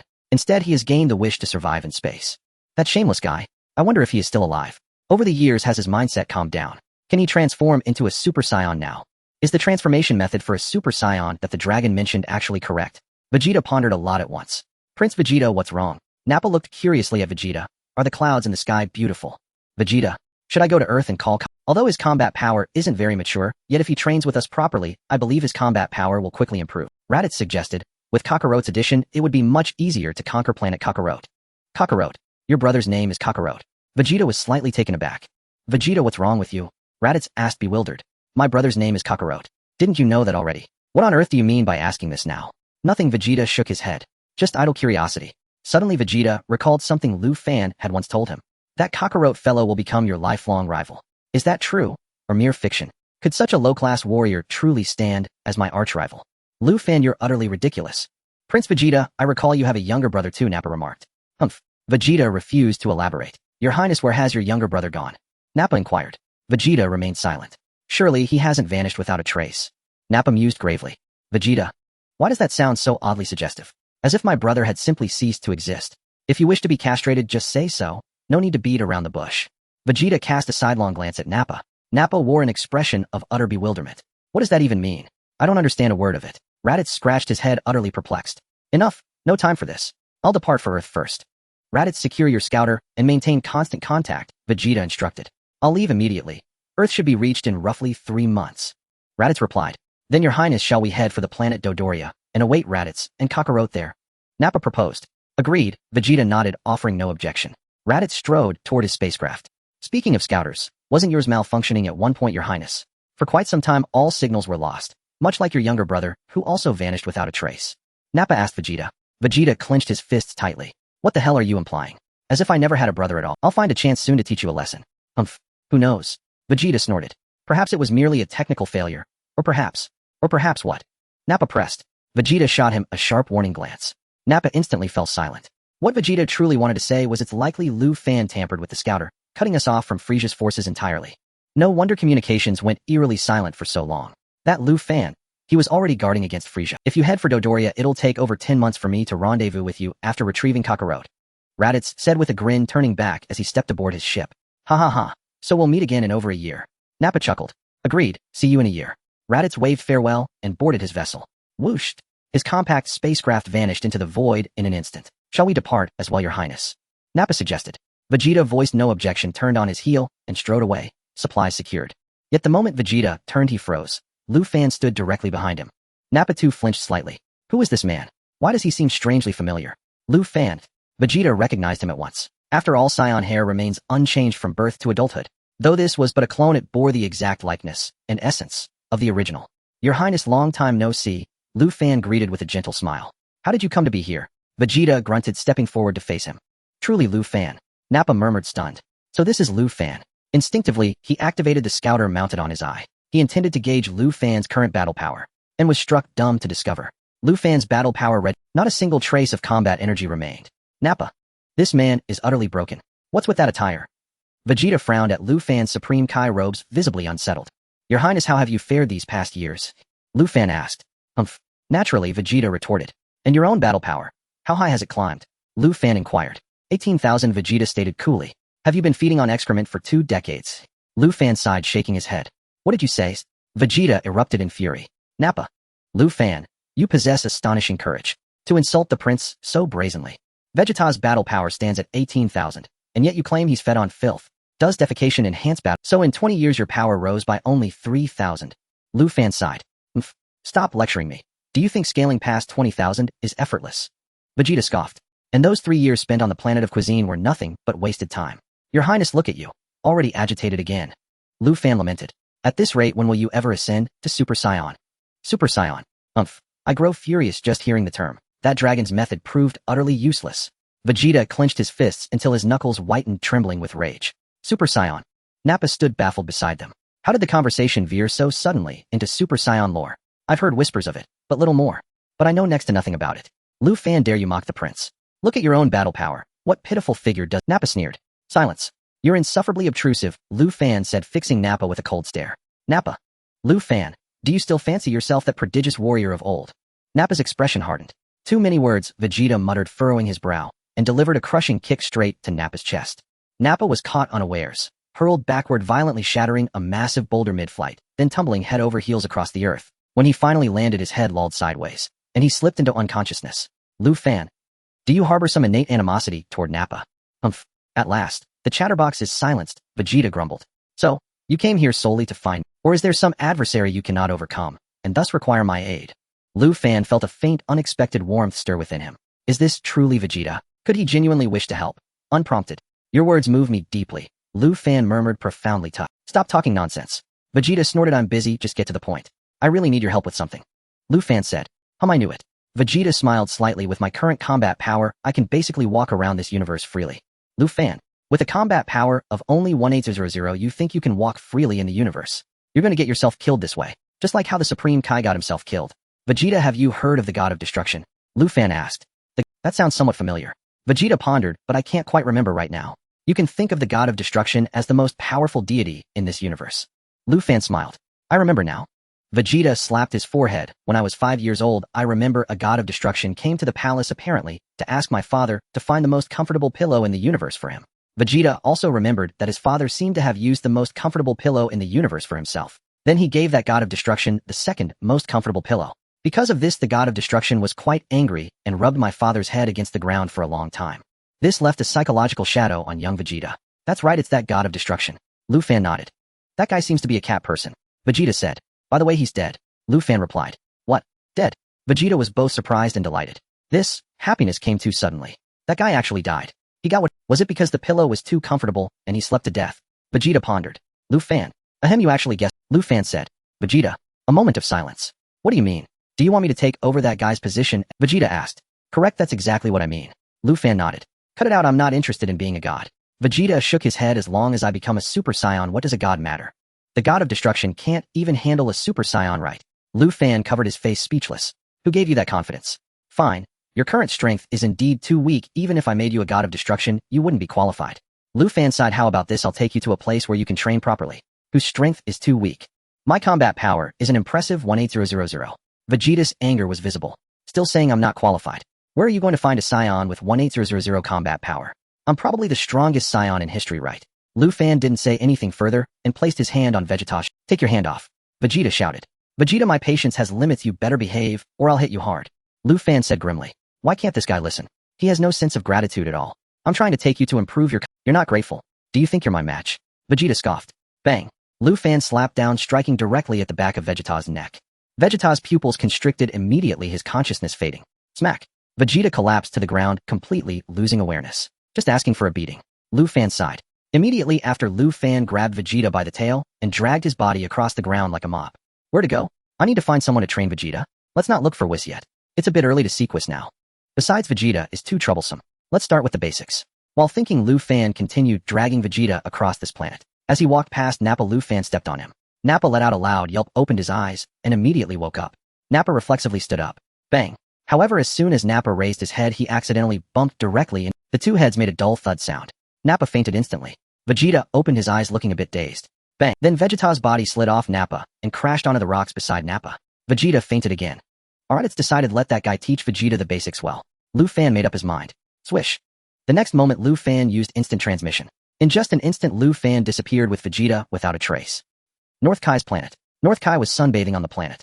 Swish. Suddenly, Lu Fan appeared in front of North Kai with Vegeta through instant transmission. North Kai immediately sensed the movement beside him, opened his eyes, rubbed them, and looked at Lu Fan in front of him. This outfit. This seems to be the Supreme Kai. North Kai rubbed his eyes again vigorously. Is this real? Is this guy the Supreme Kai? Isn't the Supreme Kai supposed to have silver white hair? When did he change to black hair? No, when did the person change? However, as North Kai looked more closely, he suddenly became... It is indeed the Supreme Kai. No doubt about it. Greetings, Supreme Kai. North Kai hurriedly knelt down. Get up, North Kai. Lu Fan said. Yes, Supreme Kai. North Kai quietly wiped his sweat. I wonder what the Supreme Kai is doing on my planet. Could it be that the last time I urinated at the starry sky, that disrespectful act against the divine realm was seen by the Supreme Kai? No. That's not the point.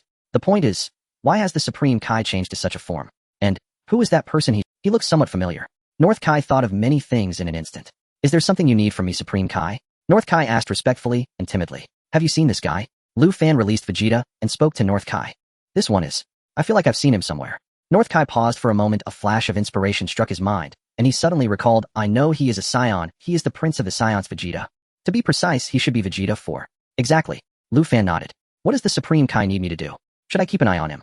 North Kai hurriedly asked. This guy is a menace in the universe. He has killed many innocent people and destroyed countless planets. He is simply the source of evil. If possible, it would be best to kill him. As North Kai spoke, he became somewhat indignant.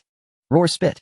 The North Kai spat at Vegeta. This scoundrel. The Kai felt a surge of anger within. If I had the power, I would have eradicated this guy long ago. Lu Fan. By the way, Lord Kaioshin, with your strength, you should be able to easily eliminate him, right? The North Kai asked excitedly, did you bring him here to personally demonstrate how to eliminate this demon? I am also a Saiyan. I am Vegeta's sparring partner. You can understand it as his attendant. Lu Fan replied calmly. The Kai's expression gradually stiffened. The Kai was still a bit confused.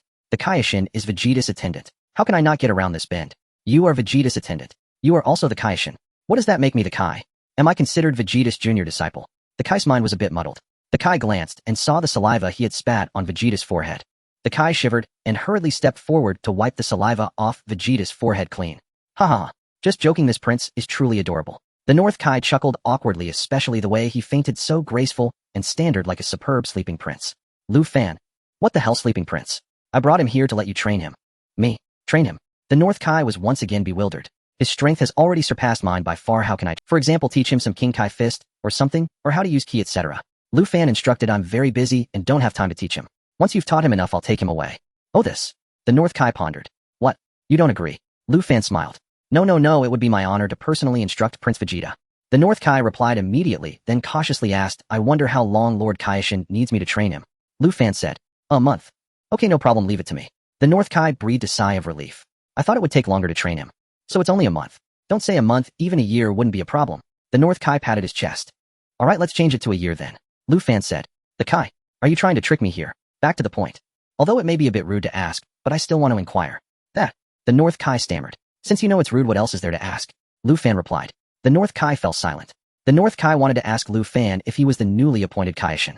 However, since Lu Fan said it was rude, the North Kai had to keep quiet. Hey, wake up, your highness. Lu Fan said, stepping on Vegeta's face, forcibly waking him up. The Kai. How brutal. Are you sure you are his attendant? I get it now. I finally sorted it out. You used to be his attendant. But after you became the Kaioshin, you are no longer his attendant. I thought so. I do not want to be this guy's junior disciple. The Kai, after coming to this realization, was so emotional, he almost cried. Vegeta slowly woke up. Then Vegeta leaped up from the ground, glaring at Lu Fan, ready to attack. However, the next moment Vegeta suddenly realized something was off. Where's this place? Vegeta noticed the peculiarities of this planet and the strange changes in the surrounding environment. Moreover, there was a layer of golden clouds above this planet. What are those golden clouds? Vegeta glanced, and then noticed. Who is this shorty? Vegeta asked. The Kai. 1,000 grass mud horses ran through the Kai's mind. Who are you calling short? Is it polite to say that? I am quite short. But you aren't that tall either. Come on, your highness, let me introduce you. Lu Fan waved to Vegeta and pointed at the Kai. Introducing, this is the North Kai, the god, who governs the northern Kai. God. Vegeta was a bit taken aback. How did I end up in the realm of the gods? I am the Kaioshin. Lu Fan said. Vegeta. The Kai. What? You've become the Kaioshin. Vegeta exclaimed, his eyes widening as he stared at Lu Fan. Vegeta even forgot to attack Lu Fan. Oh. Lu Fan nodded with a smile. It's nothing special. Even if you become a god compared to a Super Saiyan, it's simply negligible. Vegeta snorted. Super Saiyans kill gods and demons. Such heavy killing intent.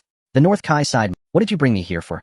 Vegeta ignored the Kai and asked Lu Fan. While you were unconscious, I discussed it with the North Kai, and you will train well with him for about a year. Lu Fan said to Vegeta, I'm very busy, I don't have time to train you. Once I raise the overall rating of the 7th universe to first place, I will come back to find you. What nonsense. Vegeta didn't understand. But one thing Vegeta understood was that it meant I have to train with this shorty. Is he stronger than me? You want me to train with him? That's a good luck. Lu Fan said, then disappeared with instant transmission. Lu Fan still had work to do. He vowed not to rest until he achieved first place. I don't believe that after my efforts the 7th universe cannot take first place. Moreover, the god of destruction is also me. I am both the Kaioshin and the god of destruction. My work is the most outstanding. Lu Fan went back to work. In the King of All's palace outside, the Grand Minister was observing the 7th universe. Not long after, Whis came rushing from afar, landing in front of the Grand Minister. Greetings, Grand Minister. Whis bowed. You may rise. The Grand Minister nodded gently. Grand Minister, you saw what happened in the 7th universe, right? Whis smiled. I did. I didn't expect that in just 20 years, Lu Fan has managed the 7th universe so well that even the overall rating index is close to the 2nd place. The Grand Minister said with satisfaction. Wow, this is also my keen eye for talent. Whis covered his mouth and chuckled to himself. This fresh blood you brought in was very timely. The Grand Minister pondered if things had continued, as before the 7th universe would have certainly been within the range to be erased. Oh dear, is the king of all going to erase the universe again? Whis wiped his sweat. However, if these 4 universes continue to fight among themselves like this, the Grand Priest expressed some concern. There is a new term called involution, which is a more accurate description, Weiss corrected. The Grand Priest. Does the Grand Priest mean we should stop them from further devolving? Weiss asked, if they continue to devolve, won't the other universes fall too far behind? Exactly, that is what I wanted to convey. The consequence would be that the other universes would be eliminated, leaving only 5 or 4 universes in the end. The Grand Priest nodded. Take some time to take Lufan on a trip to give him a break. Also, isn't he supposed to cultivate new destroyers for your universe? Let him implement it as soon as possible. For the other universes, I will also have the angels give the Kais and destroyers a break. How about marrying him off to my sister? This way he would settle down for a while and wouldn't be so caught up in the universe. Weiss suggested. The Grand Priest. How much cola did you give him? The Grand Priest's expression darkened. Haha, just joking, just joking. Weiss chuckled to himself. You are responsible for this matter, the Grand Priest instructed. See if you can come up with a suitable plan to discuss together. Grand Priest, why don't we hold a battle of destroyers and invite several destroyers to participate? Weiss proposed. That's also a good idea. You decide how to proceed with it. The Grand Priest nodded in agreement. Yes, Grand Priest. Weiss acknowledged. New universe. Lufan, you have already raised the overall score of the 7th universe from 2nd to last to a solid 3rd. You are working so hard. Rosie sighed. I want to be first, Lufan replied. Is being first that important? Rosie shook her head helplessly. As long as the overall index reaches a certain height, there is no need to improve further. It doesn't matter what rank we are. No. If I don't take first place, I cannot be the most outstanding destroyer and Kai. Lufan responded, alright, if our universe were the same size as the other 12 universes, we would have been first already, Rosie's lamented. Our new universe needs to be nurtured slowly. There is no rush, Lufan smiled. Yes, over these 20 years I feel we have been cooperating very harmoniously. Rosie spoke softly. You must not fall in love with me, Lufan suddenly said. Rosie's was taken aback. A brief silence ensued. Why do you say that? Rosie's looked puzzled. If you marry me, you can only be a junior. You can't be older than your sister, right? That would be inappropriate, Lufan sighed. Rosie's, when did I say I wanted to marry you? Rosie's wiped her sweat. That's good, Lufan nodded. Rosie's felt completely out of sorts. How terrible. It sounds like I can't marry. I'm so annoying. By the way, there's one thing I've been meaning to ask, Lufan said. I don't want to answer. Rosie snorted. It's fine, I'll just ask casually. You can answer when you're ready, Lufan smiled. Rosie's perked up her ears. Lufan fell silent. Rosie's, hey, say something. Rosie's said with a dark expression. What? Lufan asked. Didn't you say you had a question for me? Rosie's gritted her teeth. What I wanted to ask was, didn't you say that when a destroyer dies the angel will also fall asleep? Lufan posed this question. Then why is Weiss still roaming around after the previous destroyer of the 7th universe, Beerus, disappeared? Who said that when a destroyer dies the angel will also fall asleep? Rosie's was taken aback and asked. It was Weiss from the future who said that. Lufan replied. Rosie's, have you been to the future? Rosie's was not particularly surprised. As a Kai, sometimes observing the universe in the future is quite normal. Lufan smiled ambiguously. If left unchecked, an angel would fall asleep in about a month. We must find a suitable destroyer to take office. Rosie smiled. So if I don't become a destroyer, Weiss will fall asleep. Lufan pondered. Rosie's wiped her sweat. How about I don't become a destroyer? Let him sleep for a while. Lufan suggested with a smile. Rosie's wiped her sweat again. You really can think of that. Just kidding, don't take it seriously, Lufan grinned. Rosie's, over the years I feel like my temper has gotten worse because of you. Us angels originally had a good temper. Ever since cooperating with you. You always annoy me. 7th universe, North Kai's planet. Vegeta looked down at North Kai from above. Indeed, looking down on him. North Kai. You are only about 10 centimeters taller than me. How dare you look down on me like this? This guy is too shameless. If it weren't for the fact that you are a Kai, do you think I would teach you? Hey Shorty, is Lufan your superior? Vegeta suddenly spoke. Don't call me Shorty. I am a god. You are a human. You should address me as Lord Kai. North Kai angrily shouted, his nose twisted. Also, you shouldn't directly call the Grand Priest's name. You should refer to him as Lord Grand Priest. Even if you want to call his name, you must add Lord after it. TCH, why are you talking so much nonsense? I don't care what you are. Vegeta snorted. North Kai. Let me ask you, do you have the right to guide me in improving my combat power? Vegeta smiled slightly. North Kai didn't want to speak anymore. How about this, I'll give you a chance to guide me in improving my Vegeta continued, it's simple, you defeat me. North Kai wiped his sweat. Or are you really not my opponent? Vegeta grinned, revealing a set of white teeth.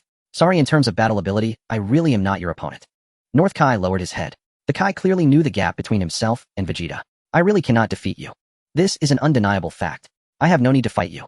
Giving up so soon. Aren't you supposed to be the god of the Northern Universe? Our Vegeta planet is in the Northern Universe, right? So you are responsible for managing our star region, am I wrong? Vegeta smiled. North Kai didn't want to speak anymore. You say I'm cowardly, I admit it. After all, I can't defeat you. A brief silence. Though I am not your match, I can help you become stronger. The King of Worlds felt a complex mix. Why should I allow him to grow stronger? A monster like him. If he continues to gain power, the entire universe will be in. However, this is the command of the King of Worlds, and I cannot refuse. You say you can make me stronger? Vegeta, yes. The king nodded, I can teach you. But before he could finish, bang. Vegeta suddenly threw a powerful punch into the king's abdomen. Pooh.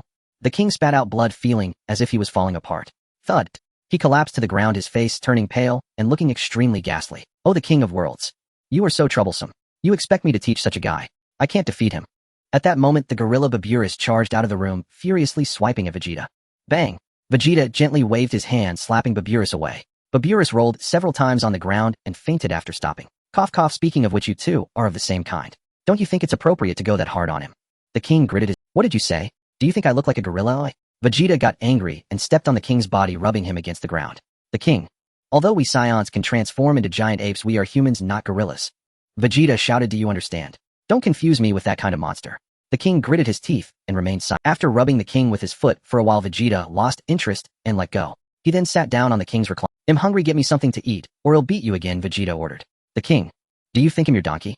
This guy is simply too arrogant. On an unknown planet, Naba rubbed his head and finally woke up. Naba felt— It seems I was knocked out by Prince Vegeta's kick. I didn't provoke you. Naba quickly looked around. Naba did not find Vegeta anywhere, nor did he see Lufan. And Vegeta's spaceship was still there. What's going on? Naba scratched his bald head, his eyes filled with endless confusion. What does this mean? Did they leave me here? Most likely Vegeta left in Lufan's spaceship. That makes sense. Naba thought carefully and decided to contact. Immediately Naba pressed the button on the detector to dial Vegeta's communicator. No signal. How strange. Why is Prince Vegeta's detector out of signal? Did he go to a very remote star region? If not, I'll go to that planet myself. Or should I wait? Maybe they— Naba waited here for 2 more days, finding no sign of Vegeta or Lufan, and had to leave in his spaceship. Some time passed. Whis learned through Rose that Lufan wanted to achieve the top ranking for the overall index of the unit. So that's how it is, I understand now, Rose. Whis nodded, I will contact Avamo and Korin to keep their King of Worlds in check. Some things can be excessive, you should understand. Your meaning is for the first universe and the 8th universe to give way to Lufan, to let him take first place. Yes. If he gets first place, perhaps he won't work so hard anymore. Okay, I understand. Good luck, brother Whis. Rose replied. He didn't hear that, did he? Whis asked quietly. No, Lufan went to patrol the universe, Rose smiled. That's good, it prevents cheating from being discovered. Whis chuckled. Actually, I think it's good to let Lufan work hard lest he gets idle and causes all kinds of trouble. Rose pondered. The Grand Priest and I have already discussed it, planning to start a God of Destruction battle and find a way to provoke battles between the gods of destruction. Whis said, God of Destruction battle. If so many gods of destruction fight, can the universe withstand it? Rose wiped sweat. Should we fight in the void? This is not yet settled. I will think about it more. Whis replied. Okay, Rose responded. 3 months later. Planet Dota. Naba's expression grew increasingly serious. Because Raditz was about to die. He was pierced through the heart by his brother and a person named Piccolo, and he likely wouldn't survive. Raditz, you are truly pitiful, defeated by someone with a battle power of just over 1,000. Naba said to Raditz through the communication system on the detector. Raditz, I'm about to die and you're still making sarcastic remarks. Are you heartless? Stop talking nonsense and come avenge me, Raditz said weakly. I will, Naba replied, just rest in peace. There is a magical thing on this planet called the Dragon Balls, which is said to grant any wish. Raditz said, if possible, find that thing. To bring me back to life. Understood, Naba replied. What about Prince Vegeta? Raditz asked again, why isn't he saying anything? I'm about to die, why isn't he saying a word? You talk too much. Naba was speechless. Prince Vegeta and Lufan don't know where they went. Lufan. Raditz was taken aback again. Alright, just rest quickly, Naba sighed. On Earth. Raditz showed no intention of dying immediately and laughed lightly at Piccolo. On Earth. Hey, you idiot, everything that just happened has been completely known by my comrades through the detector. They will come to avenge me. What did you say? Cold sweat broke out on Piccolo's face. You 2 guys and everyone on this planet will be wiped out clean. Raditz sneered, by then my comrades will use that thing called the Dragon Balls to bring me back to life. How many people will come? Son Goku asked. When will they come? In a year. 1 person or 3 people will come. Raditz said. 1 person or 3 people. Piccolo frowned. What does that mean? The other 2 aren't with my comrade right now, but they will definitely contact him. Raditz snickered. Your chances of winning next time are almost 0. Enjoy your life for the next year. Piccolo gritted his teeth in anger. Surely that fleeting joy will vanish in an instant. You are but mere caterpillars. Raditz roared. Hey. Unable to bear it any longer, Piccolo struck Raditz down with a single blow. Nappa stood speechless. Vegeta is absent. Shall I go to Earth myself? Very well. I shall go to Earth first and avenge Raditz. And those Dragon Balls capable of granting any wish. Why not locate them and wish for Super Saiyan power? With Vegeta gone, I could stride across Earth unchallenged. Nappa rejoiced wildly. So be it. This is the— Whoosh! Nappa's spacecraft shot skyward, hurtling toward Earth. After 6 months of relentless effort, Lufan's concurrent role as overseer of the 7th universe's comprehensive development index had finally secured first place across all universes. The first universe ranked second. The 8th universe held 3rd. The 5th universe placed 4th. The 12th universe claimed 5th. As for 6th place, the 12th universe had already pulled far ahead. Take the 12th universe, currently ranked 5th, its comprehensive score stood at 27. Yet the 6th place universe scored merely 7.6. The 7th universe, ranked 1st, had reached a staggering 23.8. At last, we've claimed the top spot. Lu Fan exhaled, slightly relieved. Still, these past 6 months the 1st and 8th universes seemed strangely lethargic. No matter, I'll let it be. It's time for a proper rest. No, push harder still. What if the 1st universe catches up? Its current index stands at 23.1, scarcely behind the 7th. Lu Fan spent another 6 months, driving the 7th universe's index up to 31. Meanwhile, the 1st and 8th universes saw only modest gains, hovering near 24. Anato, why are you? You two have grown disheartened upon seeing how vastly I've elevated our index. Lu Fan contacted the Supreme Kai of the 1st and 8th universes through his scrying crystal. Both Supreme Kais cursed aloud. This isn't fair. Our angels have ordered us to stand down. And yet you pour every ounce of energy into developing your 7th universe. How utterly shameless. Keep striving. I'll await your pursuit. Lu Fan grinned. Anato, why are you? Both Supreme Kais fell silent. No harm done. I simply called to share my triumph. Lu Fan chuckled, then ended the call. Both Supreme Kais ground their teeth in frustration. Elsewhere, Whis spoke with the Angel Avomo of the 1st universe and the Angel Karen of the 8th. Oh dear. Quite unintentionally, our universe's index has surged far beyond yours, Whis mused. You did this on purpose, didn't you, Whis? Karen glowered. Whis, how disgraceful. You urged us to cease development while your 7th universe's Supreme Kai and Destroyer toil relentlessly. Avomo sighed. Perhaps choosing one being to serve as both Supreme Kai and Destroyer was indeed the wisest decision. Whis, hurry and revive Beerus. At Lu Fan's pace, the other universes may soon become obsolete. Karen, indeed, it is high time Lord Beerus awakens, Whis nodded. Whis, you are truly shameless, Karen remarked. Even if Beerus revives now and does nothing, with his Supreme Kai likewise idle, your universe will still dominate the rankings for the next century. Well, time truly flies. Has it been 20 years already? Kampa gazed upward. Suddenly I crave, oh my, now that your majesty mentions it, I too find myself longing for that fizzy taste, Bardock murmured softly. What has Lu Fan been doing lately? How far has he advanced the 7th universe? Kampa asked. Your majesty isn't aware yet. Bardock blinked in surprise. Aware of what? Kampa replied. Lu Fan has raised the 7th universe's index to 31. 31. What does that even mean? Kampa struggled to grasp the concept. Such indices had never existed before. Then tell me, your majesty, what is our 6th universe's current index? Bardock asked. 31 for the 7th. Ours must surely exceed 40. Kampa scoffed. The 7th universe's Supreme Kai left Lu Fan a ruinous mess. No matter how hard he works, he'll never match our cosmos. Our index stands at 4. 2, Bardock sighed. What only 4. 2. Kampa cried out. Bardock, you're joking, aren't you? That decimal point must be a mistake. Bardock remained silent. Impossible. Could that boy truly transform such a wreck into this? Kampa stared stunned. Indeed, Bardock nodded. How much longer until our Supreme Kai Fua retires? Kampa mused, chin resting. Bardock, your majesty, raising the index is no simple feat for a Supreme Kai alone. As if the 7th universe even has a destroyer, Kampa snorted. Lord Beerus's subordinate Lord Frisia routinely leads his legions to obliterate planets, so most destroyer duties fall to him, Bardock replied. Of course, Lu Fan occasionally demolishes a few planets himself. That wretched Beerus, vanished, yet his underlings still labor so diligently. Kampa bared his teeth. Why can't I find such devoted subordinates? Bardock said nothing. A brief silence followed. Beerus is your brother. Does his disappearance stir no sorrow in you, your majesty? Bardock asked. Why should it? Kampa huffed. Then why over these 20 years have you secretly sought the Super Dragon Balls to revive Lord Beerus? Kampa, impossible. I seek the Super Dragon Balls solely for Cola. Yes, only for Cola. Kampa refused to admit it. So has Lord Kampa gathered all 7 Dragon Balls? Bardock smiled. Not yet. There's still one left. I've searched through the entire 6th and 7th universes and haven't found it. Kampa gritted his teeth. Is that so? Bardock stifled a laugh. Hey Bardock, do you know where this Dragon Ball is? Kampa asked. I don't know either. Maybe one day it will just appear on its own. Bardock looked up at the sky. I always feel like you are hiding. Kampa pondered. Is that so? Bardock showed no intention of admitting anything. What Kampa didn't know was that the last Dragon Ball had already been hidden by Whis. Whis had long discovered that Kampa was searching for the Super Dragon Balls. Back then Whis feared that Kampa would resurrect Beerus. If that happened, wouldn't the overall rating index of our universe, which we had worked so hard to improve, regress? Therefore Whis used his angelic powers to hide the Super Dragon Ball. Kampa searched for 20 years without finding this last 7th universe North Kai's planet. Bang, bang, bang. Vegeta knocked the North Kai to the ground with a few punches and kicks. Kai, what sin have I committed?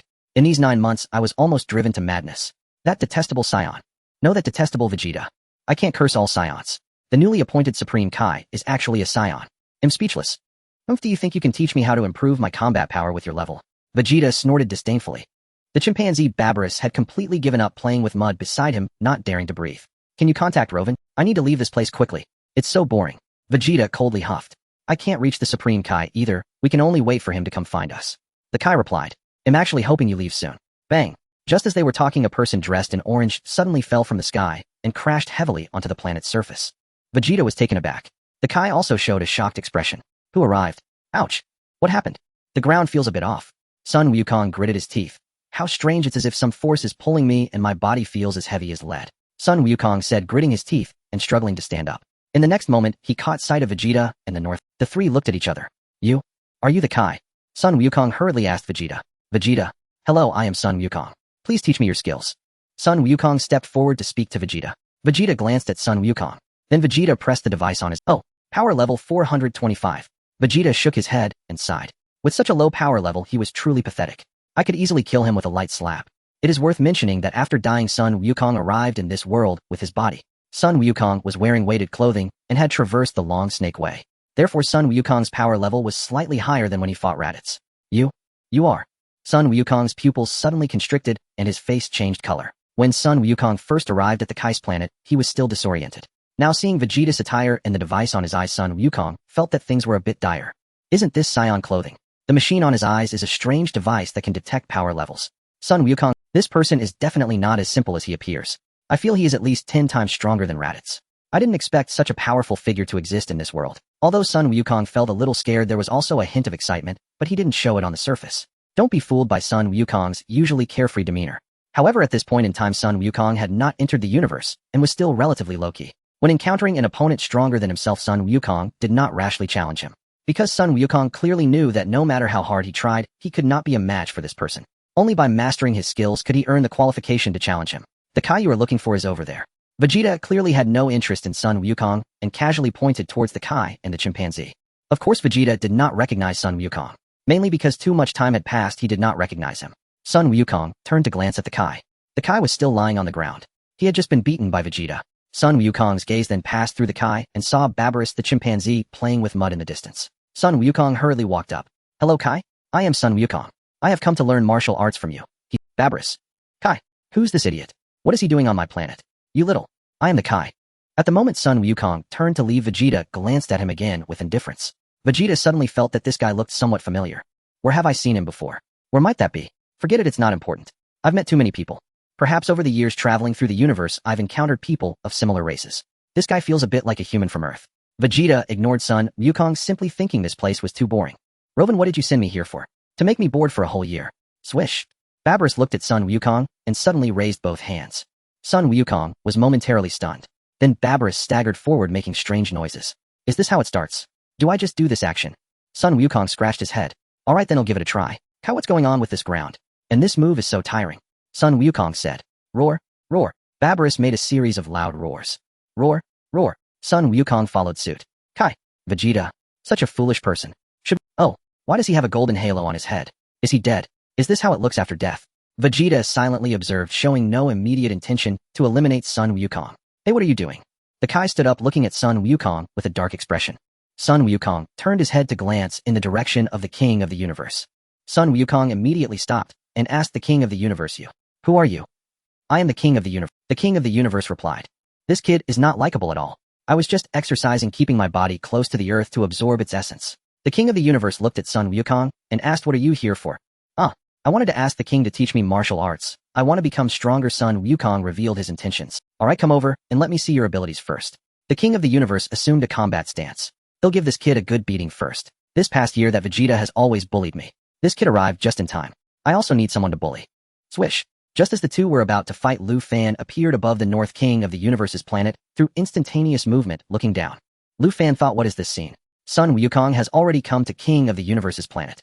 I've really been working. Unknowingly, Sun Wukong had already died. And now this scene seems quite harmonious. Sun Wukong and Vegeta's first encounter actually took place on King of the Universe's planet. Lu Fan noticed Vegeta lounging on the King of the Universe's recliner, crossing his legs, enjoying the battle between Sun Wukong and the King of the Universe. He didn't rush down, but silently observed from midair. Before we start the contest, there's something I want to ask. Sun Wukong suddenly said, why does my body feel so heavy here? It's not very convenient to move. You came from Earth, right? asked the king of the universe. Yes. Son, I've been to that kind of planet before. Vegeta scoffed, taking over the conversation. The gravity there is very low, only 1/10 of this planet. Oh, so this planet, although not large, has gravity 10 times that of Earth. Sun Wukong exclaimed in surprise. That's right, the king of the universe nodded. How about this? Let's not fight for now. You try jumping as high as you can first. Okay, Sun Wukong replied. Hey, Sun Wukong bent his knees and leaped. He jumped up high at least 20 meters. Of course, this height was still a long way from where Lu Fan was. The king of the universe was a bit surprised. Vegeta glanced at him disdainfully. Vegeta also flew up high to take a look. In fact, Vegeta had even taken a trip along Snake Way to King Yama's palace. However, he couldn't get out at all. Now Vegeta also realized that this place was the underworld. It seems the underworld is connected to the divine realm. No, to be precise, heaven and the divine realm are connected. The king of the universe's planet should fall within the realm of heaven. Thus Vegeta gained a simple understanding of the entire. Realizing he couldn't leave, Vegeta had no choice but to return. Although Snake Way is long, it only took about 30 minutes for Vegeta to go back and forth.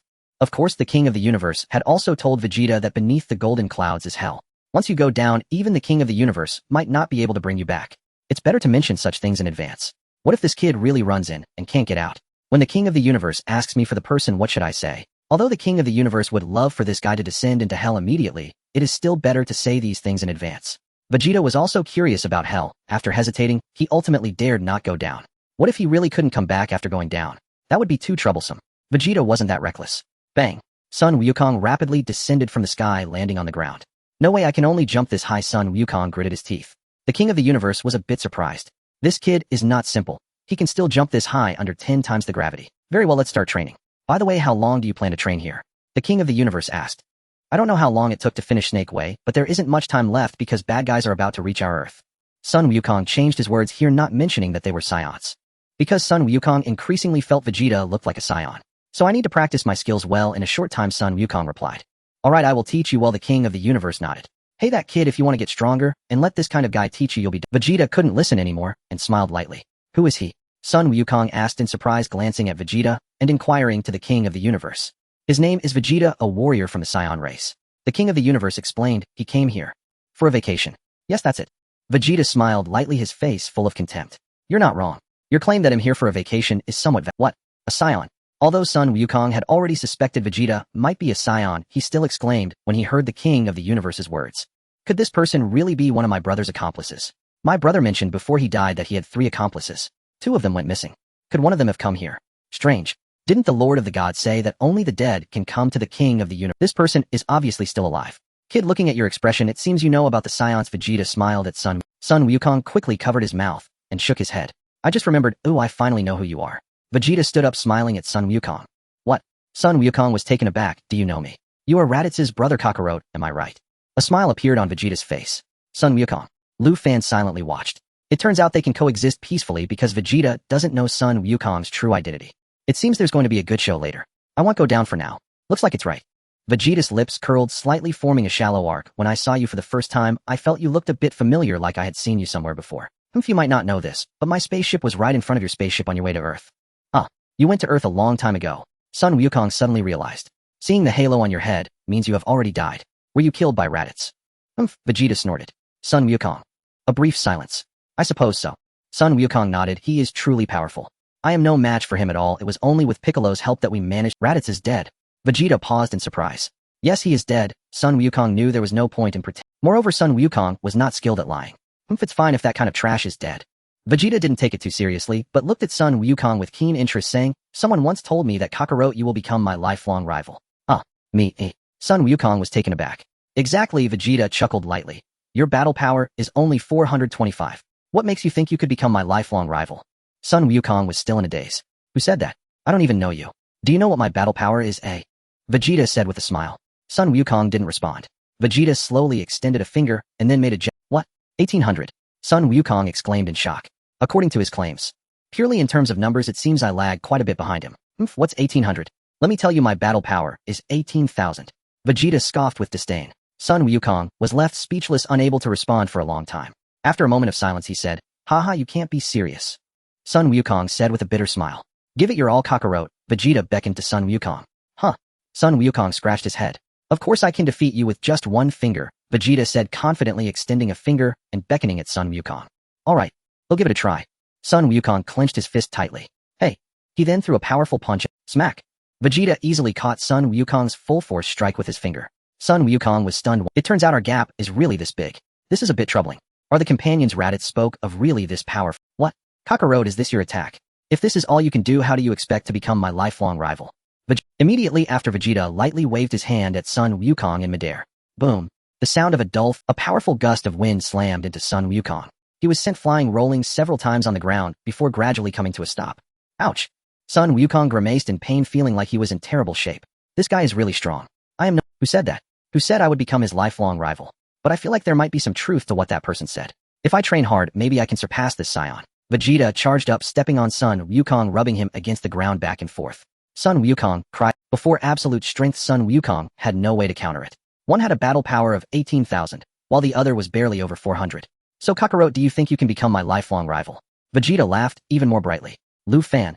This must be Vegeta's peak moment, right? He rubbed Sun Wukong into the ground. Kakarot, why don't you get up?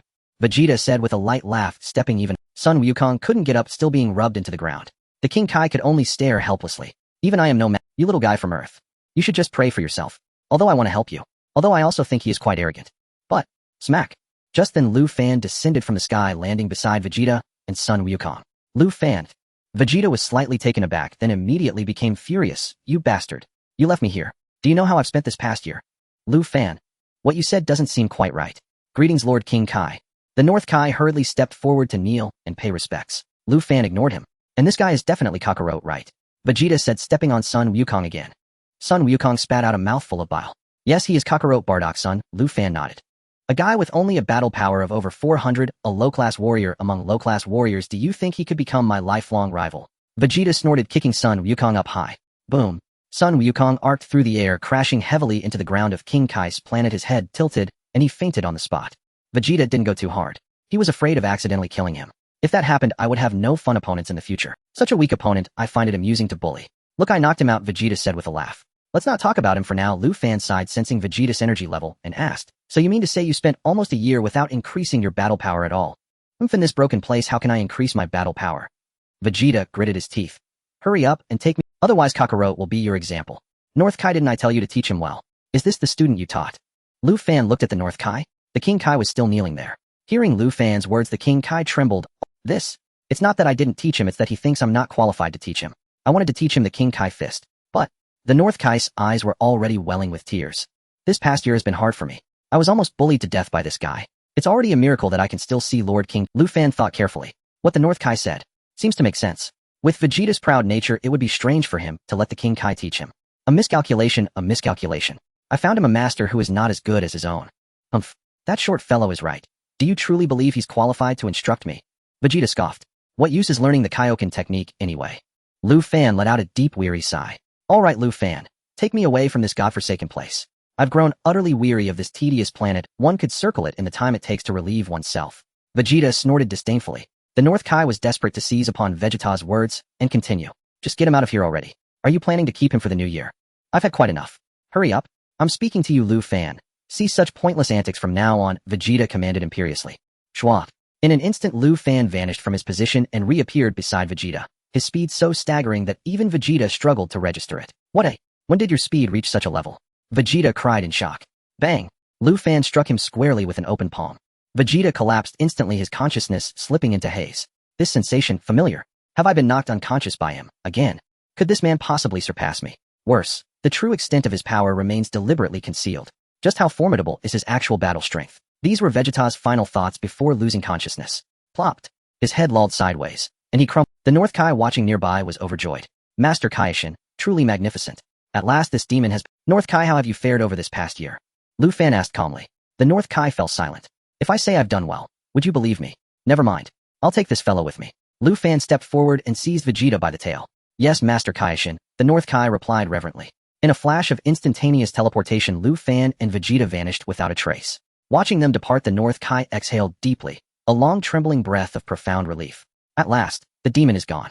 The North Kai slumped onto the ground, gasping heavily. After a brief moment of rest, he turned toward the unconscious Son Goku. He rushed over at once. Barbados the Great Ape followed close. Hey, wake up! The North Kai called urgently. Goku rubbed his head, opened his eyes, and gritted his teeth as he rose shakily to his feet. Where's that Saiyan? Goku scanned the surroundings warily, finding no sign of Vegeta, and immediately demanded, is he gone? Rest assured, he has departed from here. The North Kai replied. Gone. Goku blinked in surprise. That guy is incredibly powerful. Didn't you already? Your battle power stands at only 400, while his has soared to 18,045 times greater than yours, the North Kai sighed. What a, our gap is that vast. Goku stared eyes wide with disbelief. That is the unvarnished truth. Vegeta hasn't even fought seriously. If he had, your soul would have been utterly obliterated, leaving no chance, even for reincarnation. The North Kai sighed again. So, resurrection is impossible too? Goku asked. Resurrection? What do you mean? The North Kai paused, puzzled. On Earth there exist the Dragon Balls. Gather all 7, and any wish may be granted. Shenron can revive those who have died but once. Goku explained. The Dragon Balls. Now I understand, the North Kai nodded. If the soul is shattered beyond repair, even Shenron cannot restore life. Goku stood frozen for several seconds. North Kai, how did you calculate so precisely that Vegeta's strength exceeds mine by 45 times? And how did you compute it so swiftly? Goku scratched his head. The North Kai fell silent. Ahem. Did you come here to study arithmetic? The North Kai wiped his brow. No, I've never mastered arithmetic. I came to learn martial arts from you, North Kai. Numbers. Just thinking about them gives me a headache. Then, do you truly believe you can defeat Vegeta? He towers over you by 45-fold. The North Kai's confidence wavered visibly. This isn't merely double or triple superiority. It's 45 times. What level of cultivation must you attain to overcome such a being? Moreover, from your earlier conversation I infer you are also a Saiyan. Is that correct? The North Kai asked. Yes. My elder brother Raditz told me I was sent to Earth as an infant. I've lived here since childhood. I suppose one might call me an Earthling. Goku smiled warmly. You're remarkably easygoing, the North Kai remarked, nodding appreciatively. He may now be 45 times stronger than me, but through relentless effort I will surpass him someday. Goku clenched his fist, his face blazing with unwavering resolve. Did you know? Vegeta, the Saiyan, was born a prodigy warrior. It said his battle power at birth already reached 800. The North Kai mused thoughtfully, and after years of rigorous training his strength has surged to 18,000, truly exceptional within this universe. 800 at birth. Goku gasped. So even as a newborn he could effortlessly defeat me now. Precisely. Now do you grasp the chasm between you? Do you still harbor confidence in victory? The North Kai's expression turned grave. Yes. Goku nodded firmly. Excellent. With that conviction I am reassured. Should you ever lose faith in yourself, no amount of instruction from me will enable triumph. The North Kai added, to be frank, he surpasses even me. Stronger than you, North Kai. Goku blurted, astonished. No wonder you were lying flat just now. The North Kai fell silent, exposed. First you must surpass me, he said with a faint knowing smile. Goku nodded solemnly. A brief silence settled. By the way, North Kai, I won't be able to remain here long. Goku continued. Indeed, you mentioned this before. Is it because you must return to father a child, the North Kai? Goku fell silent. I already have a son, he admitted, scratching his head. Then what's the reason? If time is so limited, overcoming Vegeta seems nearly impossible, the North Kai shook his head. Another Saiyan is en route to Earth. I don't yet know whether Vegeta is among them. Thus I must master my skills before their arrival, and defeat whichever Saiyan lands first. Goku's expression hardened with quiet gravity.